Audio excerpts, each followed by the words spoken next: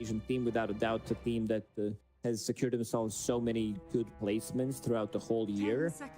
And the thing is, like, because they met 6 times in 2023, but Talon never managed to beat them. They drew a couple of times, but when it comes down to like some of the BO3s, they haven't managed to win against them. So also Talon is type of a team that is maybe on the greedier side, I would say, especially coming from the off lane. I'll go back to Dream League season 21 when they played the first opening series that they played. Instantly Naga Siren, they played from the off lane, they lost that one, and then they didn't go back to it, you know, because Jabs, he loves to carry from the off lane. It's a specialty that they play, but I'm really glad that they, you know, they're not sticking to it. And look at it, the heroes that are like already popular in pretty much every single game. Like there's this Spirit Breaker hero. We talked about the 5% increase immediately banned out by Talon. They most definitely did their homework. Talon didn't play yet, which also means that they probably just pushed away Tundra played. They're like, and this Spirit Breaker, he has to go. He needs to get out of here. I guess the question now is Earth Spirit first pick? Like, it's first pick for Tundra. Do they want to just go back to that if they don't ban it? Are they going to stay within the parameters of which they've already opened up with here in that first series, or are they going to break through the mold and go for something a little bit more? I do want to leave Pango. That's just my question. Even after all these nerfs, the hero still feels really good to play, does his own thing, one swashbuckle, minus 160 mana. Good luck with that. And, okay. They have the first pick, so they're going to take it. I mean, Pango's just, like, too good. Yeah. And they also removed Grimstroke, which is a hero that has been on the rise, and also one of the heroes that works really well. Okay, you say it. No. You say it. You got it. I was like, Grimstroke. No, I don't want it anymore. All right, you know what, guys? As you know, my co-caster here was saying, Grimstroke with the Soulbind opens up the availability for Pango here. With that not being available, that leash mechanic gone. Would have been Earth Spirit as well. There we go. All right, you know what? You were reading my mind. We have our brain cells on Wi-Fi. Yeah. Sometimes I feel like I still am. What can you do? Immediately Talon takes Earthshaker. This is potentially a flex pick, but most likely going to be Mikoto's hero. Great matchup against Pango. I've seen like Pango's getting bodied level 1, level 2. You get close, enchant totem every single time in your face. So pretty difficult for Pango to play into this one. I also want to see if maybe they want to remove, you know, Bloodseeker, but I think it's a bit of a stretch. I think Pango players, they also understand what's done. They build into Lincoln Sphere eventually, and I also don't consider Bloodseeker S tier carrier right now. I would have even put him in A tier category. A tier still good. You were talking about the Earthshaker in the last series and how it does in a lot of these matchups. 10 seconds. Specifically, I think you were talking about him against the Earth Spirit, right? So is it similar here against Pango? I think it's even better than against Earth Spirit. It's just another melee hero, but Pango can't really like rotate that easily pre-level 6. Also a hero that consumes a lot of mana, so if you have your supports rotating and taking the rune from Pango, he could struggle in this matchup. Fan of the Warlock, we've seen that. And, you know, they banned the Warlock and the Grimstroke. Obviously, the Grimstroke would have given the availability to potentially go to the double Fatal Bonds and all that, and the Bane, which is even more control. Another hero that can stop. Yeah. Not just that, but also strong laner. This has been played as a position 4 quite a lot recently. There's been some like off-lane Banes, but as a position 4, this hero really shines. Super annoying to play into in the lane. Just 1 point and enfeeble. Carry sits at like 20 damage. Can't really last hit. I need a buff of some damage, base damage, if you're going to be getting enfeebled like that all the time. Horrible. I tried to play a mid once, heavy on the enfeeble. That made my life a lot easier. But that enfeeble level 1, it is very frustrating to have to do. It's super annoying. Like you just can't. It's you try, but you can't do it. Imagine playing against Razor Talon Bane lane. Esports turn to pick. I'm up to something. Ooh, bounty ban. Tundra Hero, they have Esports information that we don't have because they've been screaming a lot. Some of the teams arrived in Seattle relatively early on. Right. Bounty Hunter, I've seen this hero being played on like different roles. Was Tundra's specialty when they played with 10 Saxa as well. seconds remaining. They were really able to put in tons of pressure early 5 on. seconds This is also a hero that I think right now can be played at different roles. I feel that there's some potential to play like off-lane bounty, maybe even carry with the latest addition to Tundra his attack Esports speed. turn to But let's not get too crazy about it. Nature's Prophet has been a very popular ban and/or pick, so coming in here, not surprising. Where it's going to be played at is still, of course, up in the air. But this is a hero that early on can move around the map, even with the 10 nerfs to seconds Sprout. remaining. Feels like this hero is still very strong. Like he's 5 been nerfed what, seconds twice in a row, or even just that first nerf. You thought it might be enough, but Talon he's still Esports turn high to priority. And they go Weaver. How Gaming Gladiators played against PSG LGD, and the LGD they won against them. They had carry Weaver, which is a bit of a surprise. I managed to check in between the games what was 10 going on, seconds remaining. so a bit of a wild one, I would say. I'm not sure if this is gonna become like a trend. This could also be like some position 5. So this is something that Snaking did play a lot when he transitioned from position 4 to 5. It's definitely not, 33 hero. He's not gonna touch this here. I was gonna say, Sinkyu played Weaver as well at some points when he was getting that hero into his hands, and he played it with definitely an interesting build. But that was also a game where I remember we were just like, yeah, he could have built anything and he would have been all right. I don't know if you want to commit to this carry Weaver anymore. Yeah. Against Faceless Void, it's one of the toughest matchups. Like, you can't do anything. You have no saves inside the Chronosphere. Maybe 10 seconds there's some remaining. reasoning to pick a hero like Shadow Demon, but then again, you don't have 5 any seconds stuns other remaining. than Rolling Thunder. If you want to have some kind of a save during the Chronosphere, then you can run potentially Weaver as a position 1, but seems like a rough one. They already banned the Invoker, so it's not going to be that Faceless Void Tundra Invoker combo. Esports turn to Let's pick. see. We go to the Dark Willow, which is a hero that has felt very strong in a lot of different roles. Obviously, there's already a Faceless Void here, so you're not going like carry Dark Willow, which I've seen before. Team Mongolia played that against one of the teams at the Asian Games, and it did 10 really seconds well. remaining. It's a very flexible hero. I've seen like some Dark Willow 5 in seconds high-level remaining. pubs, mostly position 4, some mids as well, but I think in this one, it's going to be Earthshaker. Time Dilation kills Weaver. It's not just the Chronosphere. It's also like if you can't use Shikuchi, and then if you can't use that ability, you're going to die. Yeah. So do you move the Weaver to 5, have the Nature's Prophet potentially go into a core and or 4 role? If this was Talon, I would say yes, because they love to run Nature's Prophet as the offlane. Not sure how Tundra feels about Esports offlane Nature's Prophet. They don't.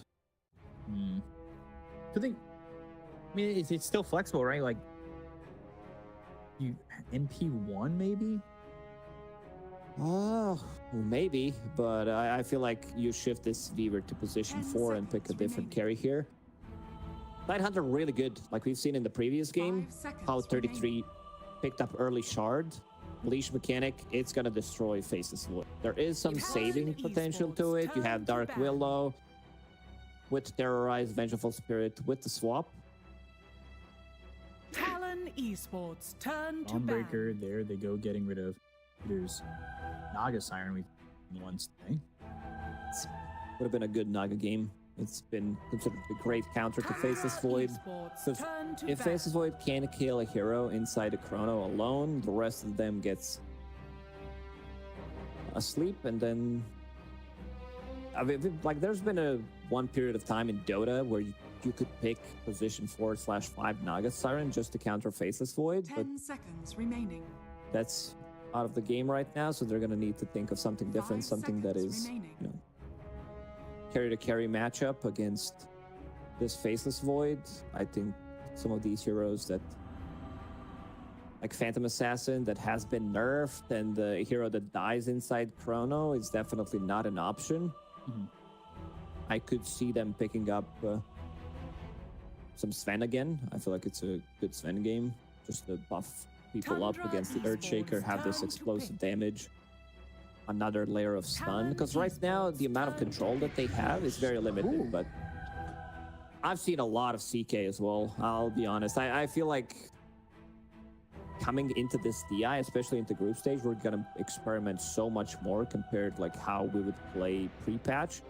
Hero that received a huge buff, I think he does like deal 30% more damage to the creeps now compared to the previous game. And this is how Skeeter made the name for himself. This was like his best hero when he started to play professional Dota. CK, another one of those versatile heroes, but the lineup is pretty much straightforward at you, coming from Tundra, it seems. And now Talon are into a last pick here that is presumably the offlaner, and banned out the Dawnbreaker and the Darkseer. Tundra to finish off their draft before they got CKs. Talon want to line this up with offlane, and maybe they're looking for options here.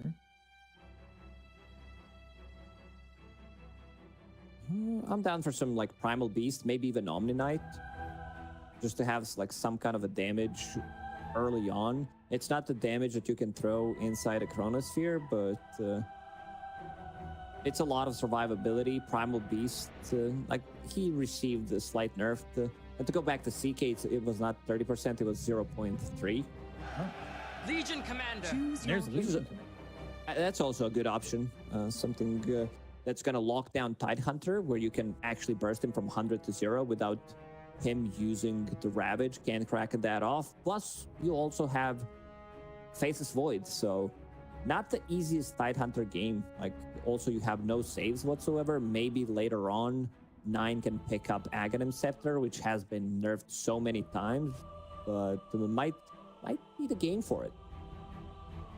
Dabs on the Legion, Q on that Dark Willow, 23 Savage on the Faceless Void, Ollie on the Vengeful Spirit, and Makoto on that Earthshaker going up against this Tundra lineup. See under in the bottom half screen as it's Skeeter on the CK, 33 Tide again, and 9 on the Weaver. Hops in on the Pango, sneaking for the Nature's Prophet. And is there anything in particular that's standing out at you in terms of lanes early on before we jump into the match?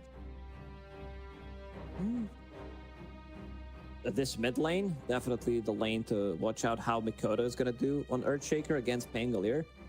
It's going to be like so much damage, like so much random damage on the ground coming out from Tundra. You'll have like CK Illusions, Weaver with the bug, some random Nature's Prophet ulti, Swashbuckle. So Tundra, they don't necessarily need to commit to a fight, while on side of Talon, what they want to do is use their abilities, instantly delete the hero with Legion Blink, Blade Mail Duel, Faceless Void with the Chronosphere, Echo Slam from Earthshaker. One of the reasons, like you talked about Dark Willow, how strong this hero feels right now, ever since the change to her ulti, where you can actually use it on different heroes and not go in the middle of a fight, makes this hero so much more viable.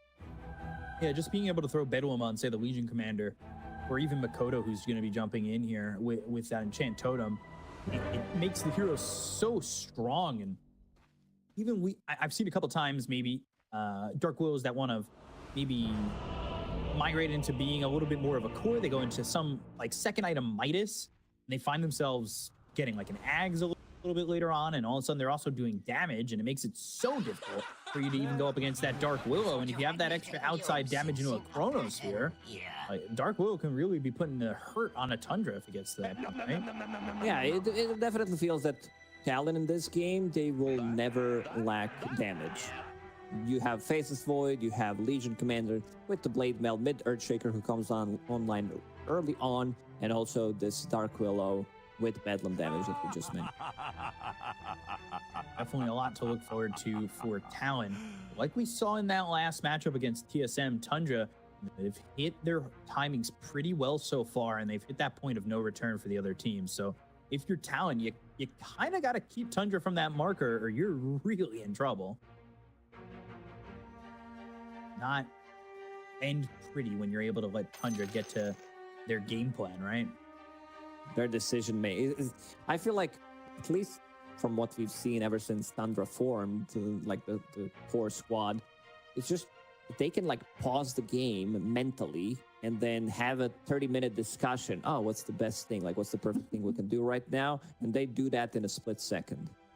They do such a good job of it. Very impressive, their decision making, thought process, the line to A to B for them. It's always very well laid out. Snaking going into the early point of the teleportation. He's going to place a deep ward here by the tier 2 tower over in the bottom. And then enough. So I don't think this ward gets devorded. It might get when, like, next time they play Nature's Prophet on Tundra, because other teams are going to study this. Smoke. It broke. Jabs. We'll take the Watcher. But this also shows couriers coming into it, and then Nature's Prophet can kill them. 9. Coming out for Observer Ward. We've seen it once or twice when you see Nature's Prophet. Just the straight TP into the base and going for couriers early on. 30 seconds. Someone pinged it because they just put the couriers back. Up Everyone the steps, except Dark Willow. They were just at the bottom of the steps, and they were like, Nature's Prophet kind of existing. So nobody moves their courier outside their base, and never get away with it.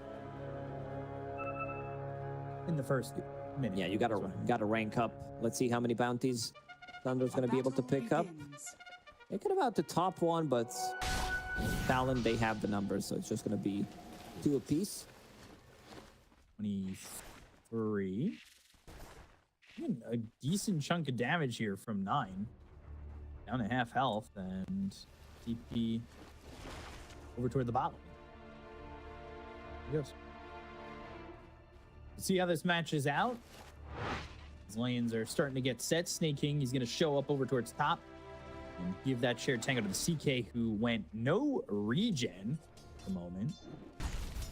He's bringing some tangos on courier. Wants to have as much damage as possible early on. Know that there's going to be some early spam coming out from Legion Commander, especially at those early levels. You get close, overwhelming gods immediately. Level 1 into the Shadow Realm for Dark Will too. So no Bramble Maze early on, just trying to output some of that damage with the Shadow Realm. It's gonna be nice to keep an eye on Q in terms of what he has going for him in his build, and talking about the Midas and potential for him to become a 4th core on this team. Yeah, we have to see what he has queued up.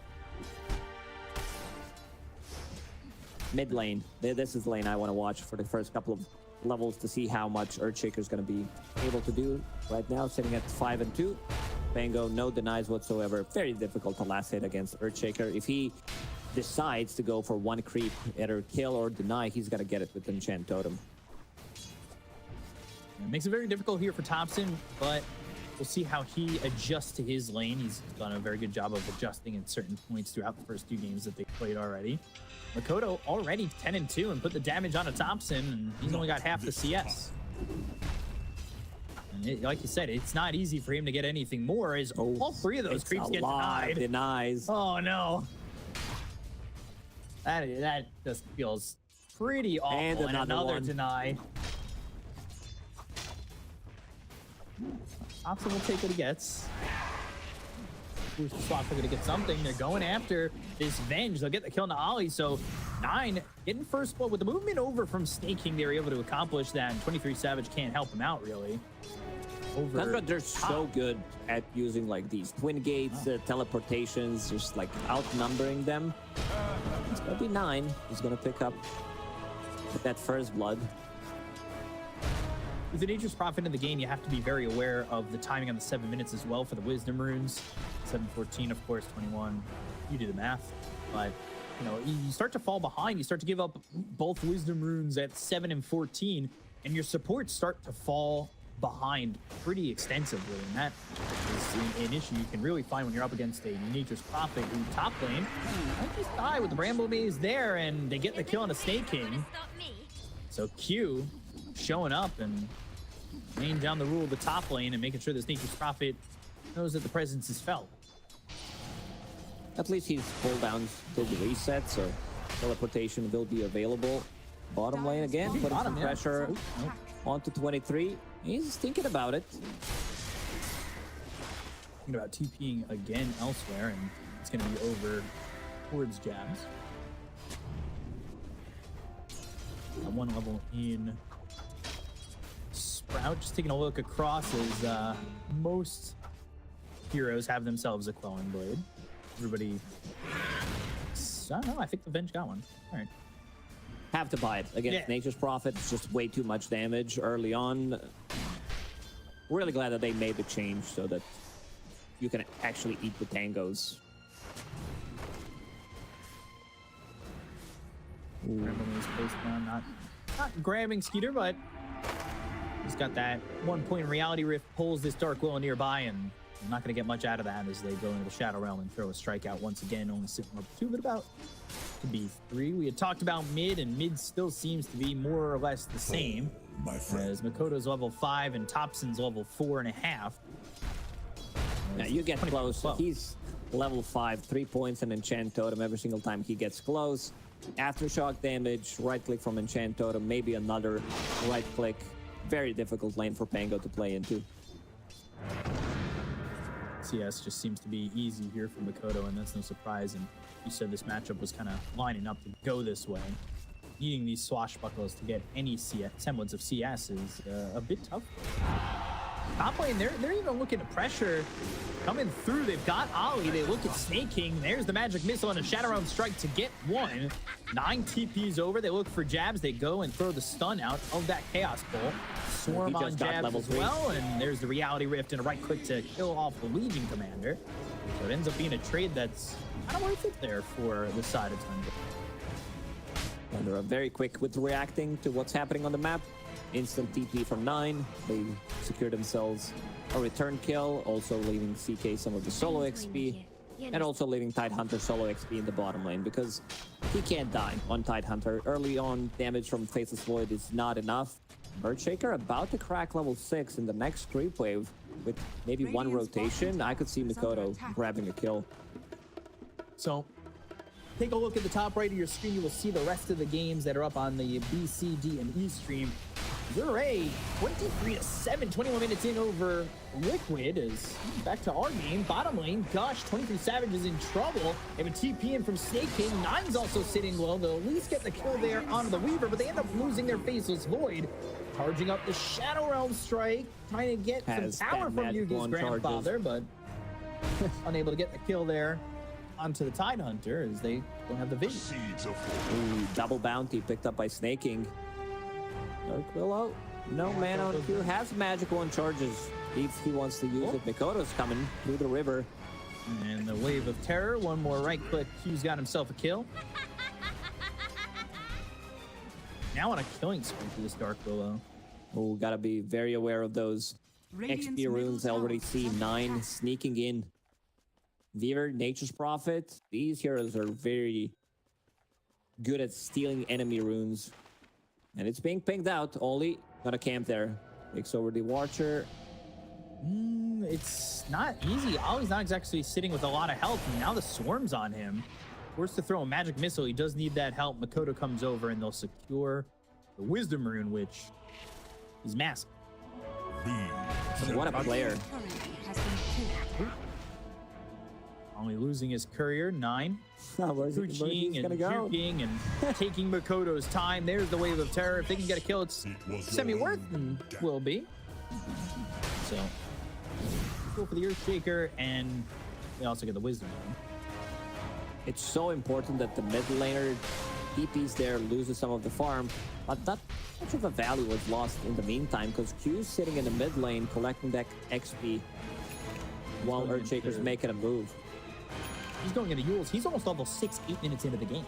So they'll have that early Bedlam, which could lead to early duel victories when they get level 6 on jab. I think that presence is going to be great. And Ravage on the edge, it lands, but he's already able to time walk and get that health back. So that Ravage was all for naught. Now that's on cooldown. Going to the Rolling Thunder. Echo Slam looking and getting the kill on a 9. At least that. Bouncing off the steps. Bouncing Makoto up and down constantly. As now the turn is looking over at Ollie and Q, but the Brambles hold Thompson in place. They bring Skeeter over to, well, look for a kill, but instead, now his attention's going back to where he came from, top lane. Yeah, when the stakes are high, you're going to see much more of these rotations coming out from cores early on. Earthshaker keeping mid to secure the XP rune. Skeeter keeping in 8 minutes into the game without having ulti. Just wants to help out, get any kill that they can. And that has to do with the fact that the group stage is different in the road to TI. You know, with it being 5 teams and the bottom team out. You don't have as many games to give. Can't be as relaxed. A lot more on the line with each and every game that we see here. And now I want to see if 23 goes through the gates and makes a move, maybe. Corona? Just tries to get a kill on enemy carry. This has been very popular Radiant's middle tower with Faceless Void, Monkey King mostly as carry, which is not like the most popular hero right now, but he does it the best because you can easily set things up, jump onto the tree, and then go through the gates, jump off the tree, and we're there in no time. So Q now level 6, he does have access to that Bedlam, and that's something that I thought maybe would come a little bit earlier, but he got pushed away from mid and spent some time stacking. He wasn't getting any experience, but they can jump in, they can Ravage, and now they've got the Shadow Realm as well as the Bedlam. So they'll charge up the Shadow Realm, they'll got the Bedlam, they'll have the duel, and they get the victory very easily. And we were just saying, you know, early Bedlam means early duel damage potential, and that's exactly what they get. It's a great start. 9 minutes, you have 10 duel damage, immediately back to the top lane. Talon are really good at spell casting. Like 23 on Faceless Void, catches him on top of Observer Ward. While he's time walking, he gets Bedlam on top of him. Now they're making a move, maybe even looking for more. Could potentially kill Snaking here. CK already in the jungle. Dire's top tower is under attack. Dire's courier Just like a little bit of the previous games, Tundra, they aren't leading at the moment, but we'll see if they can find that opening. It's been like those one fights that happen about 15 to the 20-minute mark that comes from Tundra because they don't take their foot off the gas, and I wonder where we could see that come from them. A big fight, maybe when Ravage is back up and CK finds an item or two. 23 is not really that comfortable against just this tied bottom. Like, it hasn't exactly been the easiest lane for him. Radiant's bottom In terms of, last hits, sitting at 57. In terms of net worth, at the bottom of it, going into Hand of Midas. Just gonna get those levels up, but I think he's in an okay spot. Has time walk maxed out, which means that you understand, like, this is not a killer build by any means. It's more about survivability. You get close, anchor smash, and you immediately use time walk. Nature. Coming through from the Nature's Prophet of Snake King, so that'll get him a little bit of gold as he goes to get that wand next. He's got Orchid queued and on the mind. Okay. I mean, if someone's gonna do it, that's gonna be Snaking. He's on the greedier side. I don't think you're gonna get much greedier as position 5. Maybe Puppy is up there, but both of them, they love to take farm. They love to control the tempo of the game with their items. It's a great Orchid game against Faceless Void early on pre-BKB. Earthshaker, he jumps in, gets silenced. Blink Dagger available on Makoto. They just smoked. Dire are scanning. Early blink. Let's see where they're going to go as they are mid for now, but now going up towards top. So maybe they find themselves snaking. They want something a little bit more juicier than that, and that would be Skeeter.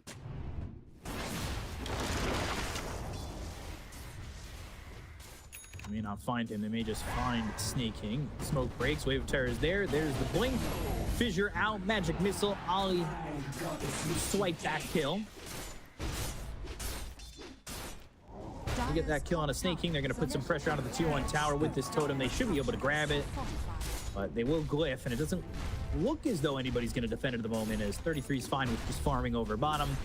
And so it really is Thompson who's taking a couple stacks at the moment. Well, Thompson has been pretty silent playing into Earthshaker.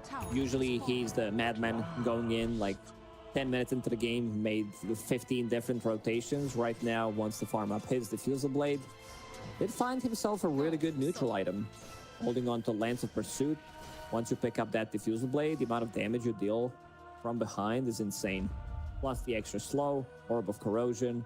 Needs to farm another 400 gold. This is going to be the big timing for them. Radiant are scanning.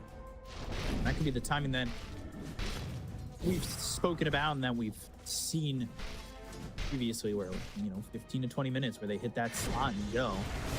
Swap, middle, Makota in, and that's a Ravage. Get the duel. And they don't get the duel just yet. Echo Slam committed. 33 is going to fall. Ollie ends up dead. Reality Rift pulling Makoto. They go to the Terrorize. That's going to fear up two of these heroes. They go to the Corona. That lands on a 3. It's lining up well for Talon, but they need the damage. He's alone by himself. There's the Chaos Bolt. They go to the Rolling Thunder. Shadow Strike. Time Walk out of the low ground. Jumping with a Shield Crash. Needs to bump up on the high ground. Might lose it Set to get himself up. They've got the dual victory on a Skeeter, and 23 is going to be able to escape. He put himself in the perfect spot to get bounced by that Rolling Thunder back up out of the high ground, and that kept him alive. Ooh, could have been even a better fight for Talon if they immediately lock down this Tidehunter. He gets the Ravage off, no duel, but in the end, it's not too bad. They get the kill on CK and another dual damage for Legion Commander.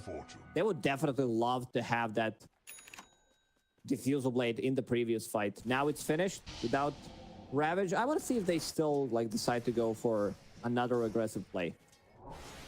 That duel was teetering on the edge of going the other way. He gets one Chaos Strike, Lifesteal, crit. Could have turned it around. So now he's got 20 dual damage, and after a fight like that, Q, who was looking at a Yule early, switches it up. Midas Wants to scale. Can't really blame him. We've seen so many times. I mean, you're playing one of the best Dark Willow players out there, from the Western European scene. Taiga and also Nine. He really loved to play the hero from the mid lane. And has been on the rise as well in terms of carrying the games from position 4. Eventually, you'll get those talents. Another duel, another damage. Oh boy, yeah. Q now unstoppable. He's 6-0-2. But the damage, Dabs is 38. Just 15 minutes into the game, he's gotten 3 dual victories.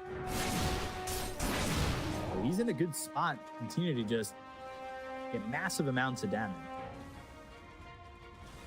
I see Tundra play, Tidehunter, Vlad's in his inventory. I'm like, oh, all right, this is the Wake Pack game.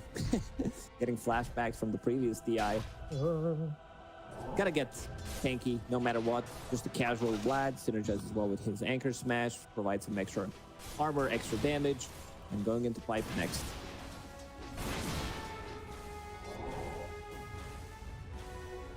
Still though, even though it's 12-5, even though the fights have been favoring Talon, net worth is just a little bit towards Tundra.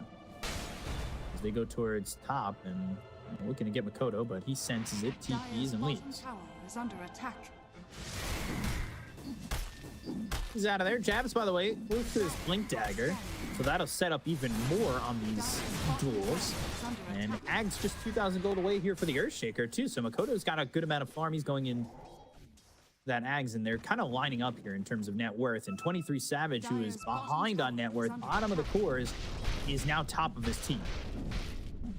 He recovered, died only once this game, as Hand of Midas, Spark of Courage. This is going to be a lot of farm coming his way.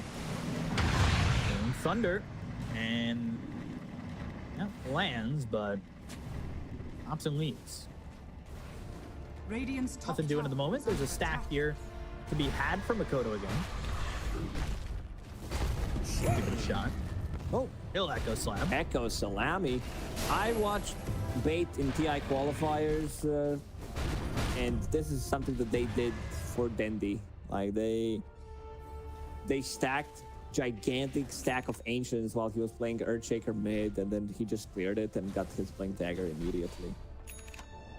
Because the game slowed down. Like, Mikoto wants to farm it immediately, realizes that his Aghanim Scepter is much more important than having Echo Slam. Right. He's pretty safe overall, and he might have actually just jumped this. Nine's over to the side. Wrath of Nature comes in. Swashbuckle. Makoto kind of low. Ravage comes in and lands. They've got the Sprout. They get the kill to Makoto. They look over at Ali. Now they're looking for a duel. This is a very dangerous duel. Even with Bedlam on him, it's going to be winner, winner, chicken dinner there for Thompson, who's got 18 damage, and they get Q. Overplaying their hand. Talon fall apart, and here we are in that marker that I said, and Talon they give up the advantage that they had. Tundra's got it. 4K lead and a chrono over mid. Try and at least get a kill on a 9, but he's able to time lapses. Oh, Thompson stops him from getting that kill. These guys fighting against each other, both controlling time.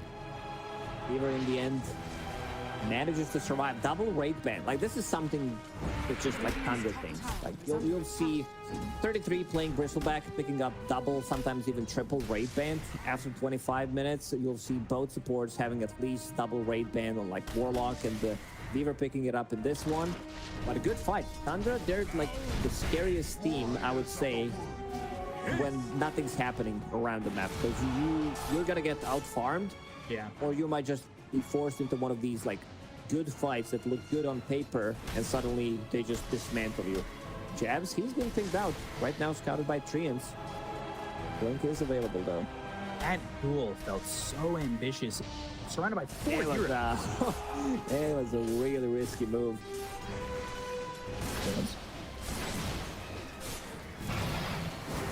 Gucci, and there's the jump in from Snaking. Going to the duel again. Oh no, 9. He's got, well, count it up. Another duel victory. It's double. It's 18. Oh no. Q dies too. Snaking gets the credit. Oh boy. Oh man, these are some, like, I know it. Oh, might even get the courier. Yeah, they got Makoto. They got Jabs. Everybody's dying on the side of town. This game was even just, what, a minute ago, 2 minutes ago in terms of net worth. Now it's at almost a 10,000 net worth lead for Tundra. You got 18 damage on Pango. You got 18 damage on Weaver. Oh boy. 36 damage. Middle tower has fallen. What's happening over? You did? Okay. Carry the 1. Always carry the 1. This is 2 duels that Radiant's don't top end up tower going is under attack. the way of Talon, and things have fallen apart. Regeneration. What do you do here, Okas, to get back into the game? You had What do I do? I'm casting this game. Yeah, I'm watching how good Tundra's playing, because all of their moves have been really crisp. Post 10 minutes, like the amount of stuff that they do around the map. Now you have this almost unkillable Tidehunter who picked up dead in the water. So Anchor on Faceless Void, he gets leashed. Earthshaker gets leashed, can't use Enchant Totem with his Aghanim Scepter that he still needs to finish. And something that Tundra did is invade enemy Tormentor. Like the trade that they did in the previous series was they lose Roche, but they take enemy Tormentor. They really value this one. Dyer's courier has been Radiant are scanning. Scan connects. They want to take their own Tormentor. Wrath of Nature, that's going to fly out. Thompson. He's got Ags. Ooh, blink duel by the Tormentor, and they get the victory. They've got the swap on a Snake King as well as the Magic Missile. They'll get themselves 2. They stop the Tormentor from being taken, and they escape. So not a bad exchange for Talon. Talon, they give them a taste of their own medicine this time. Smoking into enemy Tormentor area, getting the kill, but not taking the Tormentor. And Jabs getting some extra dual damage from it. Yeah, now he's at 66. A decent amount. It still has given away 30.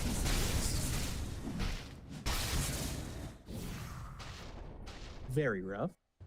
Makoto gets this Ags, but the timing on that was supposed to be way better.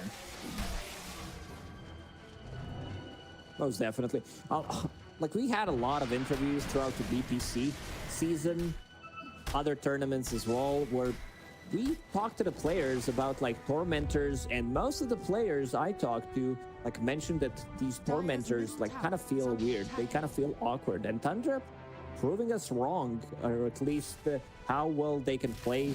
Just invading 21 minutes in, stealing enemy tormentor, immediately leaping back to their tormentor just to steal it, because they value their shards a lot. That's something that I think an idea we might see expand as time goes on, where you value team lineups with their shards and everything more, and go to invade for the first tormentor more than just take your own, right? I can understand why they decided to go for second tormentor. They picked up, I mean, they were given one shard to Nature's Prophet. Tidehunter picked up shard of his own, and there was a high chance of your Pango picking up the shard. It went to Beaver in the end, but they would definitely prefer if it went to Pango. Because one of the heroes, usually on Tundra, they get it early on. Dire's top tower is under attack. Still sitting at this 8,000 net worth lead here, 20 from Savage. We're still kind of waiting for the big damage to come from him, as well as the Chrono. We're not exactly feeling the presence of the Faceless Void right now, but he did start from behind, and he's not terribly far behind when it comes to net worth now in the game, but still looking to get there with the Mjolnir and the eventual Manta pickup. Radiant's bottom tower is under attack. Let's see what he can get to. The 4-man smoke is used. Blink, Ravage, none of Makoto going to the Shadow Realm. Swarm's thrown over. They've got the anchor, and now he's going to be trying to get away with this one as Q ends up dead to Snake King. Fissure lands, but there's nothing doing. Ollie with the swap just puts himself into harm's way, and it's a double kill for Thompson. 3 heroes dead on the side of Talon, and again, 23 just top lane farming, and it's kind of what he needs to do. The rest of the team needs to hold on without giving too much over to Tundra. That was such a beautiful Ravage. I mean, they were underneath the vision. This is really not the ward you see often. It's like in the middle of the river, scouting the rune, which gave him a really good jump. He gets silenced BKB immediately. And he's got it. This one he's got. Know your weakness. Radiant's bottom tower is under attack. At least get that duel victory. That pushes him up to 94. Precious bump. They're getting some of these pickoffs, and you just need to hold this game a little bit longer, right? They need to hit this point where you get a lot more out of your Faceless Void. Yeah, Faceless Void probably is in like top 3 best carries when it comes down to late game. Might be even the best one. It really depends like on the scenario, which heroes they have. But if I had to choose like one level 30 hero with Refresher, you know, 6 slotted, 8 slotted, it's definitely Faceless Void. Radiant's bottom tower is under attack. It's another one of those matchups where the team against Tundra, we'll see if they can get there.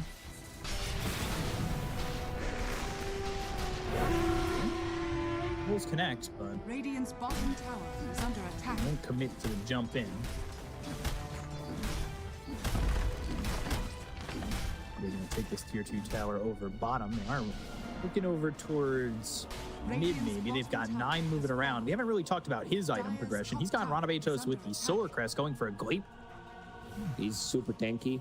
Wants to like this is you know what I like to call camouflage carry build from position 4.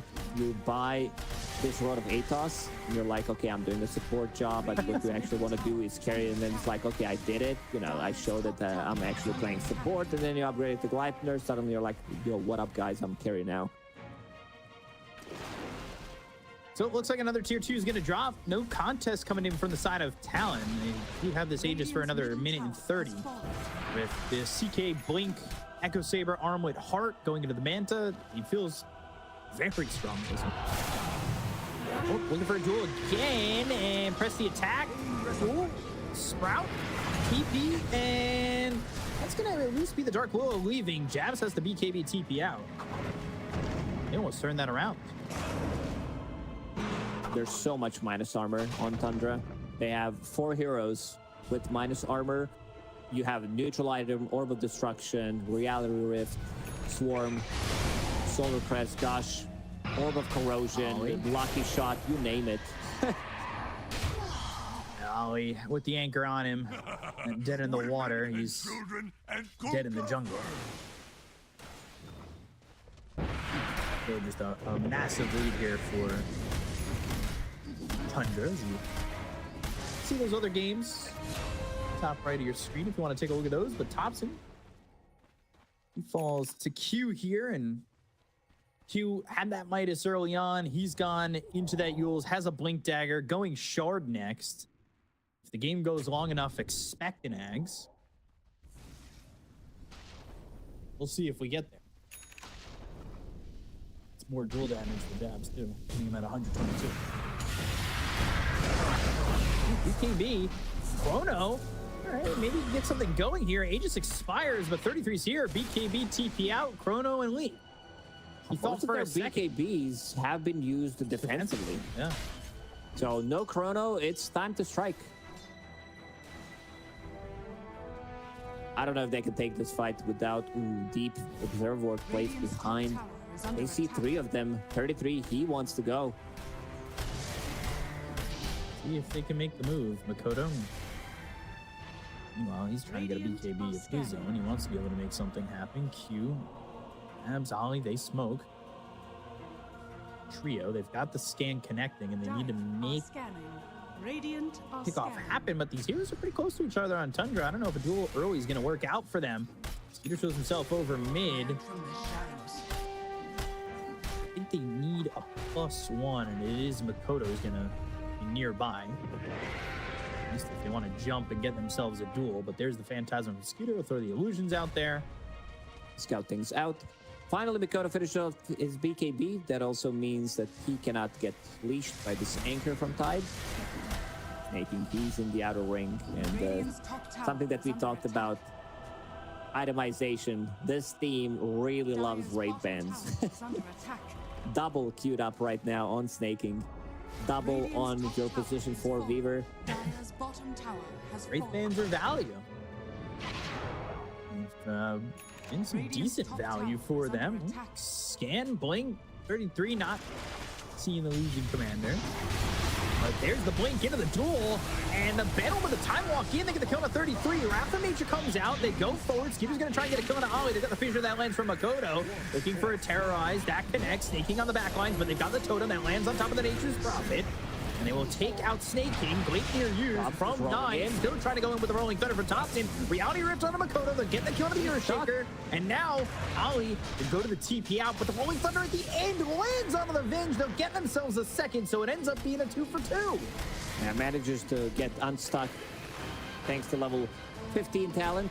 33, he would definitely buy back in that previous fight if he had TP available, but he already TP'd, so still, the rest of the team managing to salvage that fight. 2 for 2. Thompson hit with the Chrono.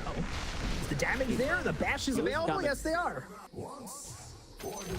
So he starts to get it done with the double damage. But 9, it's a kill on a Jabs.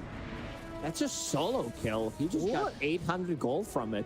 And he just got more dual damage. He's got 56 on the Weaver. Oh, 23. What's going on in this game? Like, some of these deaths, they should not be happening. Oh, no. 56 damage on your position 4 Weaver, who's turning into carry. When we talk about, like, the amount of gold that is, Sacred Relic costs 3.4k, gives you 55 damage. So basically, he was given a free Sacred Relic. Oh. Oh, okay. Yeah, that's great. They're just free. Oh. Sacred Relic. I love damage. Weaver going Ags next. Radiant's top tower But he gets caught up in a duel where maybe they get low. Yeah, we did mention it, like the power of Aghanim Scepter when the draft ended, but he also wanted to like get something to farm that Aghanim Scepter with. Sitting at 2.2k gold now, so halfway there already. The thing is, cast range is really bad, so I want to see if he switches things up like after and gets a Blink Dagger. Like I've seen this build being like very strong against, but it also depends like how they place the Chronos here. I think it plays a good Chrono. Oh, Echo Oh boy, Fissure, does he have the damage? Snaking low, blade mail, duel, and victory. But a Rolling Thunder coming in from Thompson. Uses that defusal, slows him up, turns around, but he's got that totem to get a jump onto the low ground and away from this Pango and blinks into a position where he won't be caught and TP's out. But while that's going on, Nine's looking for another solo kill. Spots Q, the damage is there, and he got him. Magic missile, great near use. Jabs has to leave this fight because Ollie's already ripped apart as they get a second. Throws a blood grenade, tries to cancel the blink dagger, doesn't hit. Nine also, like, because he does have shard from that tormentor, he started attacking creeps so that his geminate attack, because it puts, like, the Shikuchi puts the mark on him, Right. and then just to try to cancel the blink dagger. Nine, he's scaling. He's really up there. He almost has the same amount of farm as Mikoto. Damn. Yeah, he's really doing a lot here. He is, looking like he's got a little bit of the carry in him, but it's that extra 56 damage that lets him rip apart the Dark Blue in that situation. So you have extra, like, 90 damage with 20 Geminate talent, plus you have extra damage coming out from Dual Victory, extra damage from Quiver. This hero hurts. Dire Not are just scanning. against supports, but also against cores. Well, no. Thinks about it, and the Bedlam already used. But they saw, they had the Watcher. So give him the vision and allowed him to know where they're at. Using that Shikuchi, gets away from the potential duel. And while this is all going on, they're in rush. So second Aegis. Meet Skeeter's inventory.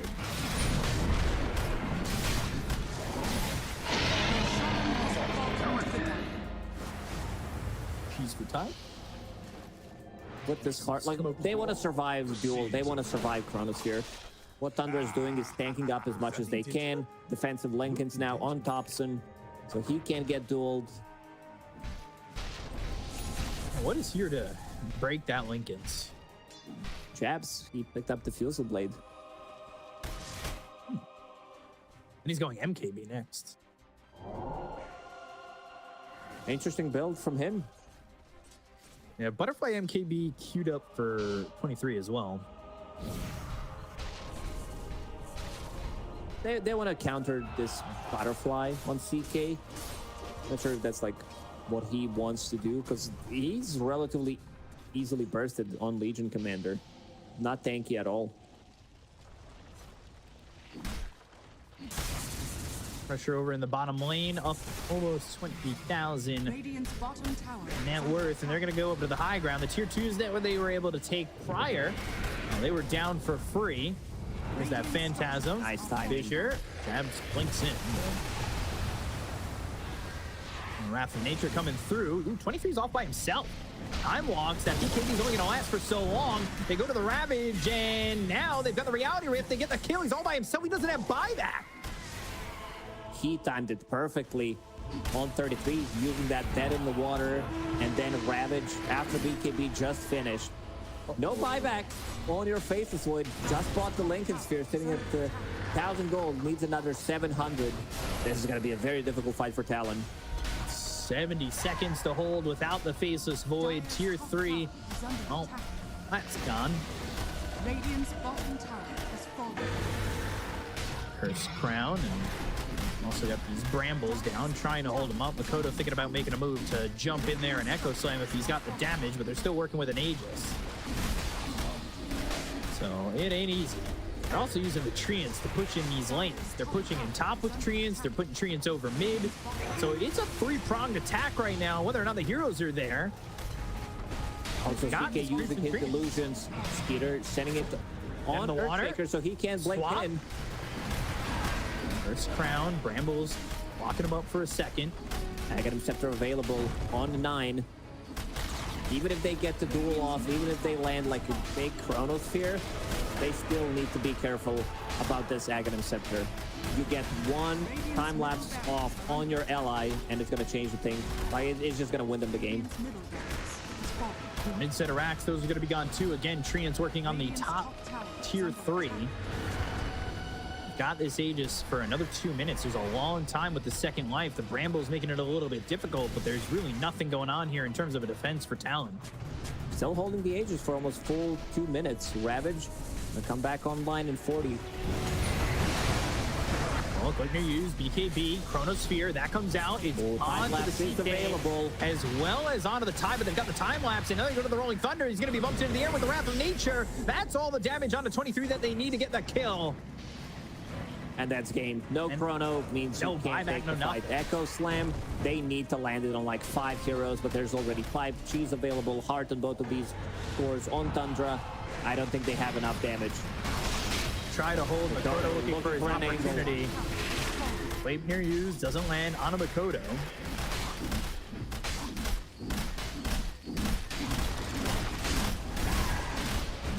These top set of racks in trouble, looking to potentially find Makoto there.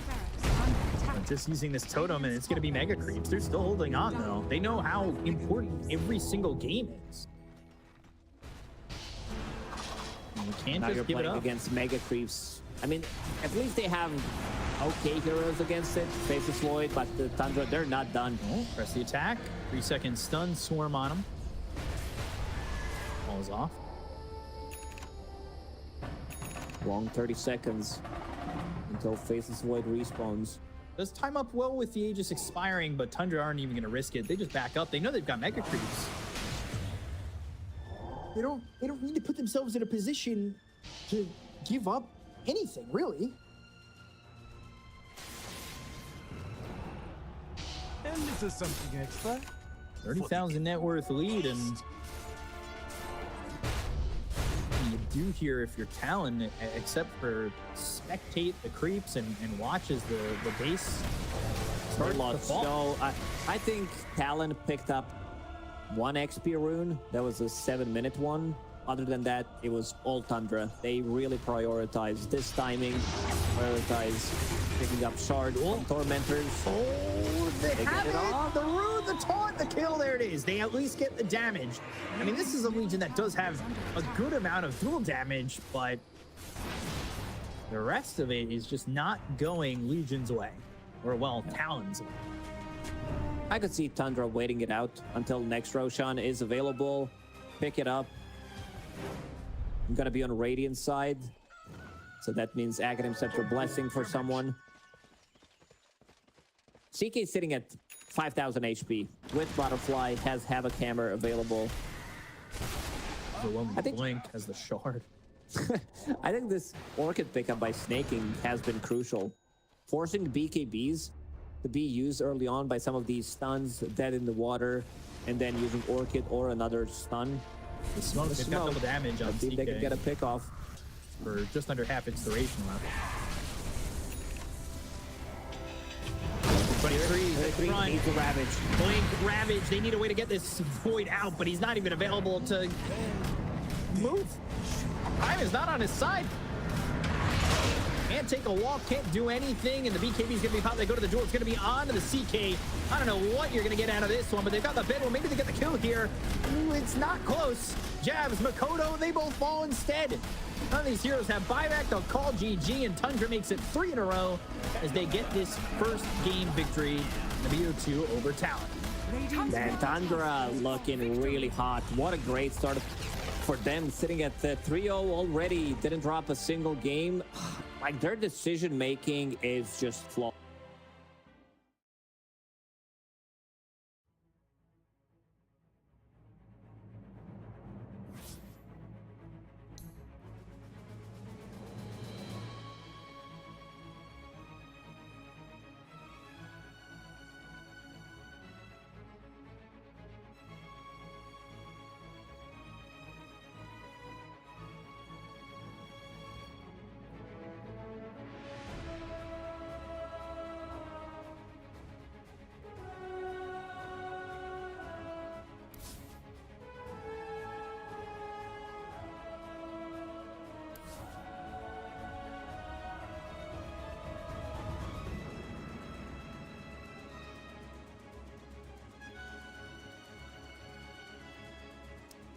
Talon Esports turn to ban. beat the timer that it feels like Tundra's putting on everybody so far, right, Lucas?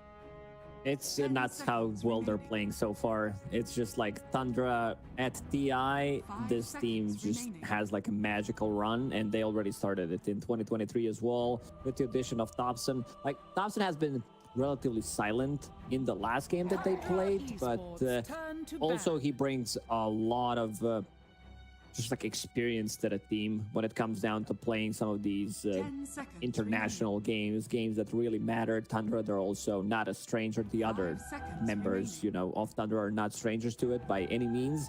And I don't think you can get away with that. Like, some of these mistakes, they got punished heavily. First, the dual damage, getting picked off right and left. We've seen it in the previous series when they played against DSM. Like, some of these deaths from Luna were super costly, and seems like Tundra is gonna punish every single time that you make a mistake, get something out of it. I think you pointed it out in the previous game where they played it.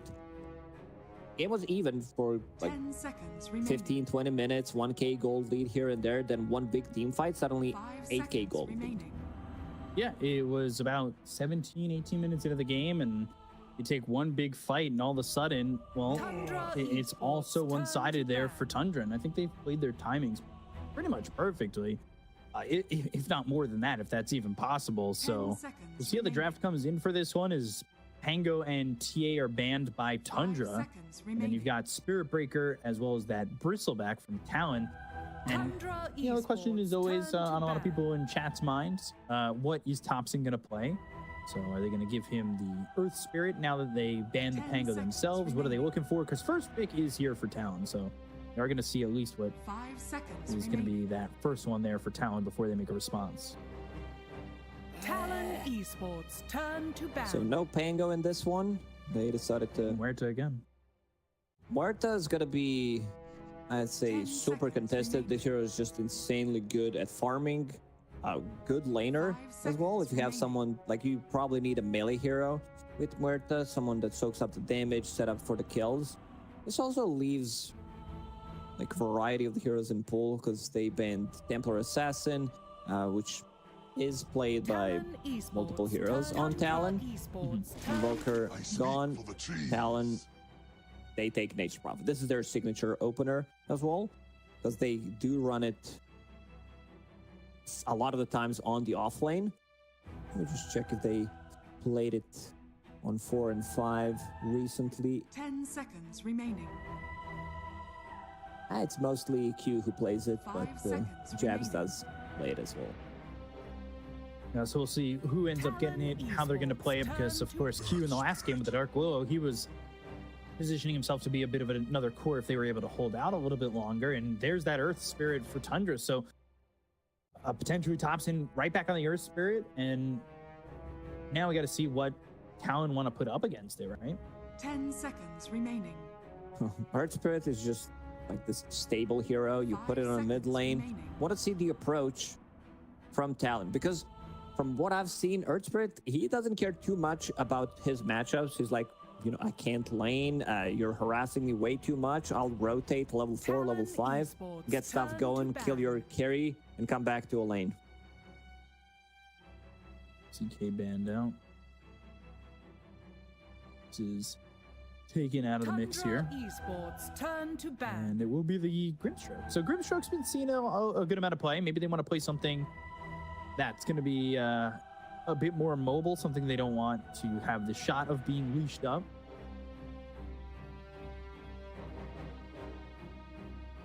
Also, if they give up that Grimstroke, maybe they're giving up Grimstroke Warlock again. So at least get one half of that combination out of there. Yeah, just make sure it doesn't happen again. It's super powerful in the game they played against DSM.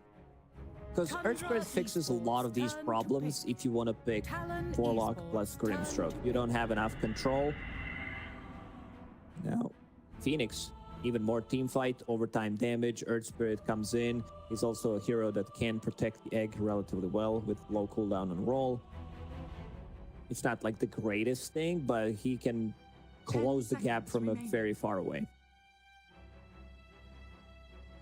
You saw the damage that Phoenix was able to do in that first game, where it felt like that Sunray was really just a solid damage point there. I believe first game of the day.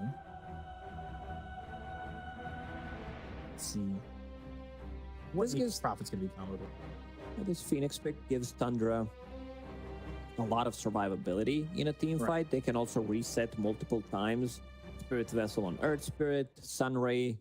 So they don't necessarily need to commit to a fight. They can like also keep pushing. You in a team fight, everybody's going to be full HP. I want to see some aggression from Talon. I want to see, strong lanes. I think this is a must-have when you play it against Tundra. Talon Esports. Just match their aggression. Admiral Kunkka. Okay.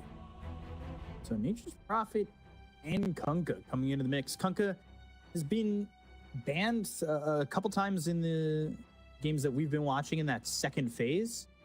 So a little bit of a shock to see him kind of make his way through, but now he gets his opportunity to do something. 5 seconds Good in remaining. the lane against Earth Spirit.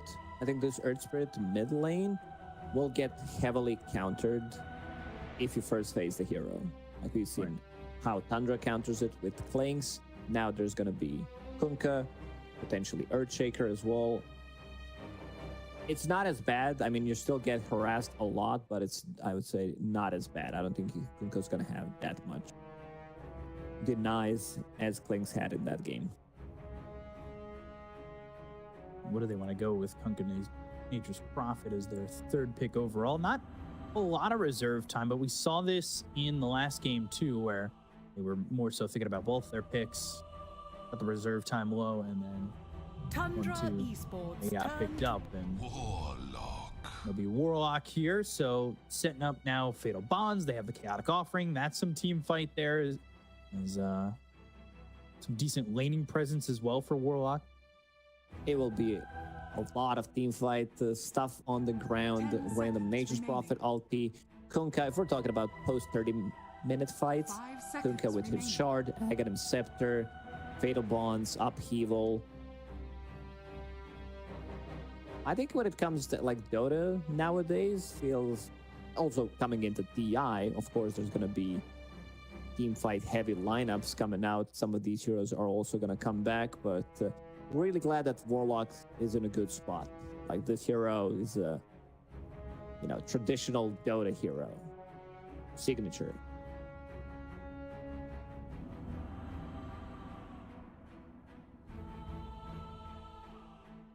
See what Tundra want to grab here. It's Earth Spirit. Anything else that maybe they're looking at? Do you see them potentially maybe going back to the Tide Hunter for Tundra? Oh, yeah, just for the memes, Kunkka against Tidehunter, always good to have. I don't know if they want to pick it immediately. They go with Darkshire. What's going to be the pairing? Dazzle. Okay. Well, so I feel now they shift things around. Dazzle mid lane against Kunkka. They got what they wanted from the mid lane. This is almost 10 unplayable seconds matchup for Kunkka. It's going to be pretty similar. Dazzle stands on your hill, 5 and you can't seconds do anything. You remaining. get poison touched. Earth Spirit with the Darkshire. This is going to be the lane combo. I feel like because you have two Talon players on the team who can play Earth Spirit extremely well.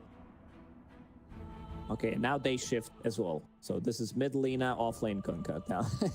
Now, there's a lot of mind games going on between these two teams. Lena seems like it can be very strong given the right start. 10 seconds But, remaining. I mean, I guess so can everybody, right? And Dazzle picked up here. There was a Dazzle mid. I 5 believe seconds remaining. played in one of the games, if not more than one of the games already. Esports turn Road to to TI ban. group stage. It's super insane what the hero does. Just power treads, rush, Aghanim Scepter. Now his lane is not going to be as good. You can't do what you want to do to these melee heroes. Because it's going to be Lina. And also, Lina 10 is an egg seconds hitter. remaining. So kind of is the 5 Nature's seconds Prophet remaining. too, right? Yeah, Seems Nature's like a good Prophet spot could and- put in some work onto that Tundra egg. Esports turn to ban. Slark Band. And for Tundra, for the final band coming up from Talon. You see that Slark Band, and is there maybe a hint of wanting to go for Luna at all? As feels like Slark's really strong against that core. Potentially, yeah. I could see it happening. But this was a good ban from Talon. Removing Spectre, a hero that builds into Blade Mail. Great against Lina. You get jumped, you can't use your abilities. Another hero that can jump Warlock. Strong team fight presence. I like what Tundra drafted for themselves. Sven stands They go Sven for Talon. Sven picked up here. We've seen it already once before. Felt very strong. There's a lot of damage coming up from this team for Talon. Control is decent as well, right? You got X, Torrent, LSA, Stormhammer, Sprout, potentially. 5 seconds remaining. The question is, do you want to get something like maybe Phantom Assassin? I think it's a okay Terrorblade game. Some of these heroes, like CK, Naga Siren, I don't think they are usable since they just picked Sven. So they would definitely love to have potential Faceless Void for themselves in this one, but they banned it. So Tundra, you gotta decide. It's very annoying playing into both physical and insane amount of magical damage from Lina and Sven, so kind of hard to itemize against that. Both of these heroes just like have explosive damage.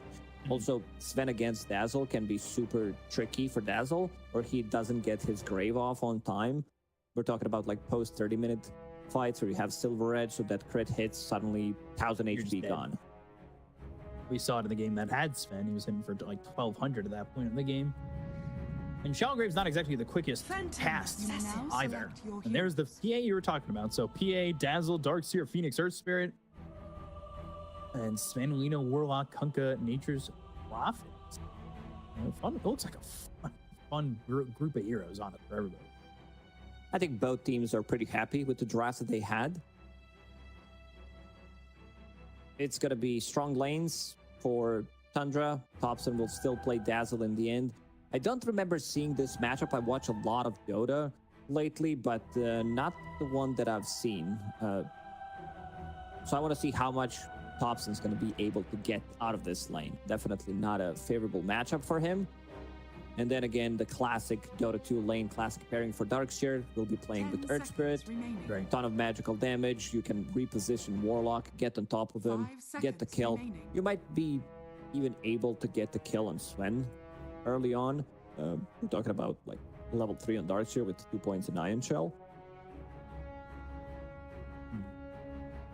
We'll see. You have to check how the lanes end up going. If Scooter can get to that point where Phantom Assassin just destroys these heroes with some hefty damage, or if Sven's going to be the one doing that, because 23, game 1, his lane didn't exactly go that well. He was bottom of the cores. He had to go Midas, and eventually he did kind of come back into it, but never really found huge opportunities to make things happen with the Faceless Void. Here with the Sven, maybe you could be active a little bit earlier, right? You've got burst damage coming from the Lina.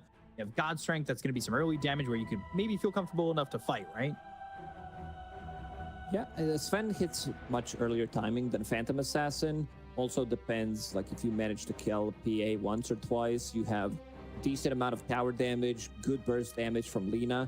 So they want to keep this pressure going. Like later on, Sven still does okay against these heroes, but it's also a really strong lineup from Tundra. They have so much sustain. 33 will get like, that he's going to get these items to tank things up. Guardian Greaves, Pipe. Then you have Shallow Grave, heals from Sunray coming out. So I'm interested to see this Dazzle go to work here over mid. Already takes that level in the Shadow Wave. Bottle for branches. Let's see. So getting into this game number 2 as Talon not trying to repeat what TSM did against Tundra, and that was lose 2-0. And these wins are all very important, and to get a 1-1 split, this feels so good compared to that 0-2, of course, when you've only got 5 teams in the group. Q already placed that observer board on high ground with his TP. Bill smoked. Maybe thinking about setting another observer board deeper in the jungle. We've seen that one on the little hill near the tier 2 tower on Radiant. There's one placed on the stairs up by the up area. And then there's the one cliff over here mid. They're on the high ground mid.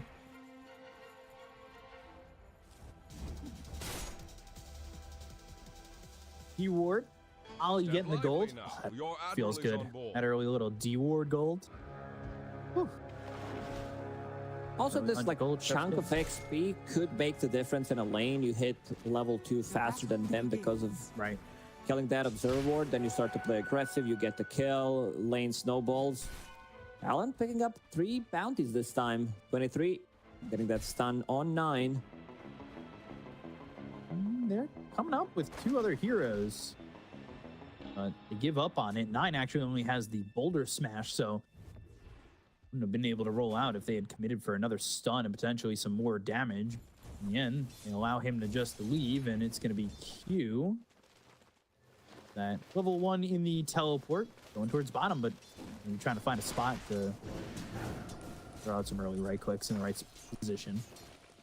Goes over bottom. Skeeter here with this Phoenix of Snake King. How they do in this lane, we'll have to see, but what's standing out at you in all of the lanes? We'll see how much pressure they're going to be able to get on Q.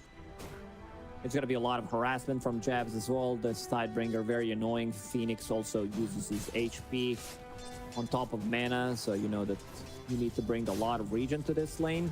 But I could also see like Q potentially like dying in this lane when they hit level 2. It really depends how it's going to go. I see already Talon playing this lane really well, pushing it out, keeping them super low. And Snake King, you know, he's level 1. He doesn't have himself that early Quelling Blade. I'm actually doing a Quelling check. Darkseer has it. Dazzle doesn't. Phantom Assassin does. Only 2 heroes have themselves a Quelling Blade. God forbid they get sprouted. Maybe it becomes a little bit of an issue early on. Mid, Makoto up against Thompson. As we're here to see how this Dazzle ends up doing, right? Dazzle switching things up, putting more gold into like starting items, picking up Circlet. Usually you'll see like 3 branches, maybe a Fairy Fire, but in this matchup he valued some extra Circlet, some extra damage because he's a universal hero. Gets that Shadow Poison. Shadow Poison, I mean Poison Touch. Poison Touch, it's level 2, and you can see the damage onto the Lina. It has 1 sip left in that bottle, and we'll be able to grab that Water Rune top, so fine for now. You can see the scores on the top right of your screen of the other streams, B, C, D, and E. And game 1 went to AR over Liquid, but Liquid 26-12 in that screen.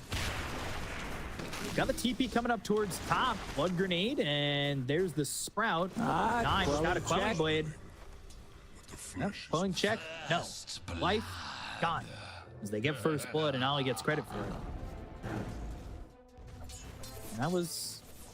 it's an early issue there when you're giving up the kill like that without the Quelling Blade. He's going to be able to do that, you know, not Radiant structures terribly spread out. So if he doesn't have a Quelling Blade again, he might be able to kill him once more. Oh, that's way too deep. Near Makoto. They tried. Courier gonna die, but at least it delivered the items before he died. So has Quelling Blade available. Level 4 on Dazzle. Earth's bounty. Because I already talked about not seeing this matchup, but seems like Tops is doing really well. He did have his bottle refilled. They also knew that Dazzle's going to be mid, responded with Lina. Maybe misplayed the lane a little bit, because right now I see Dazzle on top, sitting at 25-5. Yeah, this is Thompson again with another non-conventional hero here over in the mid lane doing well. Well, this guy Thompson has a right...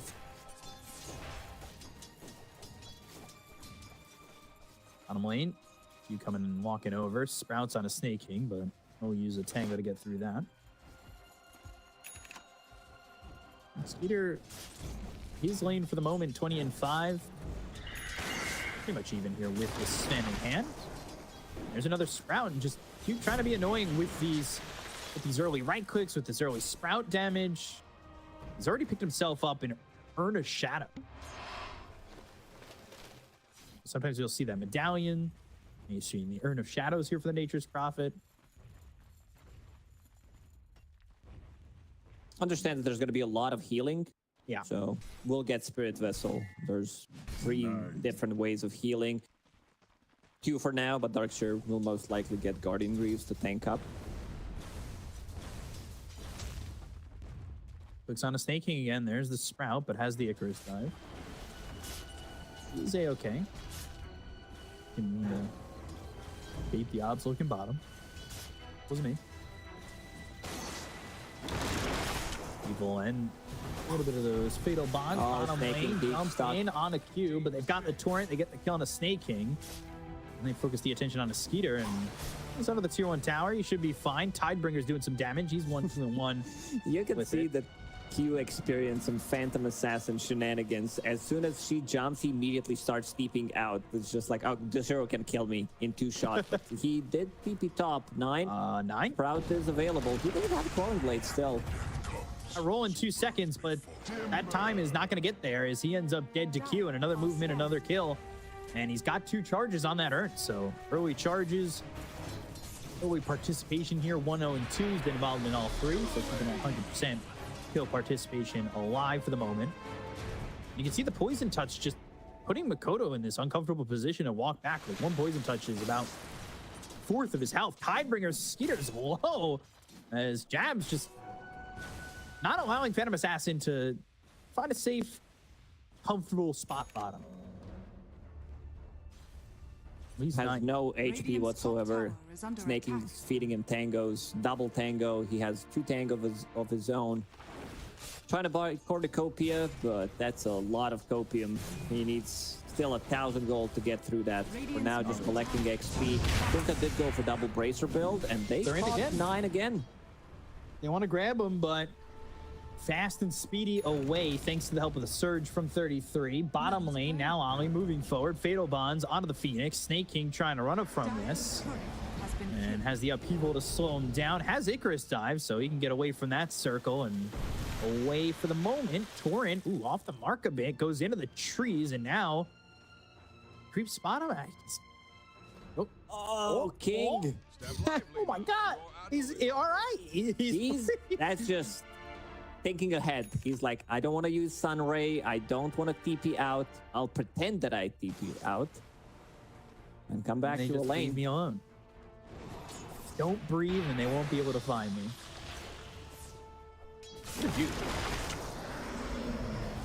Fatal Bonds again, upheaval with the Sprouts. Good first to walk away from that. Okay, net worth lead here for Talon. But this is what we've seen all 4 games from Tundra. It's an early little bit of a lead for the other team. And then come 15, 18 minutes, it changes. It seems like it doesn't matter. Like, so some of these leads that teams had against Tundra, they just nullified that with 1-2 good moves. Number net worth 23, this time having a much better game in his lane. Dire's top tower is under attack. Minutes into the game, and looking over at supports. Radiant's bottom tower. Level 4 here for Snake King, hitting that level 5, and so is 9. Taking some solo experience over mid. He's trying to get a couple of levels, maybe get that 6 as quickly as he can to get that Wrath of Nature, that extra little bulk in damage. Essentially, a little bit more aggressive as Ollie's only level 4. He'd love to be able to drop a chaotic offering early on. I'm watching Snake King doing the same thing again. They're chasing him. 3 heroes this time. This time, Sunray. Does he commit? Or is he going to do it again? No, stop. No, Radiant's no. bottom tower is Stop. under attack. Oh, no It's way. a different spot, but No way. He just did that back. All right. All he was That's a waiting little for. early. oh, nice juke. Misses blood grenade. Oh my gosh, here's Q. Fool us once, fool us twice, 3 times. All right, go to the grave. It's over. Stop it. Enough. He bought so much time. They looked in those trees again. They were like, I guess he's gone. He used Sunray. Wall. Roll. Oh, hits onto the Kunkka. Magnetized 2. X goes shit. Tidebringer roll. Pulled back. And with the Torrent. Ooh. Shadow Wave staying alive. Now another roll. Looking for jabs. Put some pressure on. He'll go to the TP attempt, but another roll from 9 stops that TP. Stormhammer thrown over on the Dazzle. Jabs doesn't have a TP to get out. Trying to survive. Fire Spirit's coming over. Magnetize about to run out. He's still alive. Double damage from Makoto. They look over at the Phoenix. They miss the LSA. Snake King bringing him on a ride again. Chase the Phoenix is something that they've been doing quite a bit. They almost killed 23 in the meantime. Thompson, that torrent doesn't hit. No shallow grave needed. Keep these heroes alive either. Radiant's middle tower is under attack. Nobody died. A lot of stopping TPs and low heroes. Like you said during the draft when they picked up this Dazzle, Shadow Wave! and he's going to the Axe. It's such a strong item. Like having more heal, using it on allies, dealing damage. It's like 1,000 damage. It's insane amount of damage. Gives him. It also attacks people, and because you're building into Ags, all these stats, it gives you damage. So you're putting in some work with those right clicks. 11 minutes in, still a little bit of a lead here for Talon. Haven't really felt Makoto's presence. He's going into the boots travel early. We're like yet to see a Laguna Blade. Really see Makoto other than coming bottom for the Phoenix too much, right? He wanted that kill, but got stolen by Urn of Shadows or Sprout damage. Not sure. The Q will finish off his Spirit's Vessel to reduce the healing coming out from them. Again, Tundra not having a single kill. 11 minutes into the game. It seems like they don't care too much about it. It's all about the farm. It's all about their timing once they hit their items.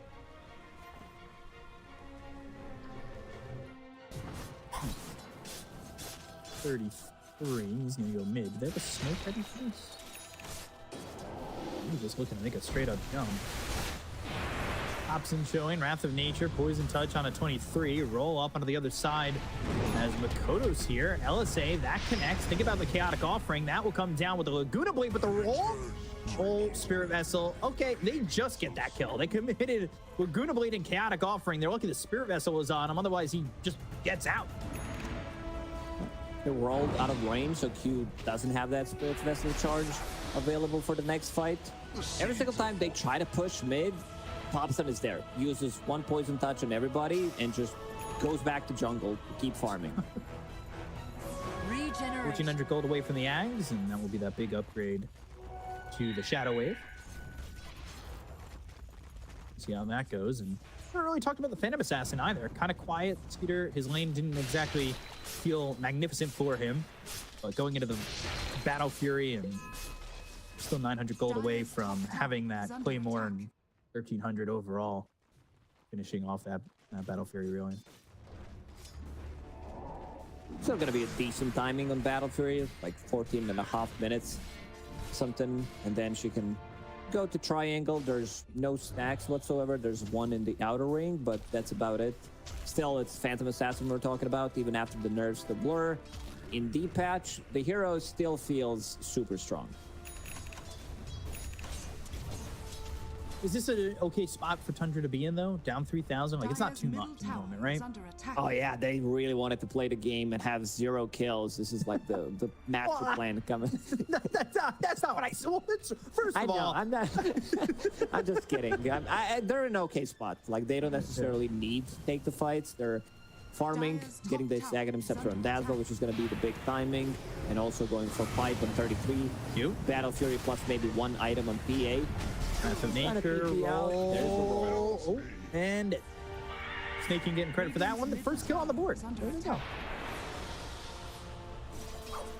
So they got something going for them. Maybe the Phoenix gets all that. Going into the Veil early again for the Phoenix.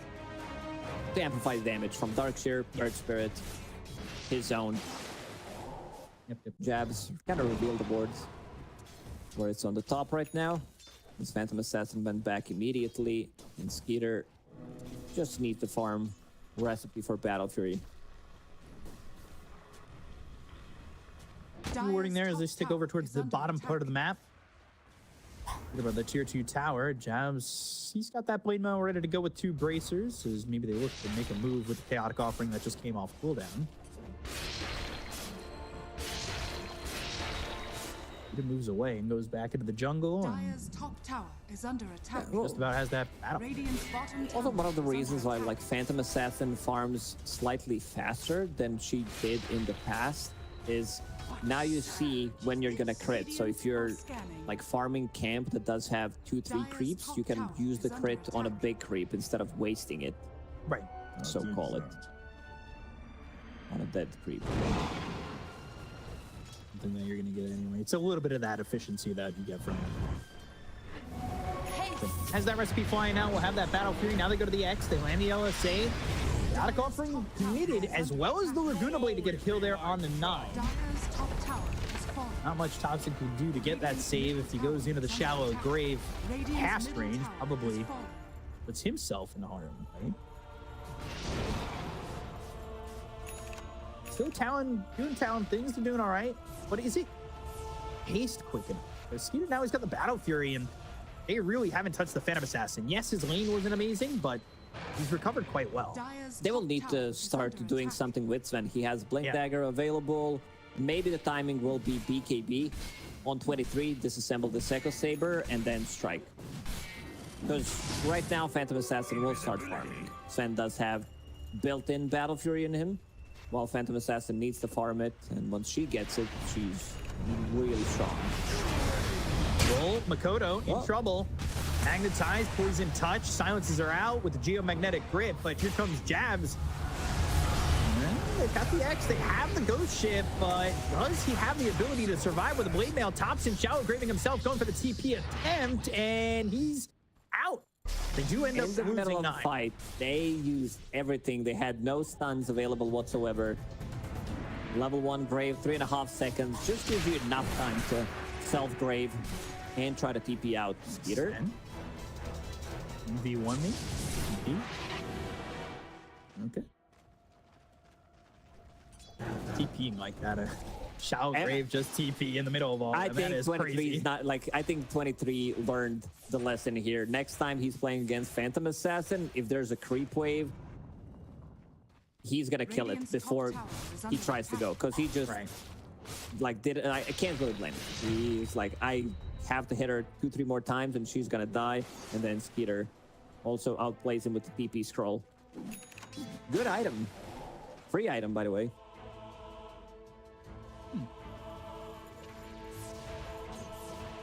That was nice. Free item. Orin? No, not gonna land on anybody. Got a little bit of this vision from the ward that they placed down by the steps. Not seeing anybody now. They are grouped up a little bit for the side of Tundra. We really haven't felt Thompson outside of mid and protecting that tier 1 tower. Thompson, eventually- there's no in between. There's no like being slightly more active or slightly less active than Maniac mode that he tends to go in. It's Right. Last game he was also pretty static. This game, 18 minutes, has 1 assist. They found Makoto. Now it's time to go. It's time. Wall rolling dead. Death ennobles Thompson us now all. getting on the board with a kill. They double their kill score to 2. Dire's middle tower is under attack. And this tier 1 tower Radiant's with bottom creeps tower coming in. is under attack. Not looking so fresh. So leaving them some time to try and farm. You've got 23, like you said, going into the BKB. All he needs is the recipe if he chooses to disassemble that Echo Saber, which is most likely the case. We haven't really talked too much about the Kunkka, but no surprise, Blade Mail, and then at for real. Like, this Torrent Storm is so frustrating. He's got the shard too with the tidal wave, so a lot of movement coming around. Getting very close to it. Needs 2 components with that Aghanim Scepter. Tundra, like they're definitely not afraid to take this to super late game. Like Dazzle in the late game, like even mid game, he's insane. If you can't catch him, if he doesn't get jumped, Dire are scanning. he's gonna do awesome stuff. Bad juju, actually good juju in terms of what this spell brings to the table. 9. Ooh, it's in front of the roll. Kodo, Laguna Blade, and a right click. Dire's Q top actually tower going to get is credit for under that. attack. Meanwhile, Ghost Ship with the X-33 now hit. Q coming over. Torrent puts him up into the air. They pop that Blade Mail. They've got the Spirit Vessel. Good Sprout to keep him from running away.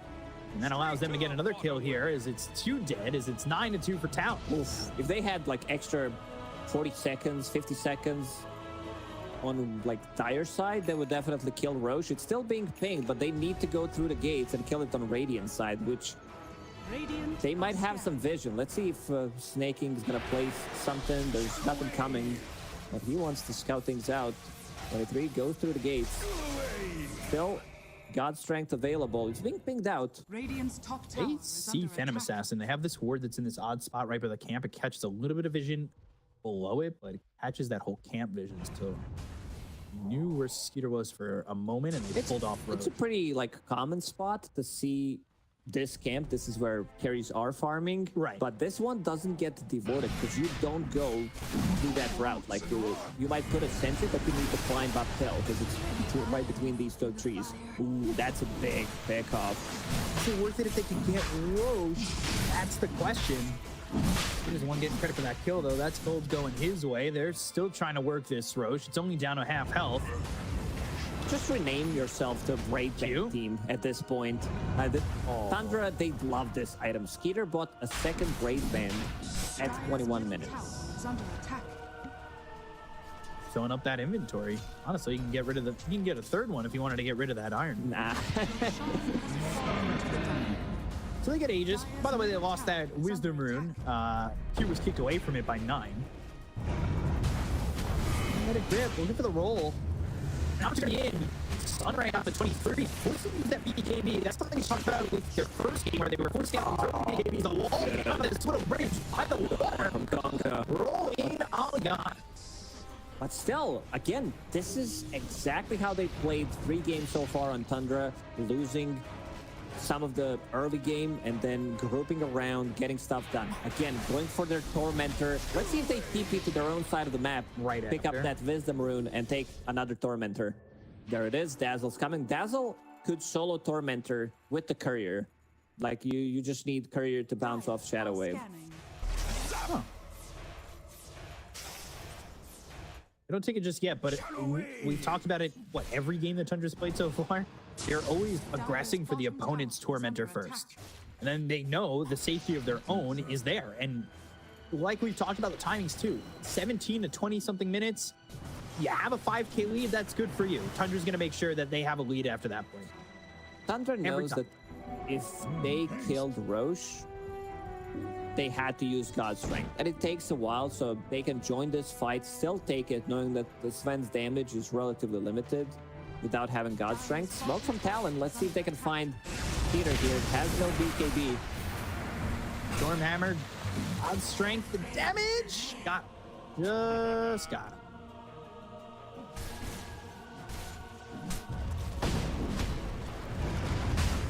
Tundra.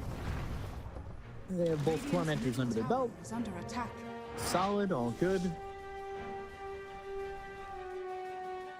Cards on 9. Hops in as well as Snaking.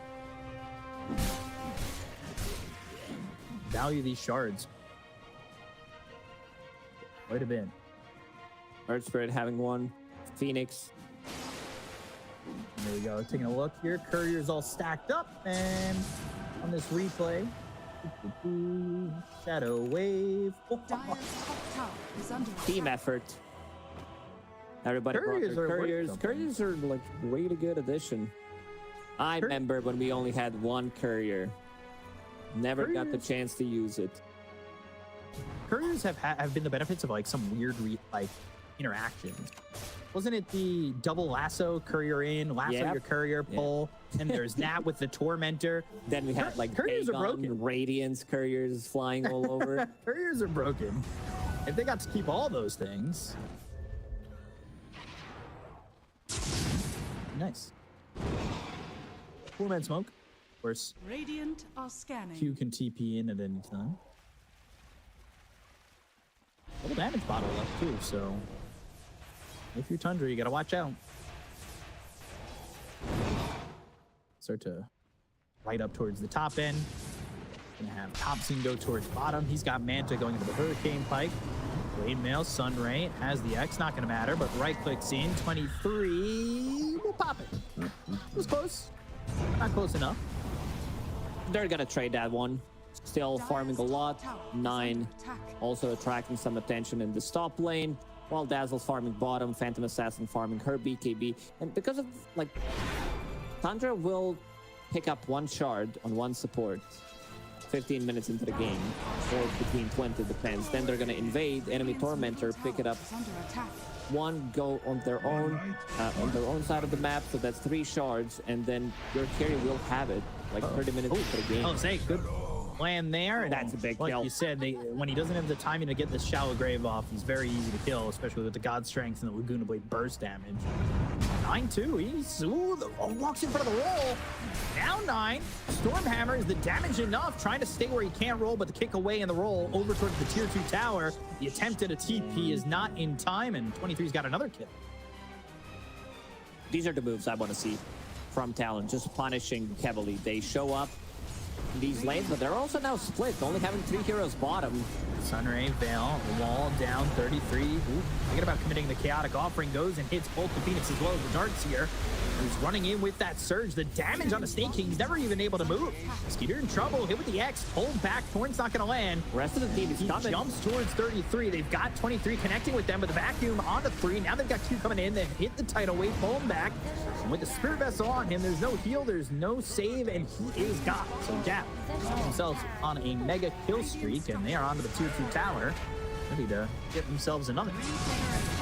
Sven was very quick reacting, blinking, using Warcry, Mask of Madness to reconnect with the rest of the team, buff them up with Warcry, and fight is already over. Phoenix had no egg because he used it there near the enemy river, like across the river. Still died in the end, but some nice moves from Talon. They've been, I would say, relatively passive, but in the last 2-3 minutes, they got a lot of kills. Oh, Q. TP's in. By the way, he went Spirit Vessel straight into the Hex. That's what we saw. That Hex coming through in a 33. Q ends up dead to Skeeter, and now they're thinking about the going the other way. Instead, though, Laguna Blade comes out. They get the kill on a Skeeter, and he only gets an Aegis Prophet out of it, forcing the Supernova once again, and that's not going to get anything through. It stops the Phoenix from dying, but overall, Radiant's boy. top tower is under attack. Paulina's damage, level 18, Laguna Blade with Flame Cloak, extra 35 Spell Amp, plus Aghanim Shard. Just gets bursted from 100 to 0, pretty much. yeah. Never stood a chance. I gets 1 kill, but that's not worth it. When you're losing your life, you're still dead for Radiant's 30 top seconds. tower is under attack. 7,000 net worth lead for the side of Talon. First thus far to break the trend. The side of Tundra taking over a game at 20 minutes. Next Roshan is going to be crucial for both of these teams. Phantom Assassin still needs to farm a lot. Like Sven has 1 item on top of her, Radiant's middle tower is under attack. 4k extra gold. Fights are going to be really chaotic. As Dazzle, you need to stay, like keep the distance from these Laguna Blades, jumps from Sven's, and also if you get hit a random Torrent Storm tidal wave, it's gonna push you in.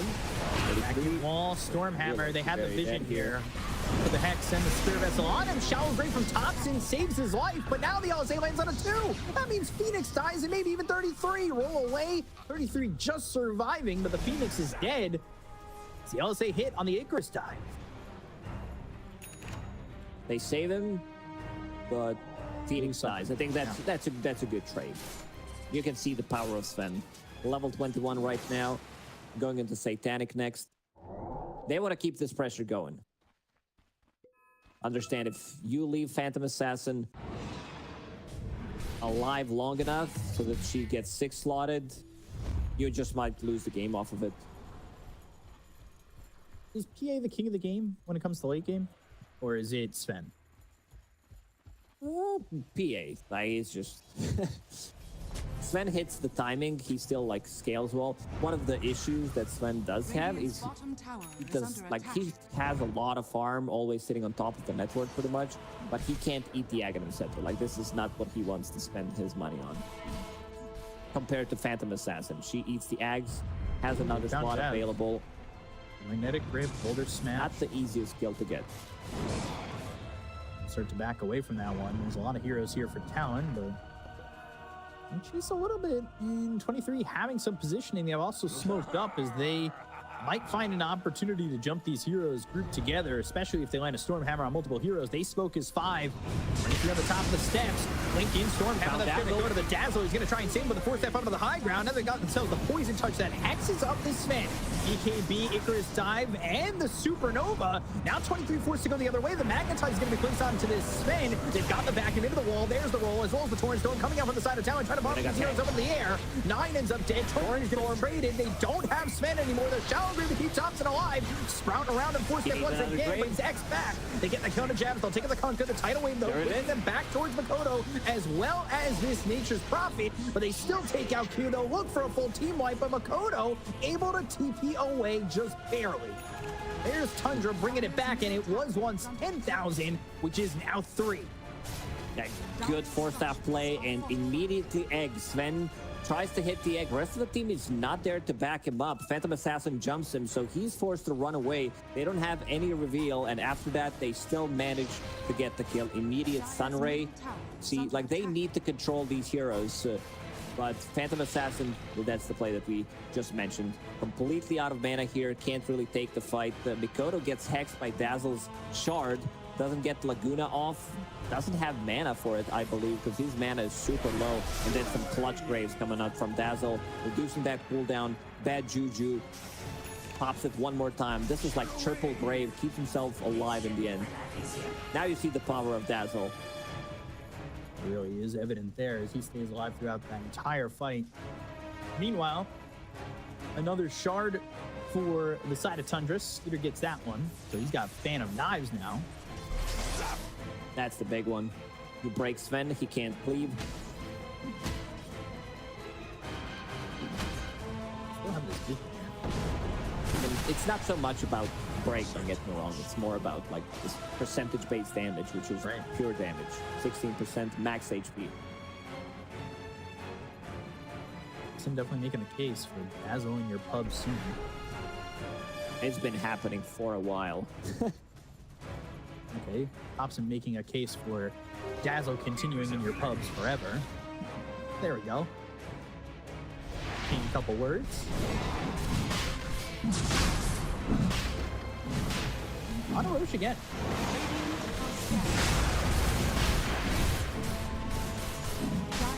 Here comes the side of Tundra. They don't have 33 in the vicinity, but they do have that scan. Roche getting a little bit low. Can they make the jump in? Are they willing to make the jump in? Couple shots from Dead. Roll. He's up on the high ground. They know they have the vision there, and that's going to be spotted out. Operation Talon, they need to run back, try to get out of this one. Everybody peeking out. Nicely done. Maybe the escape. Maybe not.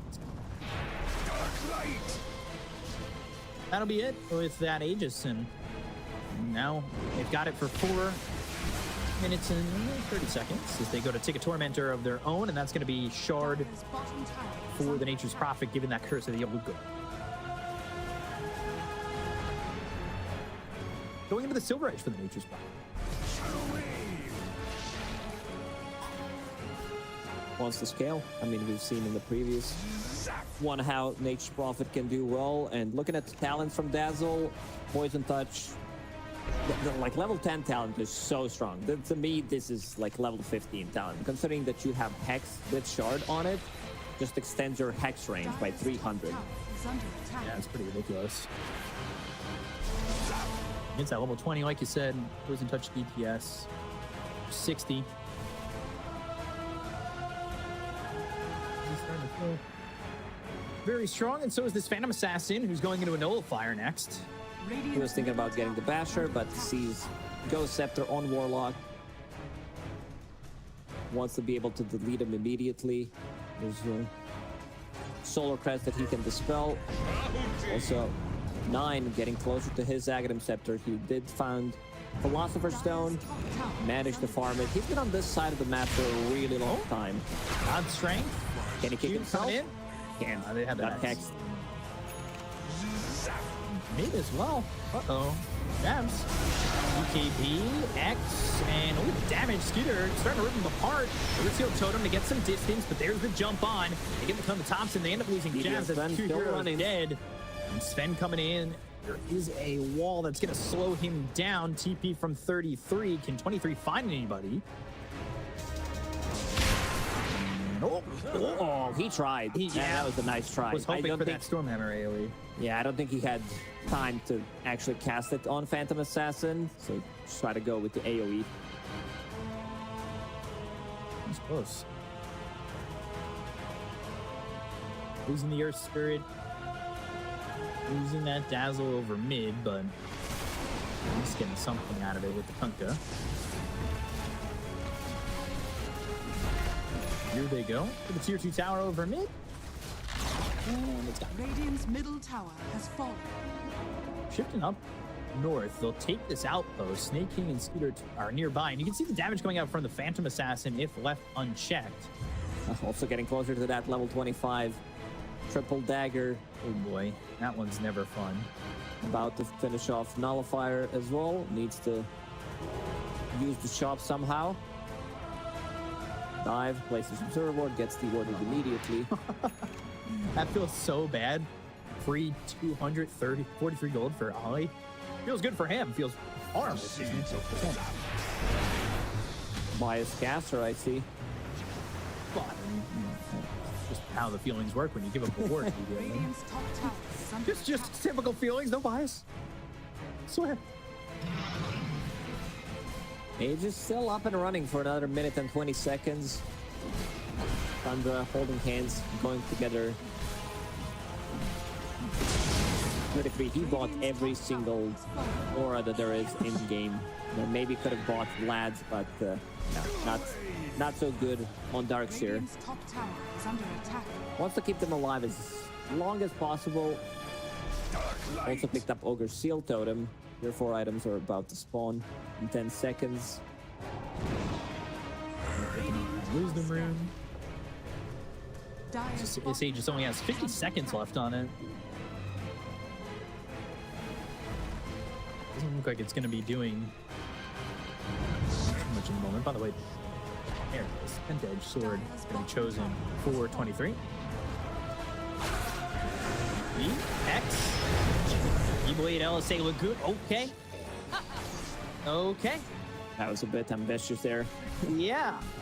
Dire's middle tower. Let's see is what under Skeeter chooses for himself. Of course, there is Mindbreaker available. Probably had Penta-Edged Sword as well, was thinking, but this Silence, this extra magic damage, attack speed, and Phantom Assassin. That would The be Silence is the big factor. 1,600 damage. Spell Amp from level 20 talent. Spell Amp from Ethereal Blade. Shard, Aghanim Scepter. Just like everything, every single thing amplifies damage on Lina. Yeah. Spell, plus 11% on that Talon. Oh my gosh. So much spell amp. Kind of gross. 1,600 for Laguna Blade for 450 mana. Kind of feels very value. Would you have liked to see Talon get a little bit more aggressive with that Aegis? It was hard. Tundra was choosing not to take the fight, going has 5 pretty much.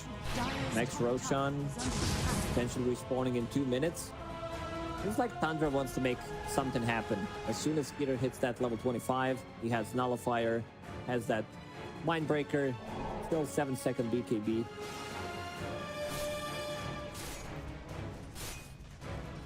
Using for the Warlock. He supports best friend. Step lively now. Your admiral is And Philly Stone. Dire are scanning. Probably Chaotic Offering on a 140.8 second cooldown. Only level 2. It's not actually level 18. I haven't seen many team fights. Tundra kind of dodged those. Warlock wants to take some of these earlier engagements, Right. get those levels up. Tundra will smoke. Are scanning. Oh, I like what 33 picked up on his Darkseer Havoc Hammer. After the changes, you pull people in. It's like budget vacuum.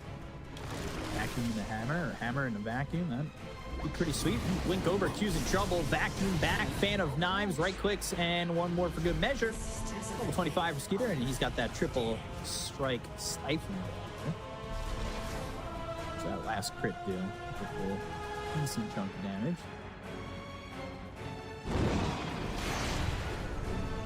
Because they are sitting towards bottom. They want to get this next Roche. 40 seconds Dire's middle tower till is under Roshan may respawn. Let's see if Roche comes back. It'll be 2 minutes and 5 seconds. Nobody knows. Nobody knows for another 30 seconds. Time is not on our side right now. As we This observe. is one thing we know better than these e-gamers. We know when it's gonna spawn, when it shows us. Still haven't seen Enchant Remnant being used. Yeah, we haven't died really like- seen that exit. Yeah, he kind of died 2 times. No Man's Land. Pretty quickly, too. Dies in 1 hex. Long Roche, 3 minutes. So good, B-Cup. I'm just looking at the numbers. I appreciate it, though. You know, my teachers in school said I did reading comprehension as well. Smoke. So let's cheese on the Sven stills. Getting through him is not going to be all too easy.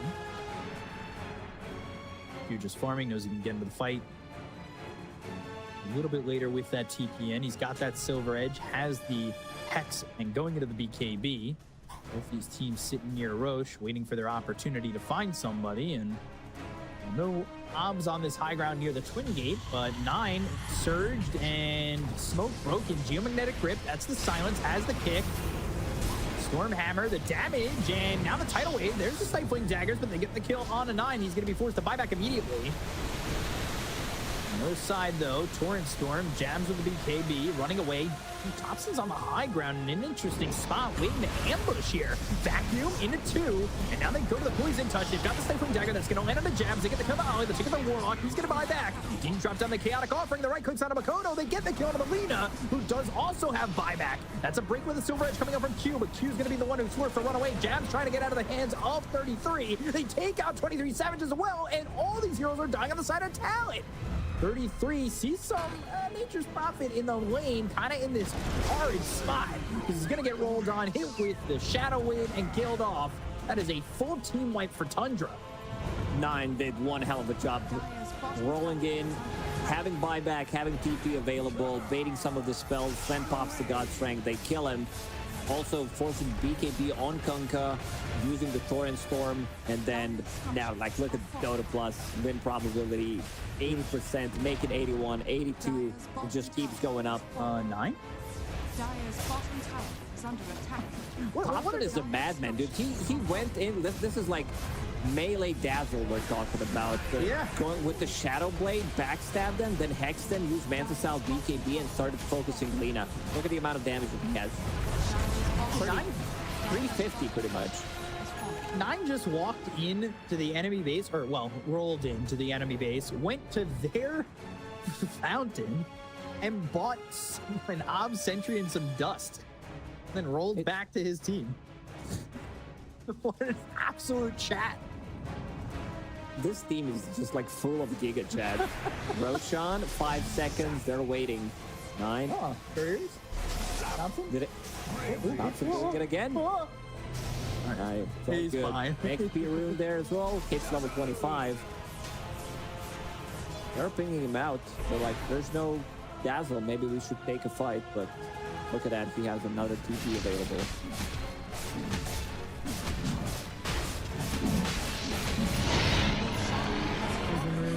Roche. Ags for 33. And now he's got the most... The very scary normal punch. What a name. We were talking about names earlier. Normal punch is definitely... Yeah, it's an definitely, okay punch. 3 out of 5 punch. Yeah. It's definitely like super punch in my book. Now he has Aghanim Scepter, has Hex, and Buyback available. This game slipped away from Talon. Again, 2 bad fights, it's all it takes. All of a sudden, it's 20,000 net worth. That fight bottom fell apart. The sustain was insane from Tundra. A lot of buybacks committed to there by Talon, where they didn't get anything out of it. You're not gonna move in fight. Dazzle, he does have level 25 Talon plus 40% poison touch slow. He gets that off. Post BKBs, you're pretty much dead. There's no dispels, there's no Lotus Orbs, nothing. So you have to deal damage during your BKB.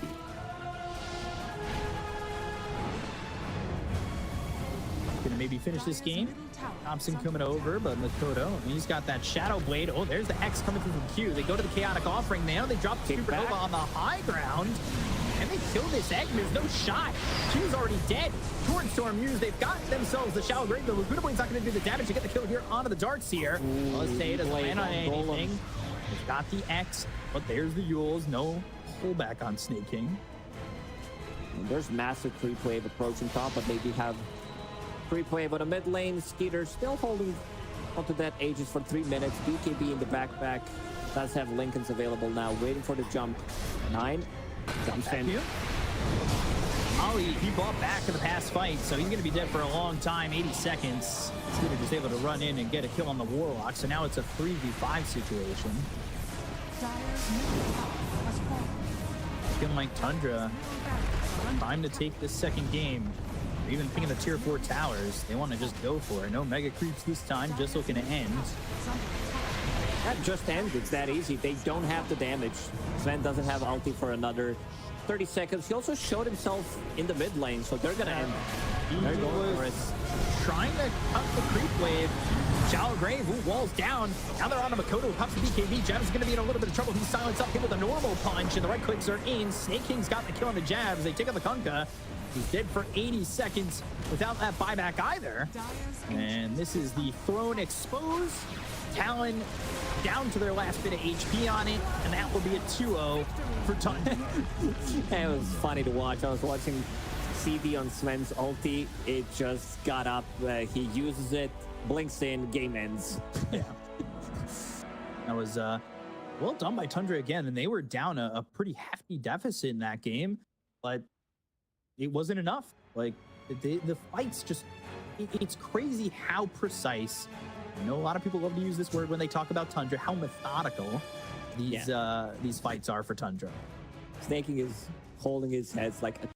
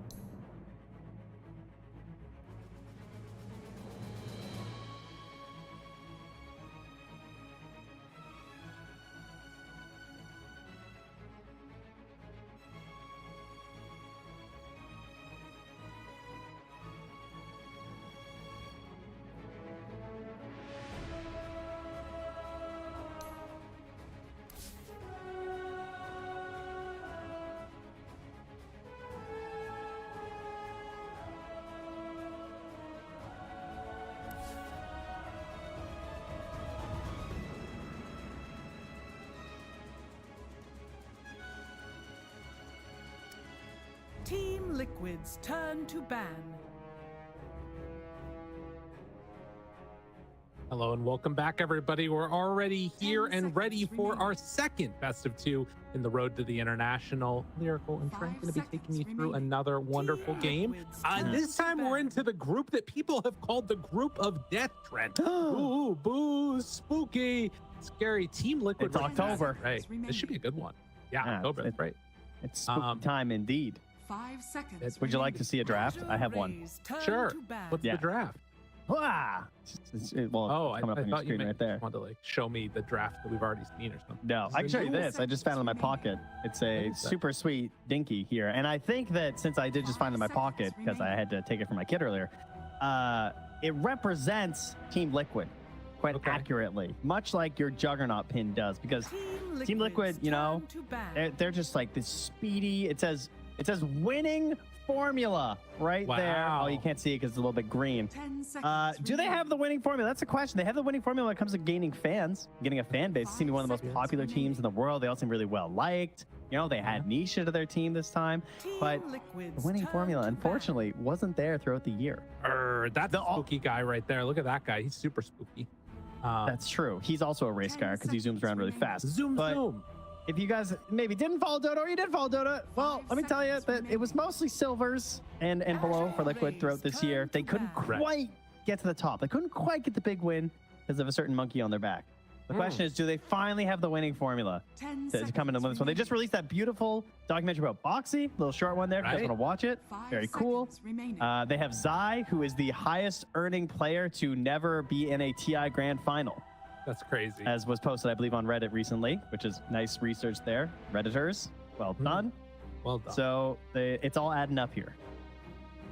Well, and the interesting thing, too, that I think going into this one is going to be how well, I mean, we talked about Liquid, how well are Azure going to do? Because this is a team that, you know, didn't really exist at the start of the year all that much. And now is coming together. They looked really good in the last tournament that they played. Were able to get pretty freaking far. Took down Extreme Gaming in the regional qualifiers to get here in a best of 5. I think that this is a team that potentially could go quite far, but it's going to come down to this group stage, and they are in that very tough group. A lot of other top tier teams, and Liquid, after letting through the Primal, are just going to pick Muerta. Yes, the big one, the Muerta. So she has been extremely popular in top tier pubs, one of the most picked and rather successful carries, and also seeing quite a bit of support play. So she is being known for being a little bit flexible in that regard. So we did see earlier one team has already lost to the support Muerta. I won't like fully spoil it just in case you don't want to know the results and stuff, but that didn't go too well for them. So we'll see if it goes a little bit better for Team Liquid here. As this is probably going to be the off-lane Primal Beast. That seems to have been the most popular one lately, but of course the mid is still viable. He has received some slight nerfs because of the changes to Blade Mail and the heart recipe increase. But the actual nerf to the hero, I don't think is super impactful because it just reduced the damage by like 1 or something. It was like 1 per level, so you know, -1, -2, -3, -4. What he gains, but you don't actually utilize Uproar in the laning stage very often. So you know, you might use level 1, but you barely lost it on anything. I think this hero is still very strong. I think so too, which is why we've seen it first phase ban in both of the previous games that we watched. You know, I think it's pretty interesting. I always think about this, I almost called them LGD team, this Azure team. CFY. Like some of the old men in Dota in a lot of ways, right? But realistically, because they all got so good so early, they're actually not that old. I mean, by esports terms, kind of, right? Like FY is 28, but Chalice is 25, Somnus is 27. Like, it's not like these are grandpas like you, me, or Fear yet. Oh, I know. You know, these are still young guns in a lot of ways. It's crazy to think that he started on VG Gaming, he was 18 for FY, and he's just been gaming since then. And certainly, you know, one of the players who a lot of people would love to see win TI, right? There's no doubt about that. He's been Oh, yeah. so close. Third, Team second, Liquid's fourth, turn to second. bang. That hurts. That's a painful bout of TIs. I remember so clearly being at TI8 watching the grand finals. You know, I was up in one of the like raftery areas or something looking down at the game. And I remember the moment when I realized they're going to lose. They're going to lose this game. And obviously one of the thoughts that I had was, oh, shout out OG, that looks awesome. But the other thought that I had was, oh my God, I feel so bad for FY. Yeah. You know, like I think everybody collectively probably had that mixed emotions of like, you know, in any competition, win or loser, amazing for the winners, but oh man, and to have it happen over and over and over again, it would definitely be this is one of the teams that I think people are hoping to see some good stuff from. But likewise, Liquid also fan favorite, so this should be a good freaking game. I'm no doubt about that. And they're going to go for a hero who's been relatively ignored. The Bat Rider. I mean, this guy has not been seeing a lot of love lately, despite being an all-time one of the most powerful hero in terms of professional Dota. He's seen a bit of a resurgence in the support role, like much earlier this year. That's fallen off a little bit, though. But he is notorious for being a great counterpick hero. He's got a couple of heroes he doesn't like seeing, and one of them is over there, and that's that Vengeful Spirit, of course. The swap, being able to take care of the lasso, has always been a bit of a thorn on his side, but it hasn't always fully stopped teams from picking the hero. It can just be at least one good save that you have versus that guaranteed grab. Right. It's sort of, I feel like now Bat Rider is definitely morphed into more of that like lane bully and trying to like, you know, play Boots of Travel, drums or something like that, instead of like blink force staff, snatch somebody and pull them away, where the Venge counters that as hard. But we'll see how it goes. They pick it into it, still feeling confident. And then the other thing, we talked about this in the last draft, Nature's Prophet. Hero looked so good last patch, so annoying to play against, still pretty annoying to play against this patch, but not as strong. You got to imagine though, FY, if he's the one that's going to be playing this, is going to be getting massive amounts of farm all over the map. Oh, and they're just going for the immediate shutdown on that Bat Rider here. Yeah. Saying, if you want to run this mid, we are putting the Queen of Pain there. We have 10th pick last as well, so theoretically we can do some crazy shenanigans, but they're committing hard for the Queen of Pain. It is a great Nisha hero, so no reason not to. She also doesn't get dumpstered too hard by a lot of matchups. And some of the heroes that she finds rather annoying are already removed from the pool just by nature of them being kind of good right now, in particular that Spirit Breaker. So that's a nice handy one. Going back to those first bans as well, I think you can really see how much prioritization Azure are putting on this Primal Beast opener. And it's going to be something that a lot of teams are going to be looking back on, because when I'm going through of heroes that are pretty good versus it, two of the ones that I want to go for are Shadow Demon, because of the ability to just dispel the your charge there, the onslaught. If you are being constantly disabled for any reason, you can't actually use onslaughts. That's really annoying. So Shadow Demon tends to be an extremely good counter, and of course with the low cooldown save of disruption there too versus your ulti, it can be a little bit too much here. So they really wanted to play Primal Beast is what I see. Yeah, no, I agree. It feels like needing to ensure that that hero has a good start to this one.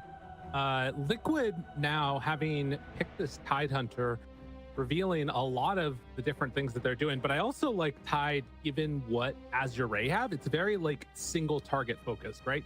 Primal Beast, that one bang bang bang spell. You got yourself the lasso coming out, and Nature's Prophet sort of likes to either come in at the end or like solo target one person to make him feel sad.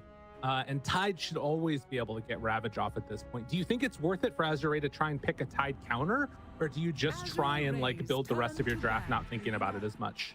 Oh, well, there's your answer. In terms of a like lane counter, they don't go for one of the more dominant ones, like this idea of like, oh, we have to commit for Ursa or Monkey or something, right? They go for a ranged hero who is a little bit harder to bully for Tide, but at the same time might not have the damage to actually bully out this Tide Hunter. So this might make Liquid want to keep the Muerta as a 1, just, you know, range versus ranged.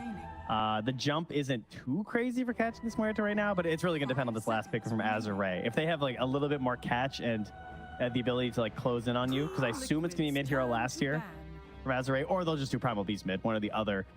If I see more of that ability, like that's why they're banning out the Centaur War Runner, right? They really don't want these heroes that allow them to get on top of the Muerta, because that's going to take away their opportunity to keep her as a 1. I like that. I also feel like Azure could swap things around a lot. I mean, as much as I was talking about, Nature's Prophet being a position 4, they could also run an NP Luna lane. That sounds horrifying to play against for Tidehunter in particular. That is going to be so much right-click damage coming in. And if they did that, you could potentially even like pick a mid here last if you wanted on Azure. Take Primal Beast as 4, run Bat Rider position 3. There's a lot of swap ups that we could still see. Yeah, which of course is very important when you don't have the last overall pick. Right. Yeah, I guess they would have to probably reveal what the hero is, but it could still be a flex hero coming out. There's a lot of mix-ups these days. You never know, honestly. You know what I want is a puck. Puck for Azure.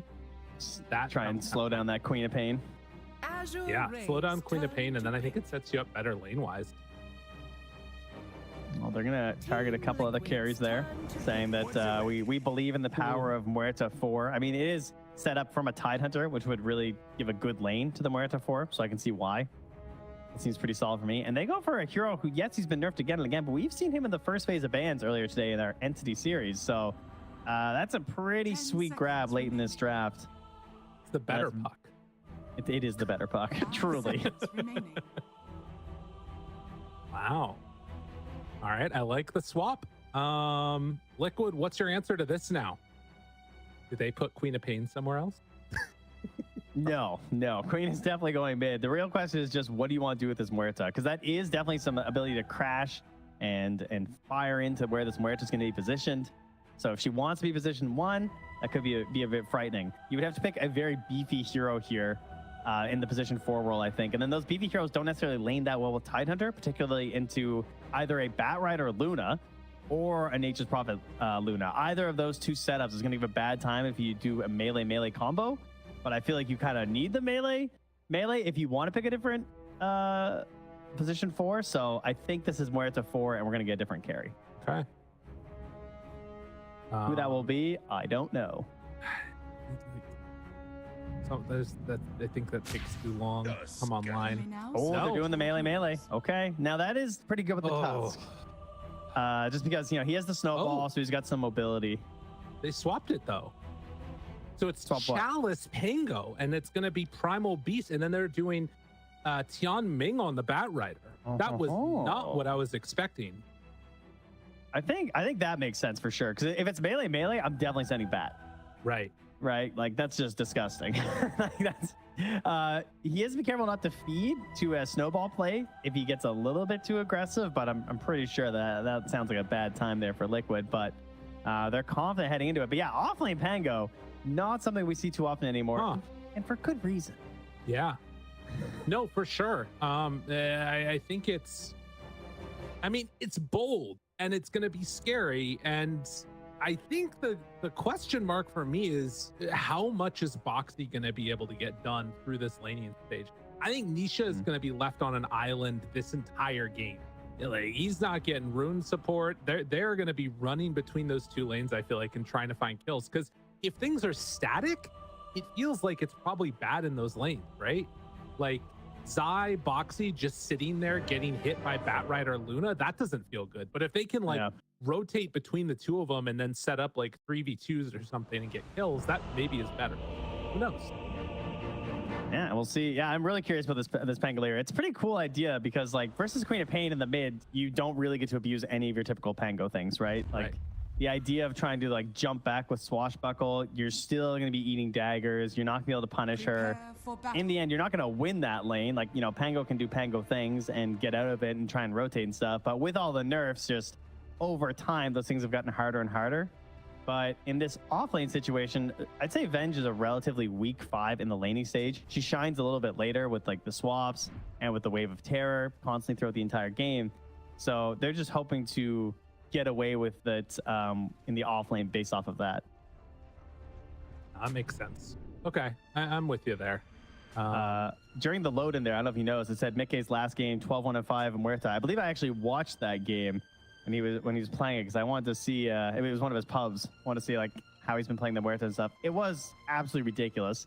They had no cash get on top of him. He had fantastic positioning throughout the entire game, so he's definitely been practicing up his Muerta quite a bit. The main issue, of course, is he did lose.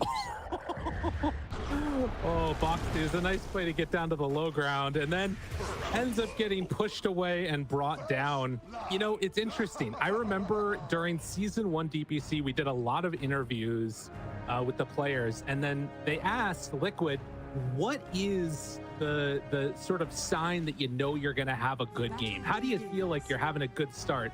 And Insania said, as long as Boxy and I don't feed first blood, we know it's going to be a good game. Unfortunately, that time, Boxy did get the first blood given over. Oh, yes, and sorry, I actually have the wrong game. He went 15, 4, and 19 on Muerta. That was the one I was watching. But then he lost. And so now he dominated the entire game on Muerta. But what happened was he got jumped like twice. And that was it. The game just ended. And that is kind of the life of Muerta. When you start watching this hero, you're seeing more and more people play it in these top tier pubs. And if you can get the positioning, it's basically a sniper, right? No surprise. Like, she's another person with a gun. Kind of the same idea. So you have to be watching to see just how bumped and rolled she gets from this Chalice Pango. Nice fear into the Wave of Terror there. Love to see it. You managed to get the last hit there with FY, though, on the Sprout. You know, the thing that's going to be interesting to watch, too, is I think there's going to be 2 stages of how this laning goes. And the first one's going to come in at, you know, this time period. But after 5 minutes, when everybody starts getting the Luna blessing damage, this bottom lane, I feel like, is going to be pretty scary again down bottom. Yeah, and the rotations from FY at that timing as well can get pretty good, too. So, pretty cool concept of those two on the same team. Shucking out that damage. And then up top, the question of how annoying is this Batrider going to be? For now, no stick on Zai. There is a stick on Boxy, but you don't really go for the mad spam anymore that you kind of imagine on this Batrider. He just does a flame break to sort of stabilize for Lou and make sure he doesn't get into trouble, because early on, nice bounce into the tower. Oh, it went for the creep. Dude, down bottom too, they are just laying into Liquid here with FY. I mean, he's got a full magic wand in the circlet, and every time he steps forward, Insania just has to run. Holy moly. Yeah, and they've been trying to deward that small camp down bottom as well, but FY just keeps body blocking it. He runs all the way away from the wave, body blocks, and they don't really have a great way to punish it. I mean, one of the benefits of ranged carries typically is that you can join in on these ganks while still farming, but they're not quite able to get that reach and catch him with the stun, because it's obviously a pretty short stun early on from the Vengeful Spirit, and look at the damage. Over in the mid lane right now, Somnus is chasing up on Nisha and gonna force him back. Sort of weird positioning going on, battling it out for these runes. Somnus was able to get the refill, though, it looked like, on the water runes. That helped out a bit. Good old Onslaught. Gonna give you a hard time there. Tan Ming is getting so much value out of these flame breaks. He's getting them with the double over and over again. Now 3-minute mark comes in. Insania is going to take a beating here. The chase down comes out. FY pulled back in. We'll end up getting the kill, though, onto Insania. At the very least, the small camp spawns out, so they should be able to get some pulls when he comes back in. That is true. Finally getting a win on that one. 20 last hits, though, so looking really good up top right now for Lou. There's Luna, obviously a hero who desperately needs these last hits, and Luna, interestingly enough, has a big win rate advantage on the Dire side. She is one of the biggest differences when it comes to that right now, and that is most likely due to the Mighty Mines up top there. So giving you that HP buff. She's a hero who can farm stacks and farm larger groups of camps, but she doesn't have a great way for regenning early. This is not the year of buy Morbid Mask is the second you can to go hit jungle creeps. She loves just having those mines to rely on instead. It's super nice if you can get away with that. And it feels like that needs to be in the thought process for Liquid, finding a way to shut down the farming of Lua. Because again, this lineup, I think, from Azure is very clearly really aggro right now. And you can see already with the rotation coming in from FY, he does get over to the creeps, but they're going to find him and pull Boxy in for the finish. FY picked up the kill. I mean, this is too easy, right? Like, yeah. He already has an urn done now, too. So urn charges online. They definitely knew this risk when they picked it. If anyone did watch the Boxy documentary that was just released, there was actually a specific part where they talked about last TI and playing Tusk. He played like 15 games of Tusk in a row or something. You know, at least that's what it felt like. It was just non-stop Tusk over and over and over again, and he was a little tired of it. So starting this TI off the right way. FY going in hard, trying to kill Mickey, and it looks like he's going to be punished. Gets brought down there. So a nice rotation coming in from the Boxy Tusk, able to get involved in a kill there. Chalice just almost got bodied by Roche there. Really snuck around him. And yeah, Boxy, of course, back up here with that potential backstab here. As unfortunately, he is holding the point on Zai. But I don't think you can gush for... I mean, they could go for it, but he actually doesn't have tag team yet, so probably not worth it. A little bit too scary. Although now they're going to see Tianming heading up over to the side. And will they go at that point? They do have some damage out, and Mickey, he just explodes. Yeah. FY. I mean, he was kind of teasing mid as well, throwing the sprout near Nisha, but now he comes bottom, gets his 2 earn charges, 6-minute rune coming up here soon. So Somnus going to try and fight for the bottom one versus Nisha. 3 points in the dagger and a Tusk nearby. Is the onslaught for this one? Can he get it? No. Boxy will get the regen. Somnus gets over to the far side and TP's out. Nicely played there. I mean, the other thing to mention real quickly about that kill and Mickey, he might be going down again. Oh, man. Oh, that's bad. It's also the bonus damage, right? Like, true. They have enough to get the kill.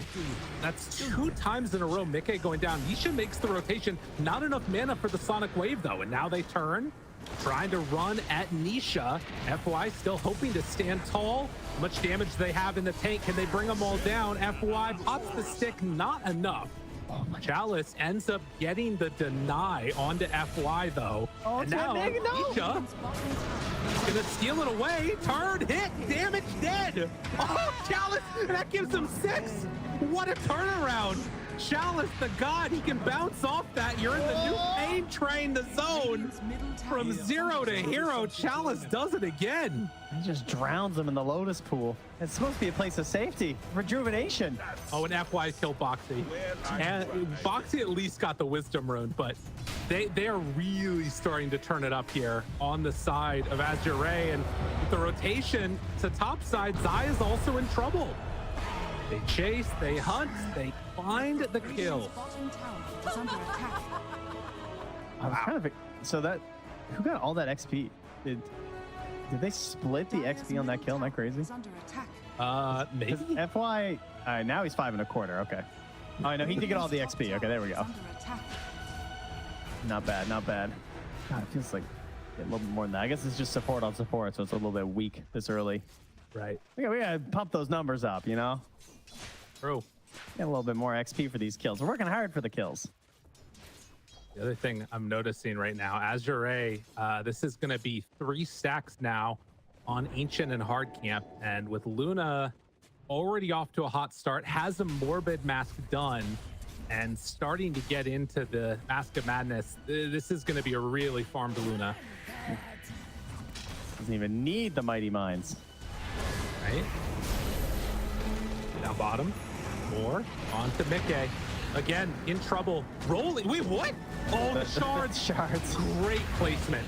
He's going to still end up in some trouble here. Chalice trying to find the finish. He misses. Oh, he didn't hit Mickey. Oh, no. Oh, wait, From 0 to 0, but it doesn't matter because FY gets the double, gets the triple.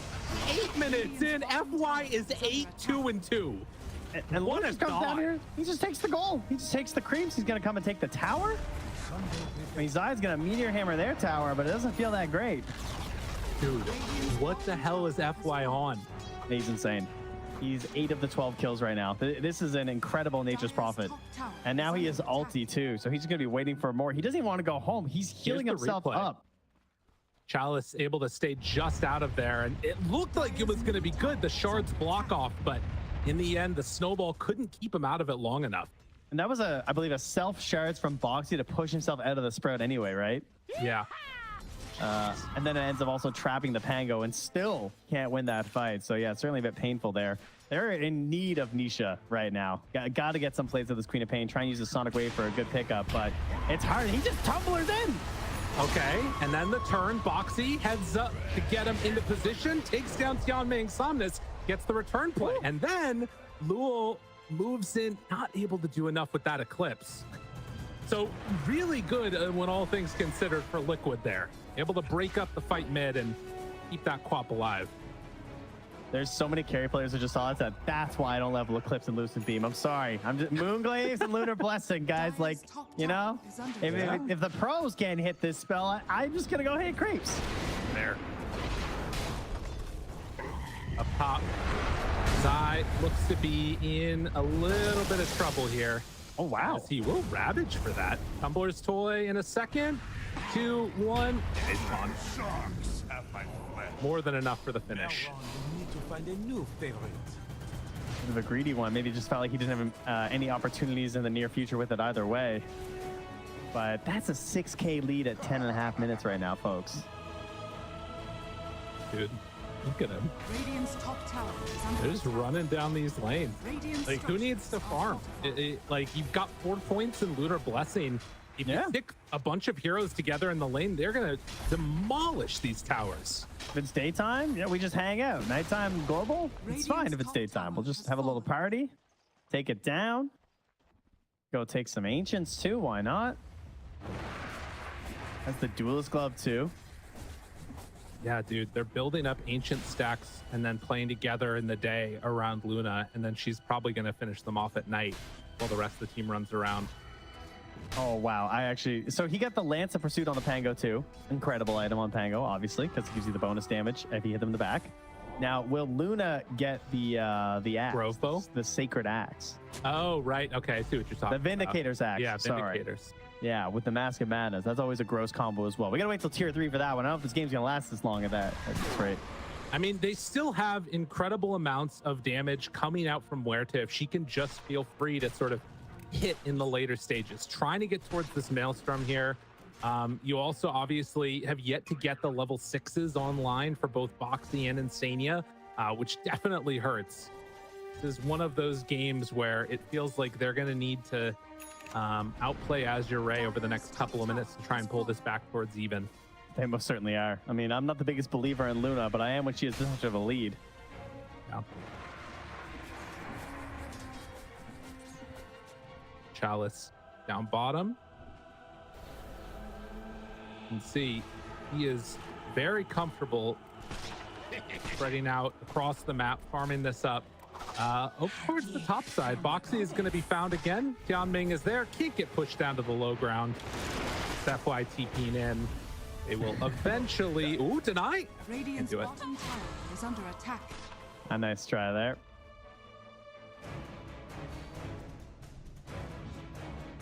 And you know that this Diffusal Blade is broken on Pango when you're still getting on this off-lane Pango. It's just too good, right? Like, then he's going to go back for more of this like team-oriented item in potential Greaves later after this mech. But Diffusal is just way too strong, too annoying. I mean, you're supporting the team by just burning the resources of your opponents, but Mickey gonna try and burn him up there. Got the lightning, trying to greatly improve the efficiency of both the farming as well as the fighting, if they can find one that suits their needs, because right now these fights are looking tough. Oh yeah. Grouping together now for Azure, though, trying to shut down the window where he can do that in by pressuring these towers, and does look like they will manage to take the tier 1, force Nisha to blink away. I will say, I've seen a pretty nice stack that's just been waiting here this entire time for Luna to go get into, but have not been interested in playing on that side of the map with her. Continuing to farm out, and right now is going to go and probably push the Tidehunter a little bit back. I mean, he's got to be careful. With FY able to TP in, this could very easily be another kill here on Zai, as they manage to break the Pulverize with the Kraken Shell, popping Eclipse, not really getting the most out of this. Zai keeping him back. Nisha gets the kill on Tianming in the meantime. They will finally bring down Zai, though. Didn't even need FY. Yeah, well, speaking of which, can they actually get this kill here? He's looking pretty vulnerable down here. He has Atos. He's making a quick play with it. Oh, nicely played by Mickey. And Sprout back up again in a second. Sprouting one, trying to walk away. Athos, but the snowball is there. And they will find a much needed kill taking down FY. Yeah, that streak goes to Boxy. Mickey ran away. I kind of wish they just put it on Mickey. Yeah. The streak would really put him back into the game, but he wanted to just go back to the wave instead and hand over to Boxy. So Boxy gets really close to the blink dagger. Maybe that's the idea they wanted, because that's a ton of gold added in. That's really nice. gonna increase his value. I was curious about Somnus. So this is the most basic build that we're seeing a lot, is the blade mail directly into the heart for the primal beast. Sometimes you'll see a blink in between though, but they're so far up right now, and Luna's gonna have a lot of space to farm on the map right now. Don't think they really need the initiation of his blink at the moment, so he's going for the big one. Right. It's gonna be so hard to kill him with that heart. I mean, yeah, that is definitely going to be a huge amount. And I mean, the other thing is just in general, blade mail against Muerta is amazing, right? Like, she will kill herself on that blade mail, and more time to do it by just having the heart ready to go. Got it.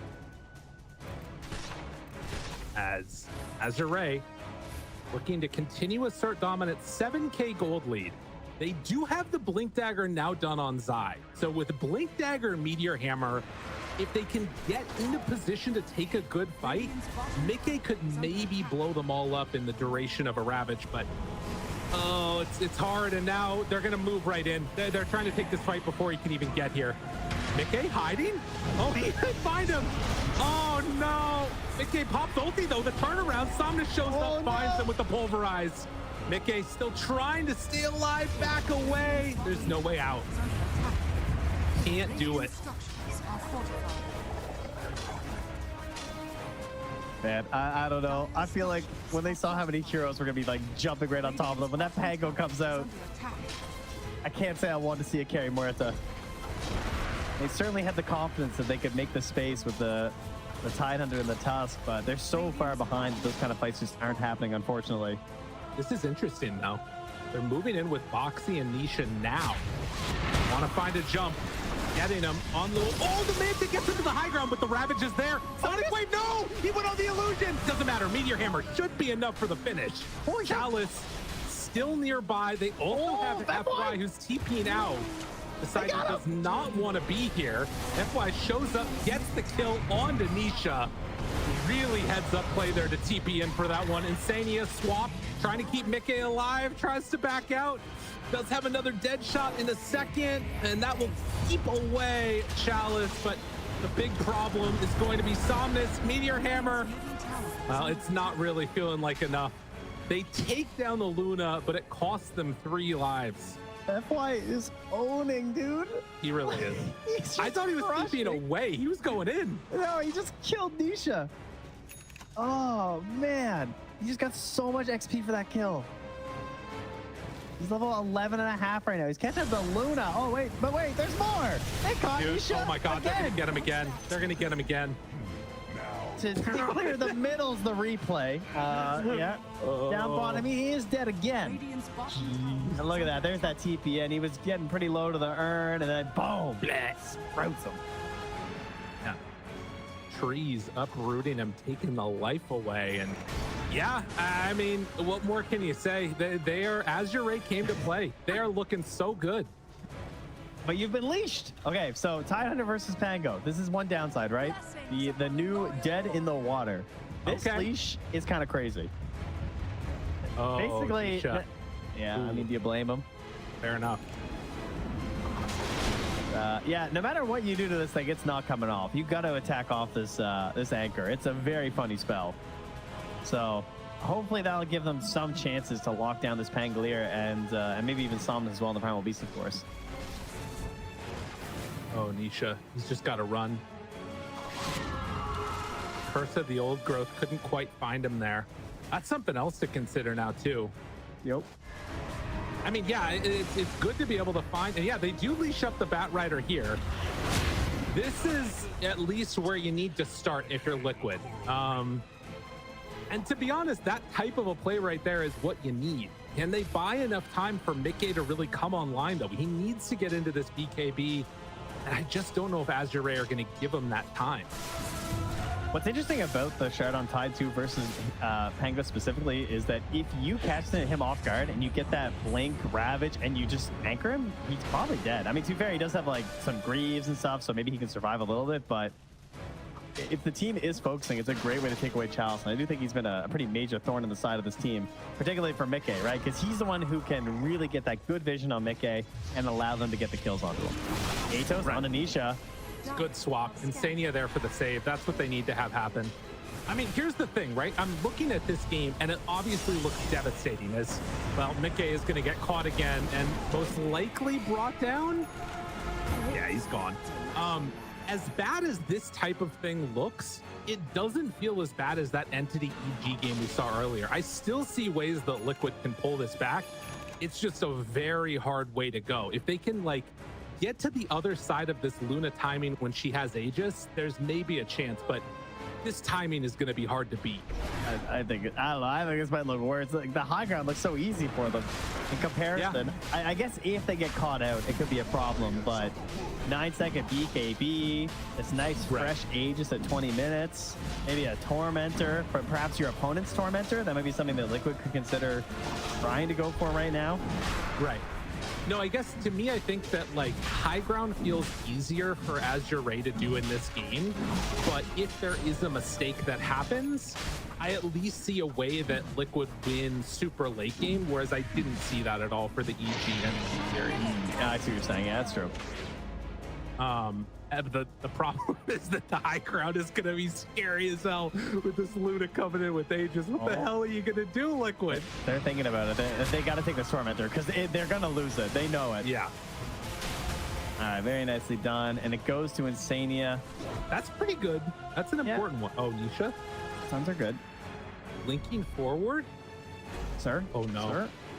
Oh, God. Oh, he's in a scary spot. TPing away to find him, though. Oh, Nisha gets caught and gonna get brought down.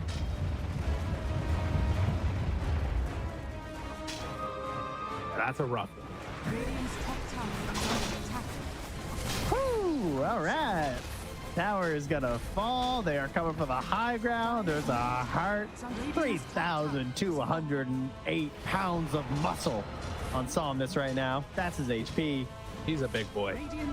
Oh, he's big and beefy. He's a starling steak. He's a good cut of meat. Definitely the most delicious hero to eat. I don't know. Just thinking of, I'm just saying words I've seen on steak packages. Okay. Yeah. All right. Cool. He's a Kobe beef of a cow. There you go. That's the one. I feel like he's more of an Angus. He's angry. He's an angry Angus. He's a round butt of meat. That's what it is. Uh-oh. Do they find Mickey? Again. They get him again. Dude, this guy, he can't catch a break. That shot's not going to be there. He's just going to be caught. And FY way too strong, doing more damage than him at this point in the game. I mean, dude, FY almost has an Ags. He's level 15 and almost a half. Mickey's not level 14. Dude, look at the net worth. Yeah. Like, they're going to find one here in the mid. This catch on to Lou could be good, but he has the Aegis. This is not going to happen. Boxy in further trouble as the roll-in comes from Chalice, slowed by the Fusel Blade. Have a swap if they need it, but they won't need it for now.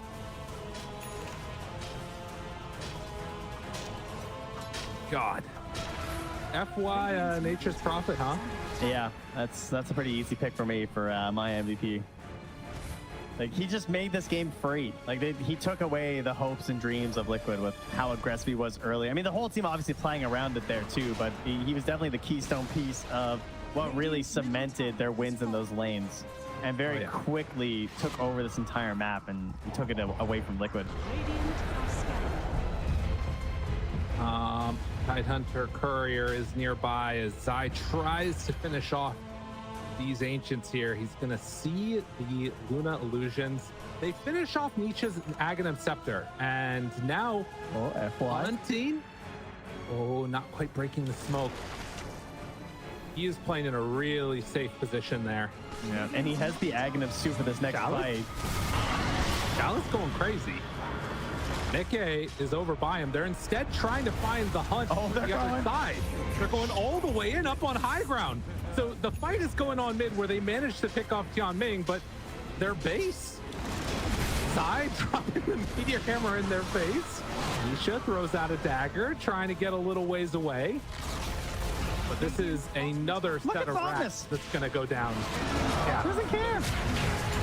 You can't do anything to this guy right now. Shards are there, jump in, connection. Can they swap him out? Can they keep him alive? Sonic Wave, Snowball out. Mickey does not want to buy back. The Eclipse is going to be there. Insania is about to fall. Ravage. As they finally throw that Ravage.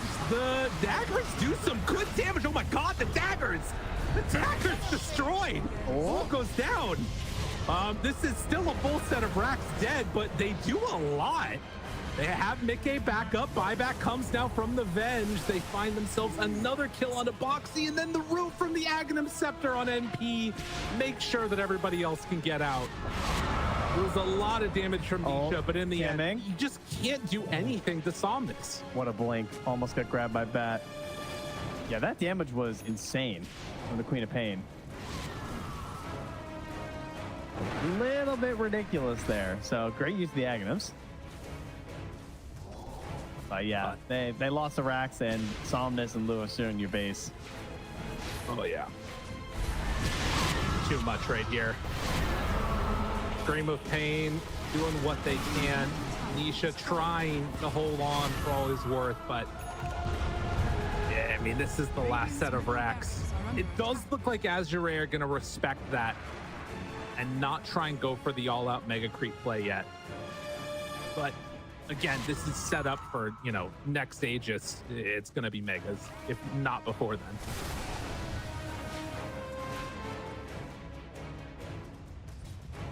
Ooh, that's a tough first game in this series, I gotta say. Oh yeah. Especially with the drafting style that they went for Azure. Like, they countered pretty hard. Oh my God, he didn't even get to get anything off. Dagger goes out, Boxy, Snowball onto a creep. Chalice still chasing, he's in far. Nikkei's there, Sonic Wave control. Chalice down low, can they swap him?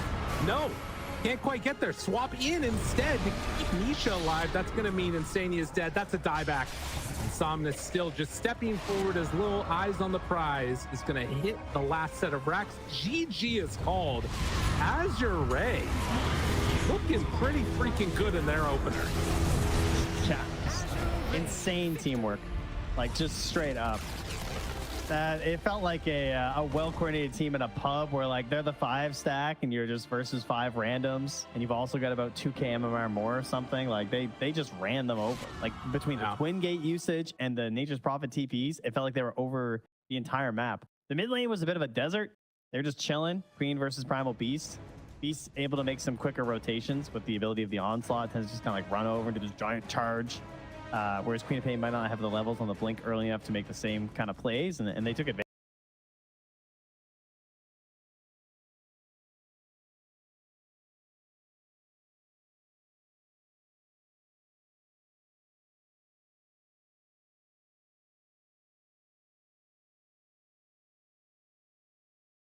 Of that.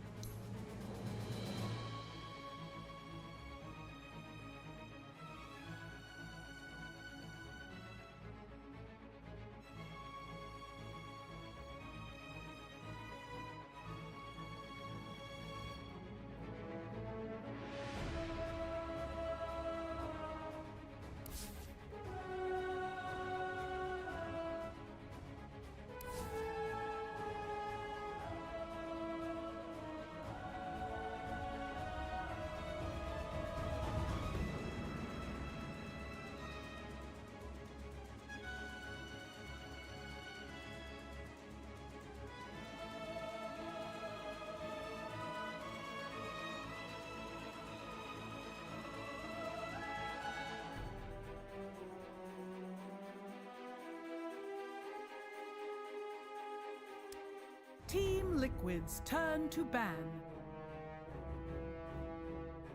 Azure Ray's turn to ban.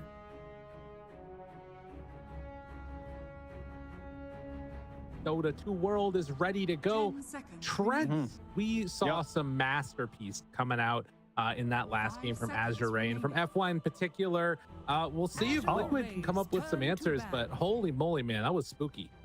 Did you want to subscribe to FY Facts? Tell me. Is that what you were trying to do here? Well, courtesy of a 10 friend of the show, seconds Knoxville, remaining. FY at 8 minutes and 45 seconds was 8 kills, 5 2 seconds deaths, remaining. and 2 assists. That is the most kills at 9 minutes in the international history. Wow. And only 2 players have ever had more on land before, which was one with Arteezy, who had 9, Okay. the one Esports Turn to battle. Invitational in Singapore, and Emo, who had 9 at Dota Summit 11.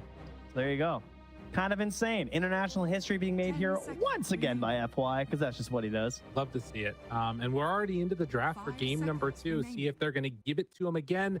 And spoiler alert, no. Liquid banned that out in the first phase. Like, get the Primal out, get the MP out. We're not seeing any of that business anymore, which I like. I think that's a good decision to go for. Just don't give them the same stuff that they ran with previously, and try and make them uncomfortable, as we're going to get the Brewmaster. And you can also notice that Shadow Demon not removed this time. Again, showing that Azure are looking at that specifically for the Primal Beast. Right.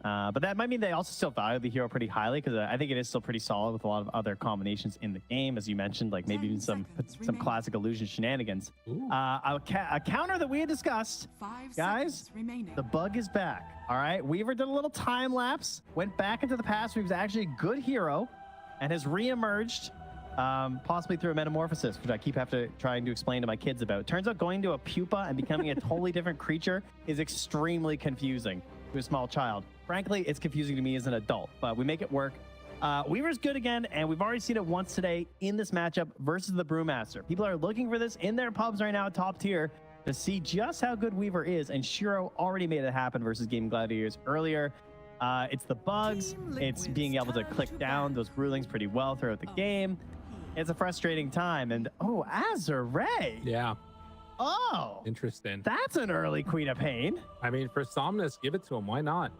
Yeah, and it should be noted that LGD versus Gaming Gladiators series that you're talking about, where it 10 was seconds Gaming remaining. Gladiators that ended up dropping to LGD.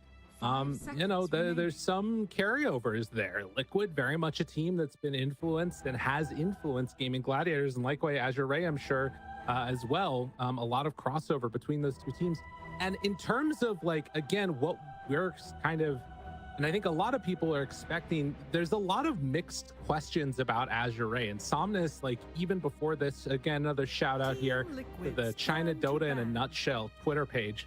But he said that basically, before the group straws came out from Somnus, he said, I don't think the results at the STI will be that bad. At least that's how I feel. I might just be bragging here. At least I won't get eliminated in the first round this time. Otherwise, my heart will be completely 10 broken. seconds remaining. And then he basically said that if that did happen, he wasn't going to be a 5 pro player seconds ever again. remaining. He was just going to retire.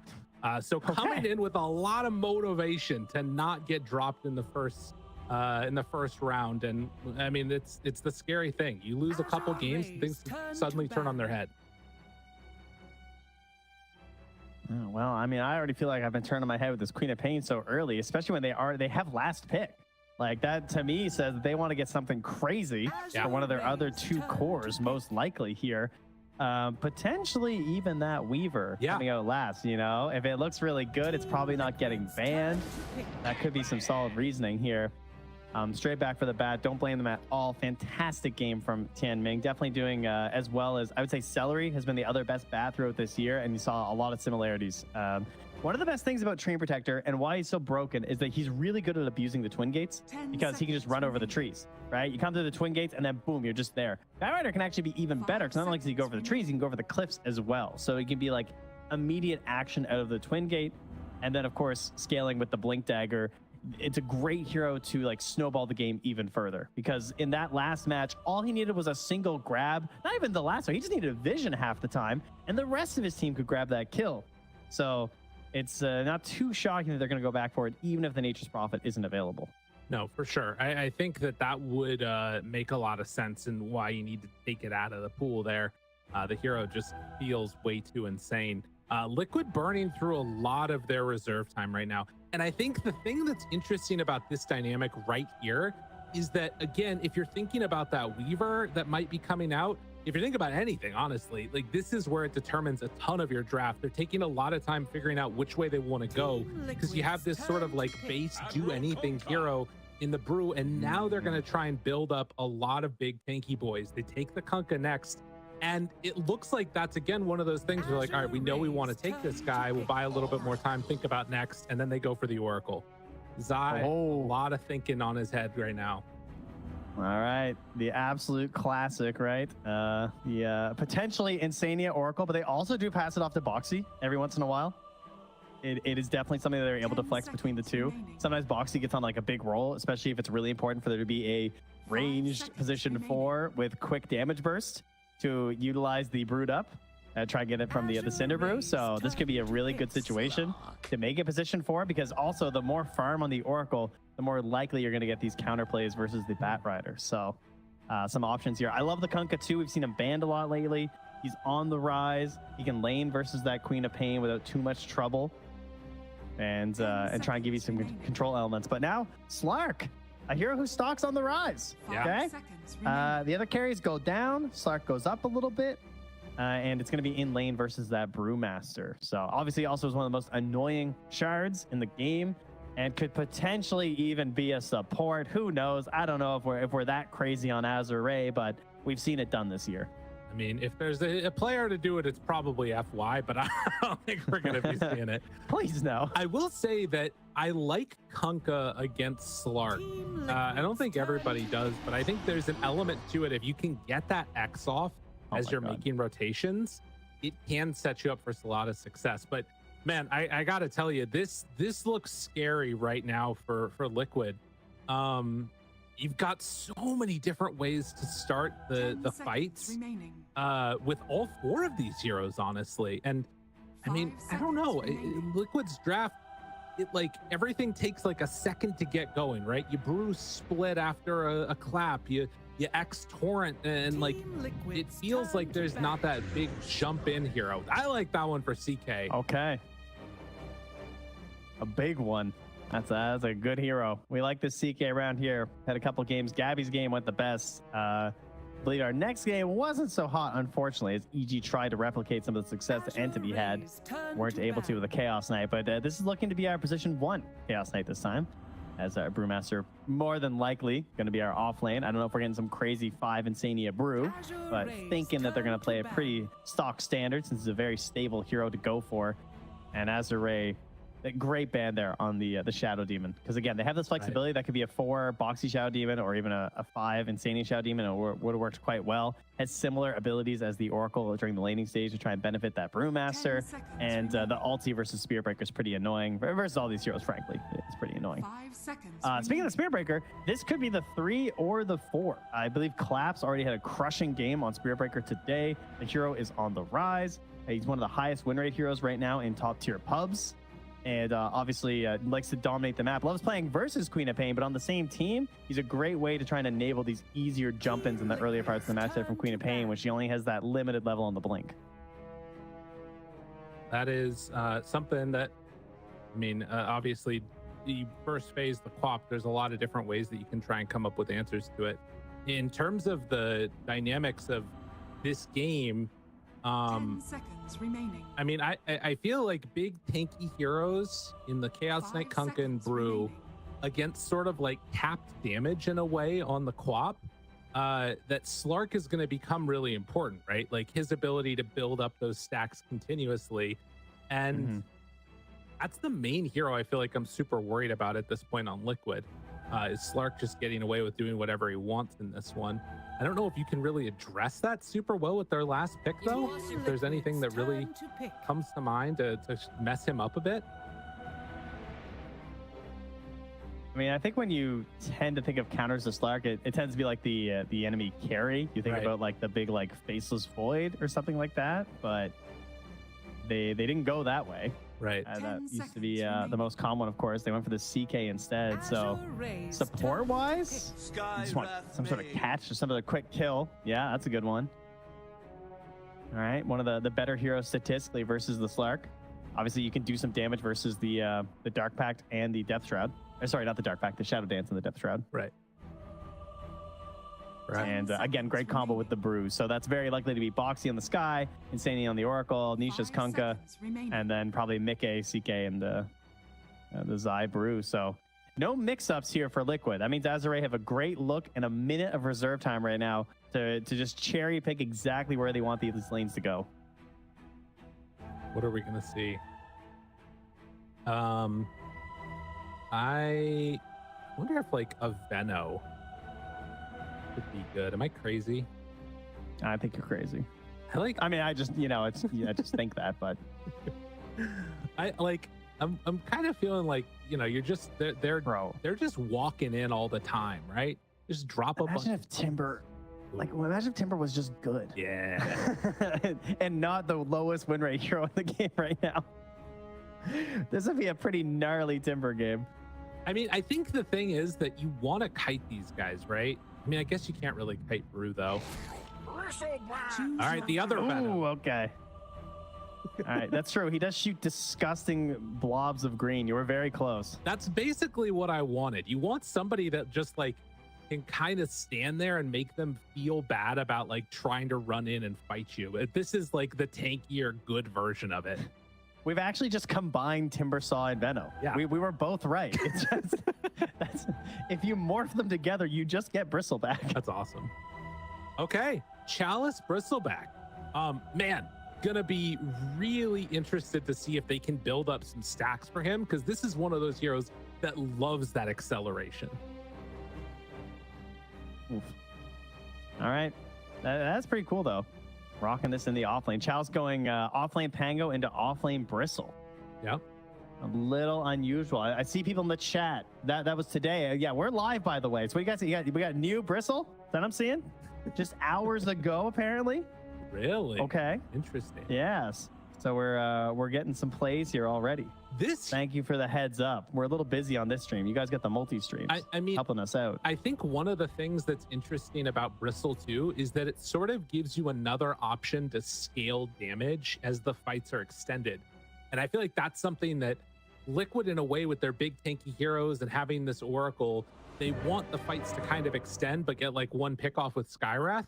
Now against Bristleback, you hate to play into that. Quills are going to be devastating as those start stacking up damage. If he gets into an Aghanim Scepter, that I think that Liquid are going to need to play for pickoff more so than otherwise. But we'll see as we get into this game. Number 2, every series so far in the first set of games was a 2-0. We'll see if that trend continues or not. Yes, thank you for the heads up, Chad. I'm looking at that game right now, and you had a absolutely insane game on Bristle. You went 11, 1, and 10. What the hell? Not versus any of these matchups. The only hero that actually was there was a Skywrath Mage.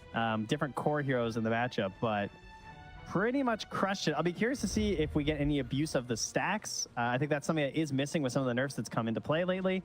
Is the stacks are harder to farm up. Less stacks means less free support and less free experience and gold for the supports. I think that's hurting the earlier rotations in the game right now. So when you can get these offlane heroes that can still farm stacks, who seem kind of decent, like Bristle and Axe, maybe they could be pretty powerful in this patch. Chalice, slowed. Gets him there. Long duration root and the stun. Nisha, nice. Taking that first blood. Perfect gift there to the hero that you want the most, of course. Can try as you might, but Nisha's still going to end up playing Storm Spirit. Look at that set. Weirdest thing ever. It kind of just looks like you. What do you mean? How dare you? Actually kind of does. Maybe I need to cosplay as that. I think you need a monocle. I'm going to be like Tobias. I blew myself. Look. The rest of development? Yes, I do. Thank you. No problem. Yeah. Well, good stuff. As they get the first blood for Nisha, he's ready to go. Already a good chunk of the way towards that bottle, and I think what's that coming out to him right now? The full bracer to start. You'll love to see that one. Oh, big and chunky. Yeah, that's a safe way to start a lane, huh? Versus a Queen of Pain. The grabbed super early Queen of Pain.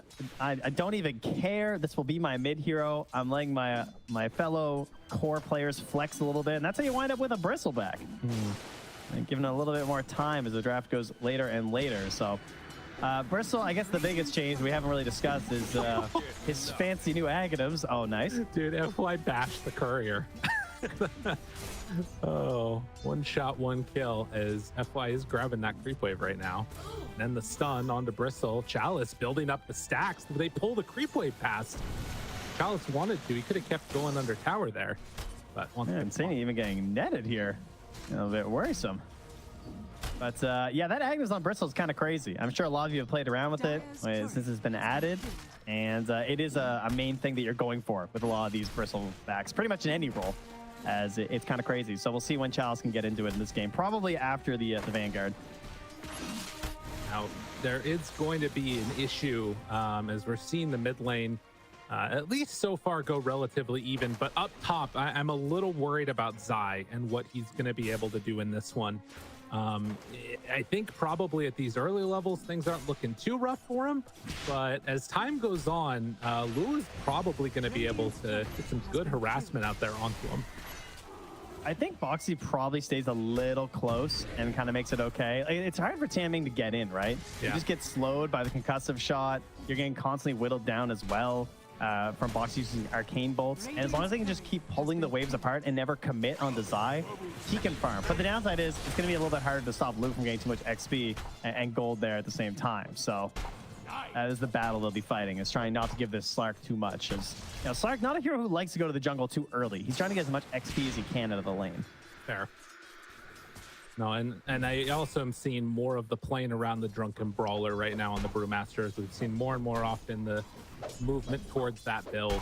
As Nisha taking a lot of damage there, but yeah, again, up top, contesting the pull. Nisha will back out, gain themselves some status in this lane. They're doing well in all their lanes.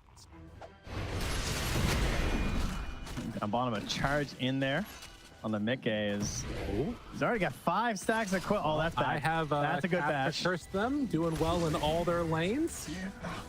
This Chalice is going to get the kill. Sorry about that, Liquid fans. Now, can they get a punish on him at 160 HP, or is he just going to get like Ring of Health, Tangos, and Lotus Pool? Oh, he gets Lotus for free. Oh, yeah, that hurts. Yeah, that's a tough one.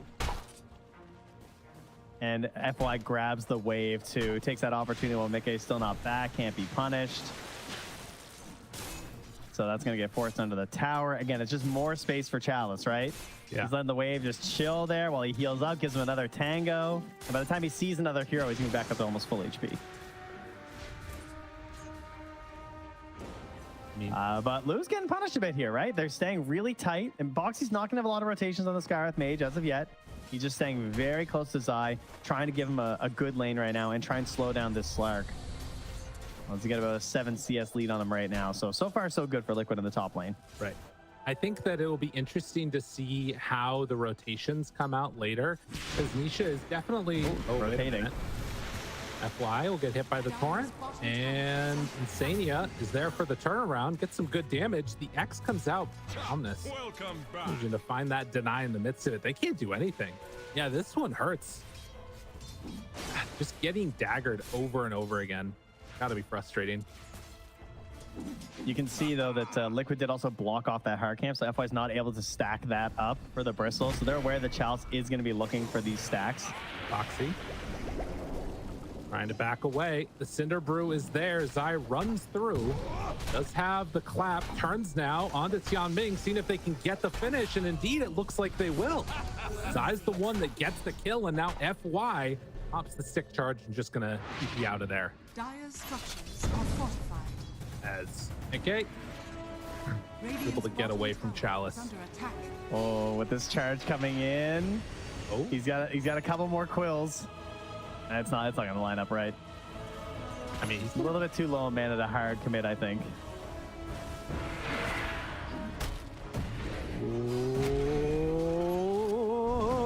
oh, they wore off. Oh man, the quill sprays wore off. That was close. Holy moly. He played a little dangerous there too. I mean, he's got 2 points in the Bristleback, so already getting quite a bit of help on that one.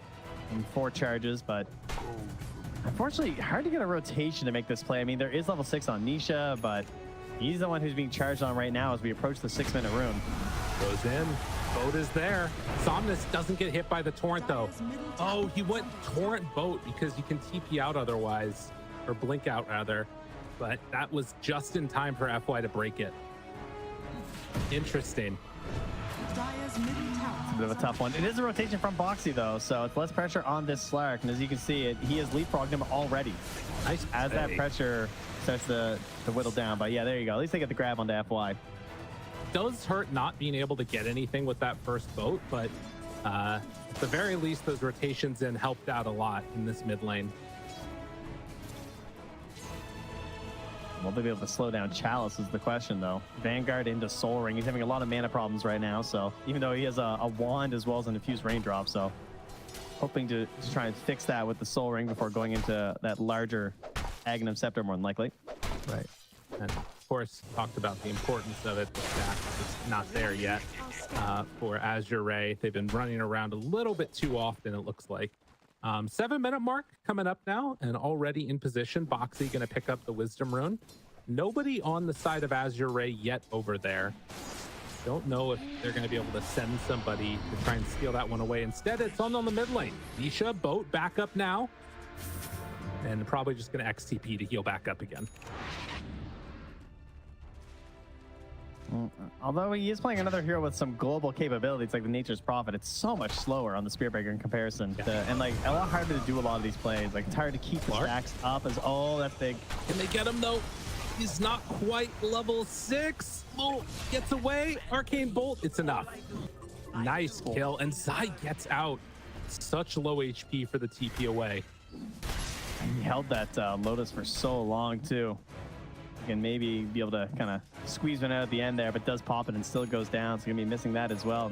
And great stuff there for Zai. That's before the level 6, of course, who's gonna come back, get into the lane, get the XP, and maybe even go for a kill again right after if Boxy looks around long enough. So there's quite a bit of mana left. Isha. So don't be surprised if he goes down again. Gets found. Boat is there, will land, and the follow-up damage from Insania. Somnus pops the haste.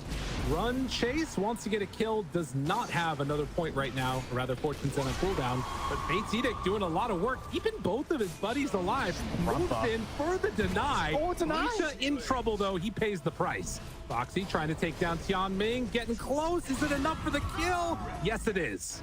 But it's 3 for 1. What a fight from Azure. Well, it ends up giving Boxy a streak just before he dies. So then he hands a streak over to Somnus. Oh, yeah. That's a lot of bonus XP. It's a little unfortunate there, isn't it? It's up top. Zai does have the ulti. Lou almost hoping to force it at this point, really. You can survive after. That would be great.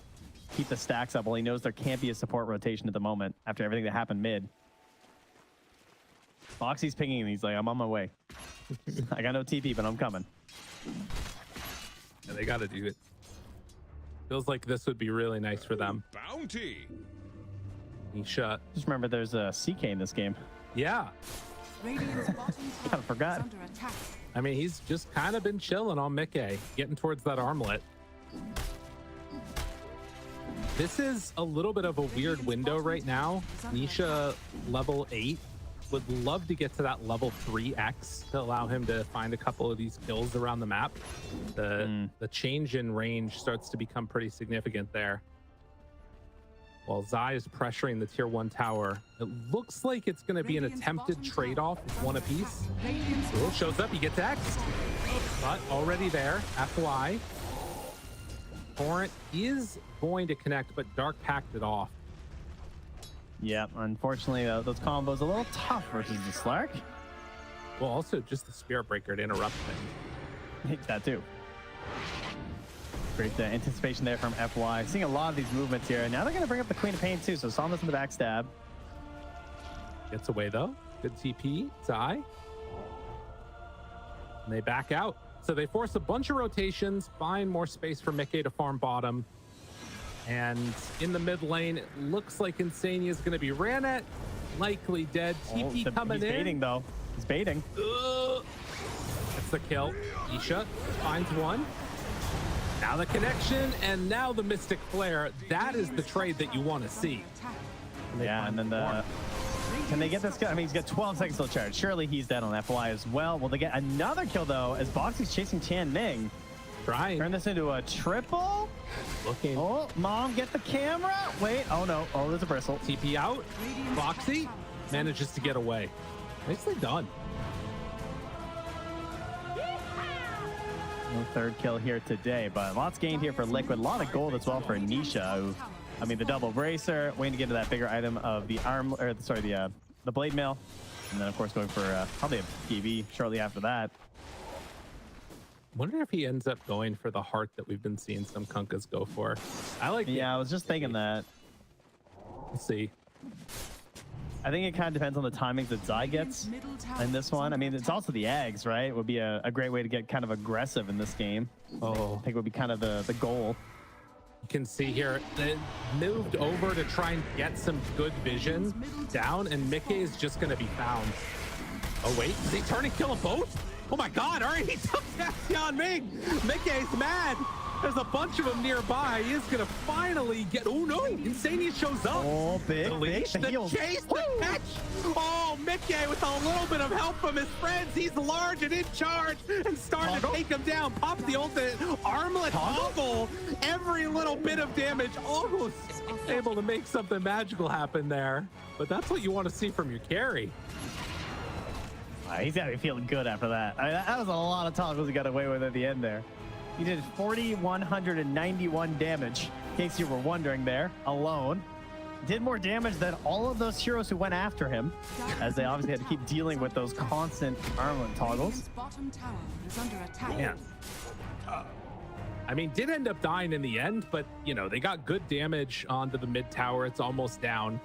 And a lot of space created for the rest of these heroes to start to come online. Well, especially because Zai needs the space right now. Yeah. Like, you're not finding these this super easy lane. He managed to get the Midas, and now he's going to farm towards this Radiance. This is definitely the most common build that you're seeing on Brewmasters right now in pubs. We're still not buying this Aghanims. It doesn't exist yet. We just buy Radiance. Every time, FY just runs in as soon as the X is there because he knows he can get away from anything else. Really cool answer to Kunkka in general. All right, lad. And Nisha is looking towards that heart as of now, so probably the most common build that we're seeing. Doesn't feel like he needs the BKB. Feels like he can just get the heart and survive through things, which is probably right for the most part here. This time, though, Somnus. Nice connection. They get him for the kill. I mean, in the meantime, Chalice is taking that stack, trying to get towards an Aghanim Scepter, but any kill like that on Quap is huge. It's about to be 14 minutes, so if Tian Ming could get over there, it'd be great to get an Ancient Stack and a Wisdom Rune, but they're going mid instead on the Nisha. Trying to do what they can. False Promise is there, so he has no real concern. Blade Mail. Instead, they're going to kill off the Oracle here, maybe. Insania, TP out. Bash? Oh. Oh, that one is frustrating. And everyone knows FY has a bash button programmed in from Valve. That's fair. Yeah. Going on the Nisha again. No boat this time. Lots of damage. Pops the blade mail. X, torrent, turn, stun, long duration, gone. And FY hoping to get something. Can he get another bash here? He needs it and more, and he won't get it. Double kill for Nisha. Liquid are feeling back a bit. Yeah, 5, 1, and 4. That's a quick pickup in towards his Reaver. And of course, all set up by Insania, they're saying, by dying in the mid lane. He's had a good game. Top tower is under attack. Who, Insania? Yeah. I mean, I like this little drive-by heal onto Mickey and how he just like left after. He's like, false promise, bye. Yeah. It's like, you can clean up a couple supports. I don't really feel like dying with you, though. Someone who we haven't seen a whole lot of is our Slarky Malarkey up here. Still just kind of chilling, trying to get as much wave farm as possible, and going towards that Aghanim Scepter, one of the best chase down abilities in the game. So combine that with a Bat Rider, a Spirit Breaker. It's gonna be a lot of lockdown to try and stack up these Quill Sprays, and then of course create the opportunities for the big machine gun firing of this Bristleback. Oh yeah. I mean, that is still the big question mark for me is when eventually everybody kind of gets their items online, do Liquid have the damage that they need to like bring down these heroes in the fight?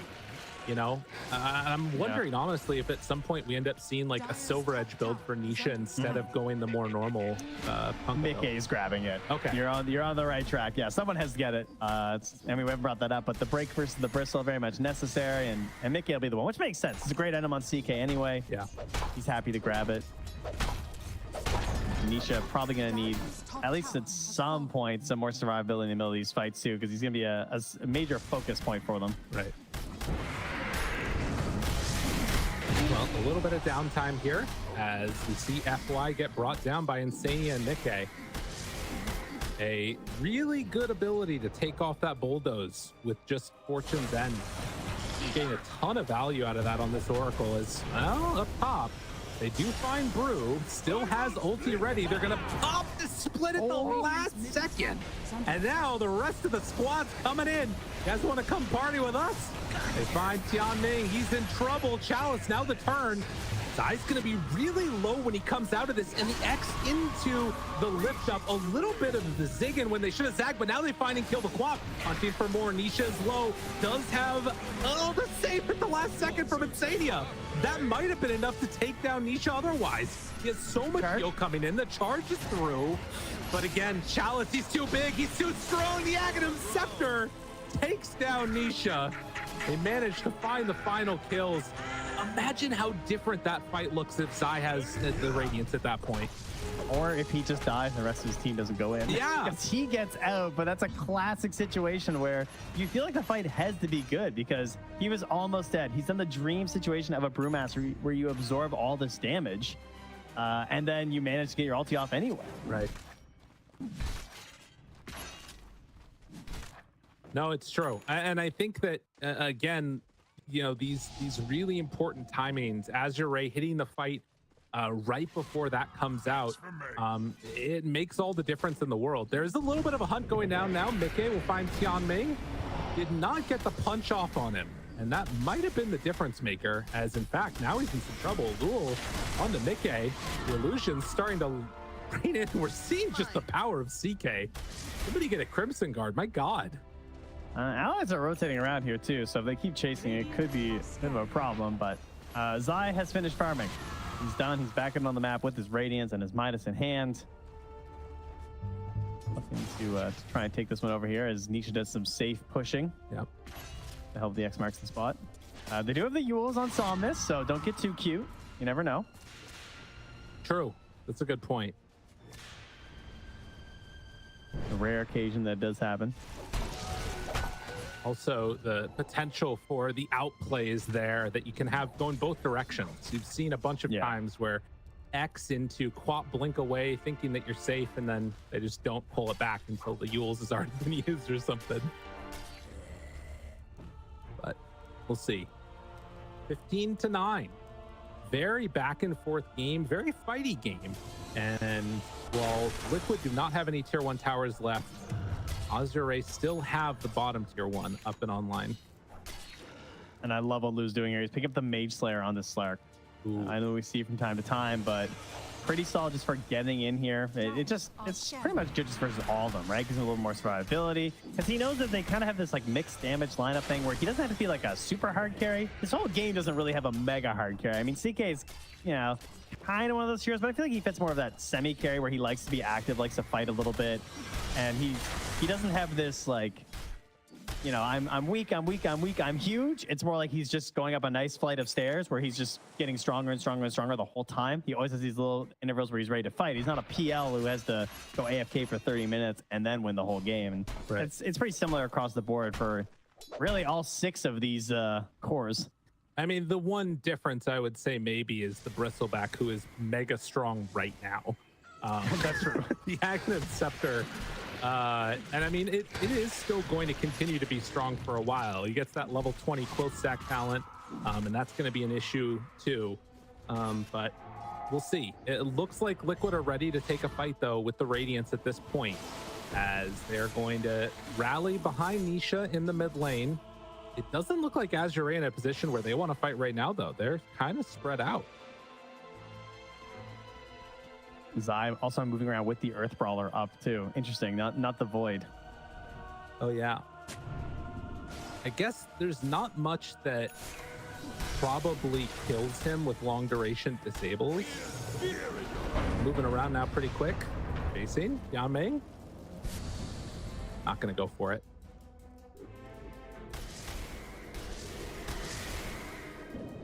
A little bit frustrating. He can't find anything there. He's life stealing his way up there with the vampire fangs, though. Kind of cool.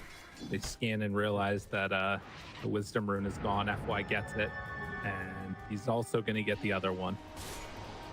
Well, that's a big bonus for them. So there's a charge coming down bottom onto some creeps. Insania pops out, throws down the sentry. They want to fight. Rooted, chasing, hunting, don't get vision. Instead, they pull back in one. Mystic Flare down, Lotus Sword Broken. beat him alive. Very well done. They get the courier, but nothing else. Structures are fortified. It is giving them this tower, though, They as they go lift for the up. glyph. That's the reveal of the Silver Edge. And they find Tianming. So the Wind Panda finding one, and now they run forward. They get vision on Insania and want to go onto him right at the start. Trying to back away. The rest of Azure move in. Another lift onto Chalice.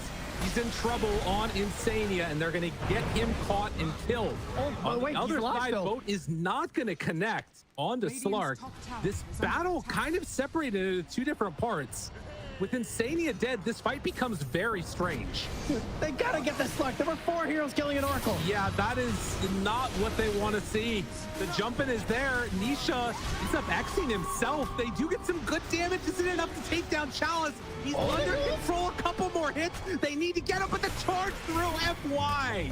Keeping his buddies alive. More Torrents thrown out. Good hit by Nisha onto both of them. Somnus has to back away, and this Radiance burn damage finally kind of starting to pay off. They have another X2-1. Chalice in trouble. If they can get vision, they find him there. And with the torrent pullback, this should be enough. Mickey moves in, broken, kill. So ridiculous in so many ways. Just constantly being able to get this break on top of him makes his life so hard. You see FY just zoom right through the middle of the map here. Boxy's trying to do something a little bit crazy here and catch him on this wave, but I don't think he's going to have the mobility for it, especially with the invis there. Wait. Oh, Yo, FY? You kind of crazy? oh no! FY. Oh man. Sir? Well, Boxy is gonna go down. I don't think he has. Is he? Wait. Oh yeah. The Oh, that was Red Clicks coming close. in were too strong. Yeah, I thought maybe he could save with the Fates, but... All right, interesting. Jeez. Well, it's set up for Somnus to get the kill, and now he's next. Although he's low on mana, he doesn't have Blink Away. Has it now. Tries to get out. Burning. Cinder Brew. Is it going to be enough? They pull him in. Get the finish. Wow. And now a boat in mid. Tianming. He also is going to go down. Liquid. Cleaning him up right now. Yeah, managing to find a bunch of kills after the fact. You know, it's funny because like earlier in the game when Insania died mid and they got those big kills and they tipped Insania, the same thing just happened again. Like They got a big kill. 3-second stun. He's gone. Damn, dude. They hit hard. They A little bit are of sashimi in the jungle. they are really starting to hit on all cylinders. Liquid are making the moves. They're just ahead of them. And look, even mid here. Nisha's finding FY, getting some good damage onto him. He should be able to escape from this. And Mickey, he's going for the raw heart. I thought maybe he'd go Blink just based on like how these fights are breaking down, how nice it would be to have. But with the Silver Edge and arguing some mobility, he's just going for the big one. So really tanky heroes right now. 3,500 HP on Nisha. He's going to be probably over 4K when he finishes up the heart. Yeah, he definitely will be over 4K by the time he finishes up the heart there on Mickey. So that's, I mean, that's really all you can do versus this like big stacking damage at the close rate, right? It's like armor and just like mass HP. I mean, you think armor versus physical, but with the way that it adds up, especially the new one, it's full on just getting some health. Yeah. No, it's true. I mean, it'll be interesting, you know, if this dynamic starts changing. But one of the things that we've seen is that Liquid have done a good job of kiting when that Ag Scepter comes out from Chalice. Good stun through from FY, holding this high ground with great vision. The game is going to start to get weird. They jump in, the break, Shadow Dance already used, Sonic Wave out, silence. Yule Scepter keeps him alive for the moment, needs to blink away. Somnus able to get out for a second, but X back in. Blink away. Control dead on FY. Lift up now, finding Chalice. Tries to back out. Stun on stun. Gets thrown back onto Mickey. And, well, everything thrown back onto Insania. Zai's pandas are starting to die, but he does manage to get away. Tianming low. Mystic Flare finds him just on the edge. Good play from Boxy. Now Nisha in front of everybody. Chalice is still there. Doesn't have another round of the bristleback for 7 seconds as they throw back more stuns, more silence, more everything. Mickey died, but saved at the last second. The control is still there. So much damage thrown out. Is he going to be able to bring down Chalice? A couple more hits. He's gone. They do get the Aegis reclaimed from that, but they finally got that bristleback down. Lou's running back there with the gem, cleaning up a couple of wards, but he can't get the backstab to reinvigorate the fight for his team, and Liquid win another one and go immediately for the Tormentor. Just constantly getting these breaks onto that bristle, and yeah, they got a little bit caught there with that ward on the high ground. It gave that first initial charge to FY. They've been farming there for a while, but didn't actually go for the D ward, and they kind of create this situation. Nice depth route save here when he comes down out of the Yules. That could have been bad. So yeah, right there, your ult, he probably gets stunned up. Unfortunately, FY wasn't quite as lucky. Liquid just really pushing with this Aegis though the whole time, and able to just give vision the whole way through. This find onto Tianming was so clutch too, because he basically got nothing off, and then Boxy right there at the end able to snipe him with the Mystic Flare. Is exactly what they needed. And yeah, Liquid just kind of playing better right now than Azure, and having a strong timing too. And just outplaying during the team fights too, because again, like they had pretty good vision on Azure when they came in there, but quick reactions from Liquid. Nice dedication to the damage in those ones, especially going to be the most important thing versus the bristleback, ensuring that you're finishing them off before you have these problems of the stacking quills, especially with the hairballs out. Yeah. And they're making it look pretty easy right now. Making it look like this hero is not much of a problem if you just break him. Absolutely.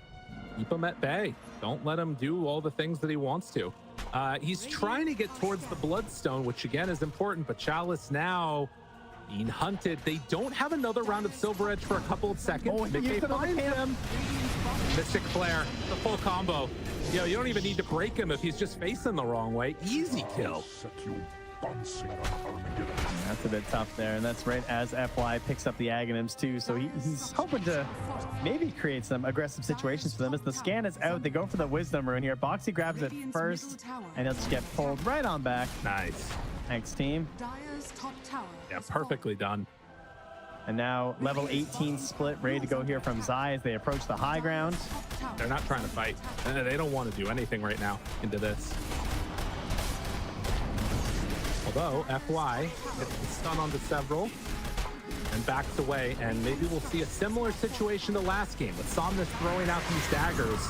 They will catch him for a moment. X is there. Gonna Manta dodge it. What? Okay. That's kind of crazy. Screams going out. More bigger screams. Zai pops ulti in the Reign of Destiny. Oh God. How could we forget? Oracle actually is so important to this strat working. It was the perfect pick.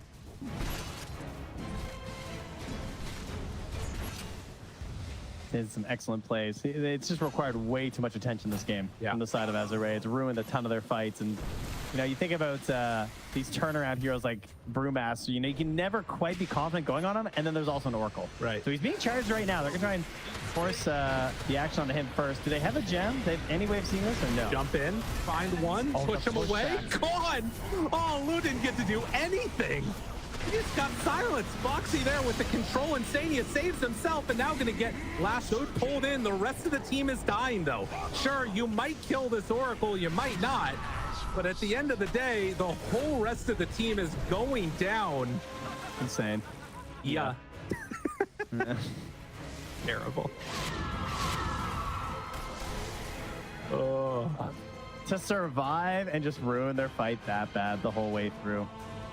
I mean, it's always good for Liquid when Oracle's looking like a solid hero with the way they're able to flex that between the 4 and the 5, make it look good in either one. Well, pretty stark contrast to last game. Not as one-sided. It's looking that way now for sure, but through a lot of this mid game, there was definitely some opportunities here for Azure, but They could not convert on them, and now you just have these 3 beefy heroes with a combined HP pool of about 12,000 hitting your tower. Extra when you add in all the Brewlings too. Ain't no joke. There they are. As they are going to take down the rest of these buildings. They have the lift up on the wall. Does get dark packed it off. We'll throw some screams around, but again, got the issue of the Reign of Destiny of all the heals, and they run these heroes down. Torrent Storm now out dead on FY. No buyback available, controlling and taking down the Slark, killing the Quap. Buyback onto her. Chalice, supposed to be big and tanky, not looking like it. A triple kill for Mickey as Liquid trying to close this one out and push us to an even 1-1. They will claim this tier 3 tower. Somnus ready for a scream, but it is not going to do enough. GG is called. What a return game from Liquid here. Fantastic. And I mean, they drafted with some confidence here on Azure. I mean, the opening Queen of Pain, going for this late Bristleback here, choosing to give Chalice's hero late instead of the one for Lou. So the Bristle was supposed to tie this together, and they missed a few things, right? They miss out in terms of getting the big stacks early. Great block in the early parts from Liquid. They were quick on the attention on that to ensure that FY didn't even have a chance to stack up that early hard camp, try and give a bit of a foot up for this Bristleback. And then after that as well, they just kept getting the Silver Edge break.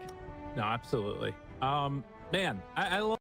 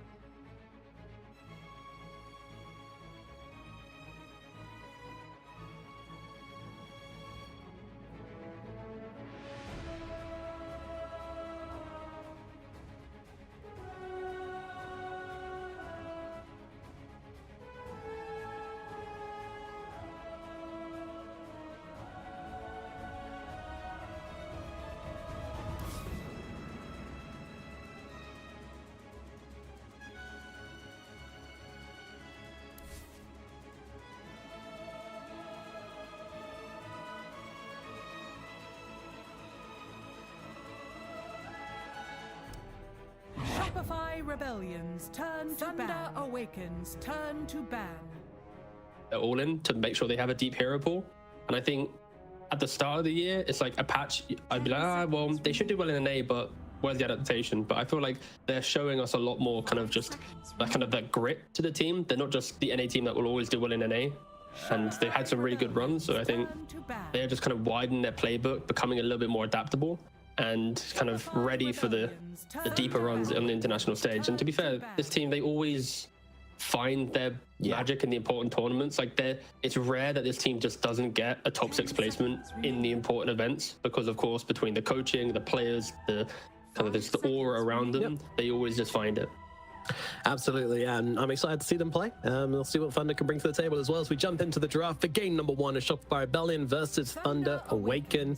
And I mean, a couple of things to mention about Shopify as well is that Muerta is something which RTT's always liked, and Luna's been getting significantly buffed as well. So I think it's could be an interesting patch for Artesian, as we see the Muerta already being banned out by Thunder straight off the bat. So they're not looking to see that one in play, nor the Storm. So very critical bans coming out. And Thunder, once again, switching it up. So, you know, I accused them, brazenly accused them of not having much variance before T. I mean, that was based on stats, but clearly they come into the groups with a much wider palette as they first phase of Dazzle.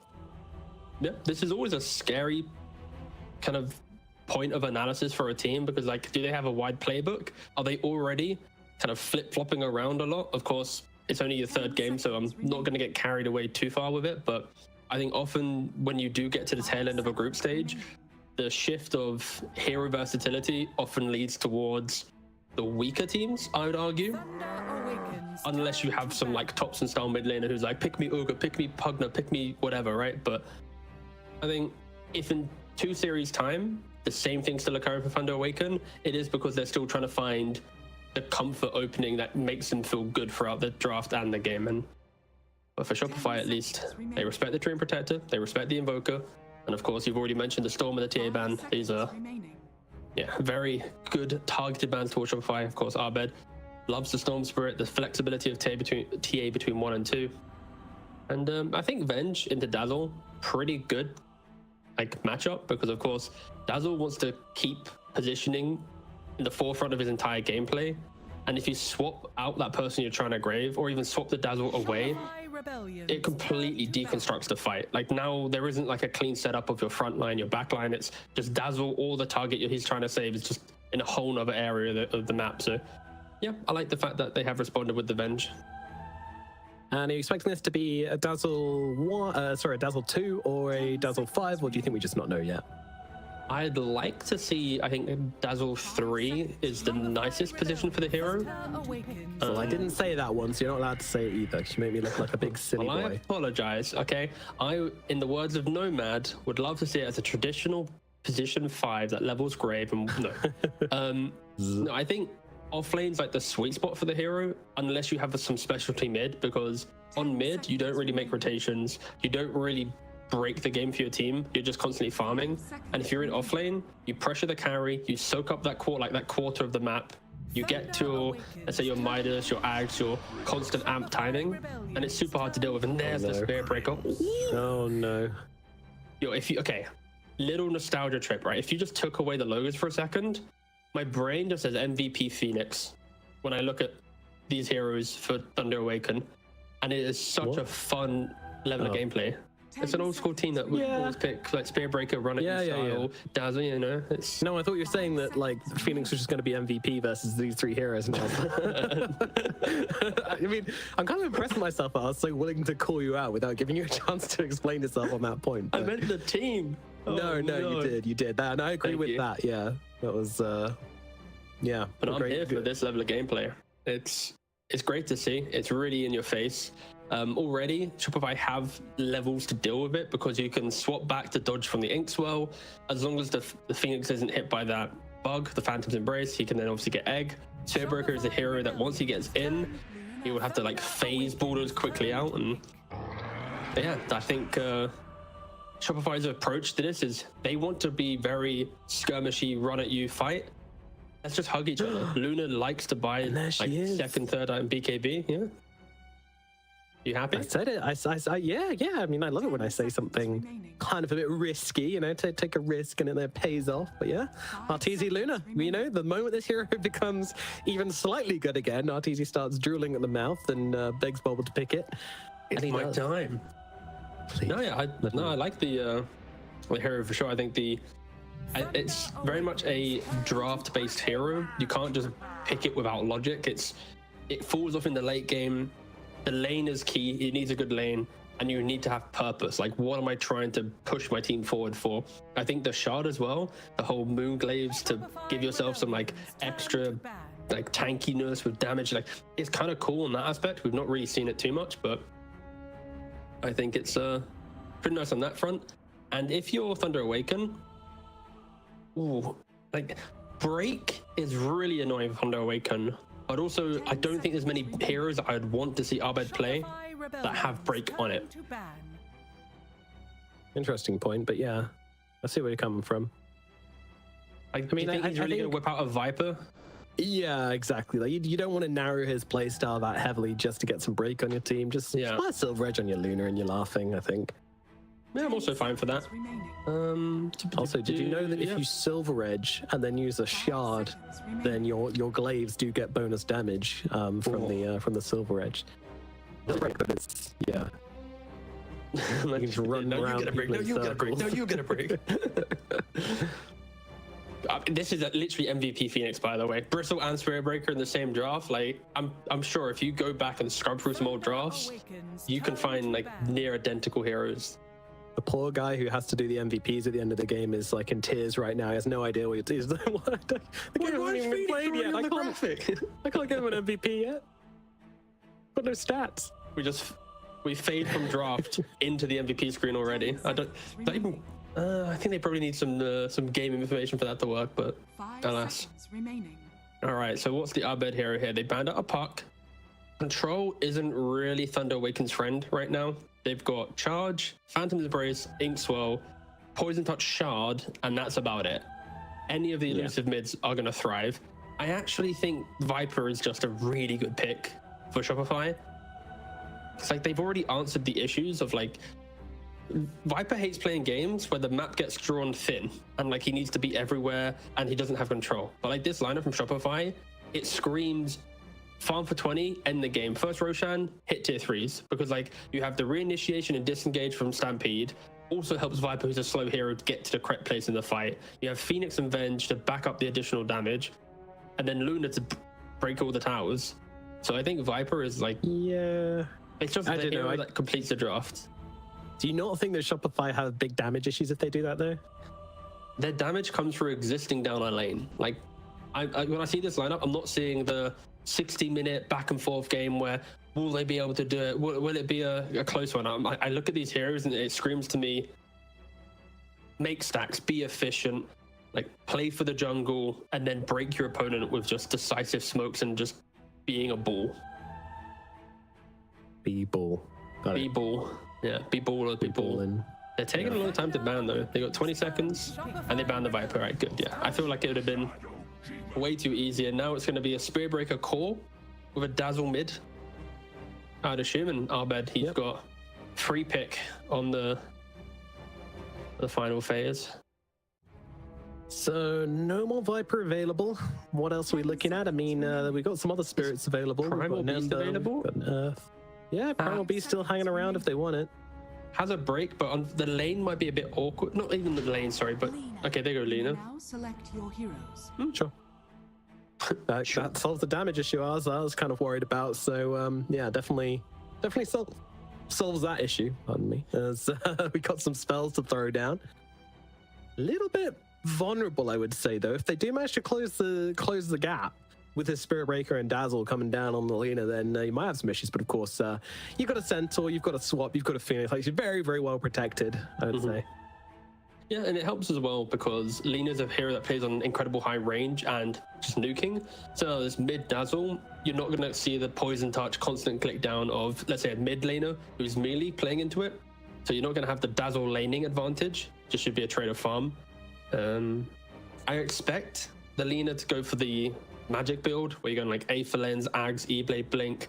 And at that point, it's like this Dazzle, hey, you show for a second, but there's no way you're going to grave once you're LSA, Lagooned, E-Bladed, and just removed. So yeah, I like it from that aspect, but I think Shopify, this is one of the most stable looking drafts for a game one entering the international, where it's like, let's just take away volatility as we enter the game. Let's just make sure we know exactly what we need to do, right? Like, you have a Centaur Luna strategy with high magic burst behind it, right? Like, it's super stable. And then on the other side, you have Thunder Awaken, where it's like, run at them, pick them off, do this, farm this. It's like they've got so many things that have to go well for them. And but we'll see if they can do it this time around.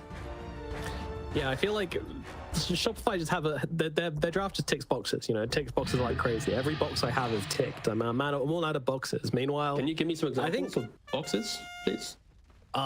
Damage, creep hitting. I don't have any on hand right now, but yeah, like defensive, initiation, magic damage, physical damage, save. Everything's there. Everything's there, Tika. Meanwhile, the side of Thunder, they're not bothering. They've made their own boxes. They're out of the charts. They're doing their own thing. I respect it a lot. Is it gonna work? I don't know. Let's find out. Game number 1 starting right here, right now. Shopify, their first game of the group stages of the international.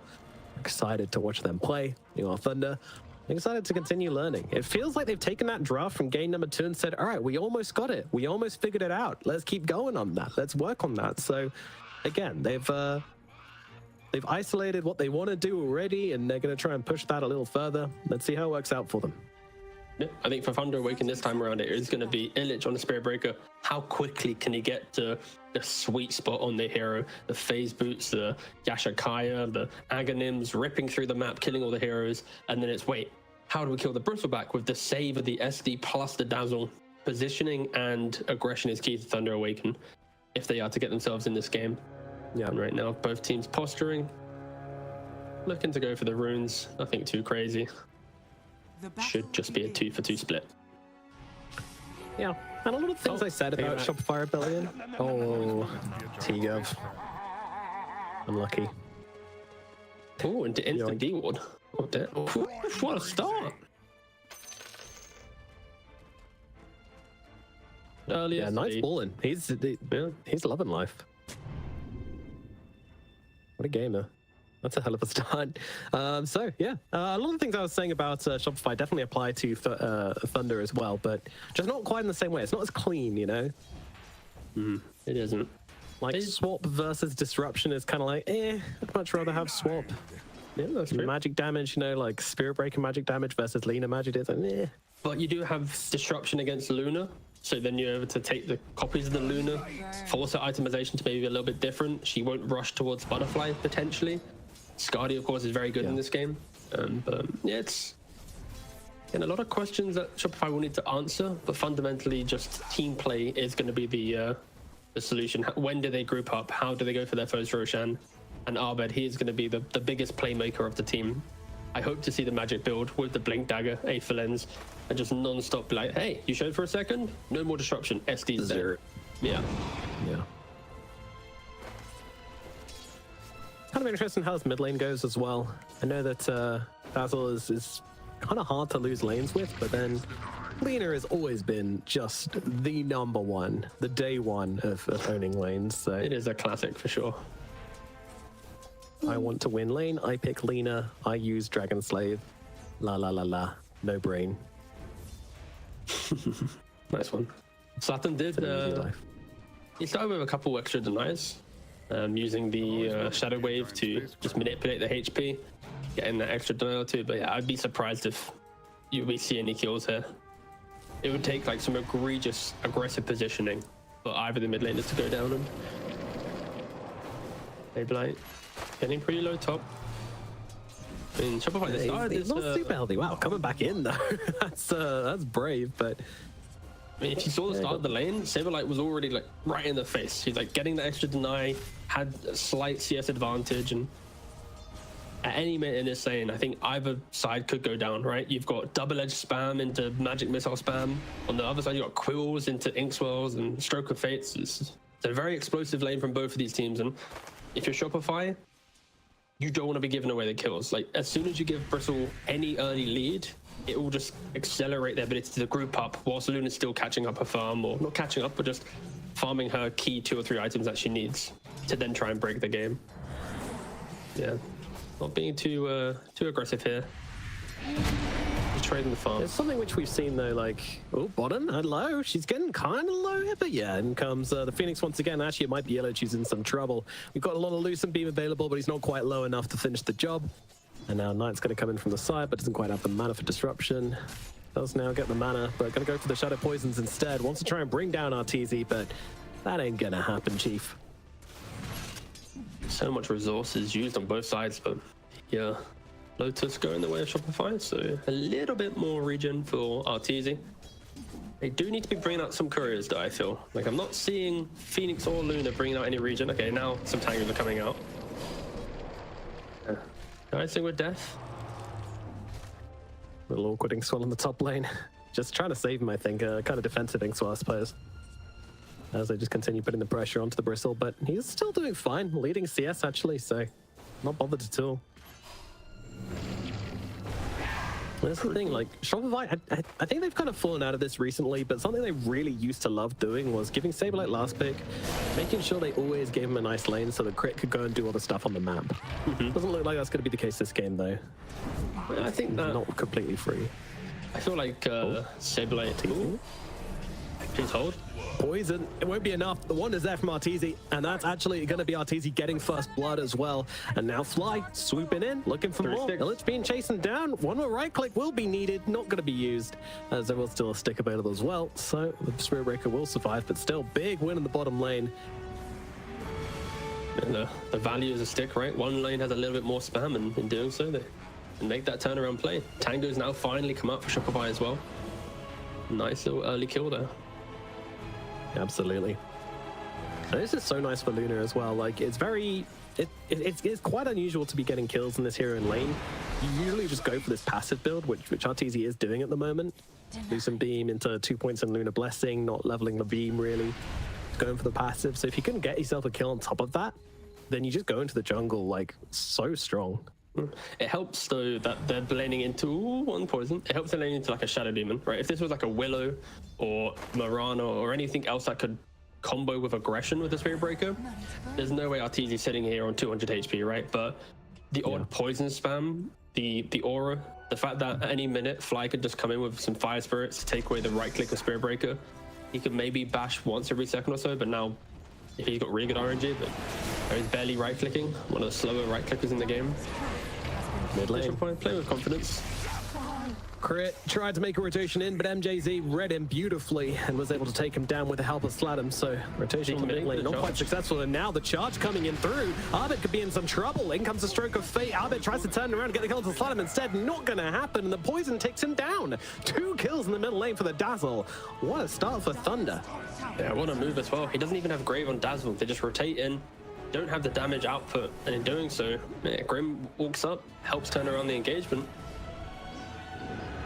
A little bit surprising that the Spirit Breaker charging mid, it's Abed a little bit too far stepped up and does trade his life away. Crit respawns, comes bottom, tries to kill off Knight. Should very much be a kill. Saberlight. Yep, Knight goes down, but over on the top side, they're finding another one. Saberlight will be killed off, and Sladham all of a sudden just 3 quick kills in a row. Bam, bam. It helps as well that the aggression came to Sladham in the mid lane, so then he could just TP to Saberlight, who was extremely aggressively positioned on the off lane. But no, this is exactly what Thunder Awaken want to do. They want to make the map feel chaotic, to then allow for these quick TPs, Spirit Breaker charges. Shopify, they scale into the game. Pretty much all their heroes are very heavily item dependent, at least in the tri-core. So that's why they can tries to go for Knight here and grab the Wisdom Rune, but it's just going to collide with him, and now he will be going down. Spirit Breaker runs across. Yeah, lovely little bash straight away. Now put an end to Fly. Now one really cool thing, if we look over towards RTZ here, he's farming the stack, and who do you think made this stack?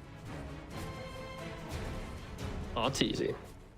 That's right, it's the man himself. During the laning phase, because they had such good lane control, he was just able to use this Lucent Beam to stack the camp for himself whilst continuing to farm under tower. So he didn't even need to take time away from the lane, using the range of Lucent Beam to stack the wave whilst laning. I've never seen that before. That's super sick, and now he's reaping the rewards from it.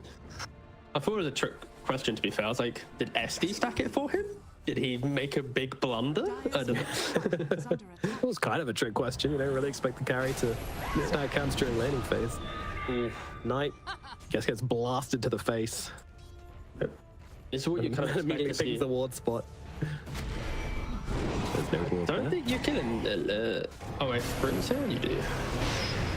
Oh, Stampede. Helping out. Oh, that's set though. Yeah, Stampede's going to try and help out. Crit does go down regardless, and Abed can't quite finish the job onto Illich. Illich is going to go and TP away from this one, and Abed doing the exact same thing. Knows he can't fight with that Shadow Poison upon him, so just gets himself the hell out.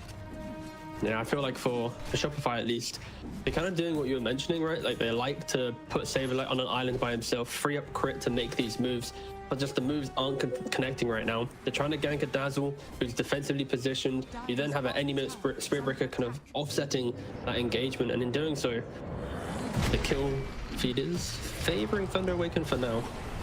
With the bot lane as well. RTZ in some trouble. Disruption comes in as Crit tries to help him out, but it's not going to be enough. Luna's going to fall regardless. Illich gets the kill, and they get themselves back. Nice pick off there onto the carry. Definitely a target you want to bring down a couple of times to stop RTZ just absolutely running away with farm this game. It's really nice poking coming from Thunder Awaken.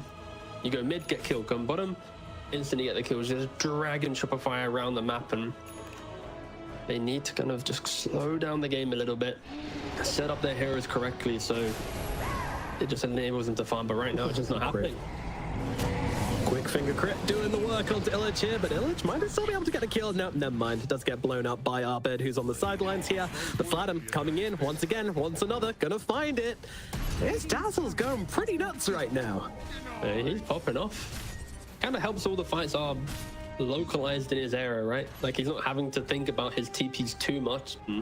He's going straight for the Agnums. He's not looking for a Midas. He's not looking to greed it up. Get straight away, amp up your Shadow Wave, and throw your teammates into the fight. And we've not even had to mention Bristleback too much recently.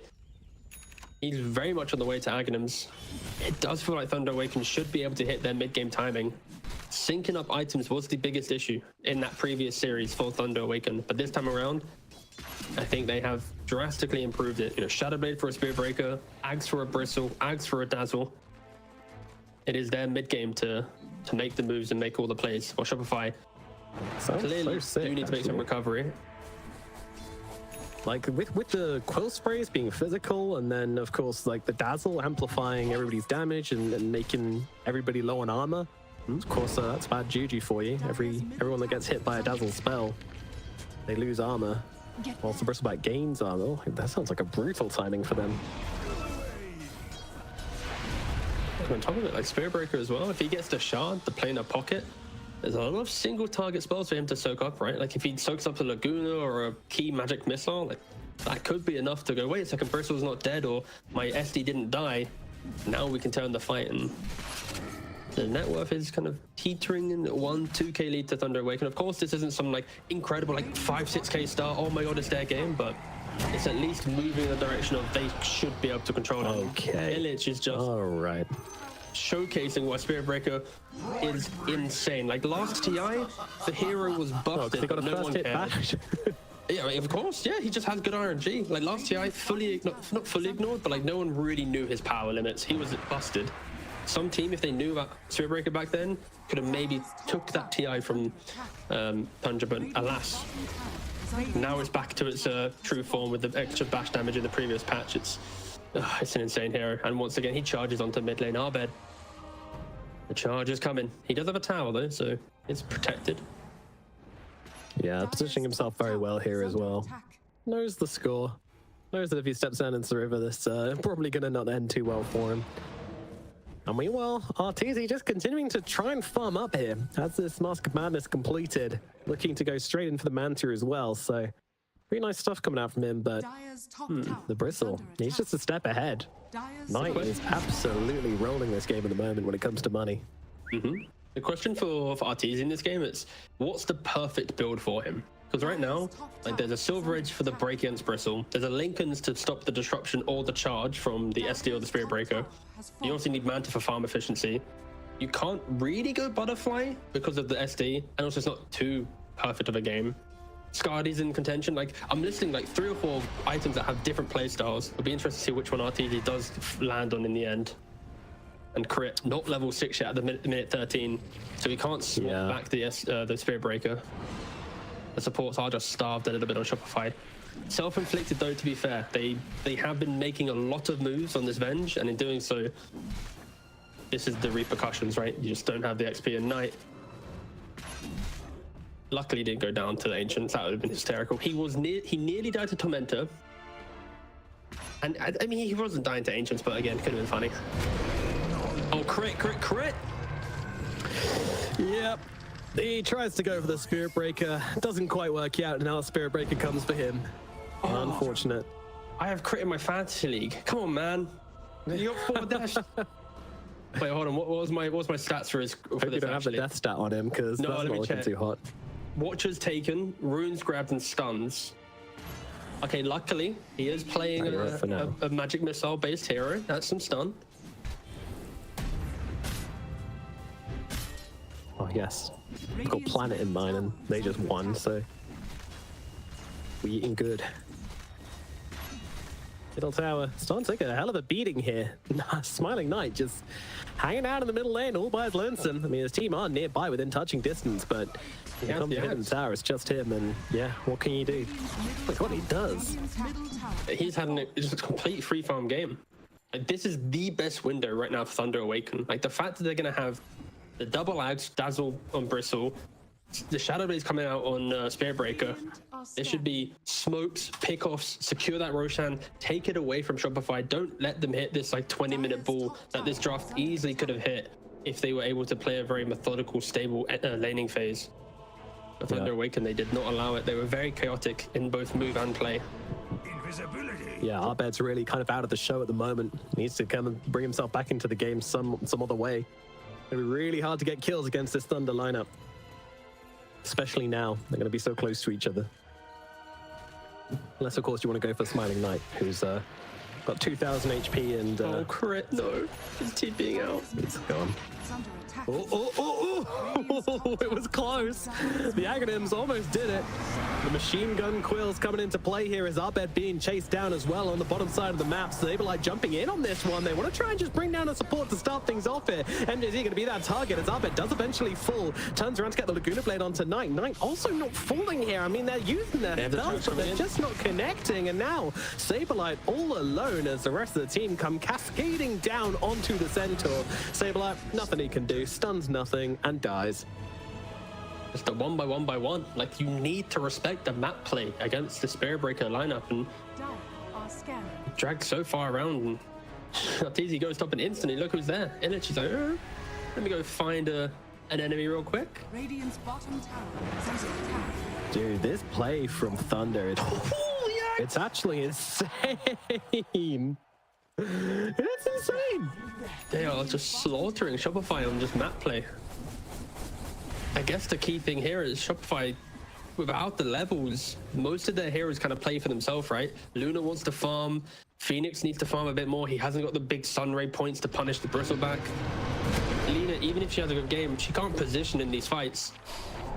Well, here we go. Eclipse is used. Maybe MJZ falls, although he's reached the limit on the Eclipse hits and he's not dead. The bind. Now, they need to get themselves away, but it's a beautiful soul bind coming out of the two of them. Here comes Bristleback from the sidelines as well. They've assembled on the side of Thunder, and that Bristleback comes dangerously close to Arteezy. Rips through Saberlight. They want the big carry. They might not find him, though. Beautiful LSA coming out, but the Inkswell takes the stun off. Arteezy under tower, getting beaten down. The charge comes through, interrupted by the Lucent Beam. Arteezy fighting for his life right now, and they're a tier 2 tower.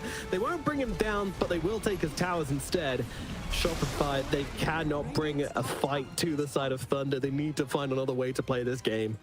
Bristol has Ag Shard. It's 17 minutes in. He's got Vanguard. He's going to bring out the Voodoo Mask as well, just for an extra bit of spell lifesteal, inevitably to become the Bloodstone.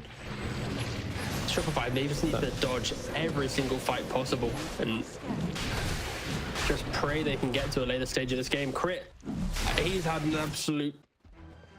I don't even know what word I want to use. It's just rough, hard, difficult game, and stinker of a game. Stinker, yeah. That's what I'm going with. Oh wait, but there eventually it turns around. He's got a wand. Big one. Surely he has to die. Surely he has to die. Spiritbreaker, he cannot survive this right now. And there we go. Laguna Blade to the face. A bit of Sid beef in the bottom lane as the cow goes down. But meanwhile, having Sid Roshan up on the top side. Roche is dead. Aegis now into the hands or paws or claws or whatever he has of Bristleback.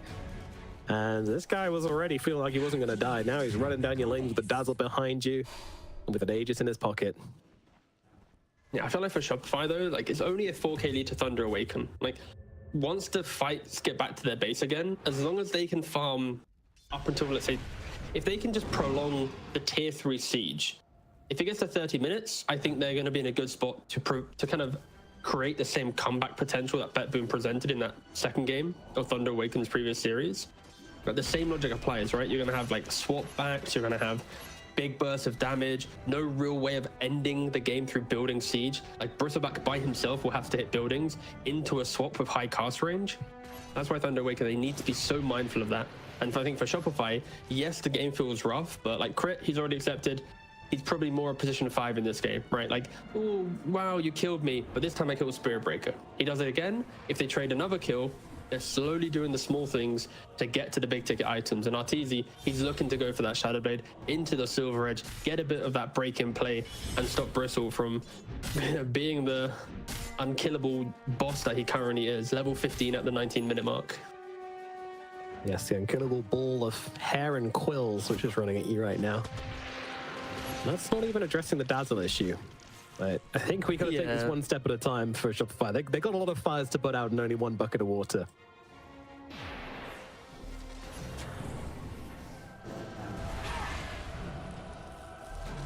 Oh, Crit, run away. Yeah, your tier 2 tower might not be as safe as you're hoping. There comes the charge, there comes everything coming down on him. Oh, blitzed. Bottom tower is under So the attack. Spirit Breaker was charging the creep wave, and then Fly just Icarus dived by the creep, which then hit through the charge. Oh. Some days it's just not your game. You just got to accept that. You just got to go, okay, I'm gonna get upset. And Oh, will RTZ get the illusion rune? Saberlight's gonna die. oh, Saberlight, yeah. I think Gonna try and get away from this one. I mean, there is no Nether double Strike bounty. thanks to Fly drop in earlier. But the poison's upon him, not just the shadow poison, but also the poisony poison. And down he goes. Illich grabs another kill. This Spirit Break is going absolutely crazy right now. Bottom tower is under attack.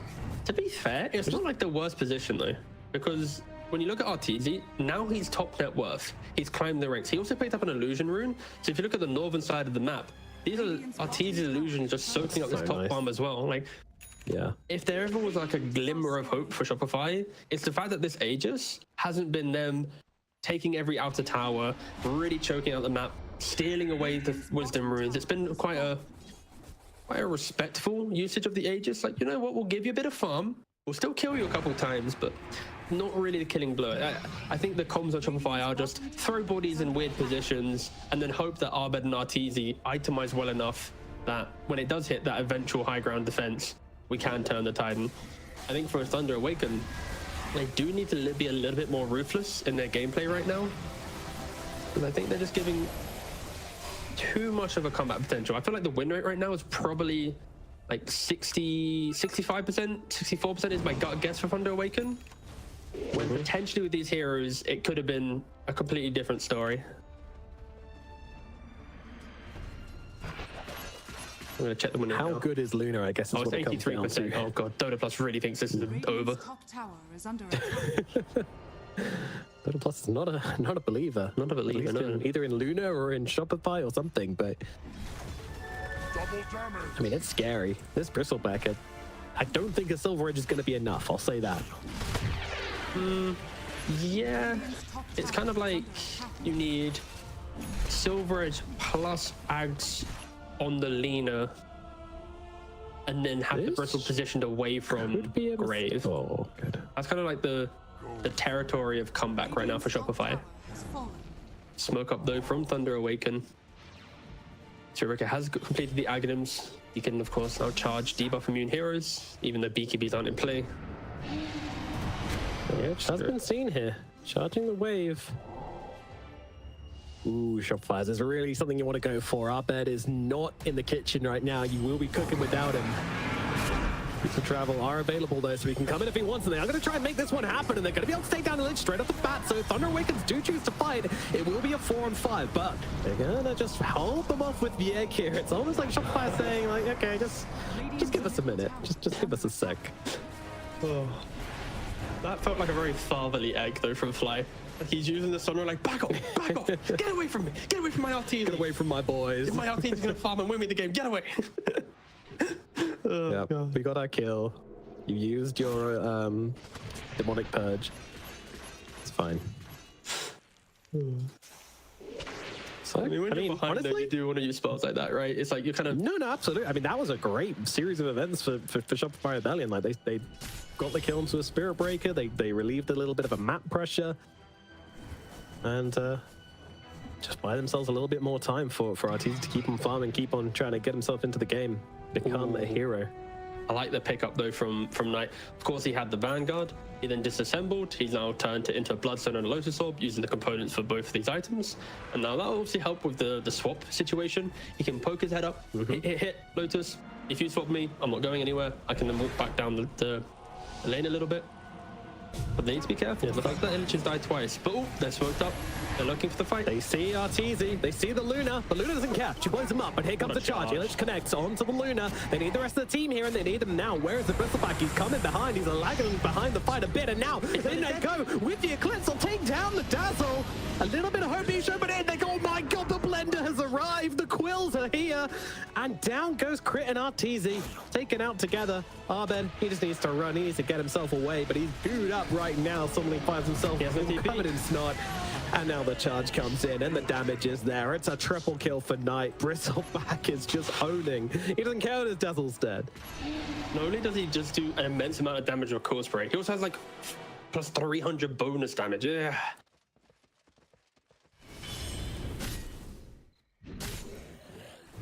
Oh.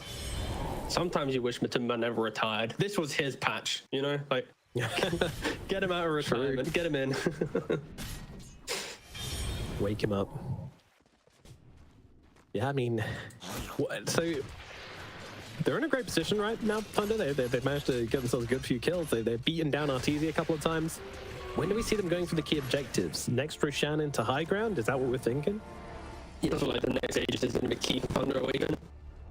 Just have that little bit of insurance. I think Shopify are doing a pretty good job at getting that one core kill to give themselves some lease of life in the game, but I feel like if there's an Aegis in play, it's...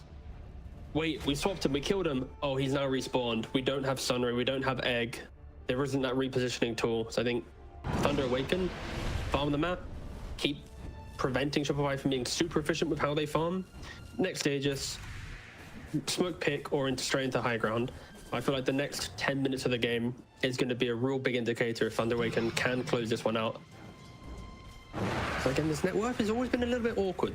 6k, 5k, it's been really kind of in a balancing point.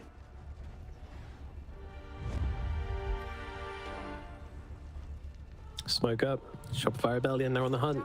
Ooh. They're going for the Bristleback. They're going for the big boy. They have the silver. Oh, with the whole team's behind him. It's going to be tough. Knight, they actually goes behind. Saberlight goes for the deep jump here, trying to catch out the Dazzle or something, but Arteezy's got different plans. They do take down MGZ. That's a lot of damage coming straight off the bat. Egg comes down as well. Knight, though, he's plenty tanky with the Bloodstone coming through as well. He's going to be absolutely fine.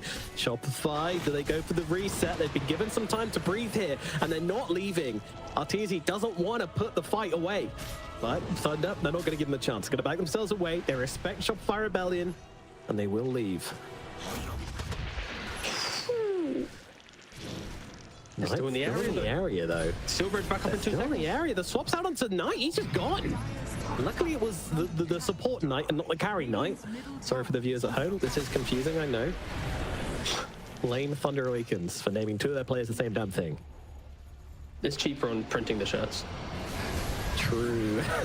They can't start immediately out to Illich though.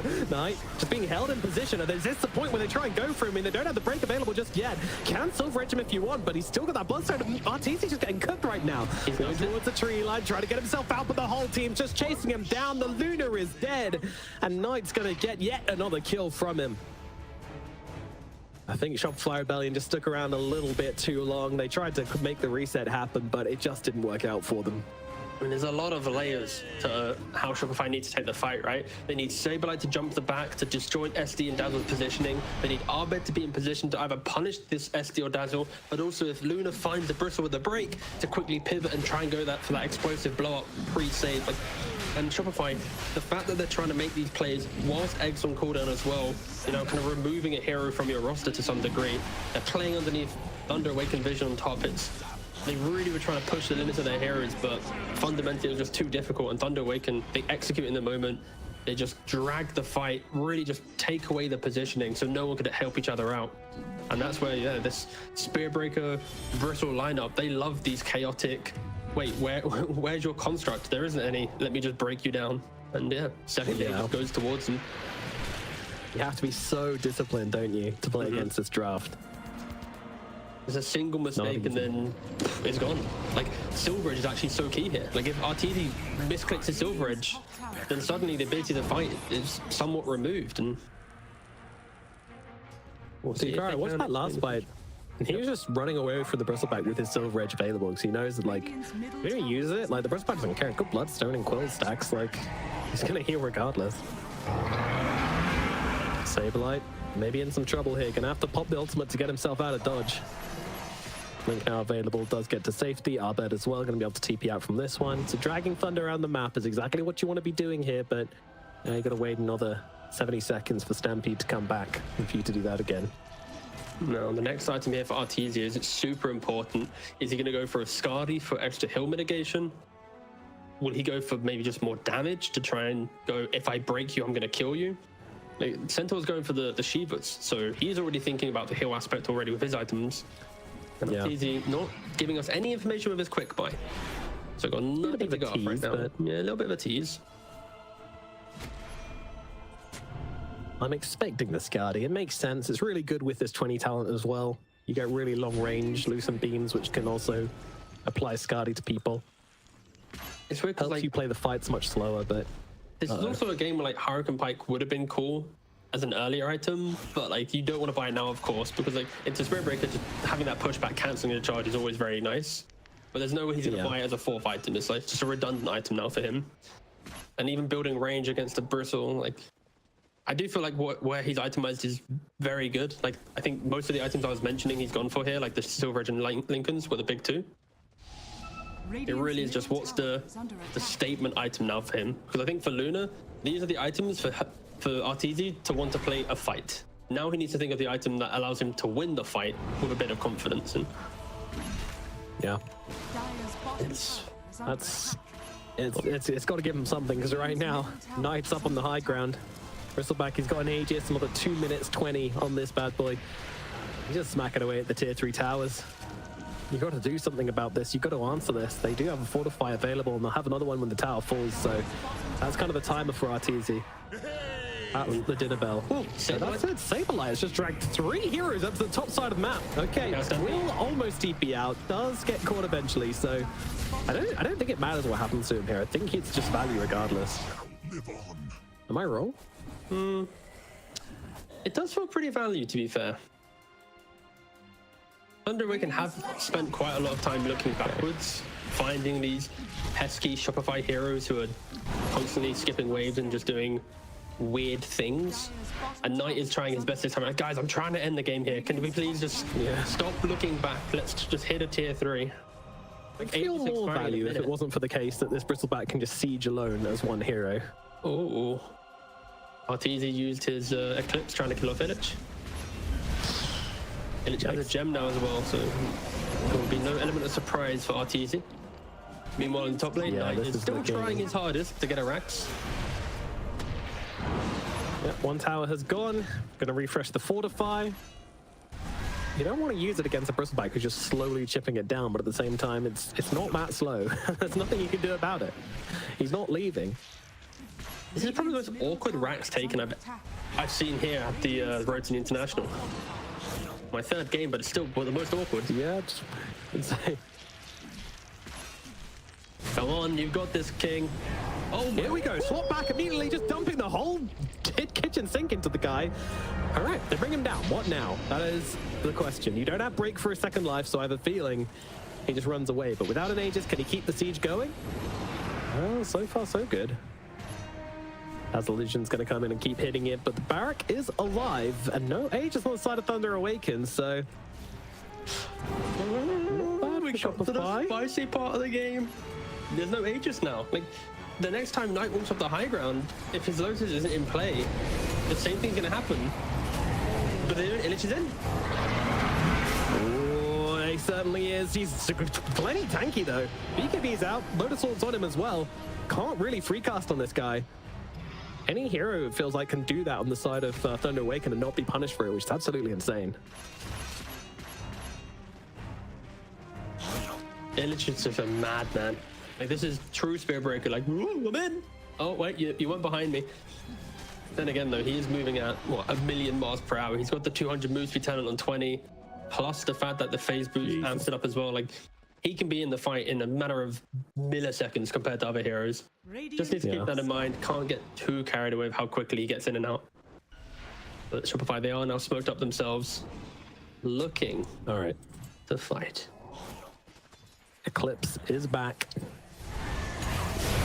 Let's see what they can do. Dazzle would be a great target hit, but it could be so quick from Sladam. My goodness, you're not catching this guy sleep in as he immediately turns around and brings down Crit. Fantastic work. And now on the sidelines, they do see Bristleback. They're going to try and bring him down. They're able to do so. The break is there. The damage is in. And the egg helps as well. And Knight is gone. Finally, they bring down the Hedgehog. But now they're looking to keep the fight going. In comes the Spirit Breaker. Tears our bed apart. And they just need to leave. Shopify Rebellion, they got the kill, but they could only bring down one. That does seem to be the issue here. As Sableye going to lead them on a merry old chase. Come with me, my friends, across the map. But the charge is there from Illich. That will put an end to his shenanigans. And Slans will finish him off with a big old Shadow Wave. Okay, there it is. They killed the Bristle. Finally, they trade 3 heroes. I'm trying to decide if that's a win or not. I think momentum-based, a little bit of breathing room for Shopify. But the fact that it's like, we finally killed Bristle, and now Spirit Breaker's, he's in his like end game level of items in play, right? Like, he's doing so much damage in these fights. He did what? 3,700. The Dazzle did 6,500. Like these heroes, they're no joke. On top of that, we've not even mentioned it, but the Grimstroke can still go for the Aghanims. Illich is in the base again. Hold on. Surely this is punishable. Surely they can catch him out. The swap is there. The damage is in, and why is he there? Yeah. He's a Spirit Breaker, T, Governor. You know this answer more than anybody. That was rather illegal. Well, it was illegal. He did get punished for it. It's feudal punishment here in the Dota world.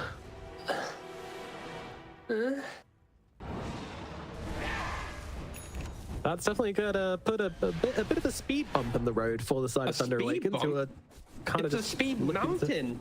It's a massive thing. Just fed away a gem. Oh, we had a gem. Okay, all right. Yeah. It's getting worse.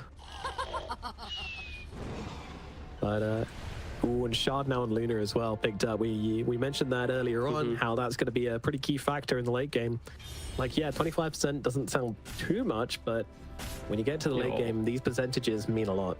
So Nomad, we got a really interesting development with RTZ item, right? So he went for Satanic to make sure he can stand his ground a bit, but he's looking to go Butterfly because he disassembled the Mask of Madness.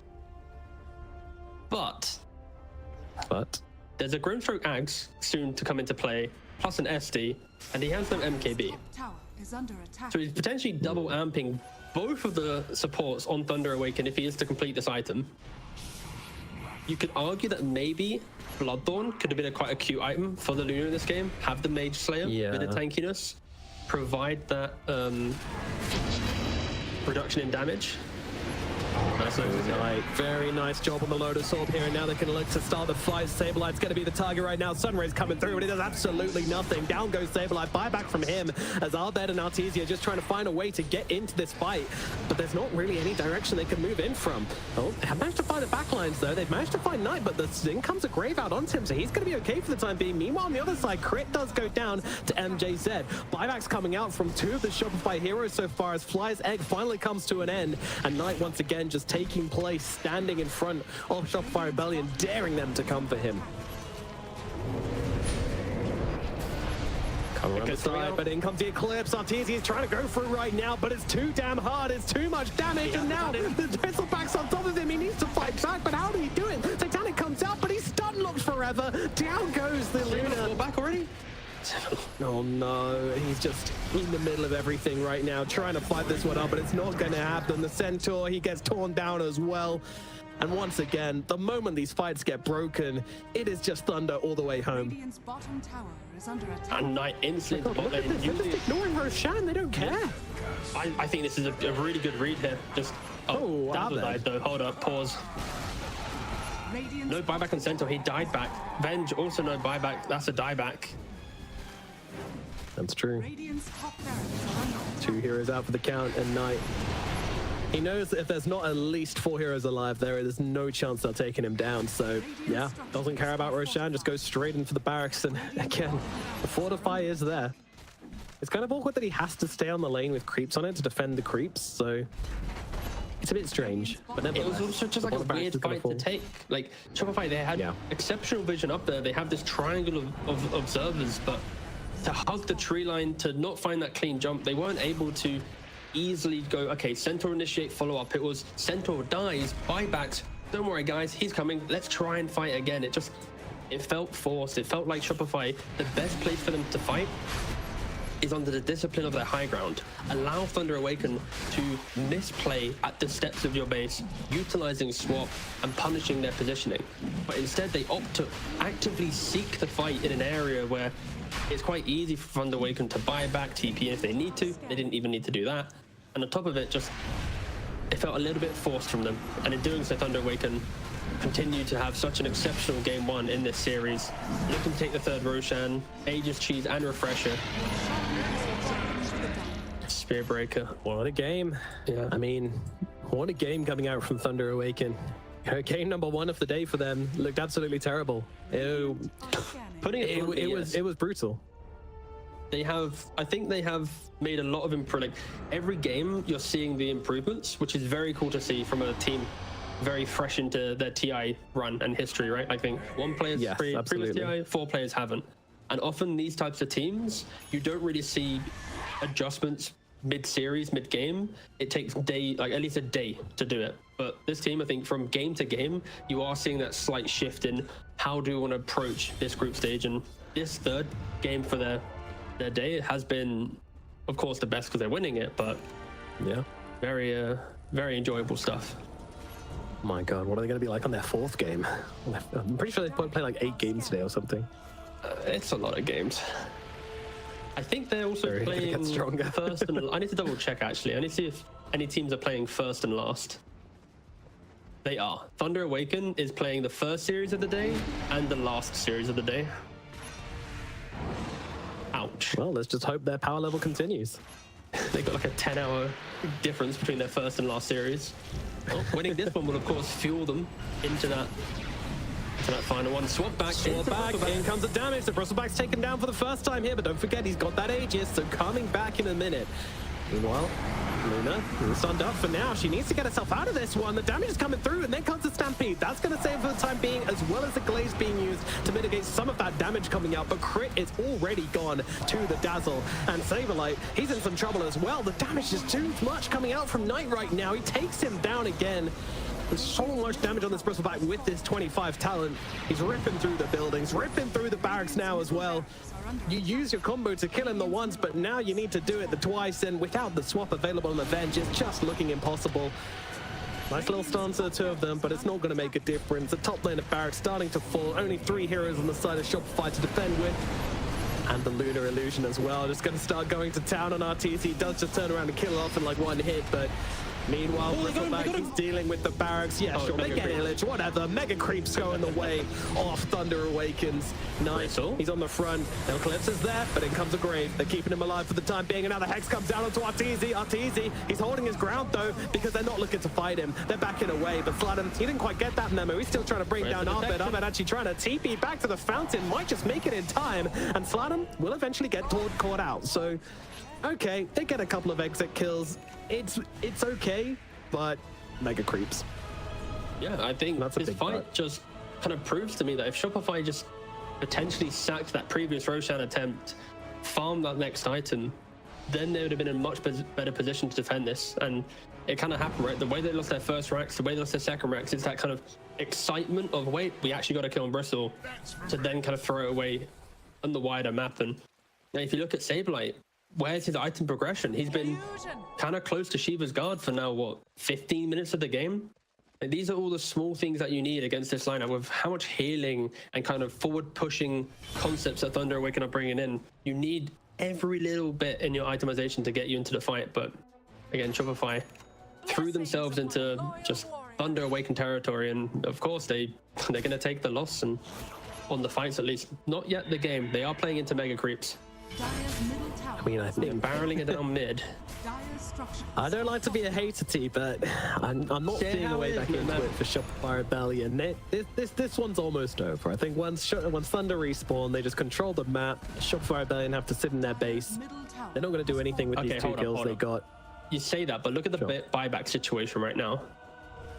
Dazzle can't afford it. Bristle can't afford it. They've also shown with new items. Potentially, if Thunder Awaken get excited and lose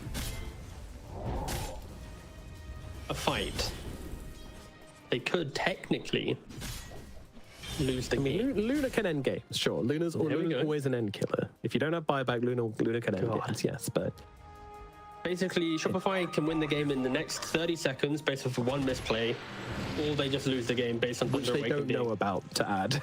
they Correct. don't know And the lanes buyback aren't even there. conditions. Middle tower Yeah. is under attack. But this is their If all time. of these conditions are fulfilled, I'm just trying to give hope to any of the NA fans, you know? Like, this is, you know, SA's ruling supreme in this first game. Just trying to give them a glimmer of hope, what to look out for. And fair play to Shopify, they did look for that actual play. They were smoked up, and with the creeps barreling down the lanes, this should be it for Thunder Awaken. it's not just creep barreling down lane. Thunder in the base right now, and now they've found Saberlight. Saberlight pops out ultimate, needs to get himself out of this one, but I'm not sure he's going to get a chance to. The blender goes off, Bristleback shreds him to pieces, and now in the backlines, they've also caught out Fly. He's just gone as well. Does have a buyback available on the Phoenix. They're going to have to find a really cute entry into this fight, and I'm just not sure that's possible. Building's being destroyed, Swap is out, but the Lotus is there. You're just giving the Bristle a whole lot of HP, and now Hex out onto Arteezy. Arteezy in some trouble. He needs to turn away, fight around right now. He needs to start getting off these glaives with the Satanic. I mean, he's keeping himself alive, but he's doing absolutely piddle of damage.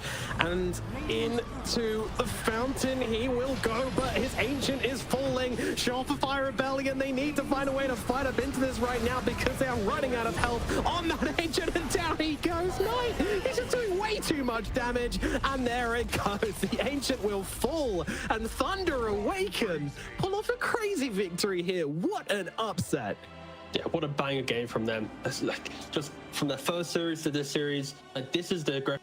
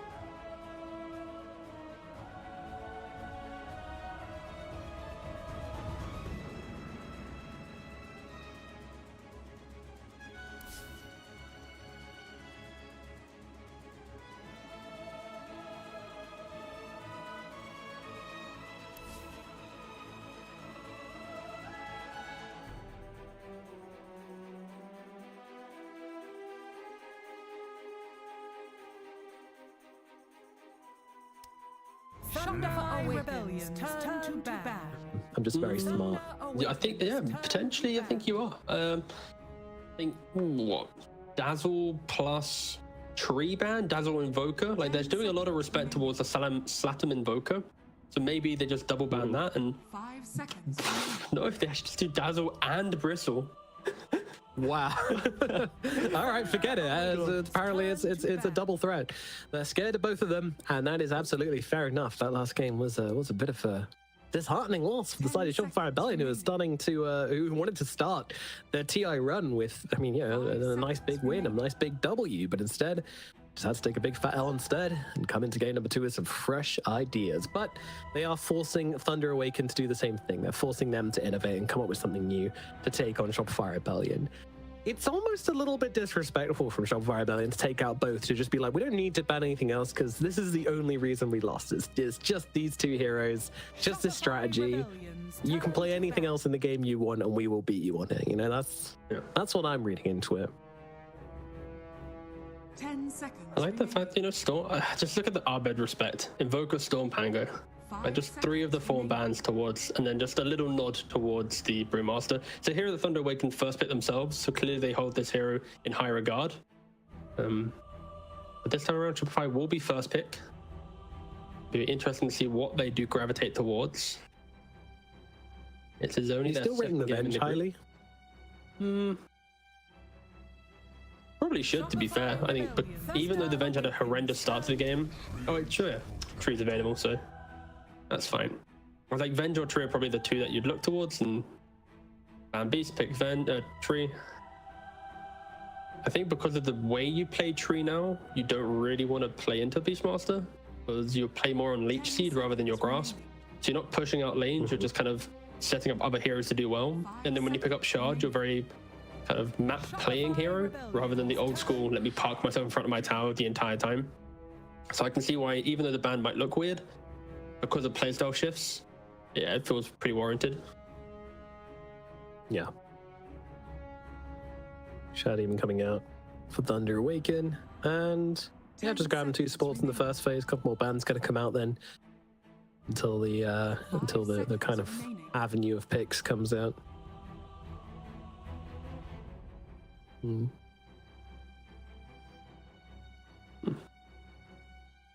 SD pick for Thunder Awaken. Not opposed to it. I think the SD is always a nice casual pickup because it just prevents certain heroes. And you know, RTZ has traditionally gone down the Terrorblade, Naga, Lunar style of draft sometimes. So yeah, not opposed to it, to be fair. Trying to think of what he played the most throughout the year. Yeah, he played Morphling, Medusa, Terrorblade were his big 3. So already it kind of slightly prevents those heroes a little bit because of how potent it is when you give away an illusion. 5 seconds remaining. I'm just wondering how much they're leaning into this anti-chaos thing on the side of Shopify Rebellion. I mean, banning out the Spirit Break and the Primal Beast is just really like, we're not letting you break up these fights anymore. You know, we want to play some nice clean Dota. We don't want to come down to the scrappy streets of SA. No, I'm down for that. No, I respect the bans for sure. I think I'm a little bit upset because I'd love to see Thunder Awaken showcase more aggression, but the bans are really taking away that kind of ideology from the draft. And we'll see if we can go there. Do you know, by the way, just random, RTZ had a 27% win rate on Medusa throughout the year. Did 11 games, 27%. Wow. Doesn't sound very good. Everything else is like obviously pretty healthy, right? Decent win rates, but this is just Medusa, so it's very uncomfortable. Such a random call out. Poor RTZ. I mean, the people should know. Medusa in this game. Come on. I just thought I'd say it. Just why not? Look at him. He's like, don't pick me Medusa. I've got a 27% win rate. Don't worry. You win it, you get like 31%. But no, that's a redundant hero anyway. And they go for the Muerta. So yeah, this draft from Shopify this time around, a little bit more defensive for sure in nature. I think you've hit the nail on the head, right, in regards to the bans being aggressive heroes. The picks are very defensive. The Muerta, if jumped on, you just pierce the veil, turn it around. You can't kill me anymore. I kill you. The Willow has the Realm. The Tree has the Shard. The Invis, the Overgrowth. Like, there's a lot of elements of let them come to us, but then we'll obliterate them if they really fall victim to our kind of our wards and our positioning game. And Thunder Awaken, they don't really have that jump the backline type hero. They've got 2 supports that are very tanky in nature, Disruptions and Sunrays and Eggs. Throw in a Kunkka on top of that to throw in boats. Please, Mr. Kunkka, Blade Mail Ags. Don't go Blade Mail Heart like you did in the previous game. Yeah.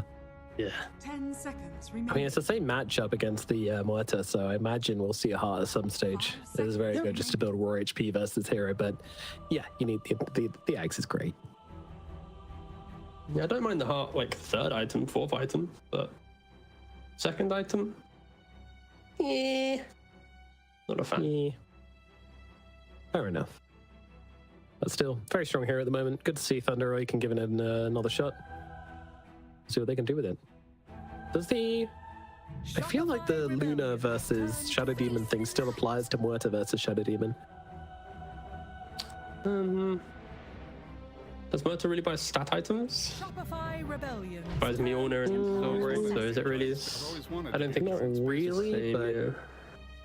You know, if you copy Muerta and her ulti, then the illusions have the ultimate buff on them as well. I didn't know that. So Yeah, it makes it is. Darkseer really good against her. Oh, I remember that being on, like, I think I saw it on Reddit many months ago, but Muerta then kind of faded away from, like, existence. 5 seconds remaining. I kind of just ignored her. But okay. And they go for a TA. So I'm a little bit afraid if you're a Shopify fan, because you've now drafted a lot of cores that want to make the jump into Solar Guardian, 10 Rum Buff, the boat from Kunkka, Sun Rain Disruption. So if Thunder Awaken are positioned correctly, like, they're going to be able to save the hero who gets mode struck, the hero that Muerta's trying to go on. But this isn't like the most defensive of lineups from Shopify. Of course, if they can get an Aegis and really hit the momentum of the game, then they should be in a better spot. But they need to make sure their lanes go a lot better to get that first Aegis, to give themselves, you know, just things to do on the map. Because if this game gets stagnant and even, then the overwhelming team fight of Thunder Awaken does look pretty convincing. Yeah, but then also, like, having two farmers as well, you know, if Thunder aren't able to kind of push their advantage or even, like, put pressure if the game's in a neutral state, then Shopify are going to start to pull ahead. I'm just, like, concerned that Muerta and TA do the same thing, right? Like, Muerta wants to farm for sure. 2 items, TA wants to farm 3 items. You know, suddenly, don't worry, guys, I'm close to myself. Don't worry, guys, I'm close to my desk. Don't worry, guys, I'm close. You know, it's like a lot of what's next. And where's that, like... Like, Saberlight needs to play the offlane hero that brings it together, right? But the Bruise band, the Tides band, the Centaurs band, Axe isn't very good in this game. Like, what even is left for Saberlight, to be fair? It's not a rich pool to be picking from, but they have gone back to the old classic of Shopify Rebellion, of course, of just kind of leaving Saberlight to pick for last and giving him the choice. Ooh. And he has a very, very deep hero pool. Like, this guy plays a lot of pubs. I think Night Stalker could be okay for Shopify. The only issue of it is you're really playing for that mid game and the lane isn't too great. But because of Willow, it might give you breathing room. I think with CK Wraithing bans, it does maybe amp it up a bit. Oh, look who's sanking. Okay. Do you want a crazy stat of Saberlight's pubs, by the way? Sure. 8 days. He's played 30 matches. He's only played 2 heroes more than twice. 10 seconds remaining. And those heroes have been 4 times each. He's playing Your variety. Yeah. This guy is giving us variety. And Sanking's in a pretty cool spot right now, like with the Ags allowing the little mini burrow strikes inside of his Sandstorm, plus the fact it moves. Your laning phase is pretty aggressive. Like, I think I was leaning Night Stalker just for I press my ultimate, I see SD, I see Phoenix, my hero's gonna make the jump. Issue with it would be, my concern was like the laning phase aspect. On the flip side, SK has a much better laning phase. Like, SD and Phoenix aren't the strongest in lane. They can keep heroes alive slightly, but they don't kill. So now you throw a Sanking and a Willow into a lane, Burrow Strike, Bramble, you're gonna whittle them down over time, maybe even get a kill or 2.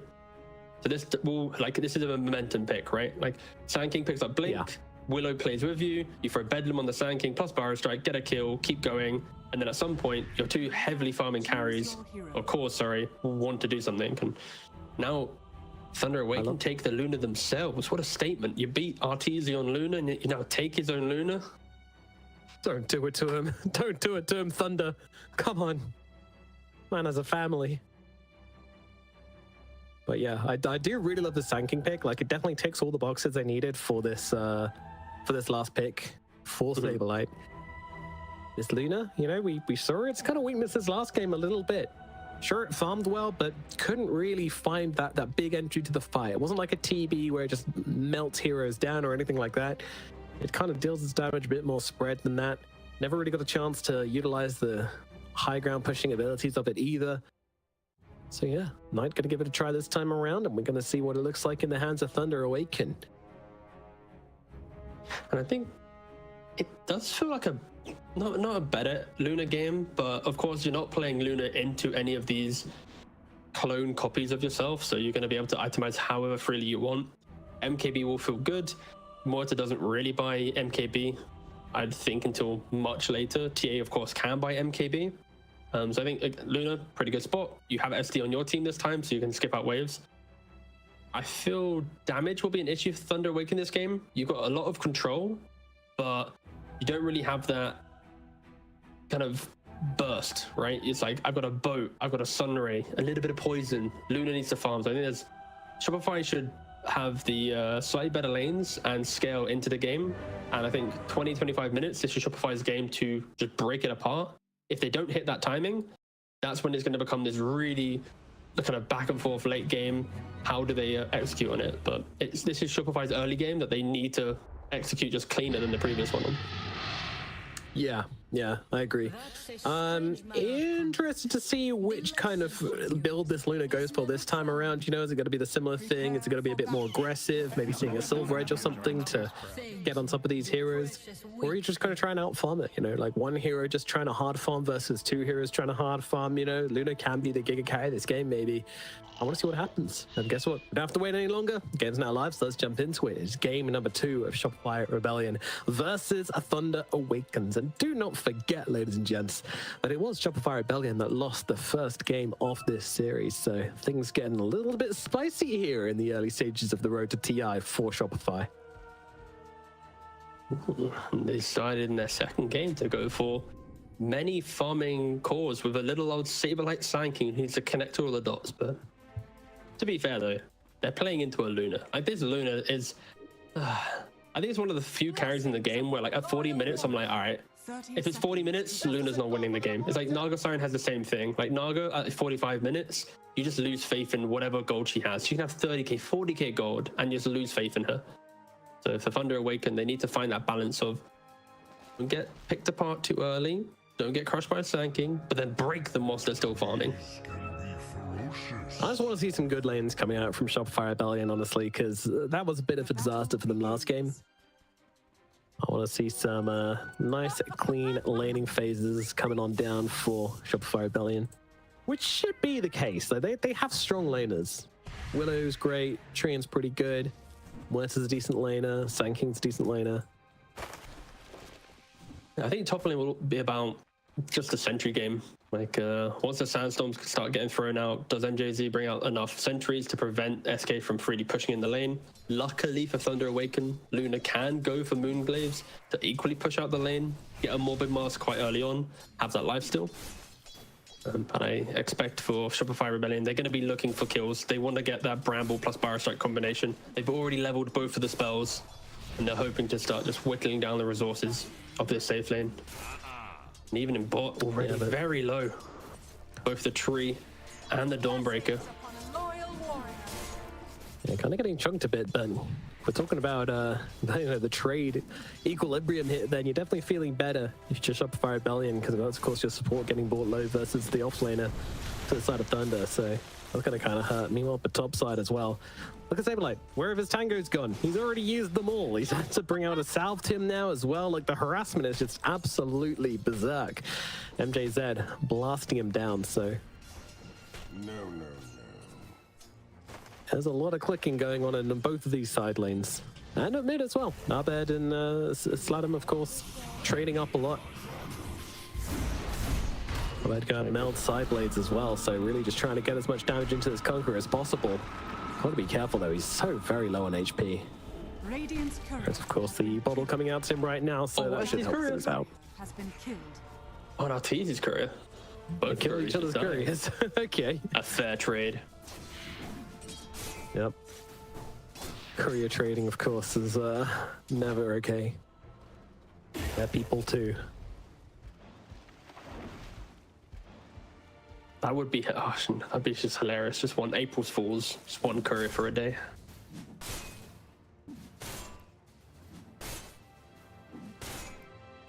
God. This Conga hero. Very annoying to whittle through. But to be fair, there's still no points in refraction for Abed, so he's kind of just tanking these constant Tidebringers coming out. Also getting caught by pretty much every single torrent I've seen so far. Sladam's doing an amazing job. Oh, is he gonna get that? Now Abed trying to race him to the water rune, but Sladam's going to be able to grab it.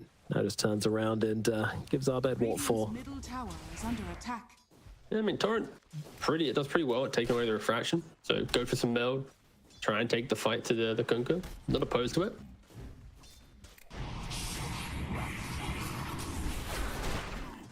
Nope.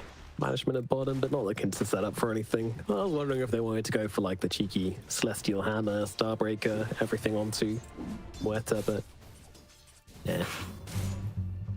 Ours. Any minute in this mid lane, I feel like someone like this, like Abed could just overplay his hand, right? And I'm just gonna hide quickly.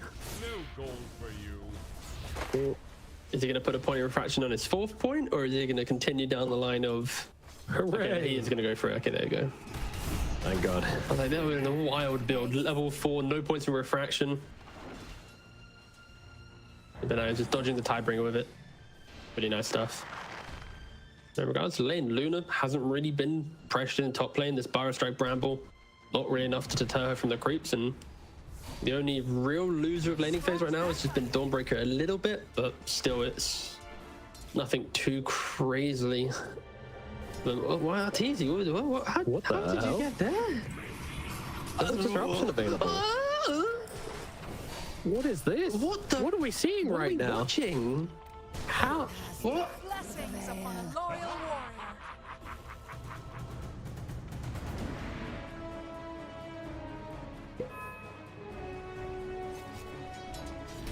warrior. Alrighty. Up in the... Yo, there's a walk of shame cam happening right now when he respawns. Oh, he done the smoke as well. Yeesh. How?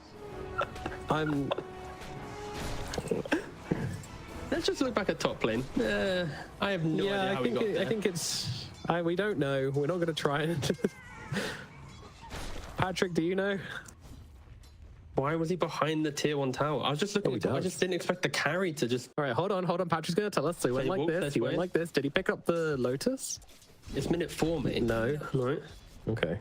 Ah, well. He just went on an adventure. Arteezy's fun day out.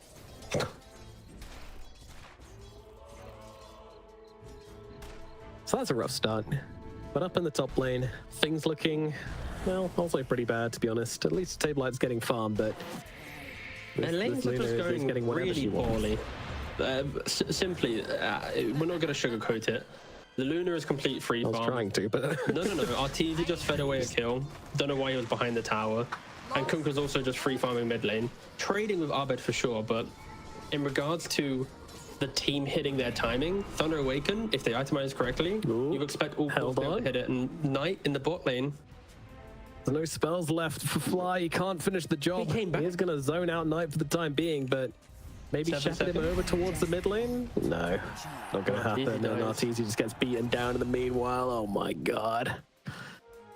He gets a kill for it, but that's not going to be any kind of silver lining. No. 6-minute rune. Denied by Knight. Nice. Good job. I feel like if he went for that, he probably would be dead. He's just taking Fly for a walk, honestly. Fly's been trying to kill him, and now he gets a bounty rune as well. All the way. Off we go again. 330 move speed to 355. You're 25 move speed slower, Fly. But he does have stick into leech. God, please deny yourself. Just finally dead. Find a way. No, he's not. Oh, and here we go, Tarbet. All right, you know what?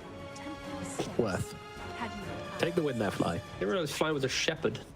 Yeah, he really is. He's not a shepherd, he's a sheepdog. Yeah, exactly. Wait, what do you call Fly? Don't worry. Radiant are scared. Arteezy actually went for the Falcon Blade build. You know something you see when people are trying to like really hammer down on their lane and win? their laning phase. But Sladen, he's paying attention to the bottom lane as well. They're going for Arteezy again here. They will not give the guy a break. A boat comes down. 2 men caught inside that wonderful little combo. Fly still surviving for the time being, but maybe not for much longer. MJZ's upon him now as well. There's a blood grenade, there's flames, there's a hammer in the back of the head, and that will take down the Treant Protector. Just, yeah, beautiful moves coming out from Thunder Awaken. Just the off-lane pressure. Sladam coming in as well to get that extra kill. And I think if you are Shopify, you're looking towards Abed. How's he going to itemize? Is he going to go for an early Blink Dagger? Is he going to go for like Dragon Lance Deso, secure his own game? Maybe go for a quick Roshan to take it away from what is soon to be quite the death ball coming in the next 15 minutes from Thunder Awaken. And on top of that, Saberlight, he is kind of free farming now with the Vanguard, being able to play behind tower, 3 points in the Sandstorm. When he picks up his Blink Dagger, he needs to play a crit to make moves. But Abed, I've just mentioned him being a key component in the comeback of the mid game. Such a instantly big getting kill. picked off in the mid. Utilizing the Solar Guardian. The moment they hit 6, they just immediately make use out of it.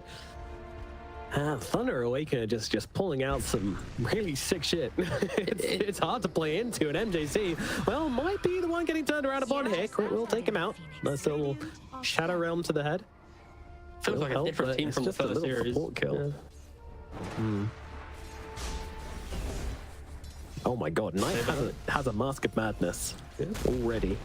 Saberlight trying to take him down. I mean, this is a big commitment here with the ultimate. They're trying to finish off Knight, and in comes Crit as well. Is it enough? I mean, he's only down to about 1/3 of HP, and now the boat comes through. That'll be all the Talon health he needs to turn this one around. Saberlight likely going to get brought down here. Knight still a little low. Arteezy tries to commit to he doesn't have level 6 though. He does as well. He just came to the fight to die, and the tips are coming out. These are really good tips. Like, these are incredible tips. That's nasty. The poor boy. But the key thing there is Luna. She had the Seeds of Serenity. The Vidura's Dale with the 17 charges on the wand allowed her just to stand her ground with the Mask of Madness. Like, Arteezy, sure, boss, you want to come make a rotation, but she's incredibly tanky. She's 3 levels higher than you. Maybe if you didn't die the bot tower and then the respawn and death and whatnot, but again, Sladam, he is the key component here. Punishes bot, goes back again top, connecting all the pieces of the puzzle to allow them just to continue farming up. Gold from my chest. Congratulations on being the first caster to actually use Verdurous Dale. Oh no, Flight, no, not Flight. Fog loves saying it. No, I'm a. Oh, does he? Yeah, he just screamed. You can take number 2 then. Yeah. Maybe it's just an unranked thing, but he's too professional to do it in casts. Unlike others, MJZ is gonna get brought down at least, so I think he gets something. Radiant's middle tower is under attack. He's not as poor as you would think, to be fair.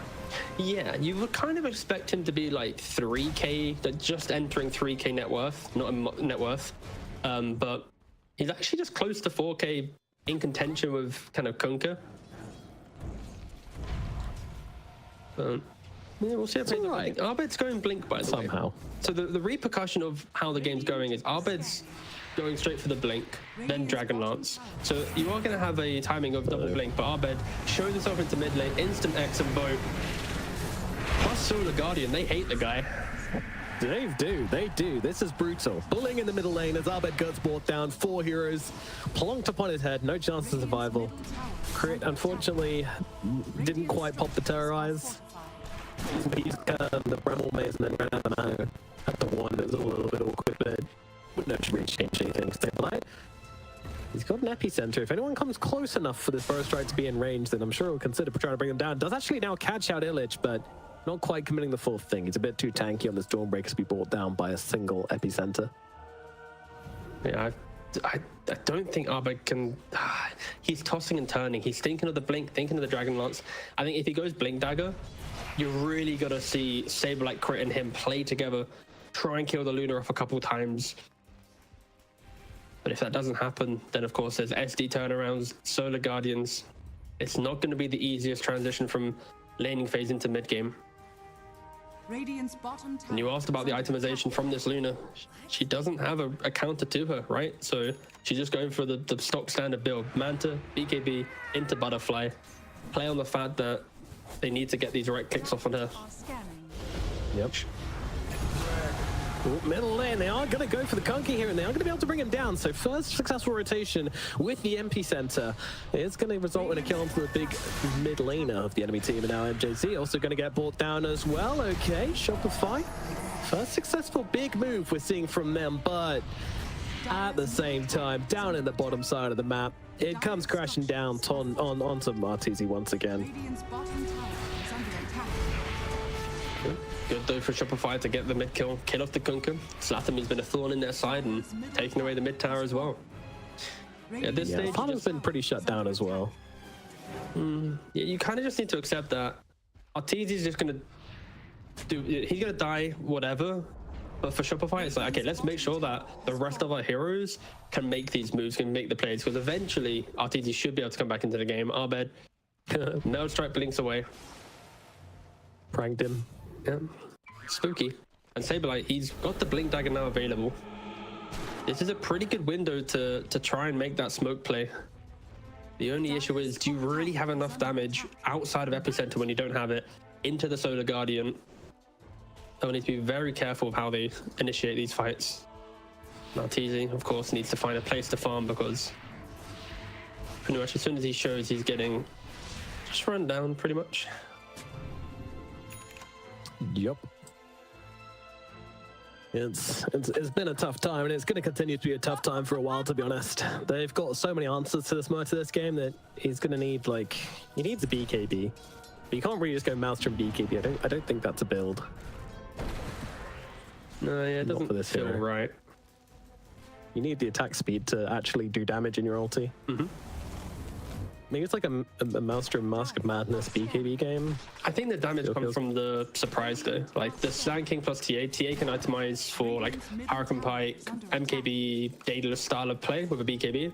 And it's like, I Burrow Strike into meld, Luna's either dead or having to Satanic hit run away. And then Arteezy can play his own game, but right now it really is just make the moves without him and see what you can find. But Thunder Awaken doing a pretty good job reading this. You got everyone kind of hugging the extremes of the map, already putting themselves in a position of vulnerability. And Slatten yet to show what he's going for his next item. I think he's going for the shard, but hopefully this time around he is going to be going for that Aghanims. I think it would destroy like a TA. She's one of the few heroes where it's like painful. Like you blink in, there's no way to get back out, right? So if Abed ever misclicks, there's a knight. He's actually jumped for the. Hold on. This is a really big jump here from Saberlight, and I don't think it's going to be successful. They try to bite off a little bit more than they can chew. And unfortunately, this Luna's just a little bit too big to be brought down like that. Yes. Next to a tier 3 as well with that additional HP regen with a Manta complete, the Vidura's Dale active. It's ambitious, was a really nice way of describing that one. I think Shopify, they clearly know the state of the game. They are trying to go for the plays that people don't expect. If it hits, you praise them. If it doesn't, it's going to look quite comedic. And this time around, it does fall into the comedy category. Radiant's middle tower is under attack. Unfortunately so, but you know, you need to make some space somehow. That's exactly what they're trying to do. So, like, you know, because I mean, another thing is because the kills are so deep, you know, they don't really get a chance to utilize the deaths and actually find any objectives for it. So like gets a chance to TP back in, defend the middle tower. So again, they won't be losing too much map pressure here. But over on the top side, Fly could be in some trouble. Disruption comes out, Crit's ready though, throws down the Terrorize to try and hold them back. Overgrowth comes through as well, and it's going to be a nice two-man Terrorize, but not ready to follow up here, but also a lot of time wasted. Egg is going to be forced as well, but nice little catch here from the Kunkka. They've got the turret, they've got the boat, they've got the damage. Waveform down to the low ground, surfing into the enemy team. Ahmed gets brought down as well. 2 dead on the side of Shopify Rebellion. And they're finding their pace once again. How do they fight into it? Like, Abed, he's on the high ground position trying to kill a Phoenix that has Egg, and because they tried going for that epi play on the Luna top tier 3, they then can't take the fight here, and Thunder Awaken just punishing the cooldowns beautifully of Shopify and just keep on going. And starting this Kunkka.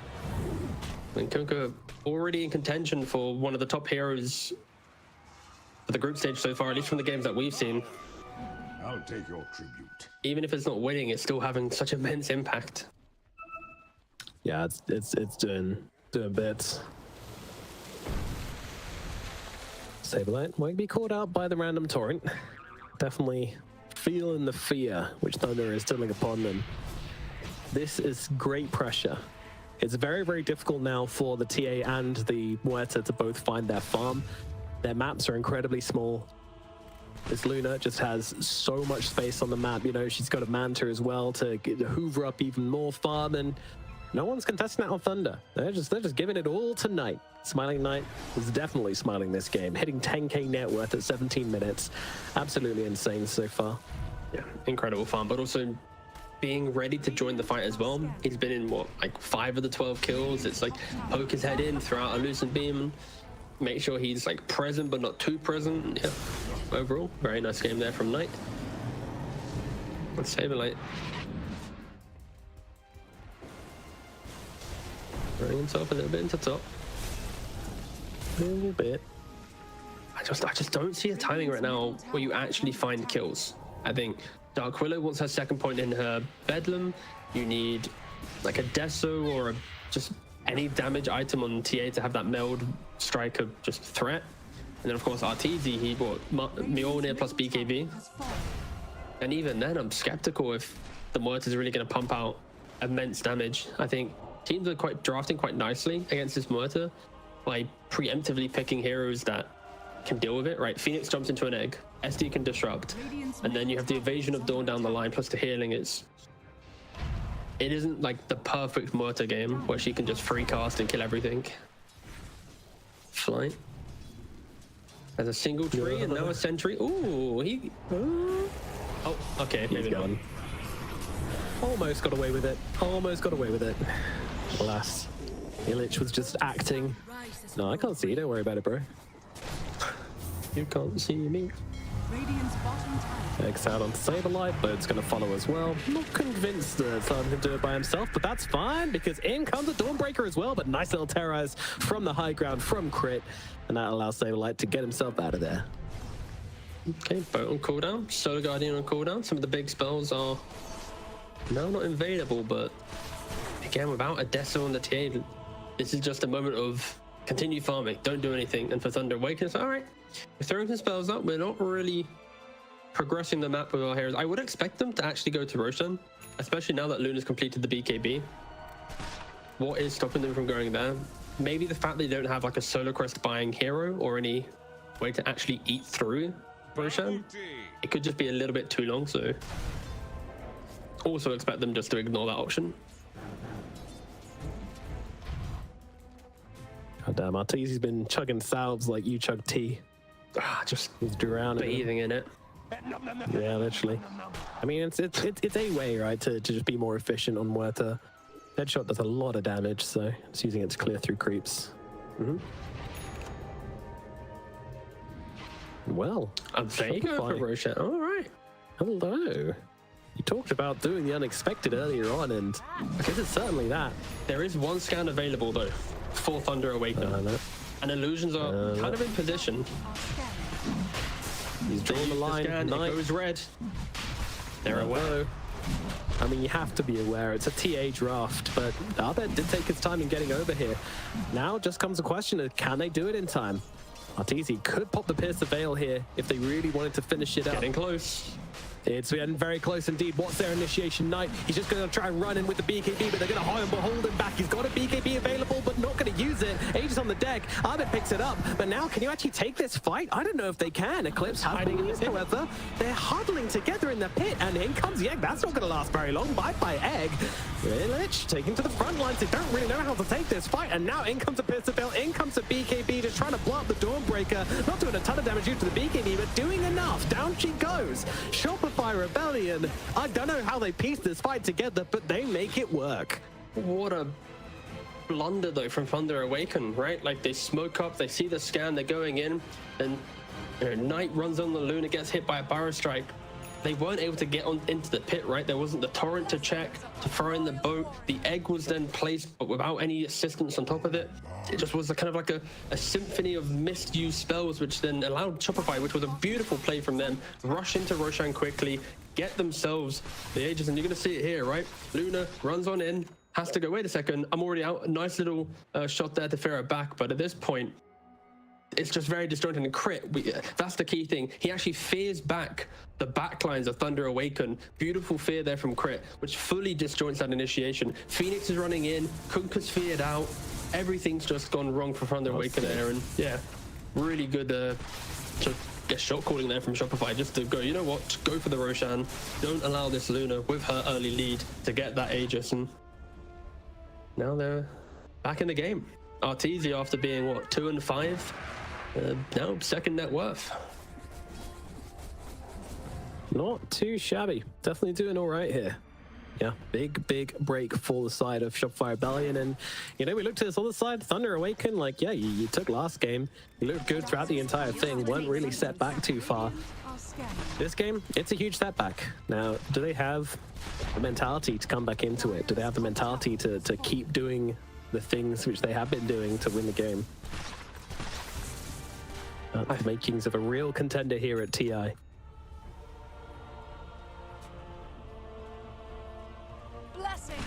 Shopify taking up an aggressive stance here up in the top lane now. They don't have Arbed here whatsoever. Arteezy is going to pop everything here. BKB coming out, ultimate coming down as well. They'll be able to take down the egg, but Arteezy's not going to be able to survive through it all. There comes a hammer, finishing off the Muerta.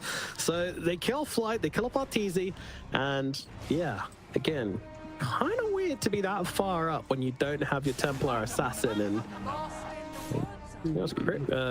Sableye was kind of far from that one as well, so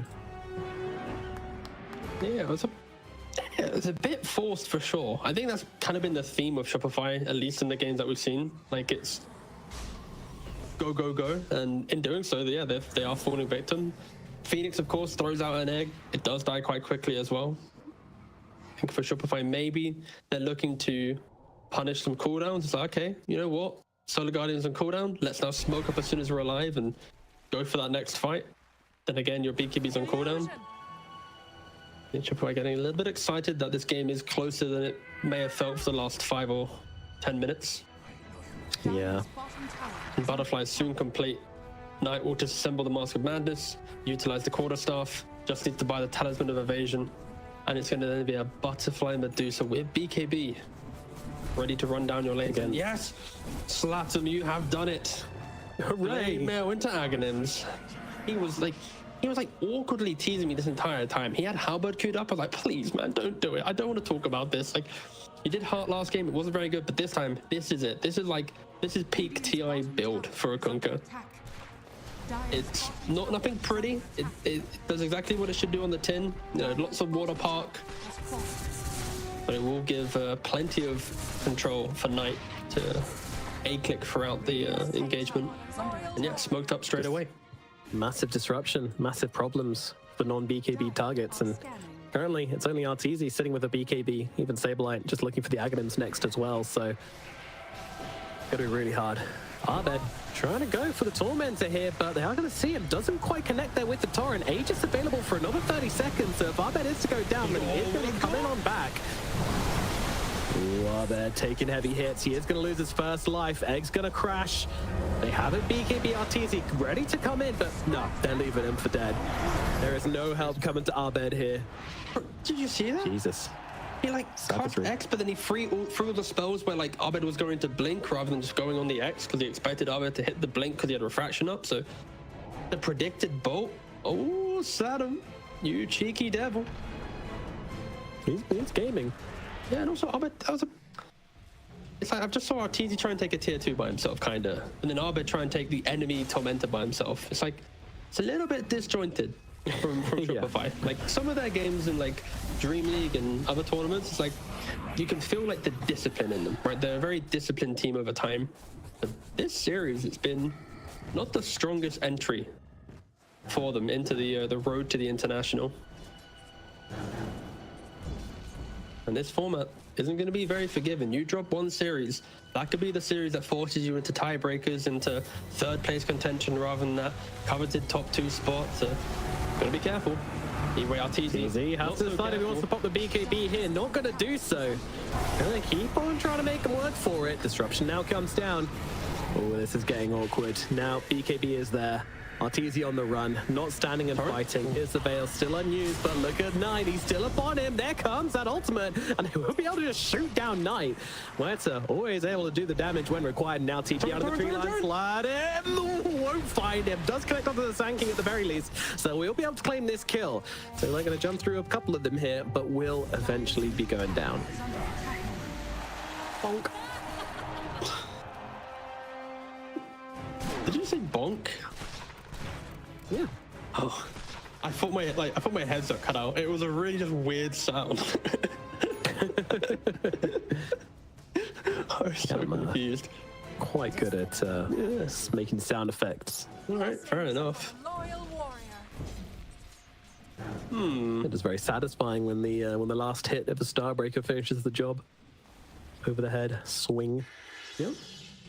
Well, at least Arteezy got away this time, so he's really back into the game. He's a threat.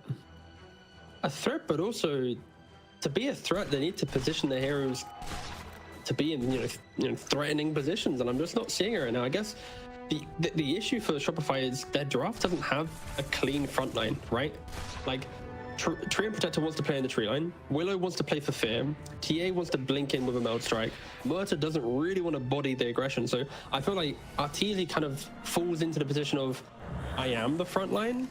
Pierce of the Veil, the BKB. Like, she needs to soak up a little bit to allow everyone else to reinitiate. It kind of feels like Shopify drafted like 5 reinitiating heroes, whilst Thunder Awaken have the front line of Luna, the front line of Kunkka, the saves. You're now kind of seeing the effects of the draft come into play, and that's why maybe the game looks a little bit weird from Shopify, because the heroes that they have is forcing them to play in a slightly unconventional way, and maybe they're not used to having this amount of kind of one-sided heroes compared to maybe other drafts they've been scrimming. And Thunder Awaken now, the Satanic is complete on Knight, BKB, Satanic, Butterfly Manta at the 28-minute mark. This is Luna to be reckoned with. And I kind of expect Thunder Awaken just to walk down the lane at some point. They haven't really done that whole let's hit tier 2s and make the game feel awkward part. They've done a lot of killing, but not a lot of tower killing. Yeah, and a couple of their other games I felt this as well, where they just don't really often try to look for things whenever they hit their timings. They'll pick up a big item and just be like, great, let's keep hitting stuff. They're more worried about when they can claim objectives, when Roshan's up. They're very tight on Roshan though, other than the last fight. And they still got there, but wasn't enough. So what does TA? So TA has a BKB now, very important. Sand King has the Aghanim, so we are seeing some defensive items picked up from Shopify. But Thunder Awaken, they are grouped up, they are smoked. Looking to wrap behind them. Smoke on smoke action. A very hard target to bring down. Not only the BKB, but the Starbreaker available, but they do manage to catch him out just a little bit. But the disruption from the high ground, great positioning from Knight. Will that be enough to save the day? Urge taking heavy hits here from Abed, and now in comes Luna from the sidelines. Abed takes him down, but will be dying immediately afterwards as Knight comes through and takes down Fly as well. Crit trying to get away inside that Shadow Realm, but Sladam's chasing. He's going to try and find him. Meanwhile in the back, Arteezy and Saberlight, they're in an awkward position here. They have TPs. They do indeed. Silver Edge, blink away, both of them just trying to escape. And both of them will be successful. There is no chase happening from the side of Thunder. So it's just going to be a 2-for-2 trade. One of them is going to be the TA though, so I think you're feeling a little bit better if you are Thunder Awaken. And now that Roshan area. Oh, it's respawning pretty damn quickly. And that is going to be pretty nice for the side of Thunder if they keep eyes in the pit.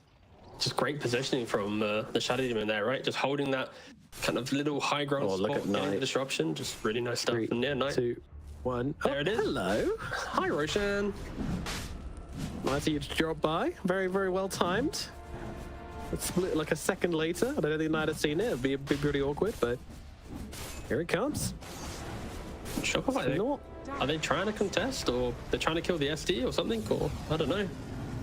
He's being lasered. Luna's running out the pit. Uh-oh, Saberlight. He's not surviving this one.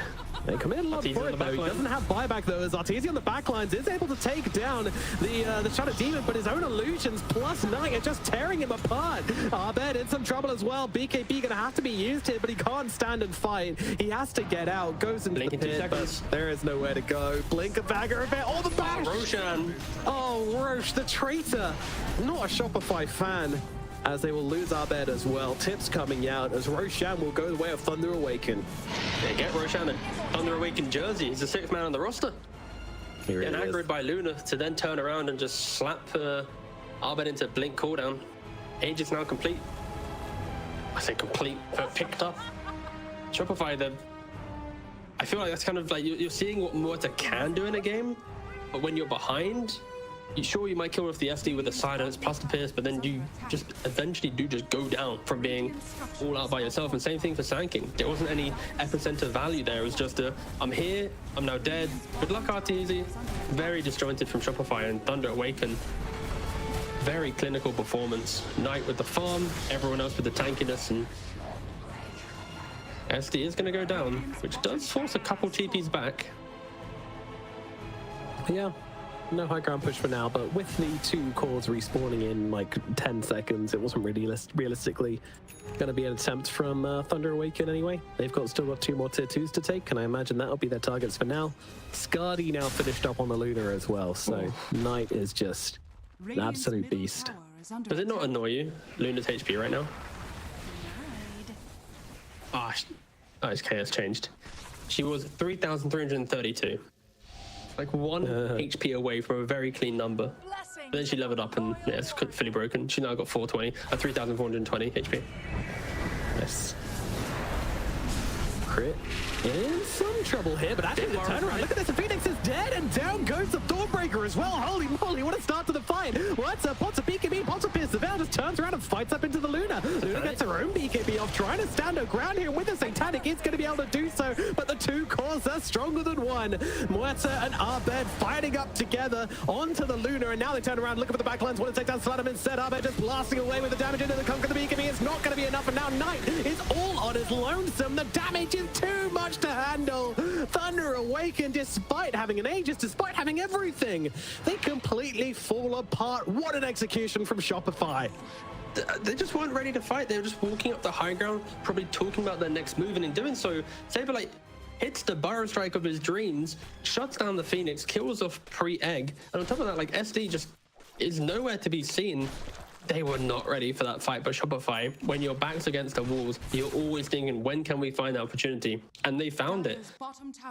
Sanking, he has a little bit of X Factor. You're going to see it here on the replay. MJZ walks up, crits like, oh, hi, I'm here. And then instantly, 2-man Burrow Strike into the double kind of artillery of the TA and the Muerta. This is what they want from their lineup. They want to do this style of play, and it's taken nearly 33 minutes for Thunder Awaken to present an opportunity for Shopify to do it. And what a time for it to occur for them. Thunder Awaken, they need to be careful. They can't give away deaths like this. And hold on, more fighting is taking place, and they've actually managed to bring down Arteezy. MJZ and Illich just able to bring him down regardless, and once again, those disruptions from Knight just do way too much damage to Arteezy. MJZ will fall as well, so kind of needs to get out here. His BKB is running out. He needs to run. He's pretty quick though with the Blink Dagger and does get himself away. I felt the replay. I was really enjoying the replay, for a moment, going, "Wow, Shopify!" And then I come back from the replay, and I'm like, "How?" It happened again. This was a hex reveal from the Phoenix though, so caught out a little bit. Okay, that was going to be the key thing. I was like, what was the X factor for them to do it? Because surely Arteezy just doesn't die to just a disrupt gank, right? No, it was a hex reveal from Phoenix.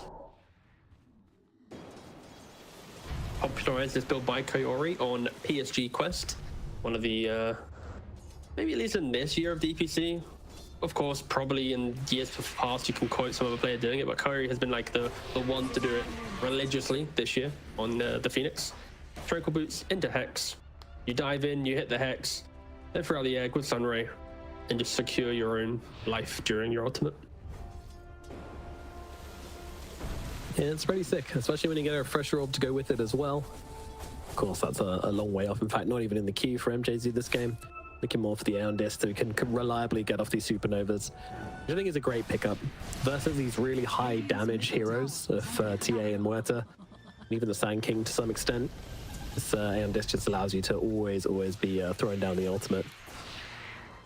The real question now is, do you think Thunder Awaken have lost confidence in looking to go high ground? With how quickly they got deleted? Because when I think about high ground now, it's like Burrow Strike into 2 ranged cores that have high range, high range of course, but just burst potential without having to put themselves in a weird position. Dawn, SD, Phoenix aren't going to do very well in a siege scenario. Can Luna really 1v9 the high ground? I'm not even sure Thunder Awaken are thinking about the high ground though. This is going to be when they have Aegis back and when they have everything, all systems go, then yeah, maybe that's a consideration. But I think for the next kind of 5 minutes, we're just looking at each team pressuring appropriately. I don't think anyone's going to commit to a major fight, So once you have the Aegis, I don't think it's too hard for the Luna to just kind of sit there. Or maybe she gets bottom regardless. Aegis to simplify it. Yeah. Radiant's top tower is under attack. Yeah, I don't think Thunder Awaken, no matter if they get 5k or 10k lead, buybacks are always going to be terrifying because of the burst potential. Sand King, he's going to be the next one brought down. Illich's just never afraid to throw out the Solar Guardian because it just gives them that extra safety whenever they're going for these kills. Yep. And now they barrel down mid. I feel like this entire game is kind of on Saberlight. The damage comes from the TA and the Muerta, but if Sand King isn't in position to hit that game-winning godly Burrow Strike, it just falls flat, right? The main fight we saw them win was because it hit a Phoenix plus Dawnbreaker, 2 team fight critical heroes, to then 100-0 both of them. There's a lot of pressure on Saberlight's shoulders right now, and Luna's already at the high ground. Yeah, there's a lot of damage going through to the Kunkka though. He's got to be careful. You overextend versus this team and they will kill you off. The single target damage from the TA and the Muerta is nothing to mess around with. The Kunkka, he got a bit carried away with that water park. Are we going to be seeing this throughout TI, by the way? The Treant Muerta combo, where it's you lose the early to mid game really hard, but then Treant just keeps the tower alive long enough that you have this high ground defense plus impossible impenetrable fortress, and then she has refresher and all the items that you need. Yeah, Bethany just did it earlier today, and I'm seeing the same strategy kind of come into play here. It's just like the Treant and Spectre combination of TI8. There's some tree snipers as well. Yep. Not at TI8, but His middle tower is under attack.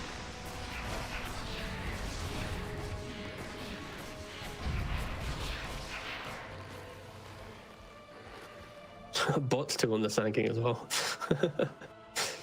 Saber guys, you know what? I'm not going to show anymore. I'm going to let you do your thing, and I'm just going to TP you right into the middle. So now I feel like Shopify's fight construct will change. I think Fly should become the sacrificial lamb, running around with the gem. Maybe he gets jumped, and in doing so, buy enough time to overgrowth, plus bots to jump in from Sand King, who should then find the Burrow Strikes. That has been the make or break of these fights, to be fair. It's been everything.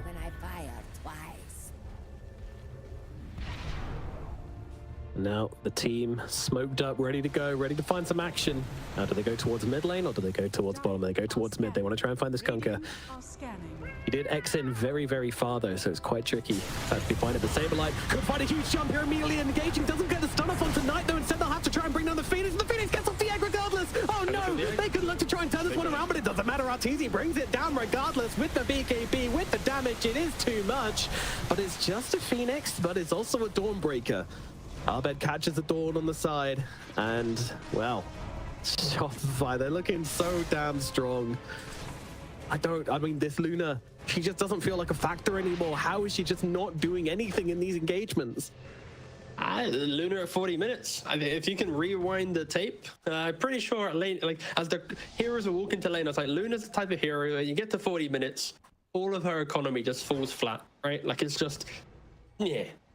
She's a hero that likes to play in kind of zonal areas with her team pushing her forward, pressuring objectives, and it isn't really the case now. Or Saberlight stepping up when he needs to. Fire strikes are coming in clutch. Now TZ soloing the Roshan. Just look at the origin story from diving at tier 1, dying by himself, having to smoke himself back to lane. Look at him now. Look at him. So grown up with an Aegis and an Aghanims. Parting shot will be high. Yeah, I know. Patrick's upset. He wanted to see some TA anime jumping around the map, but no. We get to see a 4-second stun instead. There we go. Sure, 35% damage reduction. It's important for sure.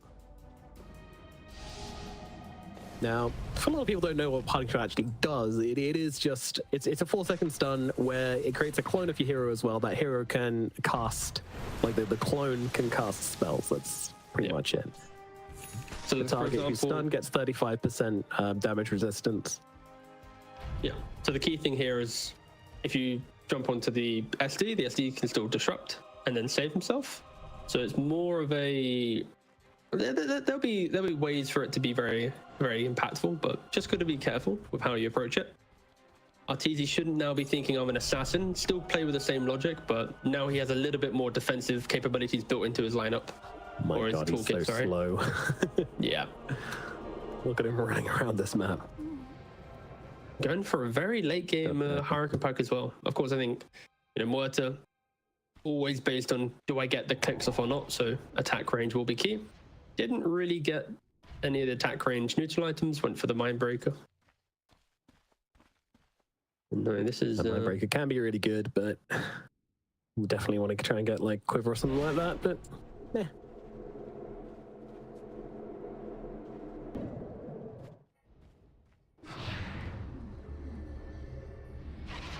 Thunder. What are they doing around here? Checking Roshan? That's interesting. And there's an Aegis. I think he's just trying to escape in the Roche pit. I mean, we're at the Muerta phase of the game, right? Scout areas of the map. We're at like the Muerta phase of the game, I think. Is there really enough damage in the Dire lineup anymore to kill through the BKB of the TA or the Muerta with the living armor? Plus, like, I think Shopify, they had a really difficult start. I think they're going to be kicking themselves. Like, even if they win this game, this is not a game to be happy in victory. They're going to really need to kind of, brush up on their laning phase / mid game if they are to play up against some of the other teams in this group. Of course, they need to find that victory first. It was just closing this one out. 1 or 2 bad fights and the game never ends, and then all of a sudden you're playing against a dual core lineup again with a 1-core lineup when it comes to like the hard scaling, hard damage heroes. Luna's not even that good in the super late situations, so yeah, it does get difficult. You need to find a way to. So I'd say when you say find a way, it's like I look at Luna's quick buy and she's looking at like Aghanim's refresher. Like her variation on the late game isn't to go like rapier and become like a physical damage. It's like, you know what? I'll then go mixed damage for the late game. And sure, it can burst a hero. I think Muerta, no BKB, you're gonna die, but still a lot more gold for Luna to feel like she's pivoting. Yeah, tricky with refresher over the Muerta. Maybe the TA falls victim to it, but yeah, this is a great target to bring down. Knight is so pivotal to these fights. Now no disruption, no big threats. Onto these big cores. Ooh, almost up to the high ground, not quite from Sladham. So have to give it a go.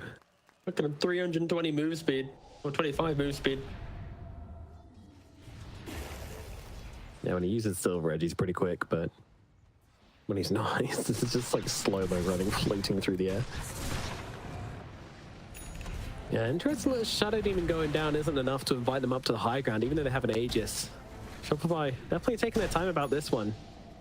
Showing a lot of respect towards Thunder. Maybe even too much respect. I mean, Shadow only doesn't have buyback because of gold, so you cannot really predict that at the 45-minute mark. You kind of expect him to have the buyback. And teams, of course, they do fall flat to this, where they kill a support, run high ground, instantly die, and it's like, why did we do that? It just wasn't worth it. Especially with the catcher they have here. Oh, tried to jump onto the Sand King. Wasn't able to get it due to nighttime. And killing a wolf. Refresher all finished up on Luna, by the way. Holding off on the Axe for now. Sure. Packing the Butterfly. There is double MKB. So this Butterfly you're actually in contention of, do I just sell it and have the axe? That's kind of like the territory that this is probably at. Yeah. It's very good damage though if you are to win the fight and get to a base. But I could see that being. Yeah, it does suck to lose out on 35 agility, 30 attack speed, and 25 damage. Yeah. But at this point in the game, like it's just not really been a factor. It just depends on if Knight Axe Refresher has that read, right? Like if his read is my Axe Refresher will win me the fight, I could see him selling it for the moment, right? But on the flip side, he just keeps it just because, like you said, the raw stats are way more important. We'll see how they do approach this very awkward position they've now put themselves in. Yep. Meanwhile, Arteezy decides to finally go back for a Hurricane Pike. 47 minutes into the game, finally decides, actually, I do need one. It'd just be nice. Yeah. It's a hella nice item on this hero. Yeah, the key thing as well is like not only is it attack range, but the fact that you can self-reposition in the fight is pretty key. If you ever you pop that Pierce of the Veil to keep yourself alive, and then you see an opportunity, you can now actually go, you know what, I'm there, I'm doing the damage, rather than the pre-Hurricane Pipe build, you're always a bit, help me, please, someone force me, please, someone do something for me. But yeah, Arteezy now the independent carry and kind of at the sweet spot of a Murta build.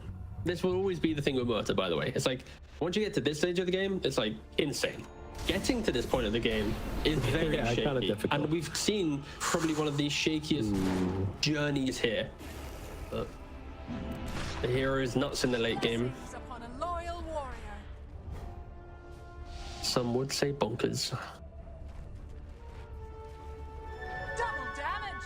We're just kind of waiting for Roshan at this point, which is kind of well, never mind, no, we're not. We're trying to get the Hex off out onto Illich here, and Illich will not be surviving through this one. Almost managed to get away with a sliver of HP, but not quite in the high ground. Yeah, Sand King drawn up to the high ground by that goddamn tidal wave, but he manages to get himself back down again. Now with the BKB, should be surviving a little bit longer. Cheese in the inventory, should he want to use it. So options available. Very disciplined on the buyback there from the Dawnbreaker. Many players would have just smashed that button immediately.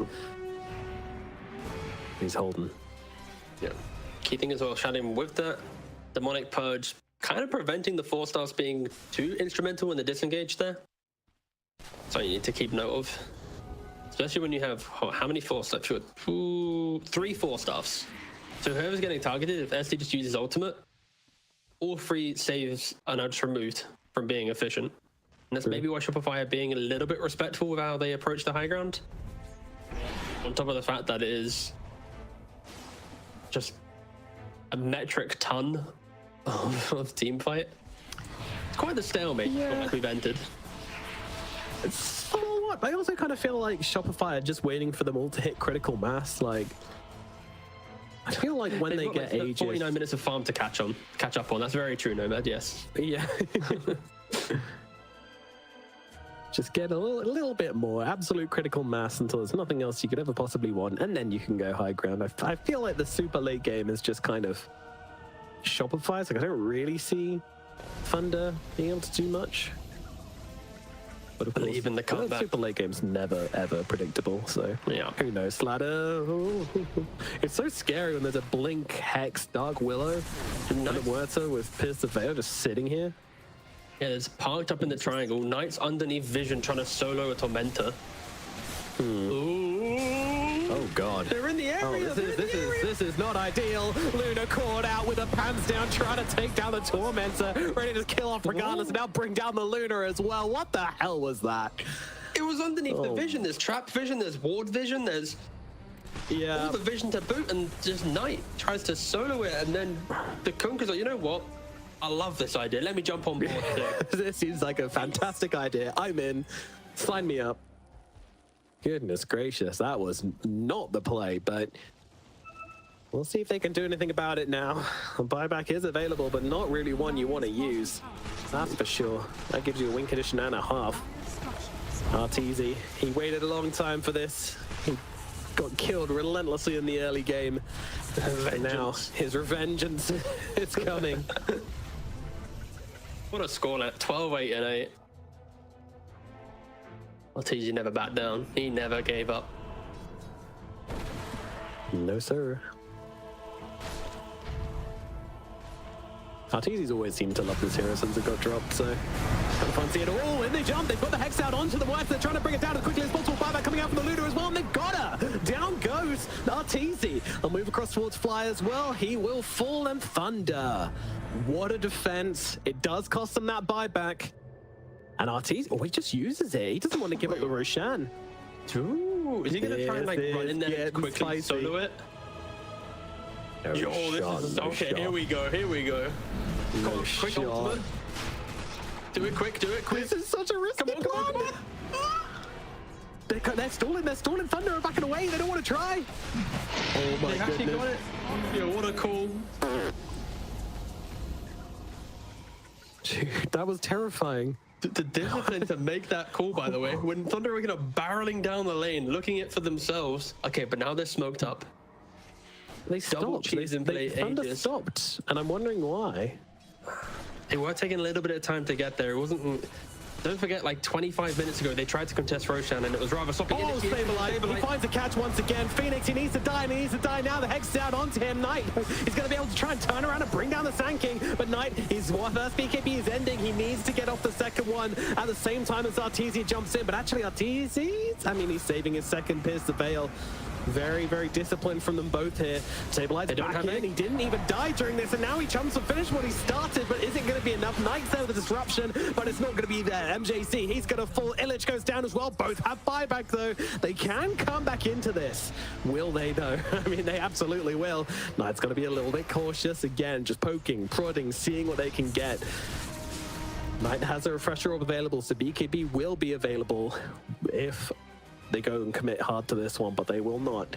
Shopify Rebellion, again, they're just not feeling pressured at the moment. They're just happy to lock Thunder inside their base and starve them out. It is a slow siege.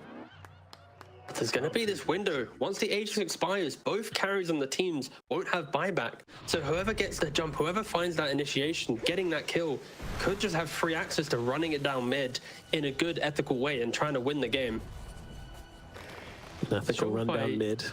They've got the Aegis, but they got to be careful. I could see in 3 minutes time, like this game just being absolutely broken apart based on who finds that jump. I think MJZ on the Phoenix, he's going to be a key component here. Can he find that Icarus dive into Hex initiation?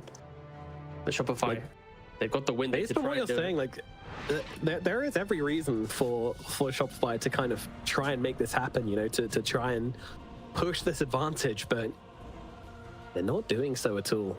They're very, very confident about how they can play this game later on. But I mean, we're 54 minutes in. How much later on is there? About 5.5 minutes until we get to late, because we get tier 5s. Yep. We were close to getting a 60-minute game earlier. Like, we're on the long games today, it seems, Nomad. Don't do it to us again. At least this one make it to 60 minutes. Last game. No. The viewers love the long games. Teasing us. And yeah, the police were in the background. They're coming to arrest someone. Criminal game we are watching. I think the only person that deserves arresting maybe could be Knight for that Tormentor attempt, but otherwise it's been pretty clean. Still surprised he's holding on to this butterfly, but I guess you've got kind of 2 redundant slots if you do end up using the double BKB.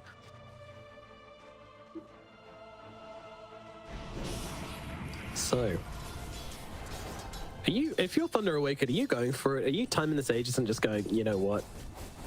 Ride or die time, friends. Let's see if we can find out easy. To be fair, but like that's me going from like a viewer perspective, right? Like I feel like this game would be just have such a beautiful ending if in a minute and a half it's just smoke, go. Oh, we won the fight. Cool, run down mid. I think in reality for Thunder Awaken, there might be a level of let's wait it out a little bit, keep that high ground defense, punish Shopify a bit. Especially now that Trent has the Aghanims, he's got Refresher, like there's going to be vision everywhere. It's not going to be simple for Thunder Awaken to move out on the map. Like there is no way at 60 minutes into the game, unless you get like Book of the Dead and have a Quelling Blade, plus like have another hero of Gem, like it's so hard to actually navigate at this stage. And this is our also if we're being logical Larrys about it, you do have to consider that if they do go for it and they both end up dying, which is kind of likely, the Luna and the Muerta go down, then you still got Arbeb, the auxiliary carry, held in reserve. he will have the buyback available regardless. He can come back in and he can take buildings. I don't think Thunder want to take like a 4-on-4 3v3 fight in the late game like this, so... It's like, what tier 5s are we even looking at right now? So... Pirate hat Muerta. We're going to get close to it. So like Pirate, so you're saying some more attack speed from Muerta, okay? Yeah, she's only got 0.38. What's happening? The Aegis is out in 20 seconds. Thunder Awaken, they're making the play. Oh, is it too quick? Scan's been used. It's very quick. But they're seen, yeah, they know they're out the base. It's a Shopify scan. What a scan. Still, they're not backing down here. They're looking to try and find the jump. Don't forget, guys, Arteezy, he doesn't have buyback.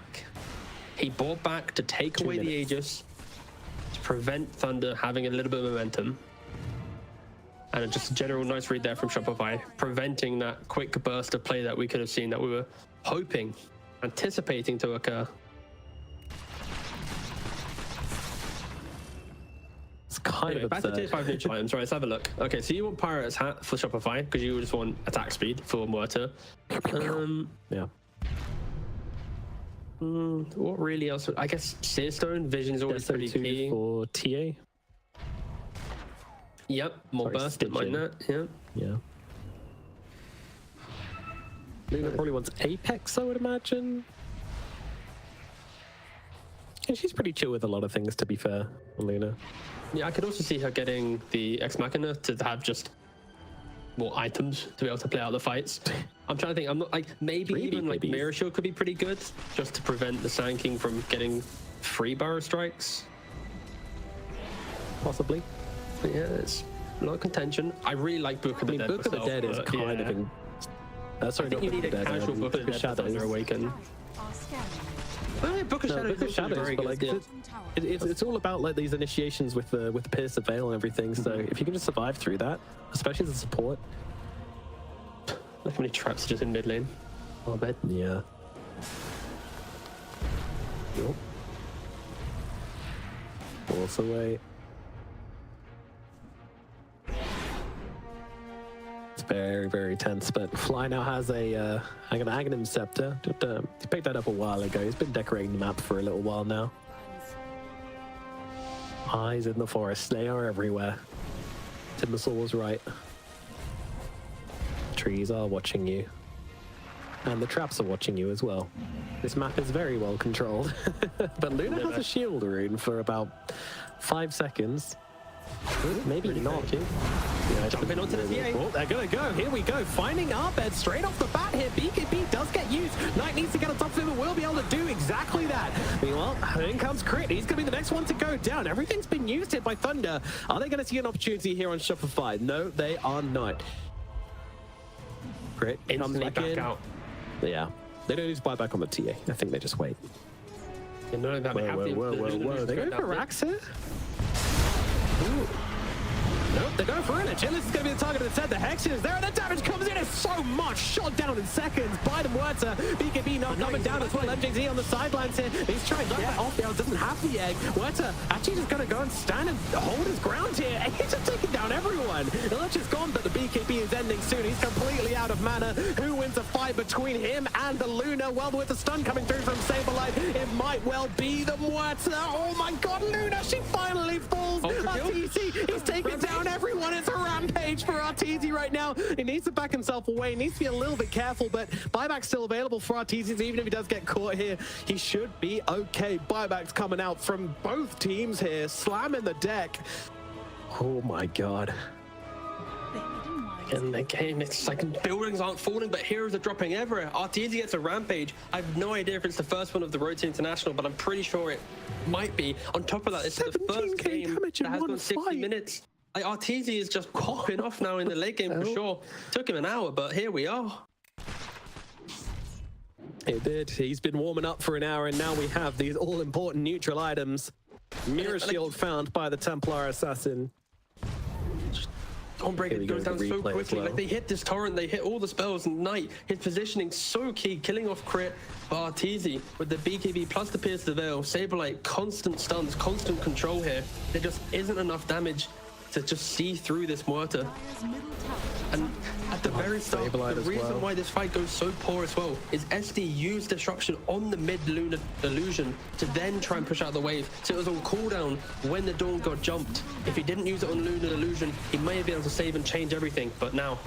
And here we go. They're trying to end this one right now. Great stun in from Saberlight as well. They're just trying to bring down Sladam. Sladam's not going to fall though. That's a big pig in the middle of all of this right now. Muerta, she's in deep and she's in trouble, but she does kill off the egg. And actually not in that much trouble. The Luna just doesn't do enough damage.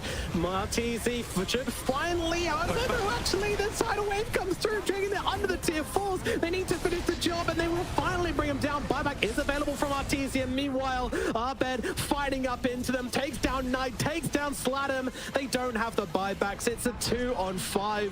I think they've run out of steam. They've run out of hope. Thunder, they put up such a good fight, such a good series from them, but this might well be the end of game number 2. Knight just builds a Dagon 3 for some reason. I don't know what the plan is here. There isn't really one. Here we go, jump in, disruption onto self, and yeah, the Ancient's gonna fall. They're trying something, they're cooking something, but that is going to be it for game number 2. 62 minutes deep, and Shopify Rebellion do come back and take the win, making it a 1-1 series. Yeah, and just look at their faces right now. They understand that this was an uncomfortable victory. They're going to...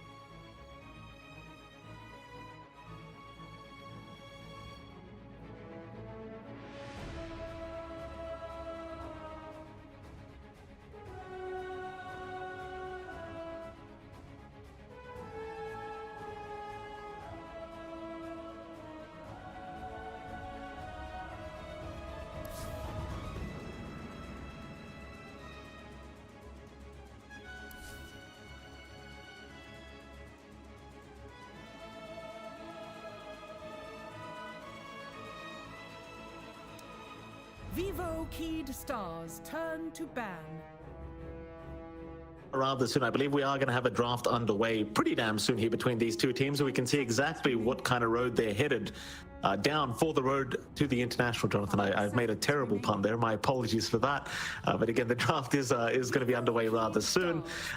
Spoiler alert, I believe Muerta was already first phase banned, which makes enough sense because Muerta has been, as you just saw in that previous game, quite damn strong. If you can drag it out long enough, that is, the hero does feel relatively broken. Any other heroes you'd like to keep an eye out for, John? I mean, I know you've been talking to me about the Dazzle for the past 30 minutes before we even came live. Well, what other heroes don't you want to see here between these two?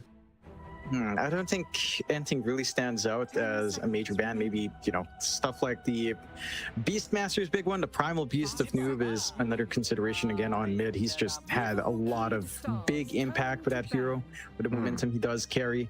We do already see, as you mentioned, Muerta being taken out by Quest, Vivo, Keyed Stars, taking care of the Beastmaster, of the Brewmaster and the Naga and the Centaur. I don't know why my brain's on delay. It's an early day. I stayed up to watch all the games, all right? Wow. Road to the international. What a professional. I got a glimpse. I wanted to see if I'd be completely clueless coming in. I didn't want to be completely clueless because you already take that job, Mike. One of us have to be informed here. You are an analyst, Jonathan, so it is your job to know what we're talking about. I'm simply here to, try and sound excited, as we are going to see a very exciting third ban out, and here we go. There's the Dazzle you talked about. Very, very exciting, John. The Dazzle has been removed, which I'm sure makes you very, very happy, and we get to see the Pango straight off the bat. Pango, John, I know you and I have talked about it quite a lot. This hero just never going to disappear from the meta. No, it got direct nerfs this time around in the sub patch, and it's still up there in the contest rate, I believe. Highest contest rate hero right now. One of the highest contest rate heroes still. So Pangolier still up there in popularity for sure. There goes that Primal Beast coming out for the side of Keyed Stars. Curious to see if Analog will want to take that mid. Should be. I think the matchup against Pangolier still works out for the most part for the Primal Beast to kind of play around with. So you already have the established mid matchup coming out here. I am keen to see again what does get through. I think there are a couple of carries I feel like has been maybe a bit ignored in this first part of the road to the international. You know, stuff like Gyrocopter has been left in the pool. Slark hasn't really been popping up. We've seen a lot more Luna, which I feel like Keed might be looking at. Costabile used to play quite a fair bit of Luna, if my memory serves me right. But I'm still not sold completely on Luna.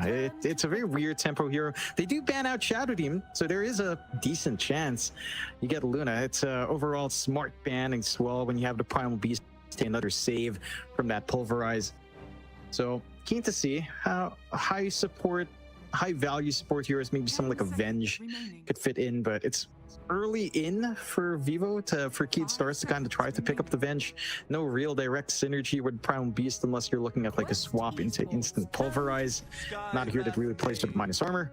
They'll go with the Sky instead as their combination, so Pulverize into Mystic Flare.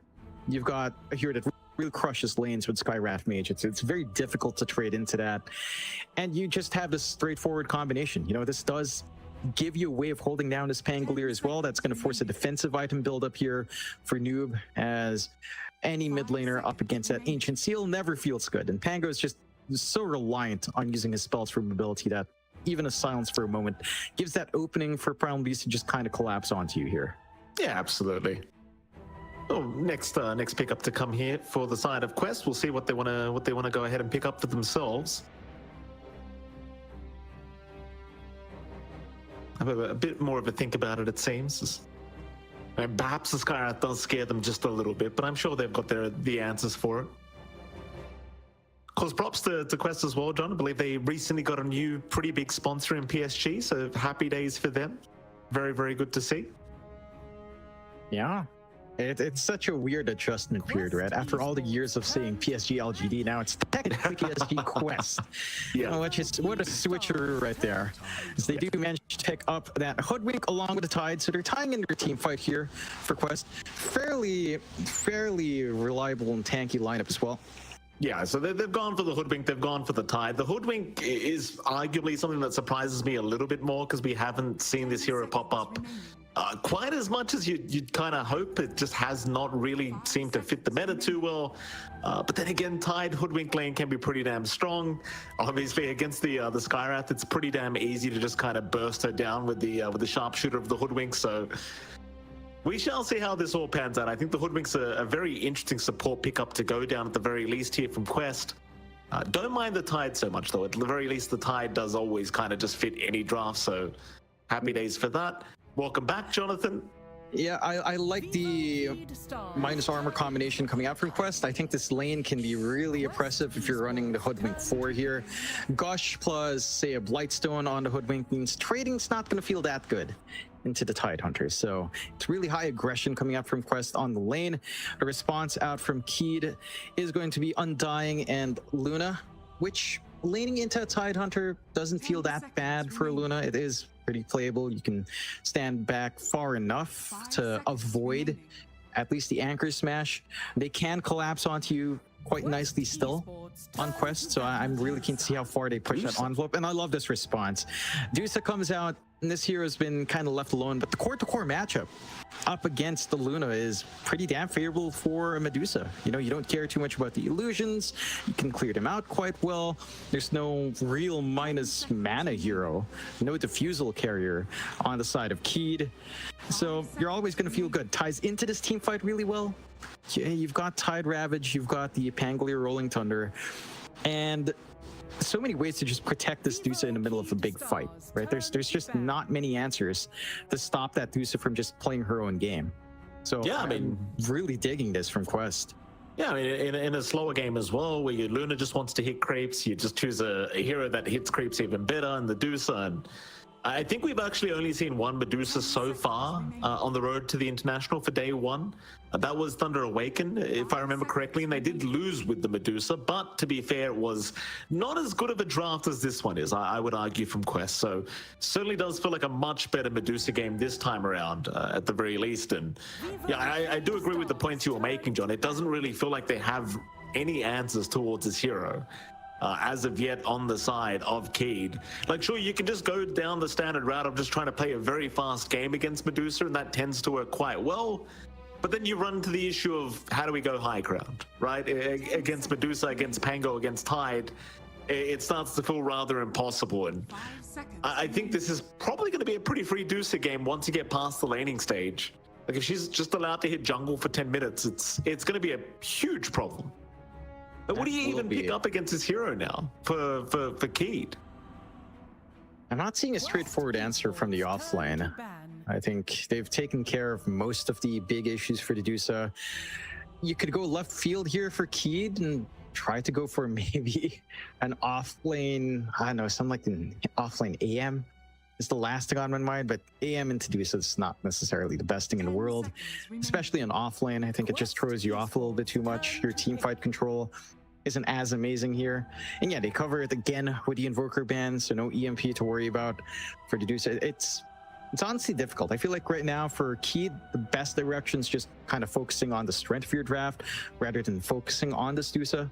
Try to play around its really early pickoff potential, have an offlane that can complement that. The Centaur would have been nice if it wasn't banned out by Keed early on. You could maybe gun for, I don't know, like, I want to say Mars, but it doesn't really fit in. Bristleback offlane's a little bit too greedy with Luna. Maybe something that can push, although it's hard to say that when your teamfight control is literally just basically Ancient Seal and Pulverize, all single target up against this teamfight lineup.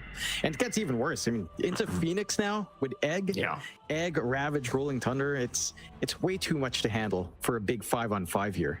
It's a pretty tough situation now for Keed, that's for sure.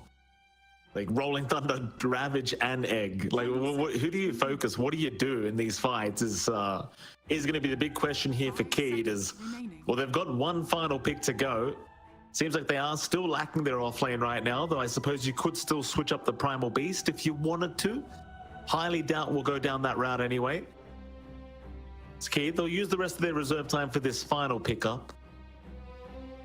But these team fights, I mean, well, again, once you leave that laning stage, once you hit the mid game here for Quest, these team fights are going to feel excruciatingly hard.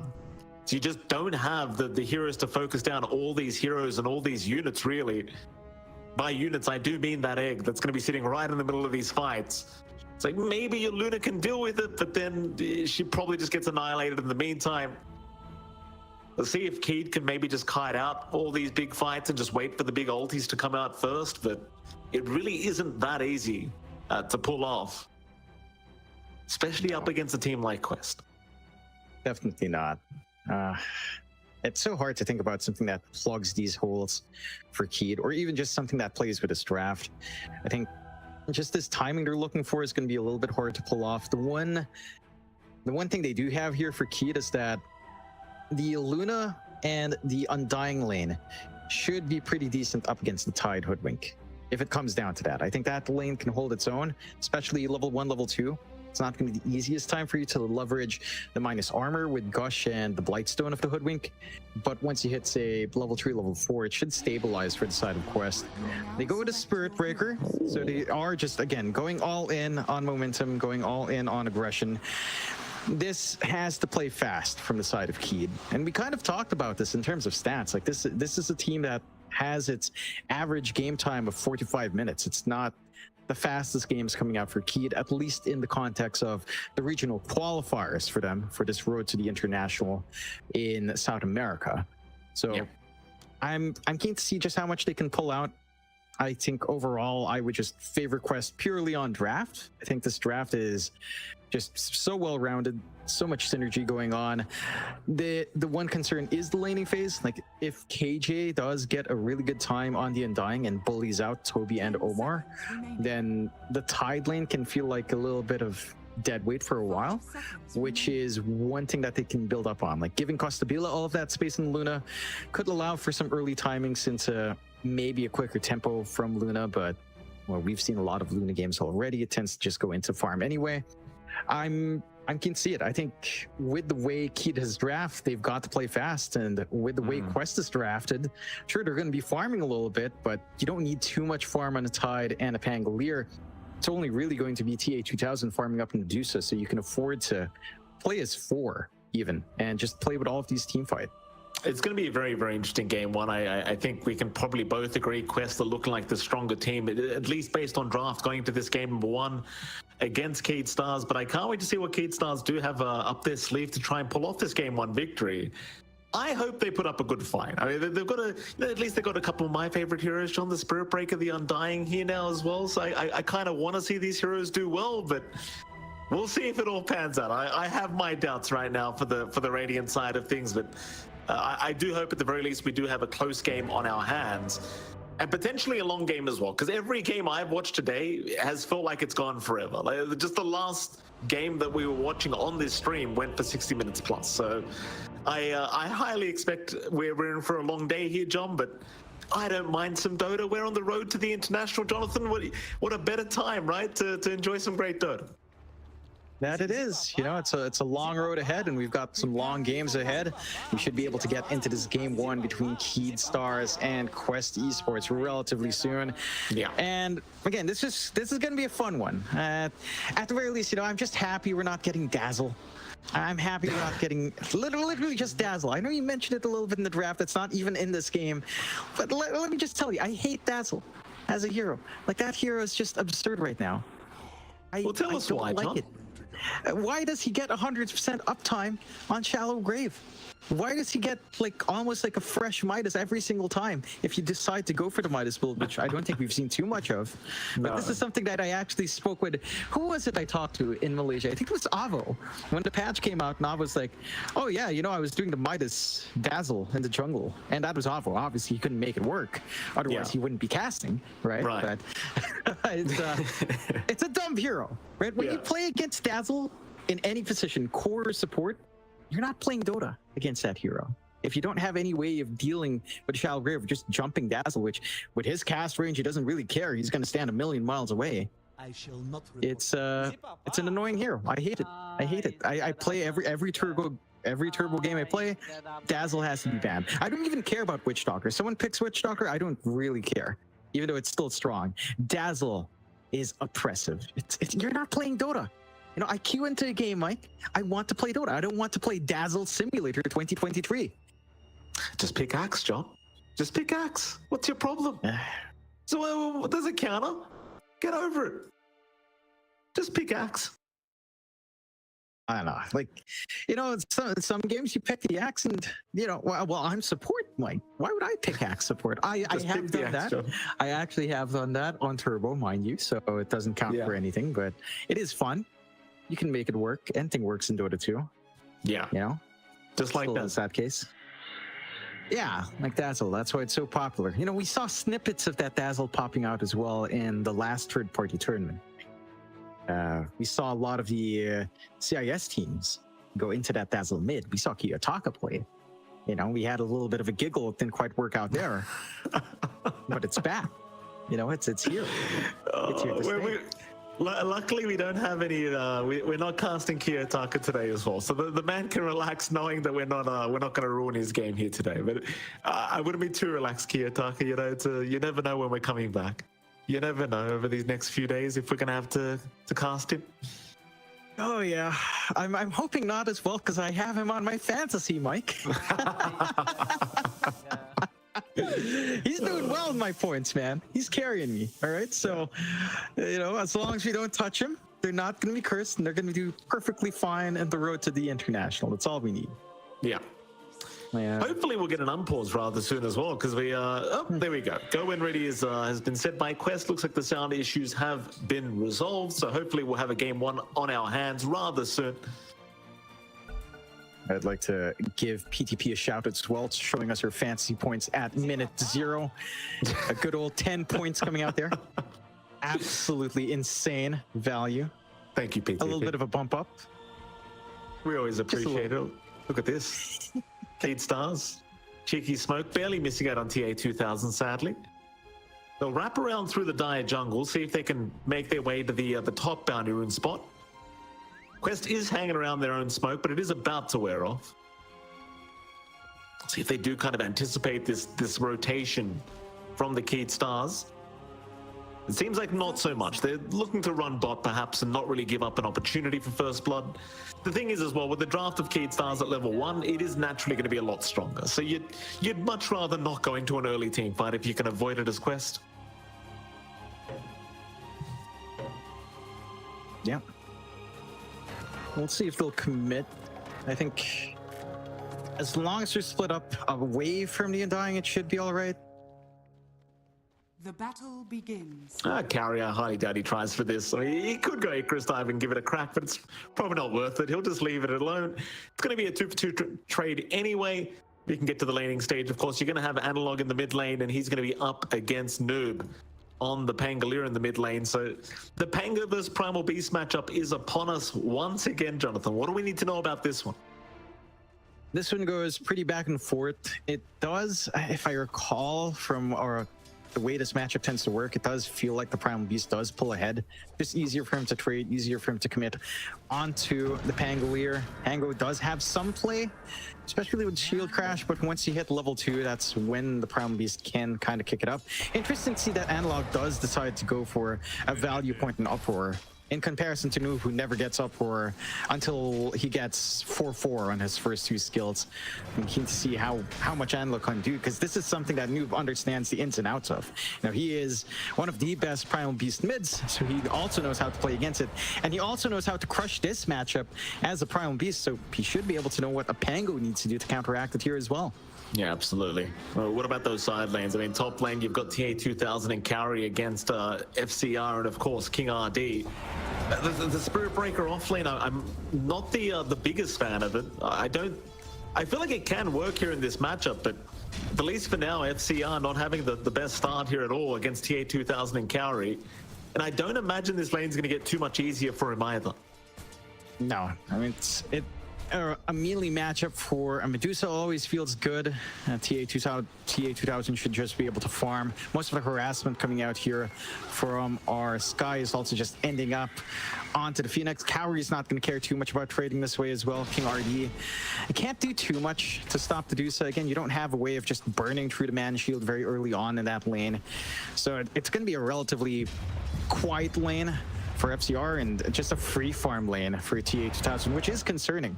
Like, if you can dip out as this Phoenix, leave this lane a little bit by King RD and stack up. Force TP away. Cowrie looking for the final hit, won't be able to get it. Nice TP from King RD, but he is going to have to make the walk of shame back towards the laning stage, and it's pretty rough. Like, even for the Skywrath Mage, just getting kind of harassed out like that by Cowrie, not going to be really setting up a good precedence for this top lane. No, certainly not. And it sets a really good tone for Quest. Again, this is something we talked about. Their lanes just look extremely strong. Top lane is, again, the more passive defensive lane, which works out in TA 2000's favor. The bot lane is where you would find a few issues early on. Again, up against an Undying, Tide doesn't feel great, but KG's already out of mana. And you're still doing relatively fine for Toby in terms of just holding his own on the Tide, riding through these first 2 levels is when the Undying feels like it should be getting more. FCR, they're going to try for Cowrie. Cowrie, though, he's got the spirits and he's got the Icarus Dive, so FCR now the one in danger as he will dive right in and does secure the kill as King RD trying so desperately to secure the kill, but he can't get it. Cowrie at least will have his salve cancelled. King RD still trying to chase, but the concussive shot's on cooldown. He can't chase him down. Oh boy, I mean, Cowrie is really just running circles around this top lane. It has gone disastrously right now for Keat Stars. I love the way they position themselves as well. They're covering each other really well in Quest. Like, you see that aggression come out. TA2000 stands right next to the Sky, so the concussive shot goes to the Medusa instead. And they just shared that damage really well. Again, this lane up top is pretty much a wash for Quest. Already 21-14 for TA2000, and no presence at all from FCR. It's like 7-8-1 on a Spirit Breaker. No opportunities to rotate earliest this year from the off lane onto mid. Like, you're gonna have to just try to soak up as much EXP as possible and mitigate these losses here. Now, what about that bot lane? Like, that's the one lane we haven't talked about at all yet. You've had Costabile and KJ against Toby for now, as Toby does not have his Hoodwinker support at the moment. Omar did rotate to the mid lane. Speaking of mid, Analog's trying to go for a bit of a harass attempt onto Noob, but he doesn't seem very concerned about it.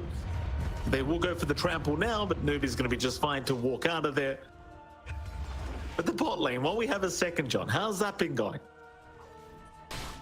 Yeah, this one, again, it's been pretty all right for Quest. Like, you're not finding the best of form from Toad, but he hasn't died. This is immediately tied into an Undying lane. You know, it's a standard Undying plus ranged hero lane as well. They're not going to burst down mid. Yeah, mid lane, he'll go for the onslaught away, but the chase is still on. Omar obviously not in range for a bushwhack at the moment, so can't really stop the Primal Beast from just running. So a nice little escape as top lane. Carry again being jumped, but no, he's the one to jump back in. King RT is gone. FCR, at least he's going to be okay. But it's so rough for the Skywrath. Even as Carry's about to drop, they just can't deal with the Phoenix. Mid, Analog, dropping very low, but again, the onslaught away is going to be just enough to allow him out of this one. They will give him the bottle refill here for Analog, but again, a very rough start here for Keed Stars. Absolutely is. Like, again, Noob understands this matchup up against Primal Beast. He's played Primal Beast versus Pango multiple times. He's done a great job of managing this lane. He is going to have to walk all the way back for a little bit of a reset and top up. No one can really TP in for him. So that is giving some room for Analog to soak back in. He's about to hit level 6 now on that Primal Beast. So they've got some timing to play with here to get aggressive if they can collapse onto someone. Unfortunately, that combination we were talking about with Sky is going to take a little bit longer, though. They're trying onto Toby, but Toby just casually walks away. And KJ dropped the Tombstone, but it really did him no good whatsoever. At the very least, you aren't feeding the Tombstone away, which is good news. Seems like Quest are having some more issues as well, so we are going to need a quick pause before we can continue. A bit of a rough attempt there. Like, Toby just casually walked away on the tide. Now with Tombstone down, it seems like Omar wants to make the rotation back down towards the bottom lane to see if he can set up on someone. Yeah, I mean, again, you've got the synergy with Tide Hoodwink. You have the level 1 Gush, you've got the Blightstone. The right-click damage coming out from Hoodwink and Tide, if they manage to collapse onto someone, is not to be underestimated. And KJ's already out of regen. At least has the 1 Healing Lotus ready on hand, but not much else. So he's got maybe just 1 spell cast on the K, and it's just not going to be enough to dissuade the side of Quest. Again, every single lane for Quest looking fantastic. For the side of Keed, they kind of need to wait for some level 6s to be on. Mainly King RD. If they can get that Sky 6 and connect with this play that they can do globally via charge or just through the Primal Beast with Pulverize, there is a lot that you can get done. Like, this is a ganking squad lineup for the side of Keed, but it's just the EXP difference that has me concerned. If they can manage to snag away maybe that extra EXP rune from the side of Quest, things start to look up a little bit more, but I don't see anyone from the side of Keed sneaking that far into Quest's control area just yet. Yeah, I mean, I suppose KJ could try for it, but it highly doubt he gets away with it. Like, Omar's already on the way to at least be, you know, within range to get that Wisdom Rune. And of course, you always have the TPs back towards the T2 bottom tower if you need it. Well, I mean, I suppose top lane we might see a bit of a jump on Cowrie, as Analog is around the corner with an Invis Rune, so perhaps Cowrie will finally die. We shall see. It is, he has been rather cheeky as of late, just avoiding any game coming his way, but without the Icarus Dive available, he should just be dead. He should be. He should be, ideally. I mean, you do have Pulverize ready, the Invis ready to go. So that should be, what, the first kill for Keed coming out? Unless we've just completely cursed him, which shouldn't happen. But you never know sometimes. No, you and I don't. You know? Well, we shall see. We are still waiting out this pause to be over before we can get back into it. Looking back at TA 2000, still having a very, very good time. And I think the thing is as well, like we kind of said this already during the draft, but between these two cores, obviously you're just going to try to dominate the lane and go to the jungle. Pretty standard stuff. It seems like the Luna's not too far behind this Medusa. So it could be a very even kind of game between these two position ones. At the very least, you do have that going for you as Keed Stars, though. I do say I'd probably rather the Medusa on my team over the Luna, because I agree with the fact that Luna just does not feel the best right now, but we could just continue to see it as KJ just wants to go. Believe me, KJ, I'm with you on that. Oh, God. I forget how some players, they just want to keep going, Mike. No resting. It's the road to the international. No brakes on this road. High speed limit. 100 kmh. Foot on the pedal. And there's the go. Is Carry gonna die? Analog, he should have. Pulverize out. They've got the concussive right behind, so King RD gonna help out, and Analog will take the kill. There's your first kill coming out for Keed Stars. Yeah, not the biggest kill, but an important one to find. Getting some activity out as well for King RD. A little bit more EXP going out to the sky. That does mean you're pretty fine on TA 2000. You're not going to be threatened for a kill. There was that clump up down bot, but they don't manage to get that going as well for Quest. Just secured her Wisdom Rune, it looks like, and get some stacks going from Omar.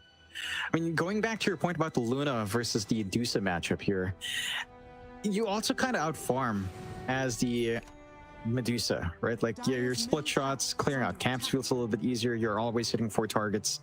So you're always having kind of a good time and just clearing out these stacks as they come out. I like the itemization as well from TA 2000, just going fairly farm accelerating, going for the Midas early, trying to get some EXP, getting a fast timing into the Manta.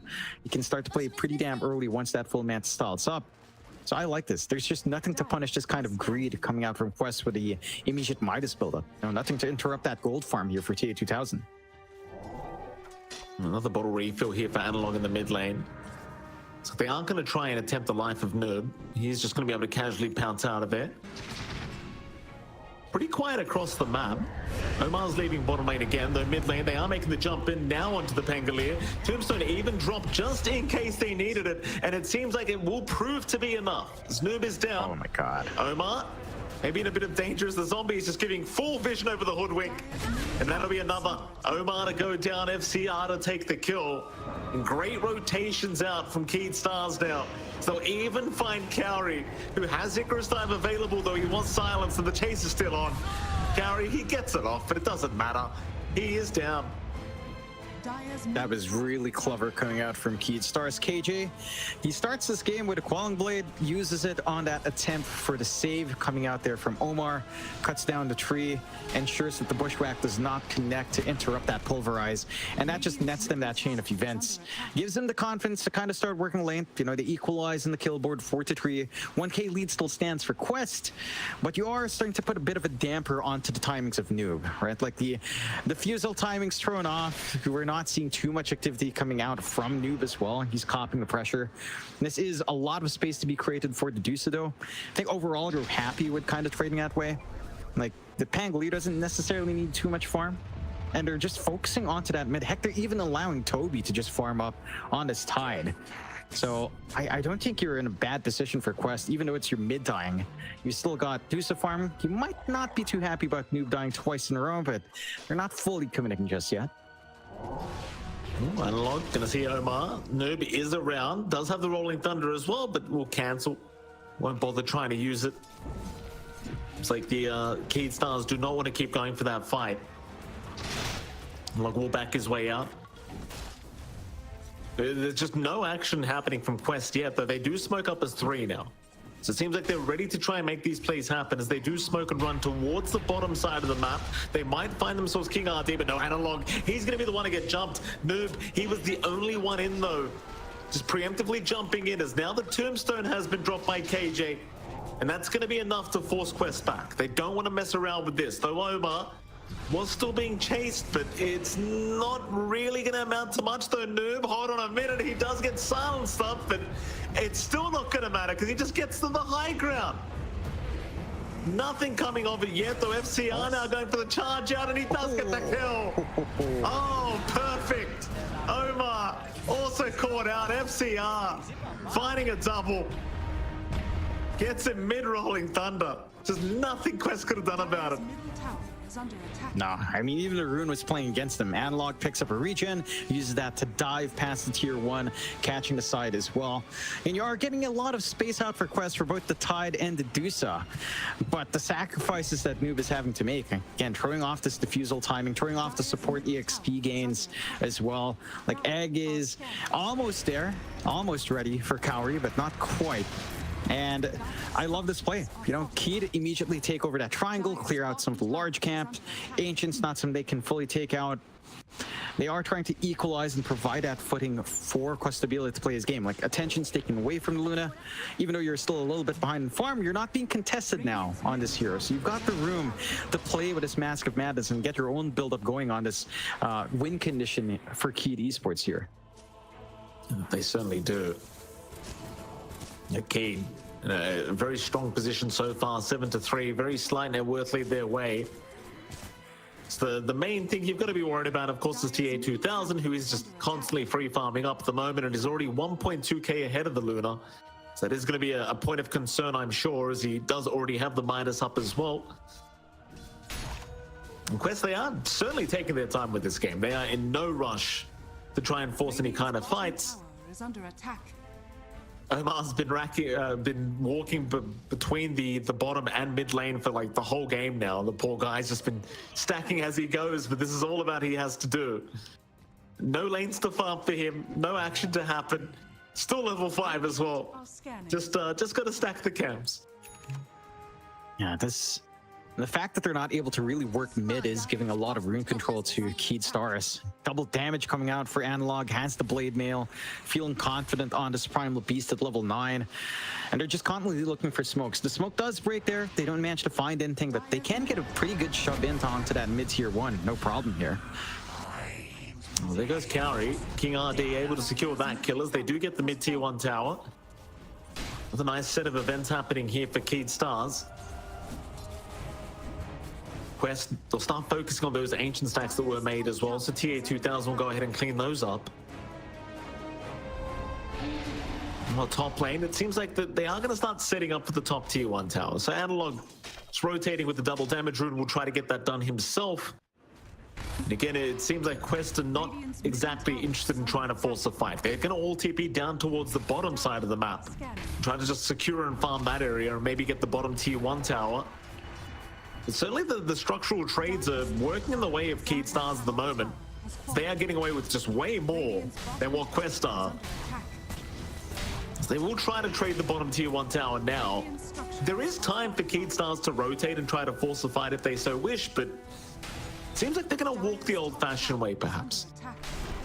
Now, I don't think you mind too much surrendering bot tier 1. Heck, you've got the tombstone already committed from KJ just to hold off on this push, but it's just going to be some free gold coming out here for Toby. Full pipe up for the Tide should help in mitigating some of this early magical damage. KJ? He's going to try and... No, he will cancel. Can't get through the twin gates. Understands he's just dead. He'll pop the ulti as well while he's at it, but he is certainly just down. Nice little pick up there for Quest, as they do also find the bottom tier 1 tower. And it's back to the farm game now between these two teams. I mean, it does still feel like Keyed are the ones that might need to continue the aggression, but it seems like they're pretty happy with the position they've got themselves in at the moment. Yeah, I think they're in a decent spot. They do manage to find Cowrie. So FCR, again, start to build up on the Spirit Breaker after a pretty damn slow lane, a few rotations out with the Midas up. And the hero's just, again, just looking for these softer targets to burst down. Phoenix... I mean, the only way he can really survive that onslaught is by perhaps committing the egg, but that's not the ideal use case here for Quest. So you're playing your strengths well on Keyed. They're invading that top jungle. They're buying a ton of space out for Questabila. He's got some good ancients of his own kind of stacked up here as well. Manta not too far off. The timings of Redusa and of our Luna are fairly close to each other in terms of itemization at the very least. So you will have that play. I think the one concern for Quest is really on how Noob plays this game, because he will always be the target of the Ancient Seal. If not him, then I can see Cowrie from being blocked from trying to get the Phoenix Dive and Egg. Oh, Analog. And this could be a big one. Smoke is broken. They should know he's on the high ground somewhere, that they are continuing to try and sneak around, but it's too late. Analog does leave the area. Of course, there was vision on the high ground from the Radiant side, saving the life of the Primal Beast. Quest, they are unable to secure anything out of this. So very nice vision game from the side of Keed Stars to allow Analog that information. Yeah, they had some good game sense coming out. The war does get taken out. They've got good forward vision as well from Keed, watching that top lane, top jungle area, and the top jungle itself as well. So they've always got a little bit of a clue as to whether or not Quest are trying to get greedy and playing their own side of the map, where, again, it doesn't feel like they have the best control. A 3K lead coming out for Keed, playing to this momentum early on. I think, again, the major concern for Quest here is that Ancient Seal, right? Like, if any of your big heroes get silenced up, whether it's the Phoenix, the Tide, or the Pango probably being the most disruptive one to Ancient Seal up, and then your counter initiation falls flat for Quest. So you can see what the solution will be from Noob is, whether or not he wants anything defensive or just tries to play the pickoff game and instantly hunt down that Sky before anything can come out.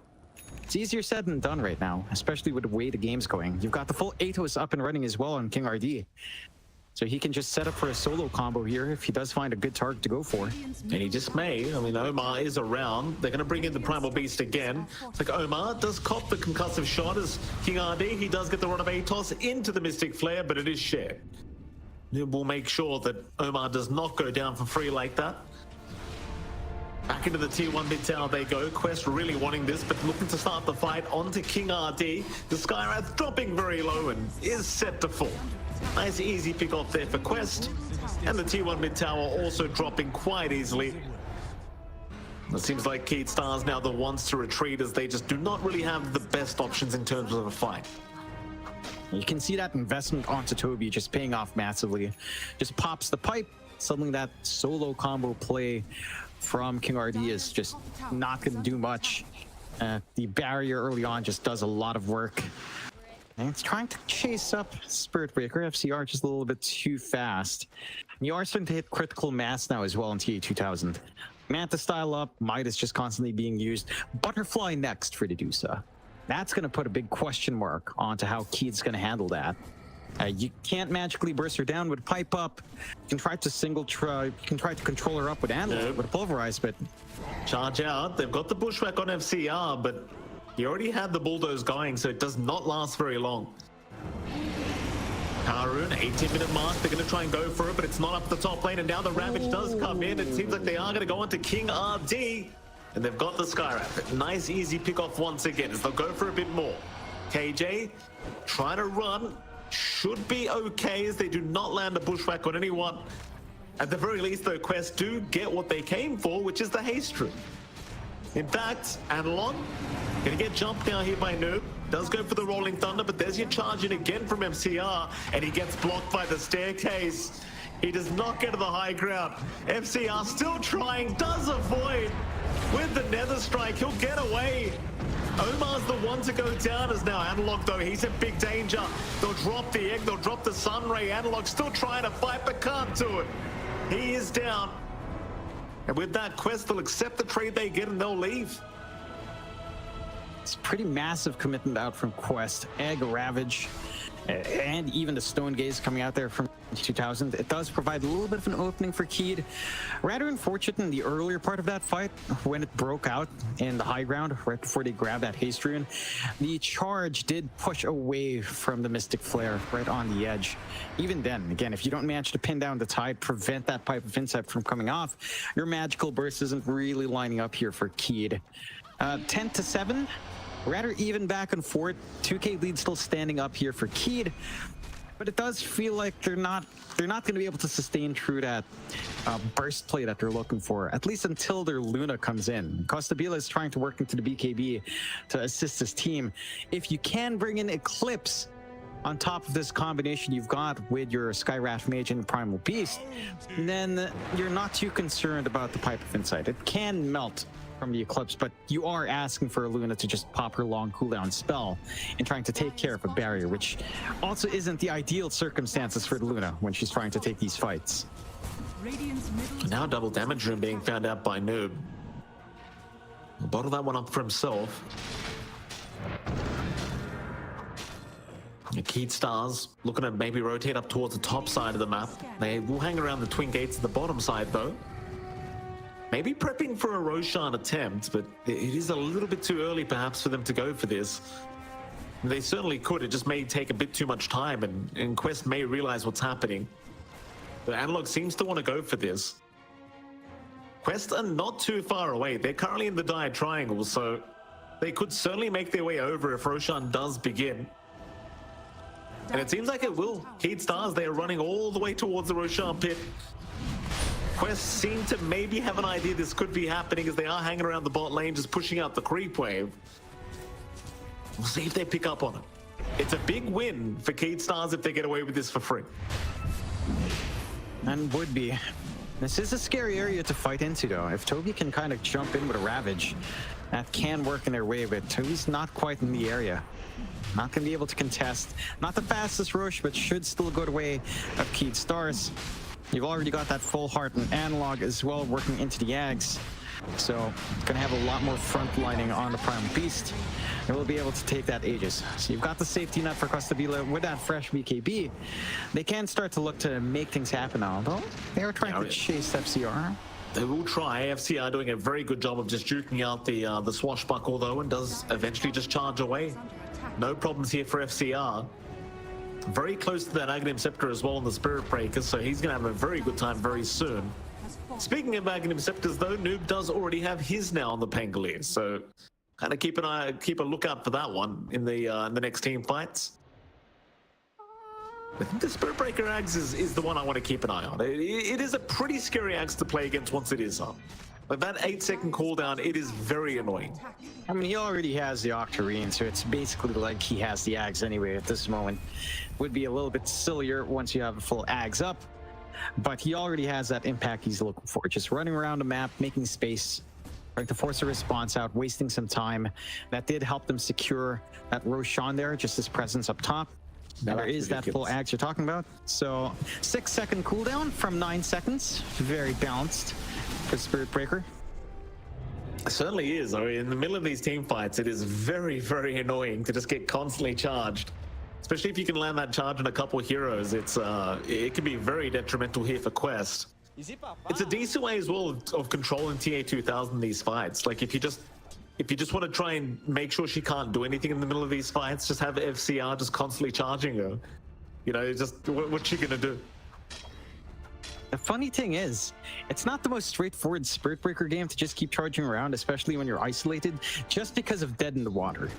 So, it's trying to charge with an anchor hook to your ankle is not going to be the comfiest of times for FCR. That is one way Quest can kind of try to mitigate that issue here. We'll see. And the game has slowed down. 2K lead coming back the way of Keed, but you are still number one in that word right now for TA2000. He is soaking up all of the form for his team. Noob and Toby not getting quite as much investment as you are seeing out from Keed Stars, but their farm distribution being a lot smoother between the three cores. But again, you don't need to work with too much here for Tide and Pango. And honestly, the next step here for Quest is probably just some like Lincoln spam. Like if you can just block charge or at least block Letter Strike onto the Dusa, you feel pretty safe for Quest to start engaging. And we still haven't seen Quest take a big 5v5 with that Ravage and the Egg and the Stone Gaze. We saw all those spells used at once, but only on one hero. So we haven't seen that big 5v5 just yet where Quest lineup theoretically does shine. Well, he's a smoke up. 3-man smoke from VKS. Seems like they'll head towards the Dire Triangle. In fact, never mind that, they'll head towards the top side jungle of the Dire. Thing is, Quest seem to have a very good idea that this is happening because they're hanging onto the high ground. So just completely avoiding the smoke of Keed Stars here. Lines have been drawn right towards them, but I doubt they want to dive the tier 2 tower. They will run towards the bottom tier 2 instead. So they're just going to try and take a tower for their trouble. If you can't force a fight, just take a tower. Dire's middle tower is under attack. Well, it is still Luna, so there's some good laning pressure that can come out from Costabile. And just having one set of racks exposed, one high ground exposed that you can kind of pierce into with Luna and her illusions from Manta does pose a threat to Quest in this war of attrition. Like eventually that will shove in. You will take damage on high ground, and that's not going to feel too comfy here for Quest. And they'll walk away as soon as they see the TP rotations coming in. They're more than happy with that. Keyd Stars, they will leave the area, wait for another day to come back, as they will go into the tier 2 mid tower now instead. TA 2000 is going to show up, and Toby is right behind him in the tree line. Costabile actually doing some decent work of draining her mana as well with these glaive hits. Toby's going to make the jump in. They want the Primal Beast first, though he's a bit of a tanky boy, but maybe not so much. The Sunray comes in, and it's all too much. Oh my God. Even the Ravage right after. They've got the Undying to boot. Costabile lost the Aegis out. And with that, Costabile, he might just be going right to the graveyard. T is down, TA 2000, able to secure a double kill. At the very least, King RD was able to TP out of there, but it really was a terrible team fight here for the side of Keyd Stars. Yeah, that just kind of got forced in, and this is what we were talking about with Quest's lineup. Ravage, Egg, Stone Gaze, Rolling Thunder, way too much to kind of deal with all at once. They're at least playing poke really nicely with Noob, but they're not going to be able to pin down that Pangolier long enough. And now you've got room for Quest to try to work the map. Get a little bit of a shove in on mid. They're not going to be able to fully commit for the objectives, but they take away the threat of the Aegis and Costabile. And you can see what happens when you leave a Duso alone to farm. You know, this takes me back to a lot of, really, when I think of Duso, I kind of think of, 9 Pandas games with Ramses. You know, it's just kind of one of those heroes you leave alone for 10, 15 minutes in the jungle, comes out with Butterfly Scotty, and even with an Aegis, you can't really touch her. Certainly felt that way. It's just one Ravage with a huge Sunray. The Medusa wasn't even touched, basically, after the glaive hits. Just able to freely do whatever she wants. I mean, at least for Costabile, you kind of see that he can deal with the Medusa's mana pool at the very least. So you've got that going for you, but that's assuming that he can actually just stand there and hit her. Which that last team fight, that was certainly not the case. So we'll see if he finds the opening he requires to get all the damage he does need in the next fight. But so you're just going to be worried about those big ultis coming up from Quest, which make it very, very hard to do anything. It's something we kind of mentioned in the drafting phase. Like, once you get into these 5-on-5 fights, who's focusing the Egg? Who's focusing the Rolling Thunder? You know, who's trying to control Toby before he ravages? It's all very hard. All these decisions need to be made on the fly. Yeah, and there's no straightforward answers either for Keyd anyway. I don't know how they're gonna have to try to split that responsibility up.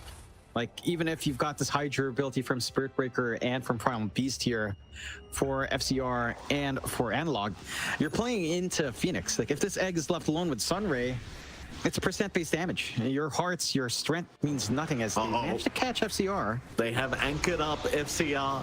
Yule's out as well. He does have another charge though, so chances are he should be okay. Though Bushwhack is going to land very well, but it doesn't matter because he has a BKB.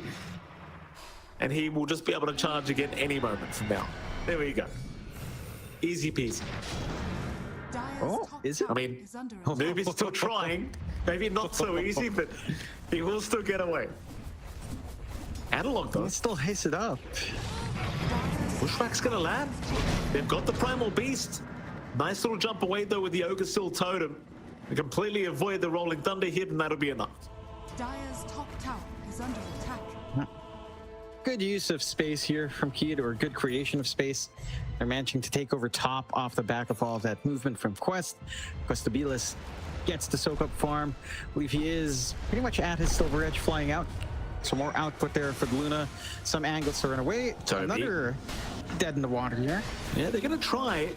I mean, he's leashed for a long time, so this could be a kill to come out, but no, the 4-star with the Ravage. It's going to land on 2 targets. In fact, make that 3s. They even found the Undying, but the Primal Beast still running. The Onslaught not going to be enough yet, but the Ogre still totem. It gives him the space, but not quite. They just chase him down. Analog is gone. 2 for the price of nothing for Quest. Keyed Stars, it's just another team fight that they cannot take when these spells are up. Yeah, they just can't fight into it. Ideally, I think if in this kind of circumstance right now for Keyed, if you manage to survive in your Primal Beast, while those spells are down, those are massive cooldowns outside of Rolling Thunder. You can force the issue then, but without the Primal Beast, with just your Spirit Breaker for FCR, it's not going to be enough. You're not going to be able to find openings. And the side of Quest just playing perfectly. You know, they're maintaining this aggression still with Toby and with Noob. They're buying a lot of space out for TA. They might try now. They might try now. When the spells are down, when the Ravage is not available and the Egg is not available, they could try to go for a fight, but they TP both supports down towards the bottom lane, but it doesn't seem like they were interested in a fight to begin with. Maybe just ensuring FCR was going to be quite safe, and it seems like he will be. Everyone else in the meantime just leaves the building. Top lane, Toby's being charged. Toby goes for a TP out though, but a nice lucid beam. Costabile cancelling it off as now the charge does land, but the Kraken Shell is going to ensure that he doesn't really even get stunned. It's kind of the hard thing, like you're charging a Tide of all things. Chances are he's not going to die. No. That was so hard to pin down. You even had the neutral camp kind of get a stun off onto Costabile to cut off that chase. They are set up for Roshan. It has spawned down bot. So they do have an objective to play for, but Quest aren't giving this one out for free anymore. They are going to go in with the ulti of the Primal Beast. The Pulverize landing, though, it doesn't really do too much against the Phoenixes. Now the jump is there onto Analog. Analog copping so much damage already. Bushwhack to land as well. He's really got nowhere to go. Still trying to walk out of this one. Meanwhile, Costabile going to move back in, trying to go after Medusa, who is out of mana now. Maybe they can do a TA2000, but he's going to man up. Costabile is gone. They will at least find the Medusa. But Analog still dropping very, very low. We'll turn around again with a Pulverizer now. FCR taking down Omar. So they will finally get Analog down. FCR still fighting, but the Ravage does eventually come out from Toby. Noob's on an Ultra, looking for the Rampage, but the charge away. Not going to allow it. Ultra kill for the Pangolier, though. Yeah, that's massive. I mean, they managed to identify the targets well on Keyed, jumping the softer supports, ensuring that the Phoenix Egg wasn't going to go off, ensuring that the Sunray is not a factor to kind of instantly burst down or just constantly burn down your Prime Beast here. That's what made that fight really awkward for the side of Quest. You also jumped really aggressive there for TA2000. Like, he just blinked forward, no cares in the world. That does prevent the side of Keyed from going for the Roshan. Does allow a little bit of a reset for Quest. No Ravage for the next fight, but they do have the Egg at the very least. And again, they've got a Pango right now. Lose that Phoenix. Oh, Noob was getting charged there for a moment. So they do end up cancelling the charge off as they saw Noob going towards that die triangle. You are seeing the remnants of that last team fight, and Costabile trying his best to just try and take down TA2000, but TA2000 just manning up. They will eventually get it, but it just doesn't feel worth it at the end of that team fight. And speaking of team fights, we might have another coming right up. Roshan has begun once again from Keyed Stars. You don't have the Ravage to play with, but you do still have the Egg and the Stone Gates, plus the Rolling Thunder. Yeah, again, this won't be a freebie. Scans out, and Quests aren't too far off. This could be a rough team fight. Keyed Stars have got to be very, very cautious not to give this Roshan away.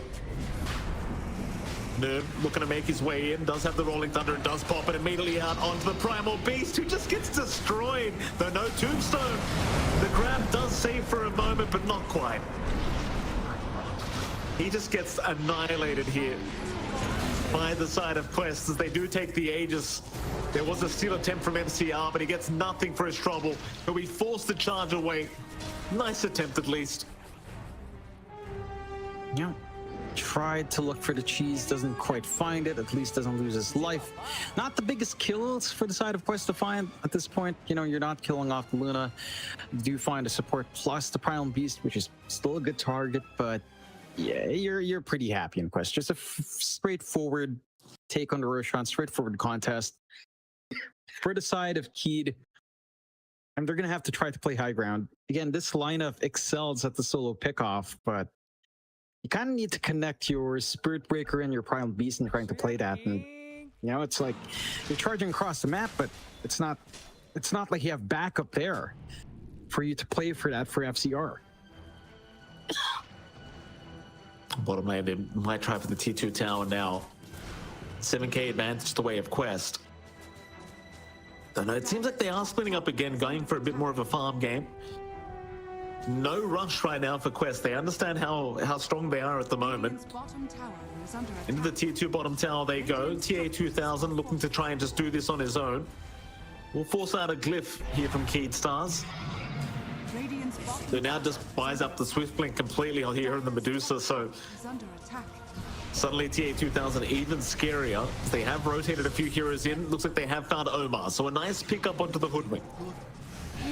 But seeing that Quest, they just leave the building. They don't really care too much. Nah.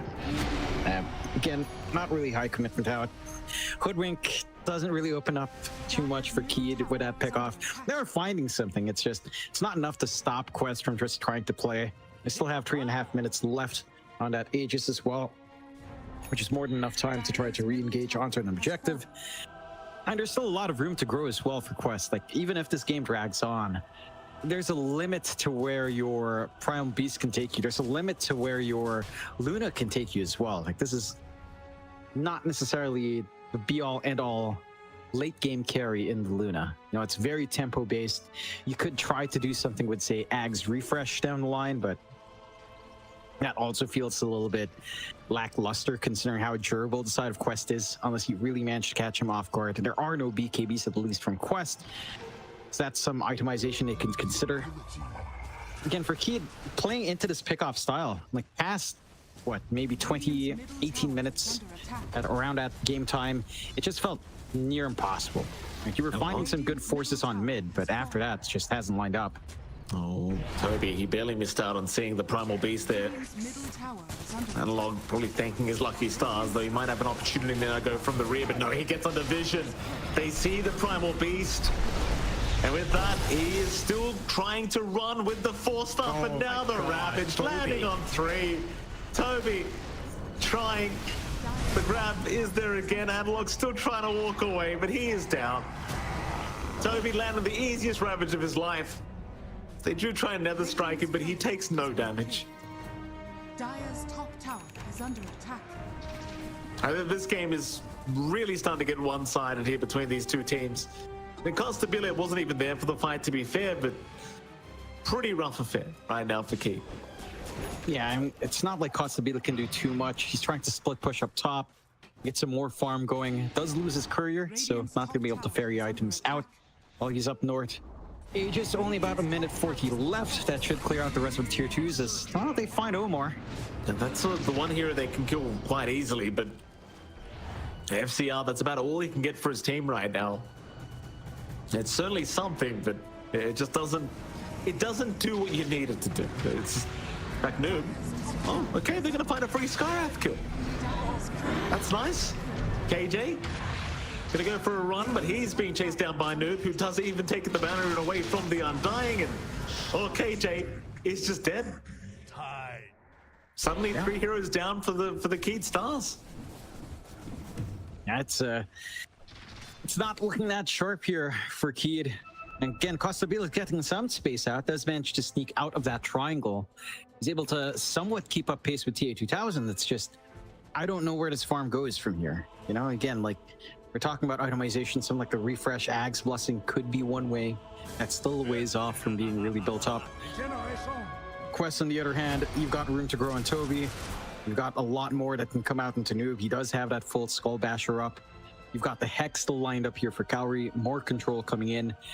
For Keed, it's now down to like spotting some mistakes from Quest. Right? If you can get some forward vision out, try to look for moments where TA2000's exposed by himself.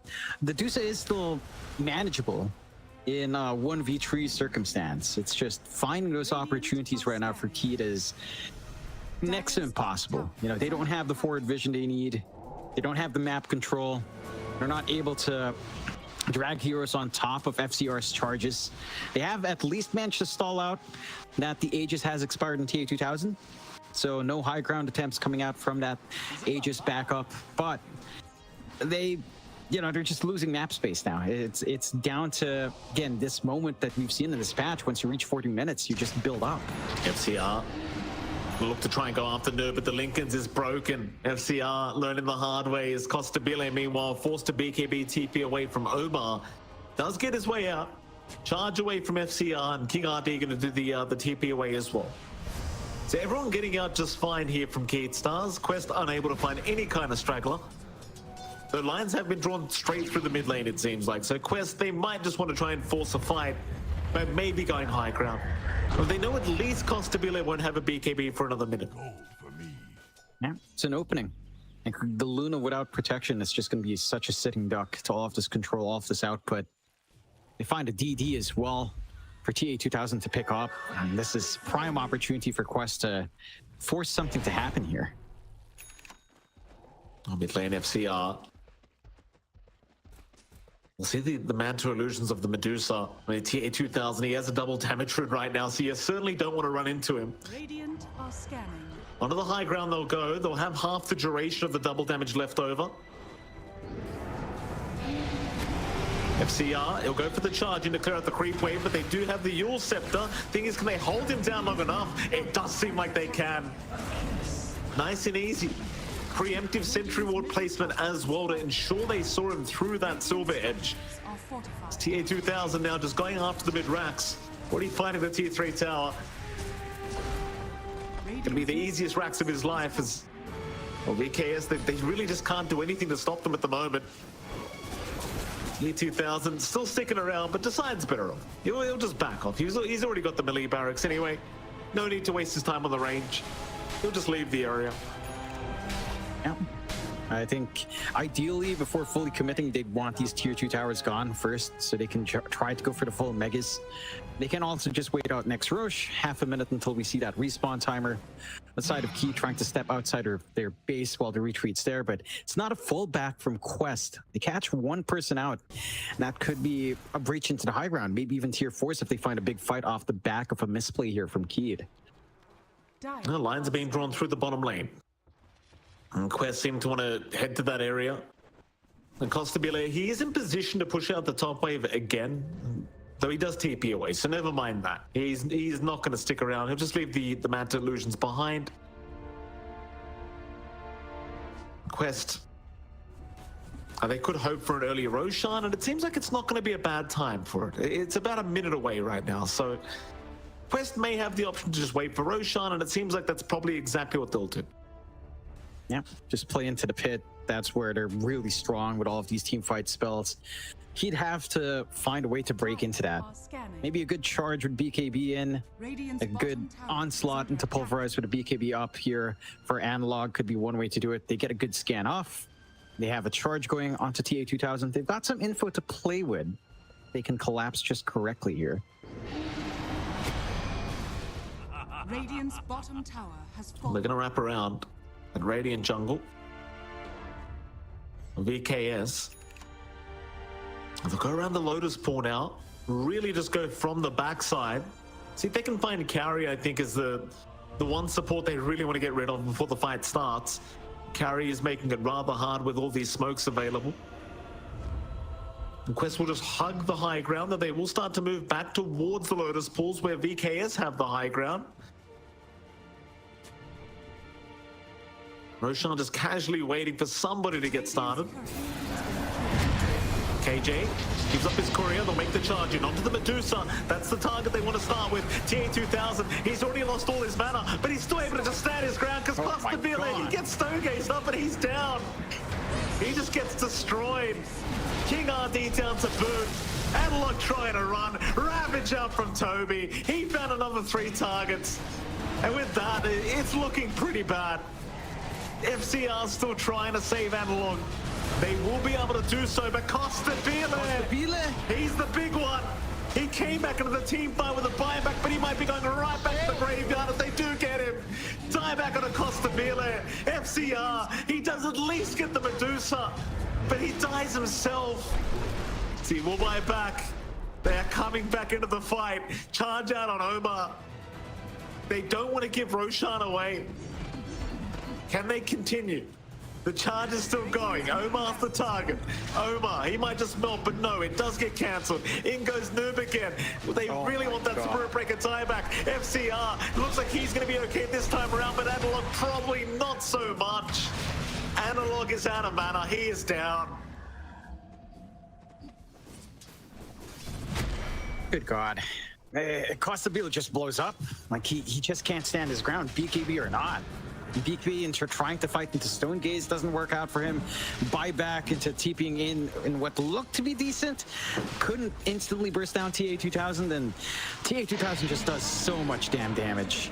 Yeah, it's just it's uncontrollable at this point. Free Ags as well coming out for TA2000, along with a shard. So you've got the Mystic Snakes bouncing around, dropping her to empty mana now. It's a much harder, a much more arduous process in trying to deal with that Dusa. We have seen moments where the Dusa is exposed. It's just, how do you burst her? Where's your output? You know, it's like, it takes off your magic damage to drag her down to 0 mana. And your right-click output from Luna is just not enough to really rip apart FCR before she does damage. He just solos the Hoodwink again. Just charges right in, takes the Hoodwink down. But Omar, rather FCR needs a way out and he'll be okay. You love Spirit Breaker. This is what we love to see. Just to charge in, burst out a Hoodwink and just charge right back up. Yeah, and he's stalling quite nicely, FCR. So that makes it a lot less comfy for Quest to try to force something out. They probably just are waiting for their Ravage to be off cooldown from Toby anyway, so it's not the biggest deal in the world for Quest. 20k lead standing here for the side of Quest. Checking Dota Plus, win probability at 83% for Quest as well. So everything's kind of lining up. And we had some moments of brilliance early on from Keed, but it's just this lineup. This draft is just so single target pick-off intensive. If you don't find that, then it can go south. They do have good vision right now, watching where Quest's at. Like, they have good vision in TA2000 in the triangle. They've got this forward ward in the bot jungle. They've got a ward right by their own middle area of the bot jungle, but again, they can't really play into it. So it's just a matter of waiting. If Quest somehow slips up, if they misposition themselves, provide an opening for Keed to collapse and find them one by one, that's where the game opens up. But we haven't seen Quest make any mistake like that at all in this game. No, certainly not. I mean, it was a strong start for Keed Stars here in this game one, but that strong start has gone by the wayside now. As I mean, you're looking at Costabile on the Luna, like he's 13k behind the Medusa in terms of net worth. And while that may not matter so much anymore at the 47-minute mark, it still seems to. There's just too much tankability, too much damage coming up from this Medusa. Costabile at least now has the Aghanim Scepter coming out, so you do have that AoE Eclipse you can throw out from a mile away. That may make a difference here in this game, but we'll have to wait and see. I feel like it needs to refresh. Like, just the Ags alone isn't going to be enough. It needs to be the double Ags usage, the double particle cannon coming in. And that's still a ways off. You know, you don't have buyback. It's on cooldown anyway, I suppose, for Costabile, but you're in a dangerous spot now for Keed. Like, you can... This does allow you to do some cheeky plays with Primal Beast and Spirit Breaker. So you have some follow-up damage for the charge in. Could see it in play if they want to go on Noob, but no. If CR TP's out, they need to hold their ground on the high ground. They don't want to give any more openings with their mid already gone. T2000 doesn't care anymore, though. Daedalus in, Age is still up, just goes to town. Nice little deny from Analog. At least gets away with that. Range rank's already taken here by TA2000. He will not stick around for the melee yet. He's going to have to wait for the creep wave. Tower is under attack. Along. Finding out the hard way, they can't go for that D ward on the sentry. TA2000 still being very, very cautious, but does now make the move in onto Analog, who has lost half his HP pool. There goes your bottom racks. Nice and easy. Only one racks to go up at the top lane, and well, they do have to get through a T2 tower first. Yeah, it shouldn't be too hard. The top lane is shoved in. That's where Keed has been trying to play their own counter push, but looks like they might not even be interested. Just keeping the wave shoved in, maybe force the fight out and end the game here. Well, Rolling Thunder popped preemptively here by Noob. He was hoping that Analog would stick around, but not so much. So he does just roll away. But they might run right into Costabile if he's not too careful. Costabile running towards the Roshan pit. Looks like he's going to be all right. He does need to be super cautious right now on that Luna because he does not have buyback for another 2 minutes. Yeah, he's being a little bit cheeky. Should be able to cut the wave off with the Manta Illusions. Does have the TP to back out as well. And should be fine. Does manage to get that done. So buying more time and space. Quest does not address the top lane. So they're not able to look for the tier 2 into the mega creeps just yet. And they give some time for Keed. They're smoked out here. TA2000, he just denies 3 creeps from the Manta Illusions. Such a nuisance. The 50-minute mark is now here. Quest still grouped up as 5 heroes, looking to maybe make a bit of a smoke rotation. They're just going to hang on the high ground for now, as it seems like Keed Stars made their own 5-man smoke, but it obviously does not pan out for them. Like it was either under vision or it was just good game sense here by Quest. At the very least, VKS, they do end up taking the outpost in the dire triangle. They'll see TA2000 in the mid lane, but they don't really want to fight around her tier 3 tower. Pretty rough. No, it's a hard target to go for. TA2000 also has the full nullifier up, so you've got a way of kind of trying to keep a slow going on FCR. It's going to be a lot harder to just try to charge away now for that good old Spirit Breaker. Again, it's a tough game for Keed right now. They're holding on. They've got 1 Rax, they've got a tier 2, 1 outer tower. They're playing outside, but they're just not able to find any openings. Like, they've got to be brave and try to get. They're trying to play around their vision, but Quest again has that read with the outpost taken. They just don't even bother trying to pierce into that area. And they can just, if they wanted to on Quest, they could just wait out till next Roche. Like, how do you fight into that pit? Keed, we haven't seen any good way of him just trying to jump in there. Yeah, they really haven't found the best opportunity, that's for sure. There's your refresher orb coming out now on Costabile, so he will have the double eclipse available. Mind you, he has no buyback gold, so he has spent all his gold on that refresher orb now. Still needs about 2.8k to have buyback available as well for the Luna. But perhaps that's the answer, like that double eclipse with the Aghanim Scepter. That may make all the difference here against this Medusa. In terms of just blowing her up completely and not worrying about having to right-click her. That might just be it. Analog? Yeah. Now he's looking for an opportunity on that Primal Beast. He's not going to find it quite yet.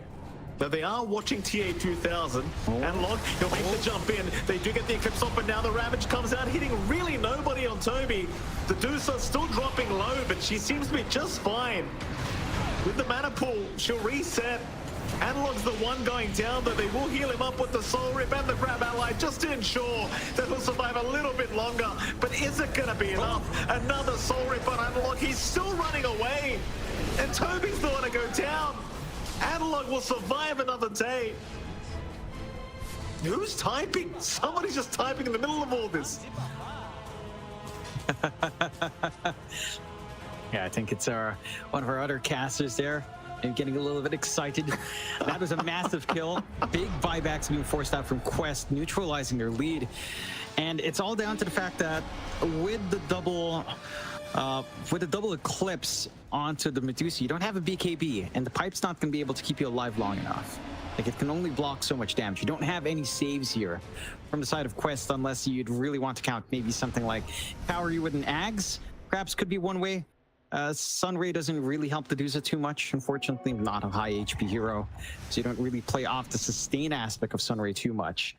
But that is the reveal of that refresh, and it does pay off. All of a sudden, you're only about 1.2k away for Costabile to have buyback. You're in position to contest Roshan. You know, Quest is down after big team fight spells for a little bit longer.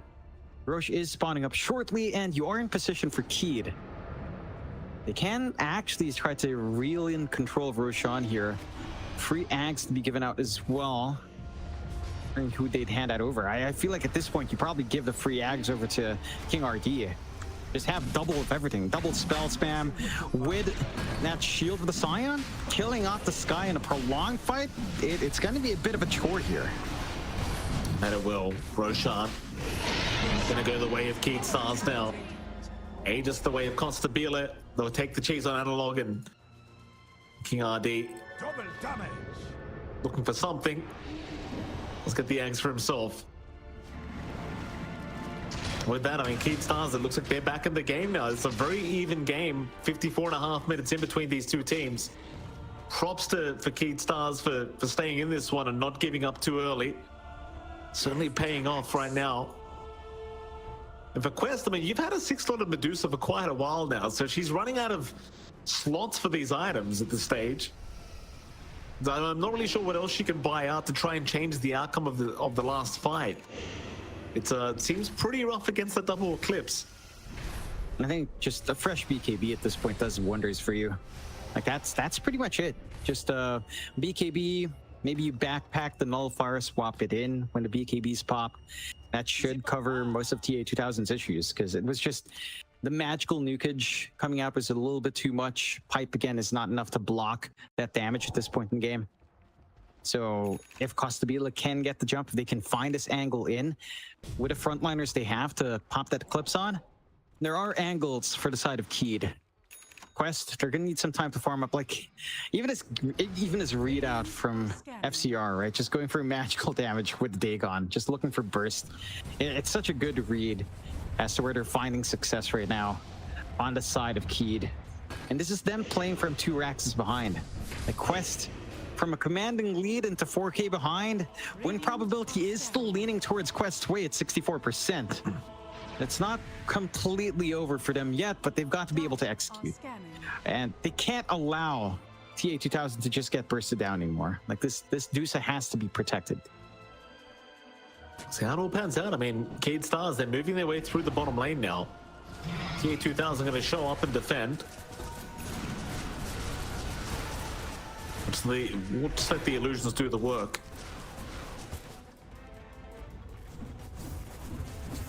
With that Quest, they will be able to get away with this high ground defense for now. Constabile is still trying, but not going to be able to continue for now.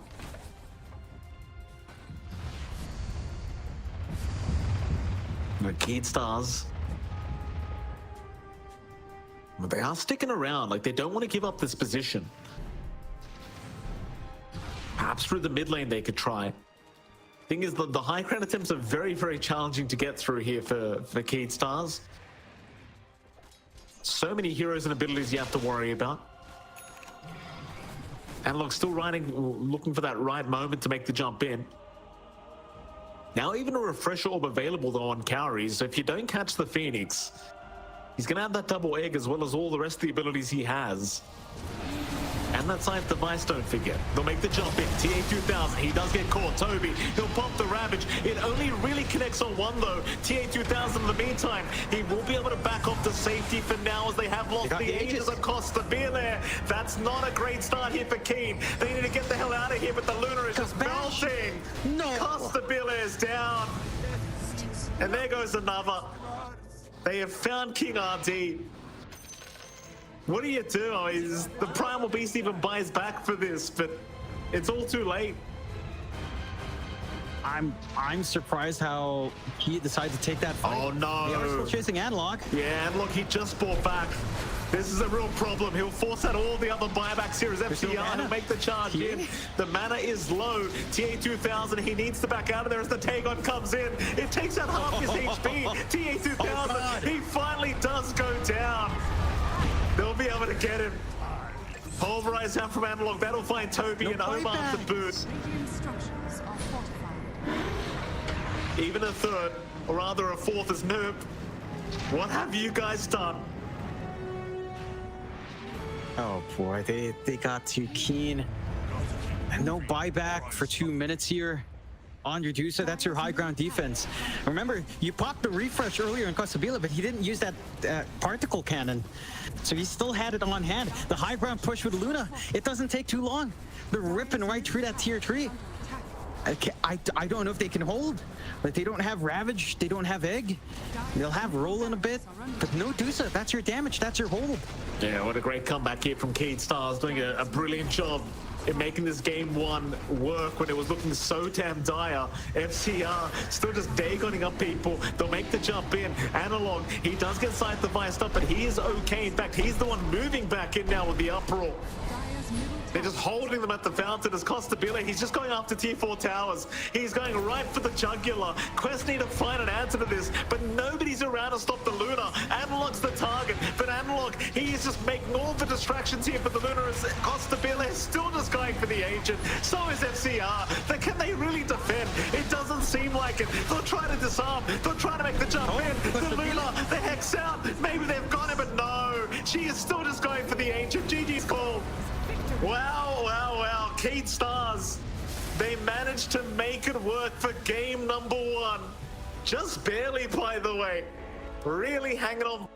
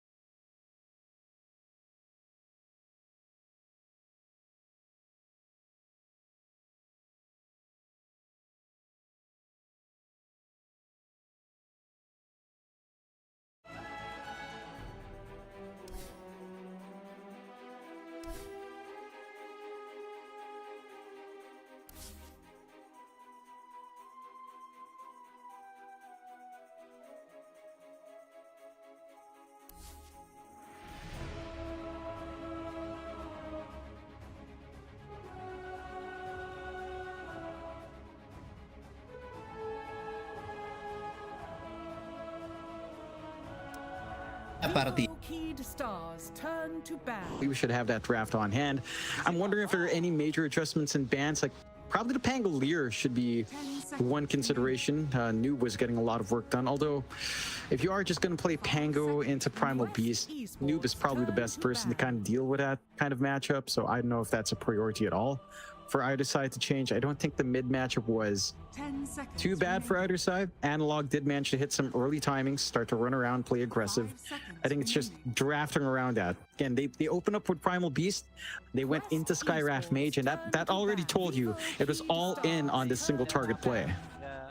Certainly was, at least last game around. But let's see what they change up this game around. As the draft 2 is underway, and Ruled Prophet both being removed here from the side of Quest, and but now Kunkka has been removed from the side of Cade Stars. See what else they really want to get rid of. Turn to ban. So the Naga Siren going to be removed as well. Quest Esports turn to ban. In this kind of meta, like with the way things have kind of played out, it just feels like any kind of farming pos one is something you don't want to play against right now if you can avoid it. We'll see the Pango and the Muerta being removed. One final ban out to go. I think last time around we did see a last ban of Dazzle in the first phase, and well, they still have the opportunity to take it out. I'm not really sure if it's going to be first phase material here for either team, and well, for now they're going to get rid of the Brewmaster, so we'll see if they do want something like the Dazzle, or whether they're going to go down another route. I think you could fit the Dazzle in if you really wanted to. The Primal Beast is still in contention. Something like the Shaker's up there as well for both sides. I think that's a hero that kind of works up against these melee matchups on mid really well anyway. So that could be one route for the side of Key to go. Now they'll go to Invoker early on. So they pick up one of the highly contested heroes of this patch as well. And this is a hero that we were talking about a lot when we went into this patch. And we did see a lot of this banned out in the regional qualifiers. It does slide through. And this hero is just it's so damn annoying. Like it does so much for mid, of course, but even as a support flex, I don't think this is completely locked in for Keed. Granted, if I recall, you know, we used to see a lot of analog invoker mid, and he is fantastic on that hero, so I wouldn't mind that to just straight up be your mid matchup. TA does come out for the side of Quest. Matchup against invoker mid is decent. Level 3s when the TA feels a little bit good. Before that, the invoker can probably bully a little bit better in level 1 to level 2, depending on what build you're going here for the invoker. So I like the shift. I am curious about where Quest will want this, like whether or not they'll want Noob to play it or just kind of toss it to TA2000, as it is his namesake. Quite literally his name. There is openings. Yeah, for sure. Yeah, I mean, it's right there in the title. You know, it's right there in the username. You'd want to give him there, but there is an argument for the TA mid, but again, against Invoker, might not be the comfiest once a few levels are up. Esports turn to ban. We'll see. I'm pretty sure we have seen TA2000 play the TA quite a few times as well. It does tend to do quite well as, well, again, we shall see. Final ban to come from Quest before we can continue with these drafts. 10 seconds remaining. I'll have a bit of a think about it as per usual. Quest Esports. What are you really afraid of here? They'll get rid of the Luna this time around. So they don't want to have to deal with that again from Constabile, which is fair because they did lose against it. You know, you and I, we question the hero a little bit right now, this Luna pick, but it did seem pretty strong. So they'll just remove it straight off the bat. More picks to come now. Reveal to us what you're going to do here, Quest. What's the draft we're playing here today? If they wanted to go all in on the minus armor, Avenge kind of fits in with the TA. Very straightforward support. Trading with Venge with Wave of Terror feels atrocious for the enemy team. So you can kind of double down on that if you want to play with your TA. Enables early rush as well. There goes the Venge. Very, very straightforward for the side of Quest to have that option. For Keed, that's the one that's a little bit more open. Again, I'll just assume an analog mid invoker very early on. But again, there's some flex potential. I don't see Keed pulling that away from analog just because of how well he can play the invoker. Vivo Keed. They have options. They will go with the Tusk, so looking for some saving action here, looking for a way to get aggressive. There is some pretty decent combinations that you can have on hand, especially if you're thinking about your safe lane now. Like Tusk plus a ranged hero always feels good. I'm wondering what they might want to combine with that. Drow is here that comes into mind. Maybe a Terrorblade, but both of those heroes also haven't had the best of times right now in this patch. So it can be a little bit dicey. They just go for the support pick into the tree. And also one of the highest contested heroes so far in day one of the Road of the International. Granted, our sample size isn't that big, Mike. Around what? 20 games? I'm thinking 10 series, but it is already up there in like what 90% contest for Treant, along with Invoker. Yeah, I mean the Treant is pretty damn strong. I would argue. Like, we've been seeing it quite a lot, and it certainly has proven to be very efficient in what it needs to do. And it's just dragging out the game with living armor. Like we know how it goes. Just the split push constantly from Treant Protector is always going to be nice. Overgrowth is always going to be a great ability to have to boot. 10 seconds. And against these minus armor strats, like living armor, that bonus armor is going to make you feel really damn good. 5 seconds remaining. The Quest Esports, how will they respond? They've got a puck pickup for themselves. That should be the mid puck to come out. Because there has been talks about the support Weaver making a reappearance as well as of late. So if you wanted to go full minus armor, you could go down the Weaver route to boot. Oh, Mikey. It's been happening. Spicy now. You're thinking now. Yeah, we've seen a little bit of that come out. I don't think it's too bad. I think you kind of lack control here for Quest if you go that route. If you want minus armor, why not go for Dazzle, right? You spam out, the bad juju kicks in, more minus armor. You save your TA. You've got some control with your shard. It's a little bit of a hex in play. We'll go with a Hoodwink instead. They're not going too crazy here. Blightstone build up anyway, early on in the laning phase. So you kind of just have a little bit more minus armor to play with by virtue of that. It's some decent hold coming out here for the side of Quest. I don't fault them for going into the Hoodwink once more. 10 seconds. Did do a pretty damn good job last time. Plays nicely. It's a good way to deal with Tree and Protector. Just because, well, if he's trying to hide in trees, you've got a really easy way to just lock him down. The Viper coming out for Key. Oh, here we go. That is toxic. Disgusting. That is going to be an off-lane Viper, a TA Viper lane. You're not going to have fun here for TA 2000. No. You really aren't. No, you're certainly not. It's not going to be a good time, and I imagine Quest probably not going to be too happy with this TA versus Viper matchup. Mind you, well, I suppose you are going to have the offlane Viper anyway, so things are not going to be too easy for the TA. I mean, can the Venge force the Viper away? Probably not, is the answer. And no. Either lane combo sounds atrocious to play into, like Viper Tusk or Viper Tree. Both of those sound really bad for you to play into as a Venge. Like, you're not going to win the right-click trades. You're going to get whittled down. It's beautiful from Keed. I think they've corrected from their game one issues where they were kind of looking at just playing all in, looking at the overall dynamic, like just the single target focus tying into the Primal Beast. Now they're looking at their lanes. They've got strong laning supports. They've got a decent mid lane matchup for Invoker versus Puck. And they get the Viper solution to TA. Along with, again, either of these strong melee supports. Like, you are setting up for a really good time on the side of Key. The question now is what safe lane will they want for Costabile? Right, like with a matchup of TA and Venge, like this is so much onto minus armor that it feels like there's an argument here for a Sven or a Terrorblade, right? Like Sven to just armor up everyone with Warcry, Shard, and AC. TB just because, well, he's not really gonna care about physical burst as a Terrorblade. So either one kind of works here for the side of Keed. It's down to Quest to kind of pick their poison and what to ban out. Yeah, I think I'd like to see the Sven more, if anything. If they did want to go down that route, the Sven does seem like a pretty nice pick here for Quest. We shall see, or rather, excuse me, for King RD, or excuse me, for the side of Keed Stars. But Costabile is what I'm trying to say. My goodness. Anyway, moving on. Final bans to come. Quest Esports. We'll see what they want to get rid of. Like, do they want to ban out the Sven, or do they want to allow the side of Keed Stars to have the option? 32 seconds reserve time left for this final ban out. The TB option doesn't bother me too much either. I think the TB also kind of fits. I just think the Sven just offers you a bit more value with this draft that they have here for the side of Keed Stars.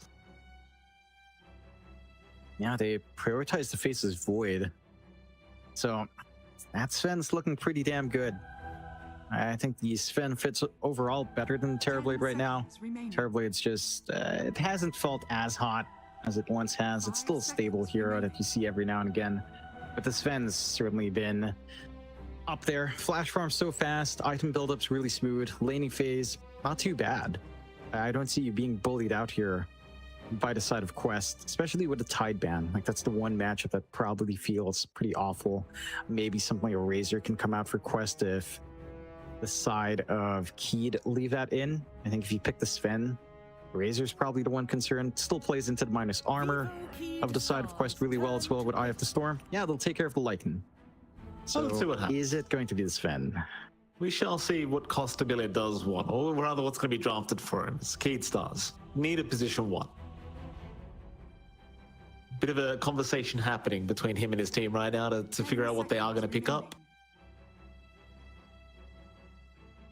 5 seconds. I'll take his time with this one. Suppose if anything, comfort's probably always better than just the outright best pick anyway.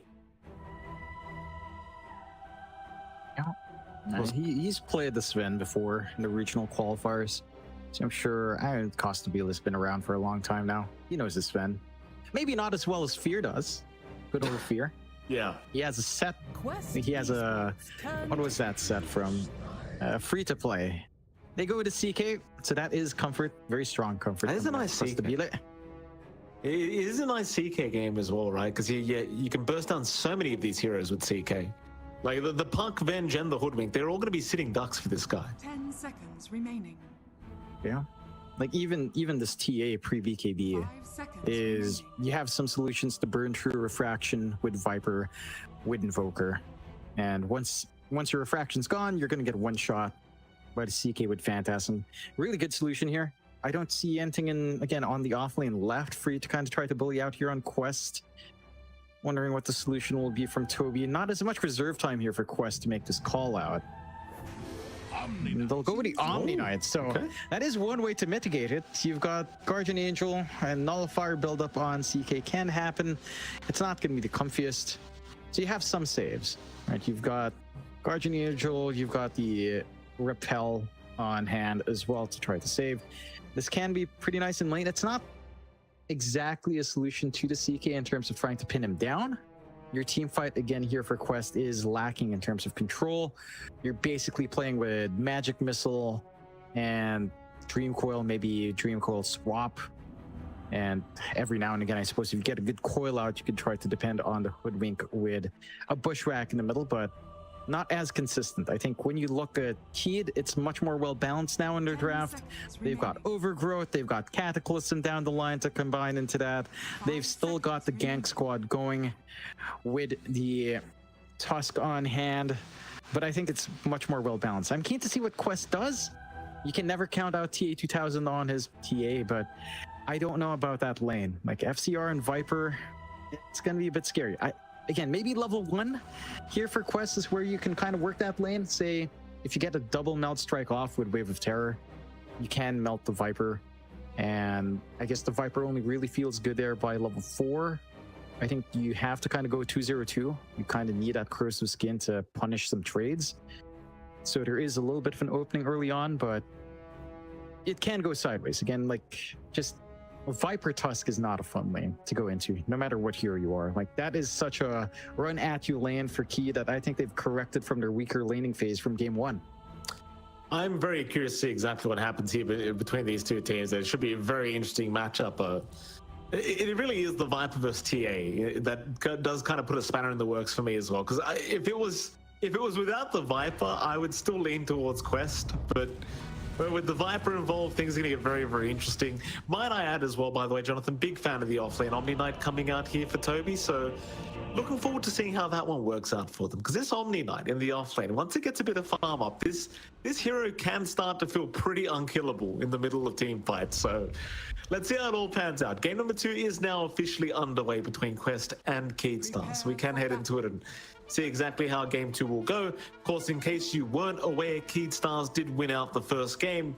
Just barely, but they managed to swipe it away from Quest. So they are playing for a 2-0 victory attempt here against Quest Esports. And if they were managing to get that 2-0 victory, John, they'd so far be undefeated on the road to TI. Yeah, it would be a big opening, again, for this team that's coming out from regional qualifiers, for a team that we haven't seen on LAN in a very long time. These players are veterans of the scenes here on Keed. And maybe that's also one thing that plays into it, right? We didn't really touch on this in game 1, but Quest is still relatively new in terms of their players being on the LAN, in terms of being at TI as well, outside of maybe Toby and a couple of others. So Keed have been in this situation before, in these high pressure moments. So when it comes down to maybe shaking off those nerves, like in game 1, I think it was pretty evident there. Keed certainly is a team that you can't count out in terms of the mental game. Yeah. I saw Toby. He actually did a massive wraparound avoiding the side of Keedstars. They were smoked up around him. They knew someone was around as well, because KJ had his smoke broken back then, but they could not find the Omni Knight that time around. Still bounty runes. Look like it's probably going to be a 2-for-2. And it will be. Costabile will be able to take the final banner rune for his team. Start off with the mid lane as per usual as well. Of course, Analog going to be on the Invoker, this time against Noob on the Puck.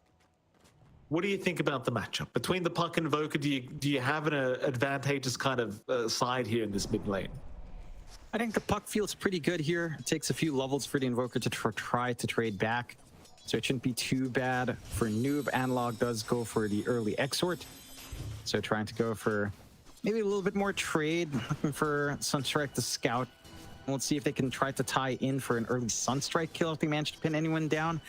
is one way to kind of boost Analog up. And he is winning out a little bit more on the right click trades, but Noob should be pretty stable in terms of just clearing out the creep wave anyway.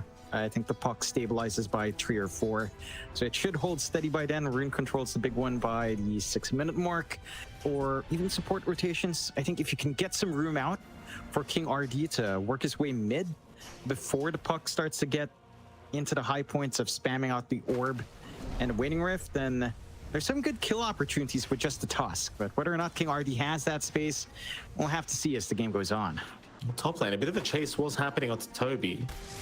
And KJ really trying to get within range to get those right clicks off, but Toby is going to be just fine. The top lane can be rather scary as well. Like if you got a long stun into the lead seed, like the slow can be very annoying for Toby to deal with before he has the repel up. They should have it up rather soon, to be fair. Mid lane, a bit of a chase on Analog, but he's going to be just fine. Just a bit of damage being dealt here from the puck. Of course, bottom lane, you are having a look at Kaori on the Venge. He'll be there along with TA2000 on the TA, who is currently just going to the jungle. So just realizes, I can't lane against this Viper. I'm out of here. Yeah, just trying to build up some early stacks. Like, there's not too much they can do to really contest the side of Keed. And again, this is the lane we talked about. This is here we were highlighting the Viper pickup. Just having this partnership for FCR and King RD with the Tusk as well. It's not something you can sustain. Even with this minus armor play, it felt like you had to find this double meld onto the Viper to even consider doing anything early on to get yourself some space out. And, well, TA2000 at least can clear out some camps fairly quick with Meld and Psyblade, so you've got that going, but it's painful to see your safe laner already being forced to jungle. It's like, it reminds you of Iron Talon days, Mike, but that item is not there. Very nice bushwhack out from Omar to ensure that Toby does not get chased down too far. And in fact, KJ, he's the one that takes the most damage. He'll be able to walk away and salve himself up. The aggression against Toby is nice while he doesn't not have the repel available, but Omar was there to save the day as they will try for the Lotus Pool swipe, but KJ, he's back in after Toby now. Maybe this time around they could get the kill because the bushwhack was used earlier. And he is down, Toby. Getting taken out as KJ, getting tipped by Costabile for the setup. And as soon as he saw that bushwhack committed, he just moved right in. In fact, here we go again. A stun out onto Omar, trying for the kill, but not so lucky with the final hit. Really wanted that Chaos Strike to land, but it just ends up being a normal hit at the end of the day. We're seeing a bit of a flip from game 1. Game 2 is, again, Keed coming out with the stronger lanes, really bullying out up top.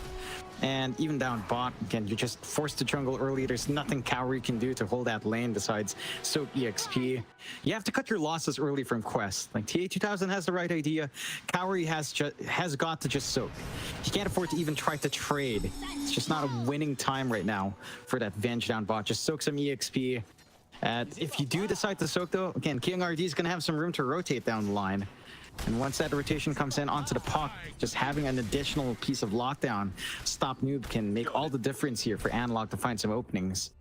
He is doing a damn good job in that mid matchup as well this time. Slightly ahead, having more denies, feeling pretty damn good. Already level 5, going for Quas X-Sword. So, does have a lot to play with if a +1 does come in. I mean, he's just got a lot to play with in general, I think. Like with the Exort build, that Sunstrike going to be very annoying, and because Costabile with the setup of the Chaos Bolt should give enough time for the Sunstrike to land, just for that follow-up damage.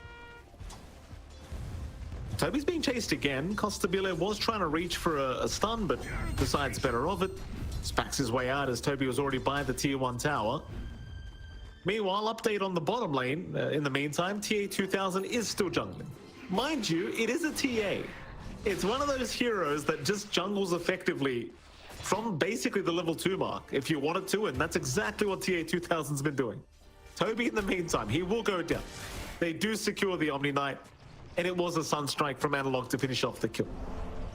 No, I like this read from TA2000. Like, you can tell the guy has had to play TA versus Viper multiple times. And he's been stacking up efficiently. He's been clearing out the camps. He's top in CS. You know, he's stopping CS despite being in the jungle. It's just down to stacking. So he's making it work. He's not up there in net worth, but I saw some people in chat saying, "Oh, I'm gonna try that jungle of 2 minutes." You know, don't do that, guys. Let's not do that. It's not gonna work. Carry. This won't work either, Carry. No Roshan available for the deny, so he does go down. Another Sunstrike kill here for Analog. Yeah, I mean, going back to the TA point, this is probably one of the only heroes that can do this whole jungle trick. I suppose TB is maybe another one, but that was back in the Dota All-Star days, John. I'm getting old, so I probably, you know, I'm thinking too far back now. Yeah, no. Costabile, top lane, he just gets annihilated. My goodness, TA2000. Not only is he jungling at level 2, but he's roaming at level 5 now. The TA does cost the Sunstrike. The Urn's still ticking him out. He will die. Analog getting the tip here from Costabile. At least they found the CK now. In fact, they're going to find another. KJ down. King RD. He'll try to run, but he is also down. 3 for the price of 1. Sunstrike, Omar, no, it won't land. But in comes Costabile. There's 3 heroes around though. Has he given his life away? I think he may have. Oh no. Costabile, run. He'll eat a Lotus. He'll be okay. Oh, he's really playing on the edge here, this CK. I feel like both of our safe laners just losing their mind. Costabile sees TA2000 rotate and wants to play too. It's full war up the top lane. Carry does go down. Costabile going for another fight. Moving on to Toby now. Toby, he will be able to at least outrun the Viper who TP's in. And so Toby will not drop. But it's currently a 3-6 in terms of kill score, favoring the side of Keed Stars. And I suppose the one saving grace right now for Quest is the fact that TA2000 is farming very effectively considering his start. Top lane. I mean, he's... Costabile, he cops the Dream Coil. Sunstrike on Toby though. Analog finding another kill. There's now the snowball out onto Omar. They want a second if they can get it. Omar though going to be able to run away just fine. Noob. Oh, that's a long TP. What? That was the longest TP I've ever seen. KJ, he's still going to die though. Noob the one to get the kill of all things. What a crazy game. What a crazy game. Just all in up top. Mind you, that's a space for TA2000. There were wards watching him farm up that bot jungle. They managed to sneak forward on Keed to get some vision down. They're not able to bully that TA. And look at TA2000's net worth. He's slowly creeping up, Mike. Only 400 behind FCR. Minute 2 jungle. It works if you're TA2000. Yeah. Don't try this at home, kids. What happens, right, if this turns out to be the most broken strat of the meta? Well, what happens if all TI, everyone just spam picks TA and just goes jungle? We deleted Iron Talon for this? Yeah, that's what we did. Just bring it back then. Let everyone jungle. You know, let's have a Husker jungle level 1. The LC jungle class. Oh, he breaks the smoke of FCR. They're still going to make the jump in past the tier 2 tower. Sunstrike is going to land and they will get it. Great rotation from Keed Stars to make that one happen. It's mid lane in the meantime though. Analog will drop. FCR, he has rotated but cannot take down Omar. He'll try onto Noob, but the swaps are there. Kaori just ensuring everyone remains alive is now FCR looking for a way out of this situation. King RD is going to move in and snowball right back towards Kaori, but in comes Noob to clean up. In fact, Omar is still slowly ticking away to the Urn charge. KG, rather KJ, he moves in now, but it's all too late as we are going to have a quick pause. Yep. Just a little bit. This game is insane. You know, last game was a little bit slower. You know, we had some action early on, but not to this extent of insanity. Safe lanes rotating, safe lanes jungling. I'm happy to see this. You know, game one felt pretty bog standard. This is something new, Mike. This is different. Certainly is, John. You love to see it. This reminds me of a Southeast Asian pub. Wouldn't go that far. You know, it's like You know, it's like one guy, he has a bad matchup. It's like, I'm just jungling, hold it, support. And the support's like, I don't know what to do. And Kaori just tries to survive, pays off, and then suddenly you see your, As a support player, every time my core, hold that thought, TA2000, he's in danger. Overgrowth out, they really want this TA kill. With the Sunstrike out, TA2000 is gone. Very, very nice pickup once again from Keedstars. And if they can continue to do this, it's not like the TA has anywhere to go. She is going to be in the jungle no matter what. You know, so it's just, if King RD and KJ can continue to find the TA with the follow-up Sunstrike to boot, it's all too much. It is. It's way too much. And again, they've done a great job of warding forward here. What are you saying about if as a support, Mike? Well, what's your opinion as a support? If my core gives up and gives me the lane as a support, I'm actually happy. As far as I'm concerned, if you're too trash to win the lane, I'd rather turn into a core. That's the way I think about it. That's a very Southeast Asian mindset as well. Well, I need to. You know, I'm playing on 200 ping in SCA, John. I've got to have the mindset.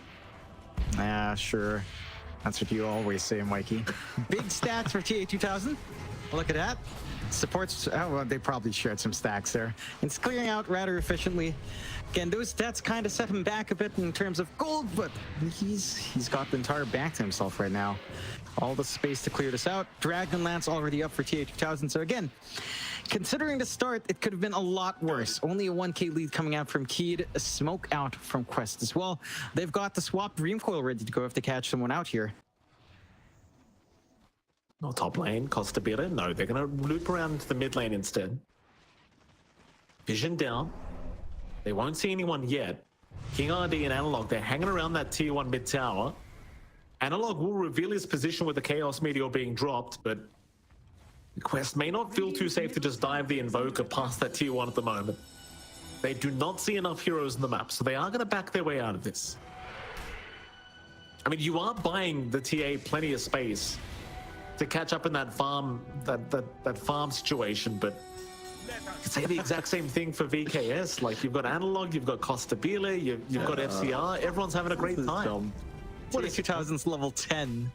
Costa Bile's level 8, and this is the jungle TA. It's like, well, that's the power of stacks, I guess. You know, maybe your net worth doesn't go up, but your EXP skyrockets. Jesus, that doesn't feel fair. Dire's top tower No, is under attack. certainly doesn't, John. Radiant To be fair, he did have to play the game without a laning stage, so you know, perhaps it is fair. It's going to be some sort of trade-off for the poor guy. Costa Bile. It started in the tier 1 mid tower. It is going to go down for free. Dire's top tower has No contest whatsoever from Quest. To be fair, we did see this game 1 as well, where Quest were actually the one playing a slower game at for say the first 15-20 minutes. This game, though, you can kind of excuse them for it because they are behind, especially against the draft that BKS have come up with. It is very hard to fight into, especially this Viper. Because now the bottom tier 2 tower is just gone, apparently. There is no defense to come. Radiant's bottom tower has fallen. They can't come in. Again, for Quest, their team fight, it's not as straightforward as it was in the last game where you had Ravage, you had Stone Gaze, you had the Egg. Here you only really have that Dream Coil. Maybe you got a good Bushwhack in the middle. Maybe you get a swap break on that coil as well. But it's a lot more maybes than guaranteed teamfight wins. So they do have to play more conservatively. Just kind of try to farm up, get that build-up you'd want. It's not just the TA that needs farm. You kind of need more to roll in here for Toby as well. And for Noob, like this blink on puck is really the big opener they need, because a lot of this initiation is hanging on that puck. So it's just a matter of stalling. Unfortunately, with the tier 2 loss, it does feel like you're allowed a lot more reach here for VKS than you normally would have at this point in the game. So they've just completely taken over bot jungle. They're just kind of taking away space that could be going to other cores. Mind you, again, this isn't really impacting TA2000. He's almost got Desolator. So again, the jungling TA has been paying off dividends here for Quest. TA2000, it's in his name. You can never count him out. Here we go. Wraparound attempt, Omar gonna cop the snowball. It will not land though. King RD unable to get within range. Omar still running. Is going to be completely surrounded eventually. There's the cold snap comes in. Stabile even TPing in just to ensure they secure the kill. That'll be another kill for Analog on the Invoker. It's now FCR. Staring down Toby. FCR will get started. See a Viper strike out. Toby, he'll just put a point in the repel. And eventually should be able to just walk away. It's no problem. Yep. Does back off, but he's buying space. You know, again, it's all a matter of stalling here for Quest. You do have the Desolator timing for TA2000, and he has equalized with FCR's farm on that TA. So you're in a good spot for Quest, honestly. It's only a 2k lead for VKS. Most of that is on Analog, a little bit of it on Costabile. He is going for what looks to be a Shadow Blade coming in with Echo Saber as well. So going to be able to try to run down and snipe people out. I think for the side of VKS, their lineup does scale, but you don't necessarily want to drag this game on too long. You don't want to have to try to deal with a TA with Guardian Angel on top, considering that your core matchup is physical for the CK into that. So the saves coming out from Toby is going to be massive once he does have that. We'll see. Roshan is the call. Scan is there to spot from Quest, but this shouldn't be a long rush for the side of VKS to take. It certainly won't be. Roshan is already half its HP gone. No contest to come here for Quest Esports. Roshan will go the way of Keyed Stars. And the Analog that takes it as well in the Invoker. Why the hell not? Lines being drawn immediately right towards the Dire Triangle. Seemingly very well aware of where they are on the side of Quest. Smoked up, running through the Twin Gates, trying to head towards Quest, and it seems like they might just run right into TA2000. This is very unfortunate for TA, who just moved into this area to farm up, but King RD found him with a snowball, and TA2000 has no option but to fight back, but he is down. Carry in the meantime, he will also drop. TP will do him no good against this Viper. Poor old TA2000. You know, he just saw them take Roshan, but he was not expecting the smoke rotation through the Twin Gates. It's rough. Yeah. I mean, if you manage to maybe find that pick off on the Tusk, you know, you'd be like, all right, Desolator charge. You know, you look at the positives. No positives coming out there for Quest.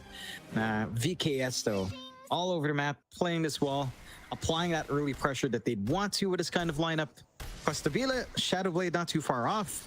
So it should be able to go into probably the Silver Edge here if he really wants to go all in. BKB almost done as well on FCR. So holding back the Viper is going to be a lot harder. The threat of Dream Coil is not going to be as meaningful for the Viper to worry about. Again, you've got so much room to grow.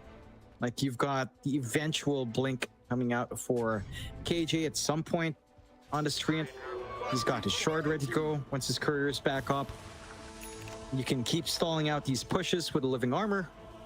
You've got the full blink up for Toby, so he can try to jump in, play with his shard, try to get some aggressive purification. Yeah, found themselves a task. BK is saying that they will immediately just leave the area. Not interested in fighting without their task available. They did just buy a BKB up on an FCR, so it seems like he probably will want to try and make his team go for a big fight soon. They do still have the Aegis in hand as well for Analog, so it might just be a great time for them to go for a big smoke rotation against Quest. Lines have been drawn towards the TA, who is under vision right now, or was under vision for a moment, I should say. Now is TA2000. They know exactly where he is, and Costabile going to move in for the easiest stun of his life. Oh, I tell you what, John, Keyed Stars, they are playing this very well. Just the vision game, constantly looking out for this TA. And there's no hesitation. Every time they know where he is, they just rush him. Mid lane, they did make a jump onto FCR. They did take down the Viper, but now, can they get themselves out of here? Noob, he'll be able to jaunt away with the orb. Or not, he'll just stay there instead. Meanwhile, Omar and Toby both able to walk away. Though Noob has stuck around. Pings are out. They saw him for a second. Noob Still just skipping the wave. Does get cold snapped. In comes KJ. He does have the overgrowth available. He just needs to be able to catch the puck, though. Noob still... No, he gets orbed up. Or rather, he gets overgrowthed up. But he's still able to taunt away. Noob is still running. God. It's just so much space being bought from this puck, as I don't believe he's getting caught. He's all right. Oh my god. What a hero. Yeah, what a hero. So much time being expended, one big ult being popped. And that's, again, time Quest needs to build up in their TA, to try to scale up, get these timings going on Toby and on Noob as well. For VKS, they're not in a bad spot. It does feel like the stall out does not work in their favor all too much. I think when you have the CK, it does want to play tempo. Mind you, you could say the same thing about the TA in this scenario. Like, TA is also here that needs a lot of tempo to play with. So I guess it kind of evens out. I don't think either side's winning or losing too much. It's at a very even state right now. It's just going to be down to execution. Like, if Quest can keep dancing around like this and drag the side of Keyed out, make them get a little bit hasty perhaps, they can start to find some punishing openings. So it's kind of the opposite of what we saw from the last game, again, where Quest was the one chasing around FCR, trying to pin down Analog. This time it's the side of Keyed that's kind of trying to chase around this puck, trying to stop Noob, and it's just a little bit too slippery. That it is. Analog? Oh, whoopsie daisies. Unfortunate. It's all right. I mean, the Aegis was going to expire eventually. It's all right. Yeah, I suppose that was a calculated suicide to the Tormentor, perhaps. Definitely. Yeah, it was just about to expire, so perfect timing. That's not a play that I'd expect to see, but this is the road to the international, Mike. That road is filled with a lot of surprises. Absolutely. This might be a surprise for Quest top lane, as there is a big group up once again here from BKS, as they have at least found Cowrie. They will miss out on TA 2000, but they'll still get something for their trouble. The Venge is gone.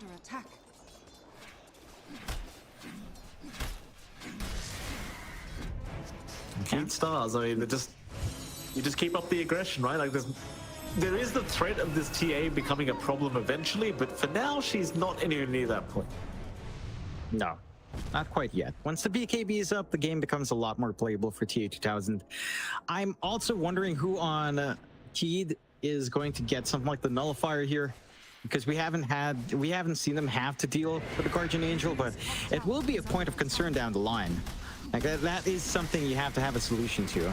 Both FCR and Costabilia can carry the Nullifiers themselves, so there are a couple of options there. But no one really queuing it up yet. I think that's where Omar, that's where Toby with a blink kind of kicks in, like a blink Guardian Angel, just ruins the side of Keyed in the right team fight. Although, Cowrie just gonna get deleted. Yeah, there's just not much they can do. They know how fast they can burst down the Venge if they catch him with the shards out, and King RD is doing a fantastic job of constantly catching him out. T2 top tower, not going to take very long at all here for BKS. They'll have a look for the Tormentor, but that is not currently available on the Radiant side of things, and they aren't going to bomb a high ground yet. I mean, they don't have an Aegis available. They can chip away slowly here with the Forged Spirits, but that's about it. They are not going to commit. I like that call from the side of Keyed. I think at this point, you could probably clear out another tier 2, clear out all the outer towers of Quest, go for Roche, and then go for the full Mega Creeps if you win a couple of fights back to back. Omar, ballsy play, just jumping in on his own, is probably going to get caught out. He is down. I'm not sure what that was about. He just casually blinked in and went for a bush. Now, maybe trying to buy space. They were on an intercept course. They find Toby now. Good God. Bad thing to do is Toby gets annihilated. Carrie's been caught out to boot, so the Venge is probably going to go down as well. And Carrie, the Sunstrike, not even necessary. King RD will take the kill for himself. Keyed Stars again, I mean, they just continue to impress us here in this game too. They are moving into the top, rather tier 2 mid tower. King RD. Unbind that, sir. Oh, the GG well played. How unfortunate. It's over. Unbind it. Put a voice line in. You know, you've got a lot, I'm sure, King RD. Show it off as they do clear out that last outer tower, and now it's that time we were talking about, right? Clear out the last tier 2, go for Roshan, into the high ground you go, and the mega creeps become a very real threat from the side of Keed. Quest, for their part, I mean, they can try to intercept. This is where the puck can shine.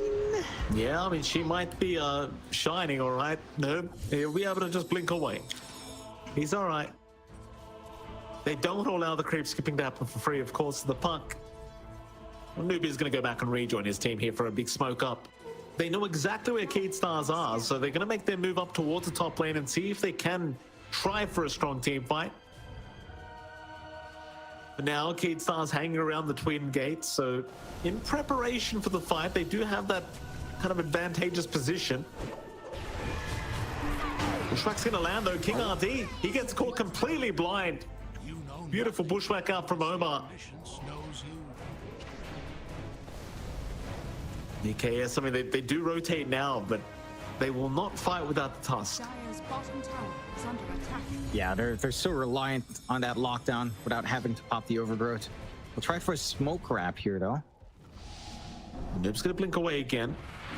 They have found Carry, they found Toby to boot, they'll make the jump in on the bench, but the Guardian Angel is out, so they are going to have to retreat for at least a little bit. There goes your Tornado now, purging off the Guardian Angel, and they're looking to move in. Toby is still being targeted here on the Omni Knight, as FCR will just not leave the man alone. They really just want this guy dead. Meanwhile, TA2000, they've got Analog down. Omar was the one to take him out. Costabile in the meantime, dropping very low now, needs to get away, but the chase is on. They have got the CK. They've got KJ down. The kill is still attempted here for TA2000. TA2000 eventually dying as FCR gets a triple kill, but so will Omar. As FCR bushwhacked up, Noob moving in for more damage. He'll try for the TP play out, and he is going to be okay. It's still a one-team fight though for Quest. That it is. They managed to make that work. They draw out the side of Keed. And again, you're seeing the issues we talked about. Like when Guardian Angel comes in, that burst window for the CK disappears. You don't have a way of just taking care of these heroes before they become an issue in a prolonged fight. And that fight just dragged on. Now, you lost your Tusk early. VKS tried for the smoke play, doesn't work out. And the punishment is clean from Quest. Maybe not completely clean with some sacrifices, but it does work out. They're the ones playing from behind, and they're the ones finding the favorable trades now. So someone has to build that nullifier. If not the nullifier, someone has got to burst down Toby, which we've seen before can happen quite fast, but this needs to be the priority target. It has to be that Omni Knight taken out first. Roshan is open for VKS though. Quest did pull all the way back. They do have vision. They know Rosh is happening with these wards. Not scouted out yet, although KJ now with a gem should spot it out. Roshan's still going in the way of Keed Stars for now. Quest not going to try and contest whatsoever. Looks like they'll just leave this one be. Secondary Roshan. For VKS now. Cheese available on FCR, and Aegis will be taken by Costabile this time. TP's down towards the bottom lane. Just going to deal with the creep wave being pushed out. Dire's middle tower is under attack. Quest is still remaining as a unit, but there are 5 heroes right next to each other. So not really giving any openings away to VKS to try and take advantage of with this Aegis timing. Though it doesn't seem like they really want to try for now anyway. I mean, they are just hanging around, just getting some more farm up on their CK. But it does kind of work both ways. Like, you are getting more farm up on this TA again, as well as Noob for that matter. In fact, they're going to make the jump in now to the tree and protector. KJ, he's barely going to survive, actually. He'll walk away from that. Would have been a nice freebie to pick up. Might be able to... He's going to be all right as well. The Bushwhack Sharpshooter not going to be anywhere near enough for the Viper. Still had the cheese intact as well, just in case you needed it. Well, they do at least force the Dire End to TP back towards the bottom lane, so they know where they are. And going back to your point about just farming up here for VKS, with this Aegis, it does feel like there is some pressure to go high ground. Like, it is a body advantage coming out here for the side of VKS. And again, once you open up at least one lane, the threat of megas or multiple super creep lanes does open up. And that is something they want to play with. You want to start to shut down this TA from building up any further than it already has. You don't want TA 2000 to find a net worth lead, start to be an item above. You've got, as this game goes on as well, sure, you scale pretty well on the side of Keyed Stars, but Noob will always go through creep waves. Noob will always pressure in the lane. You've got to act fast before the puck starts to get even more, although even with just the Octarine, it's enough to keep this spell spam going and try to keep providing pressure points to play with for Quest. Where do we go? Tier 3 tower. Going down relatively quickly, but VKS seeing all the TPs coming in, they will back their way out. In respect of the high ground defensibility of Quest, Quest's going to go for a 5-man smoke. They're going to try for something big. The Radiant jungle is where VKS are currently hanging. They'll run into the Radiant triangle instead here, Quest. They'll hang around that high ground and hope that somebody comes to farm the mid wave. Nobody from the Keyed Stars has really shown up around this area yet, though.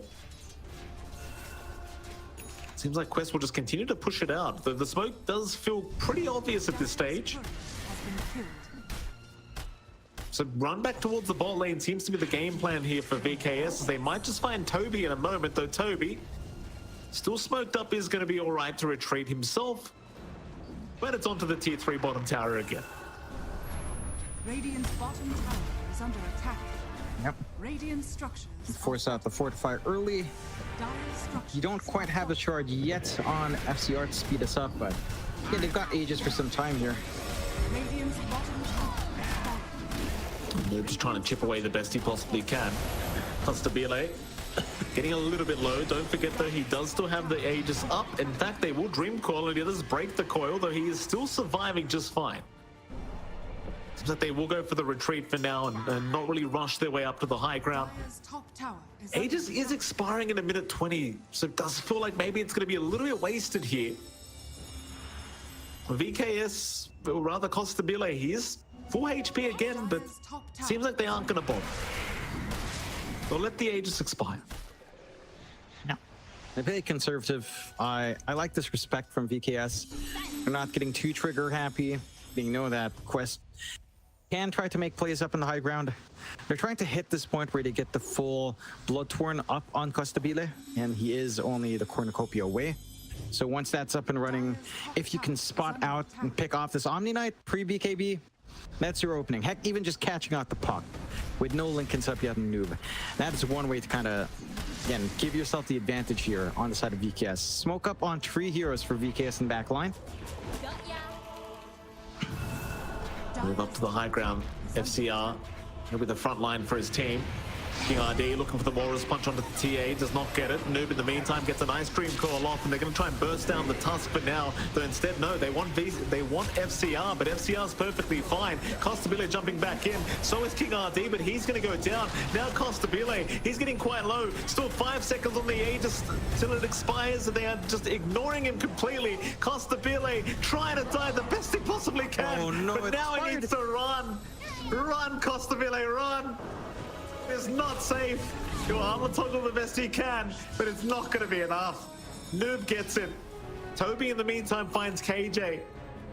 And everyone else, they just need to leave.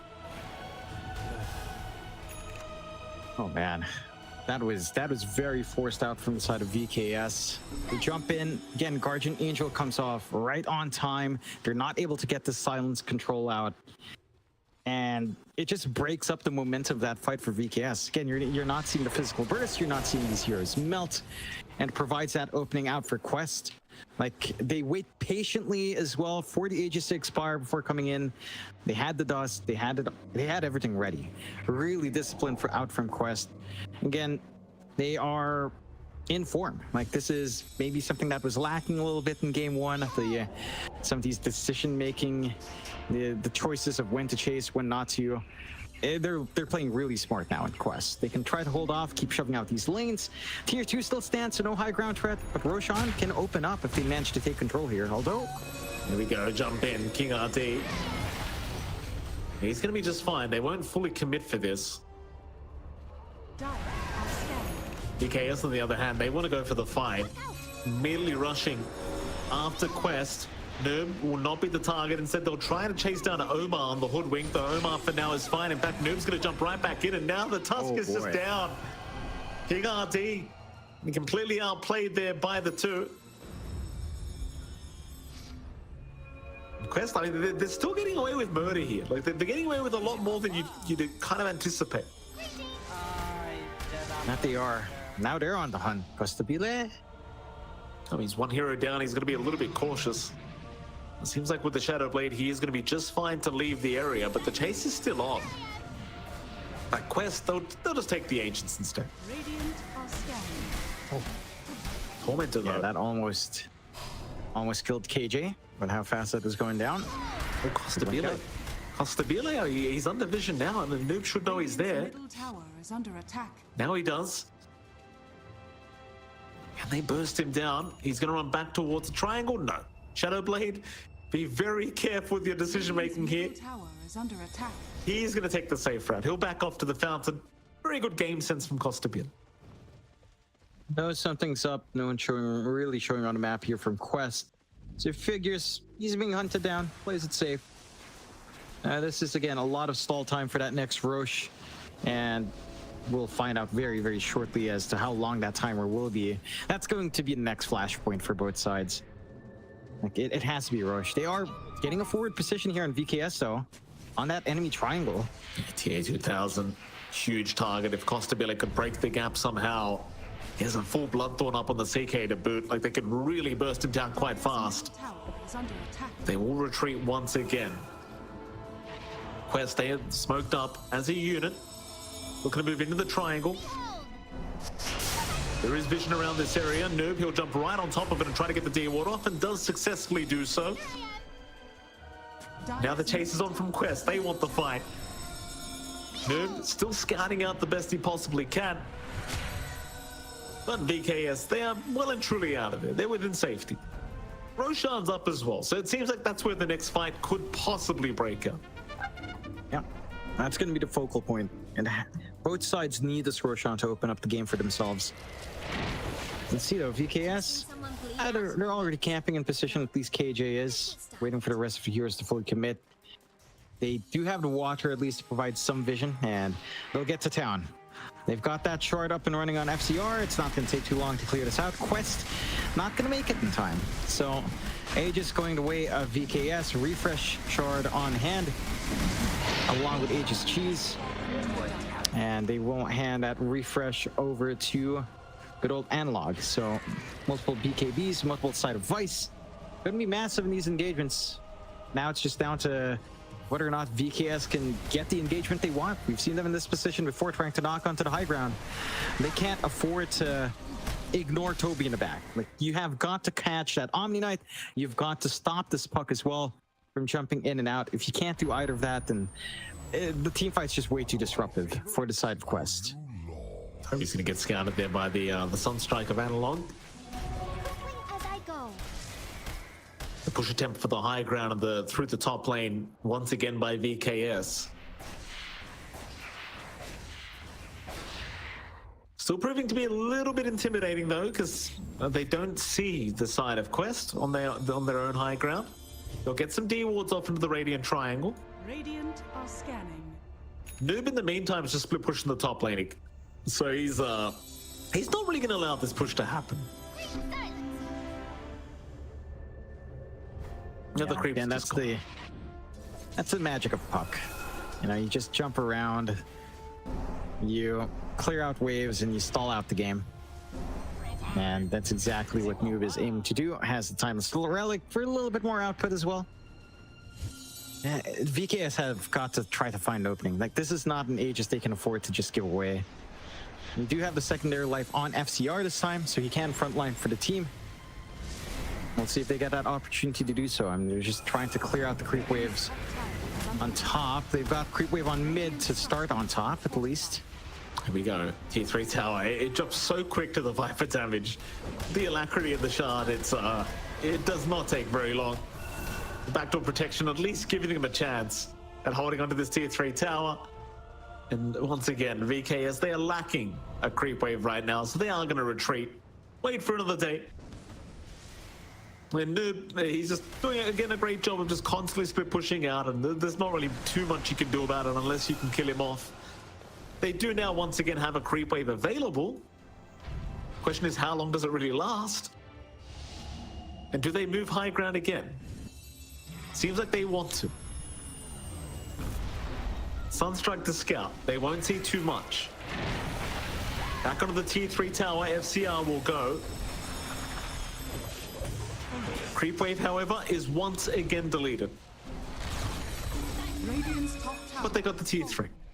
Happy days. Very happy days.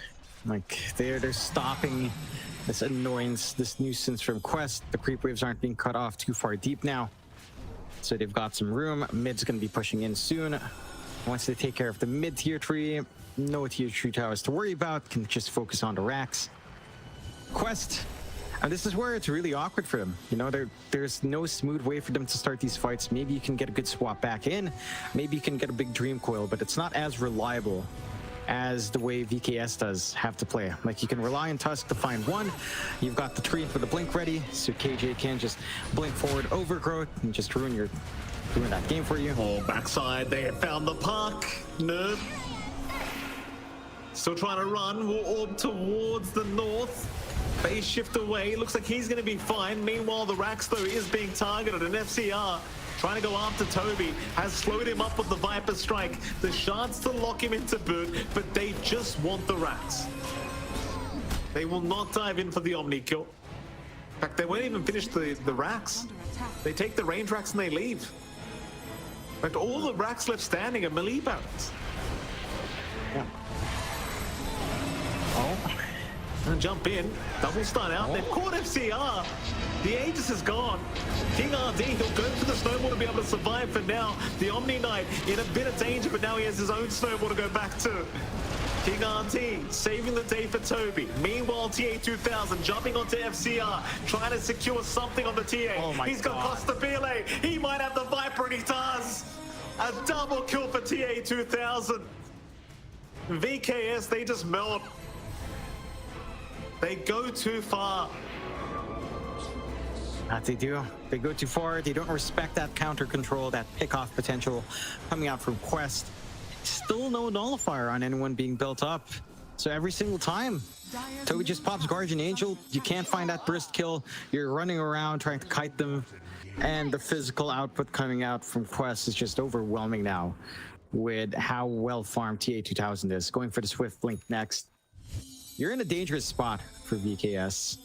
And they're so close to it, but only having range creeps for these super creeps doesn't feel amazing. Mid-tier 3 still stands. Rush control could go the way of Quest, but respawns are fairly short, so both sides have a chance to kind of play into that objective. The key thing for Quest now is to try to find some tier 2s while they can.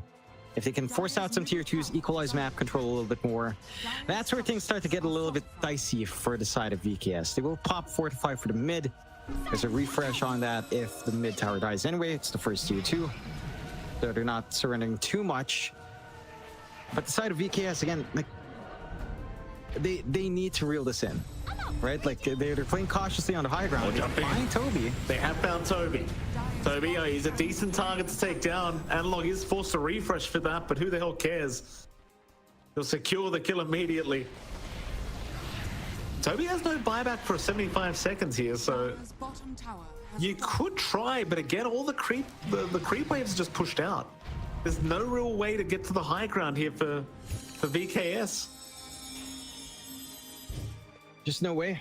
Again, it's just down to playing against a puck. Noob is just jumping around, ensuring that the angles into the high ground for the side of VKS aren't straightforward. They'll try for a smoke play though. One good pick off here could open up the fight. Now, remember, no Omni Knight would buy back, no Guardian Angel. Physical burst still in play here for VKS. Well, lines have been drawn towards the bottom lane. They want to head right towards the TA. TA2000, he may not see this one coming. He's still just farming the southern area of the map. Kari is by him to try and tank a gank if he needs to, and in fact, very, very nice TP timing. They will both leave the area before it's too late. Dire are scanning. So no follow-up kill to come.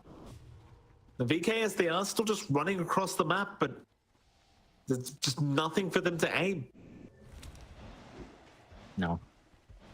Like, at this point, it's just going to be a drag out to the next Roche once more. And on Quest, and they're reaching that point where it's pretty scary to play into them. You've got BKB piercing, Dream Coil.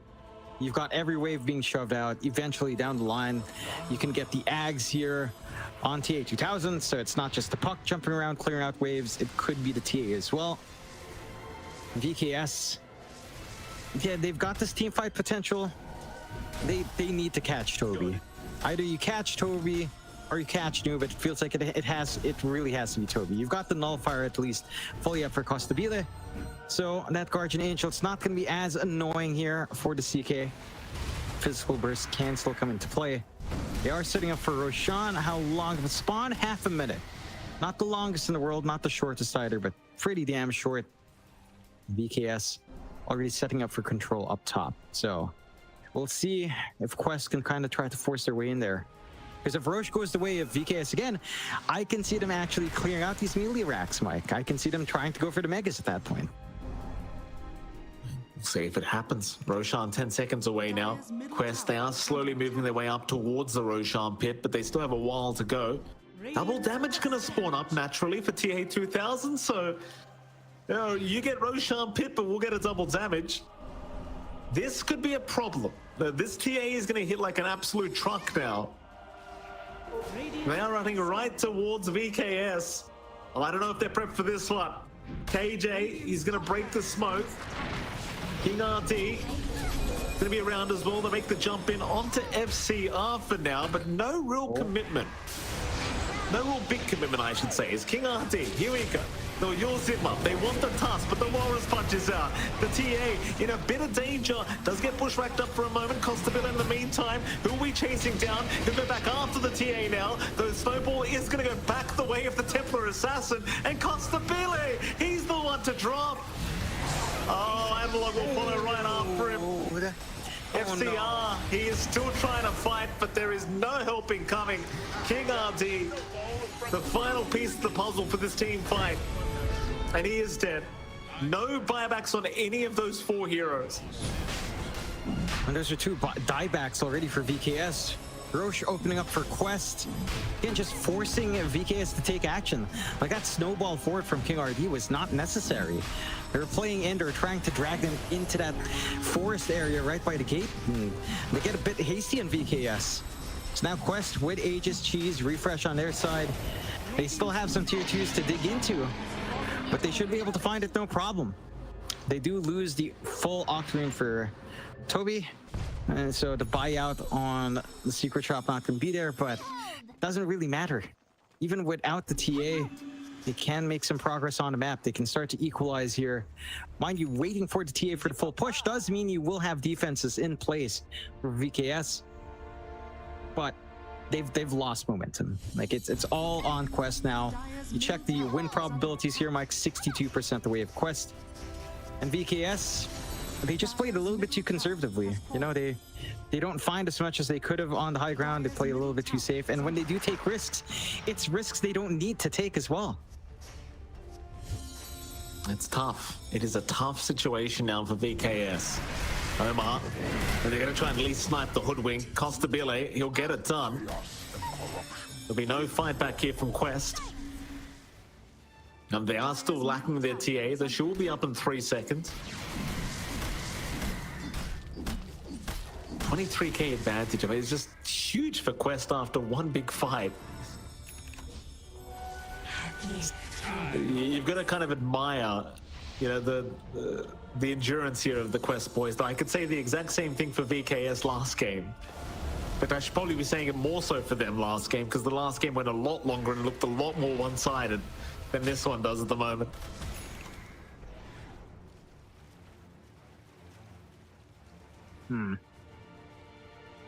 I'm wondering how much of an impact, say, level 25 is for FCR, right? Like, become universal. I mean, I'd say it's pretty damn good. That should take his base damage up from 196 to around 380, if I recall how that tends to look for Vipers. So that's going to be a pretty good time for FCR. The issue is I don't think they're lacking damage at all. It's not damage that's the issue here. It's just how they're taking these fights. It's just too hasty. Like these rolls from King RD have to be on point.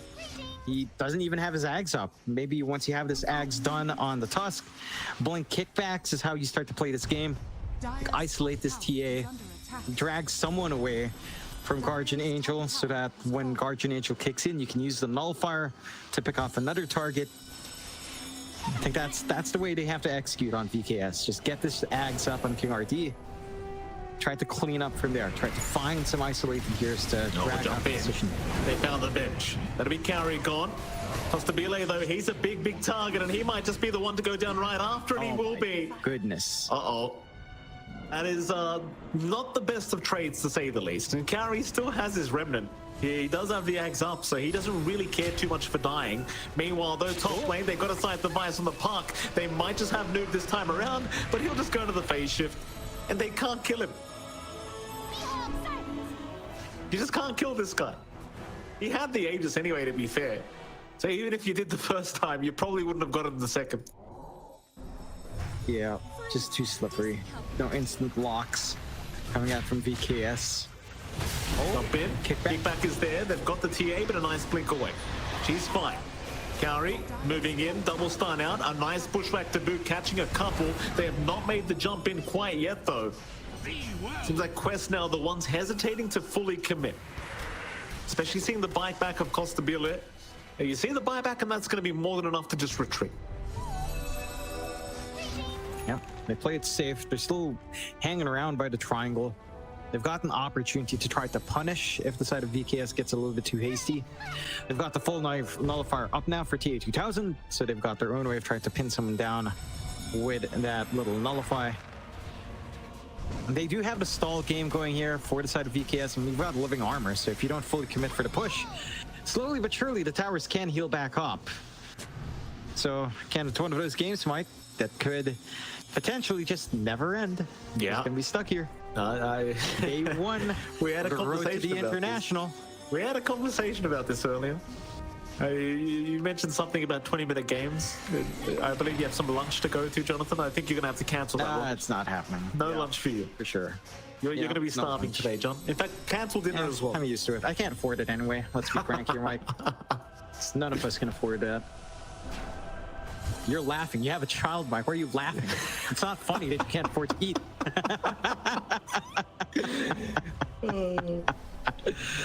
That's not my problem, John. I'm all right. Yeah. Children should be able to fend for themselves. You're in Australia.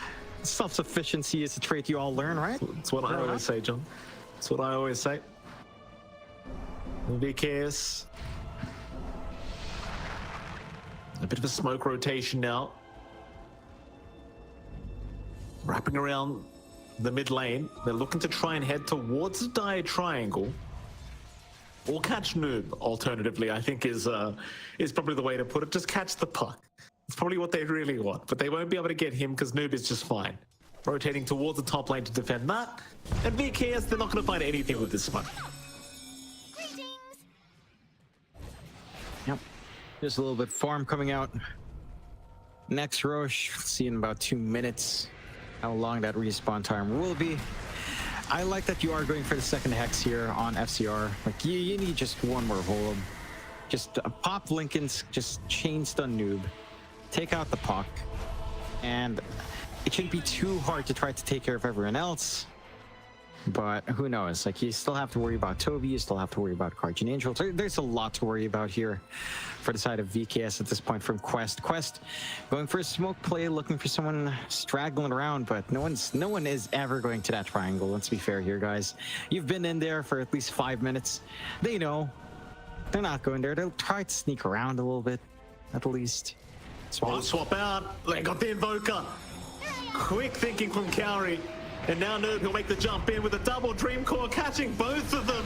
Oh boy, the Treant in huge trouble. And FCR, he could not stick around to help out. The kickback is there onto TA2000, but Kauri will just swap him right back out of danger. Sacrifice his own life. No problem for Kauri. Meanwhile, King RD also going down, and there's 2 heroes now without buyback on the side of VKS. That's the opening. Quest, they're gonna gun for it. Oh, why not? They can't do it. They have Overgrowth. It's gonna take a spectacular play to somehow make something happen here for VKS without these buybacks. You do at least get the buyback back for Analog. Does go off cooldown, and you've got the gold ready. So they're coming back in. They are. Range racks will be taken. Melee barracks will be left standing. I mean, Quest, right now, with the way the game went earlier on, I think they're just more than happy to be approaching high ground of VKS with a 35k advantage in terms of net worth and a double damage rune to be found. Omar will spot it. TA2000 will run towards it. Radiant And, scanning. well, I mean, if you really wanted to, you could get into position to go for a big smoke rotation and force another fight with this DD room. Noob, he probably won't be able to get there, though. Might have to do it as 4 if they really wanted to try and commit. Or even 3, rather, because the Venge isn't even there. I don't think it's too bad for Quest if they wanted to do that, honestly. Well, they had the bot win. Roche is 2.5 minutes away. So you've got some time here to contemplate for both VKS and Quest.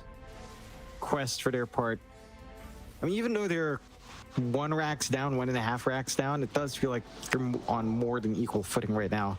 VKS just aren't finding anything. And again, this is the point in the game where you're like, a CK just doesn't scale that well. No, it's not a be-all and all late game carry. You do have 25 up, so FCR is doing around 353 damage per right click as a universal type. It's just a matter of delivering that damage now for the side of VKS. Smoke on smoke situation. Roshan Pit is probably going to be the location they want to fight at. The Roshan's still a minute 40 away from respawning, but they're going to run right into each other. Omar already breaking the smoke on King RD, who will not get the kick off, but a nice pushback, and now the swap out. They've got the tusk. Meanwhile, though, the Venge has been cornered by Costa Bile. They'll try to burst down carry the TA2000. He will find King RD, and now he finds Costa Bile. They've lost the CK. No buyback available. FCR, he's still trying to fight as the Viper, but he's down. Triple kill for TA2000. Everyone else left to run away. Noob is still hunting them down, but they have left the building. Still without buybacks on Costa Bile. It's a pretty tough defense to come. That it is. It's not going to be straightforward at all. Already collapsing onto top. Double damage already fades, so you're not going to be as silly here, but doesn't even feel necessary anymore for TA2000. Without that CK, like, there's just no burst. There's nothing that you can really do here. The universal type Viper just doesn't do much. Doesn't even survive that long with his durability, and they'll go for the end game. Yeah, it looks like another comeback here in this best of 2 series to start us off for the day as TA2000 takes down 1 tier 4 tower. Now onto the Invoker. They have found Analog. The bushwhack will not land, but it may not matter because he's just dead. Too easy. TA2000, that'll be the 2nd tier 4. Meanwhile, FCR, he's still trying to find a way to fight back as his Viper. It's just not really panning out the way he would like. As Analog now has ball back, but might be going right back to the graveyard as he will be forced to BKB and run towards the fountain. KJ and FCR, they are still trying. In fact, they've got the TA now. They will find her life, but it won't matter. The game's over. Quest Esports. Game 1 was a huge comeback for VKS. Game 2 goes the exact.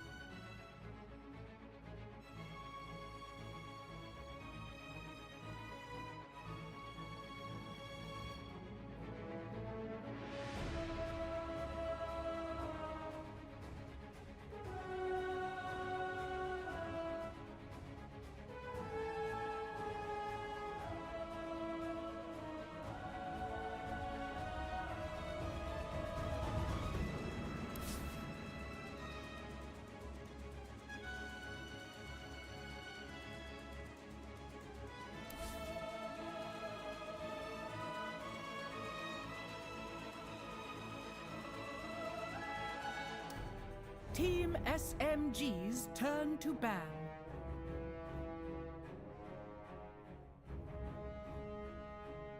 10 seconds remaining. 5 seconds remaining. Well, we've got our fourth series about to get underway. EG taking on Team SMG. Two teams have already played a series so far today. Denog, unfortunately, they weren't able to get a victory. EG 2-0 lost to Entity. We saw as well Team SMG 2-0 loss to Team Spirit. So no victories on the board for these two teams. Of course, has to change here though. Yeah, this is over in Group A instead of Group B that we were in those previous series, and this seems like a really competitive group across the board. I think I have Spirit. They're my TI finalists alongside Tundra. I think we'll see TI 10 versus TI 11 champions in the grand final total. But other than that, it really is open from 2 to 5 in that group. So this is the sort of game that you need to win. This is that extra points, because not only are you getting points for yourself, you're denying them away from someone else. So for both of these teams, you're wanting a 2-0 here. You know, I could really see the Entity series going down to the line as well. It could really go either team's way. So we'll have to see how it all pans out at the end of it. And what a story for SMG to be able to get through. They've had some trials, they've had some tribulations, they've had some moments of not so great PR as well coming through, but you know what, mind control's here with them as well. I really feel bad for Masros that he isn't able to be participating in his first TI ever since you and I have been following him ever since 2019 2020 when he was playing on Motivate Trust. A lot of members of that roster now firmly entrenched in the Dota scene in Southeast Asia and elsewhere, but it's such a shame that he's not able to be there, but what a stand-in to have. Probably the stand-in of the entire year.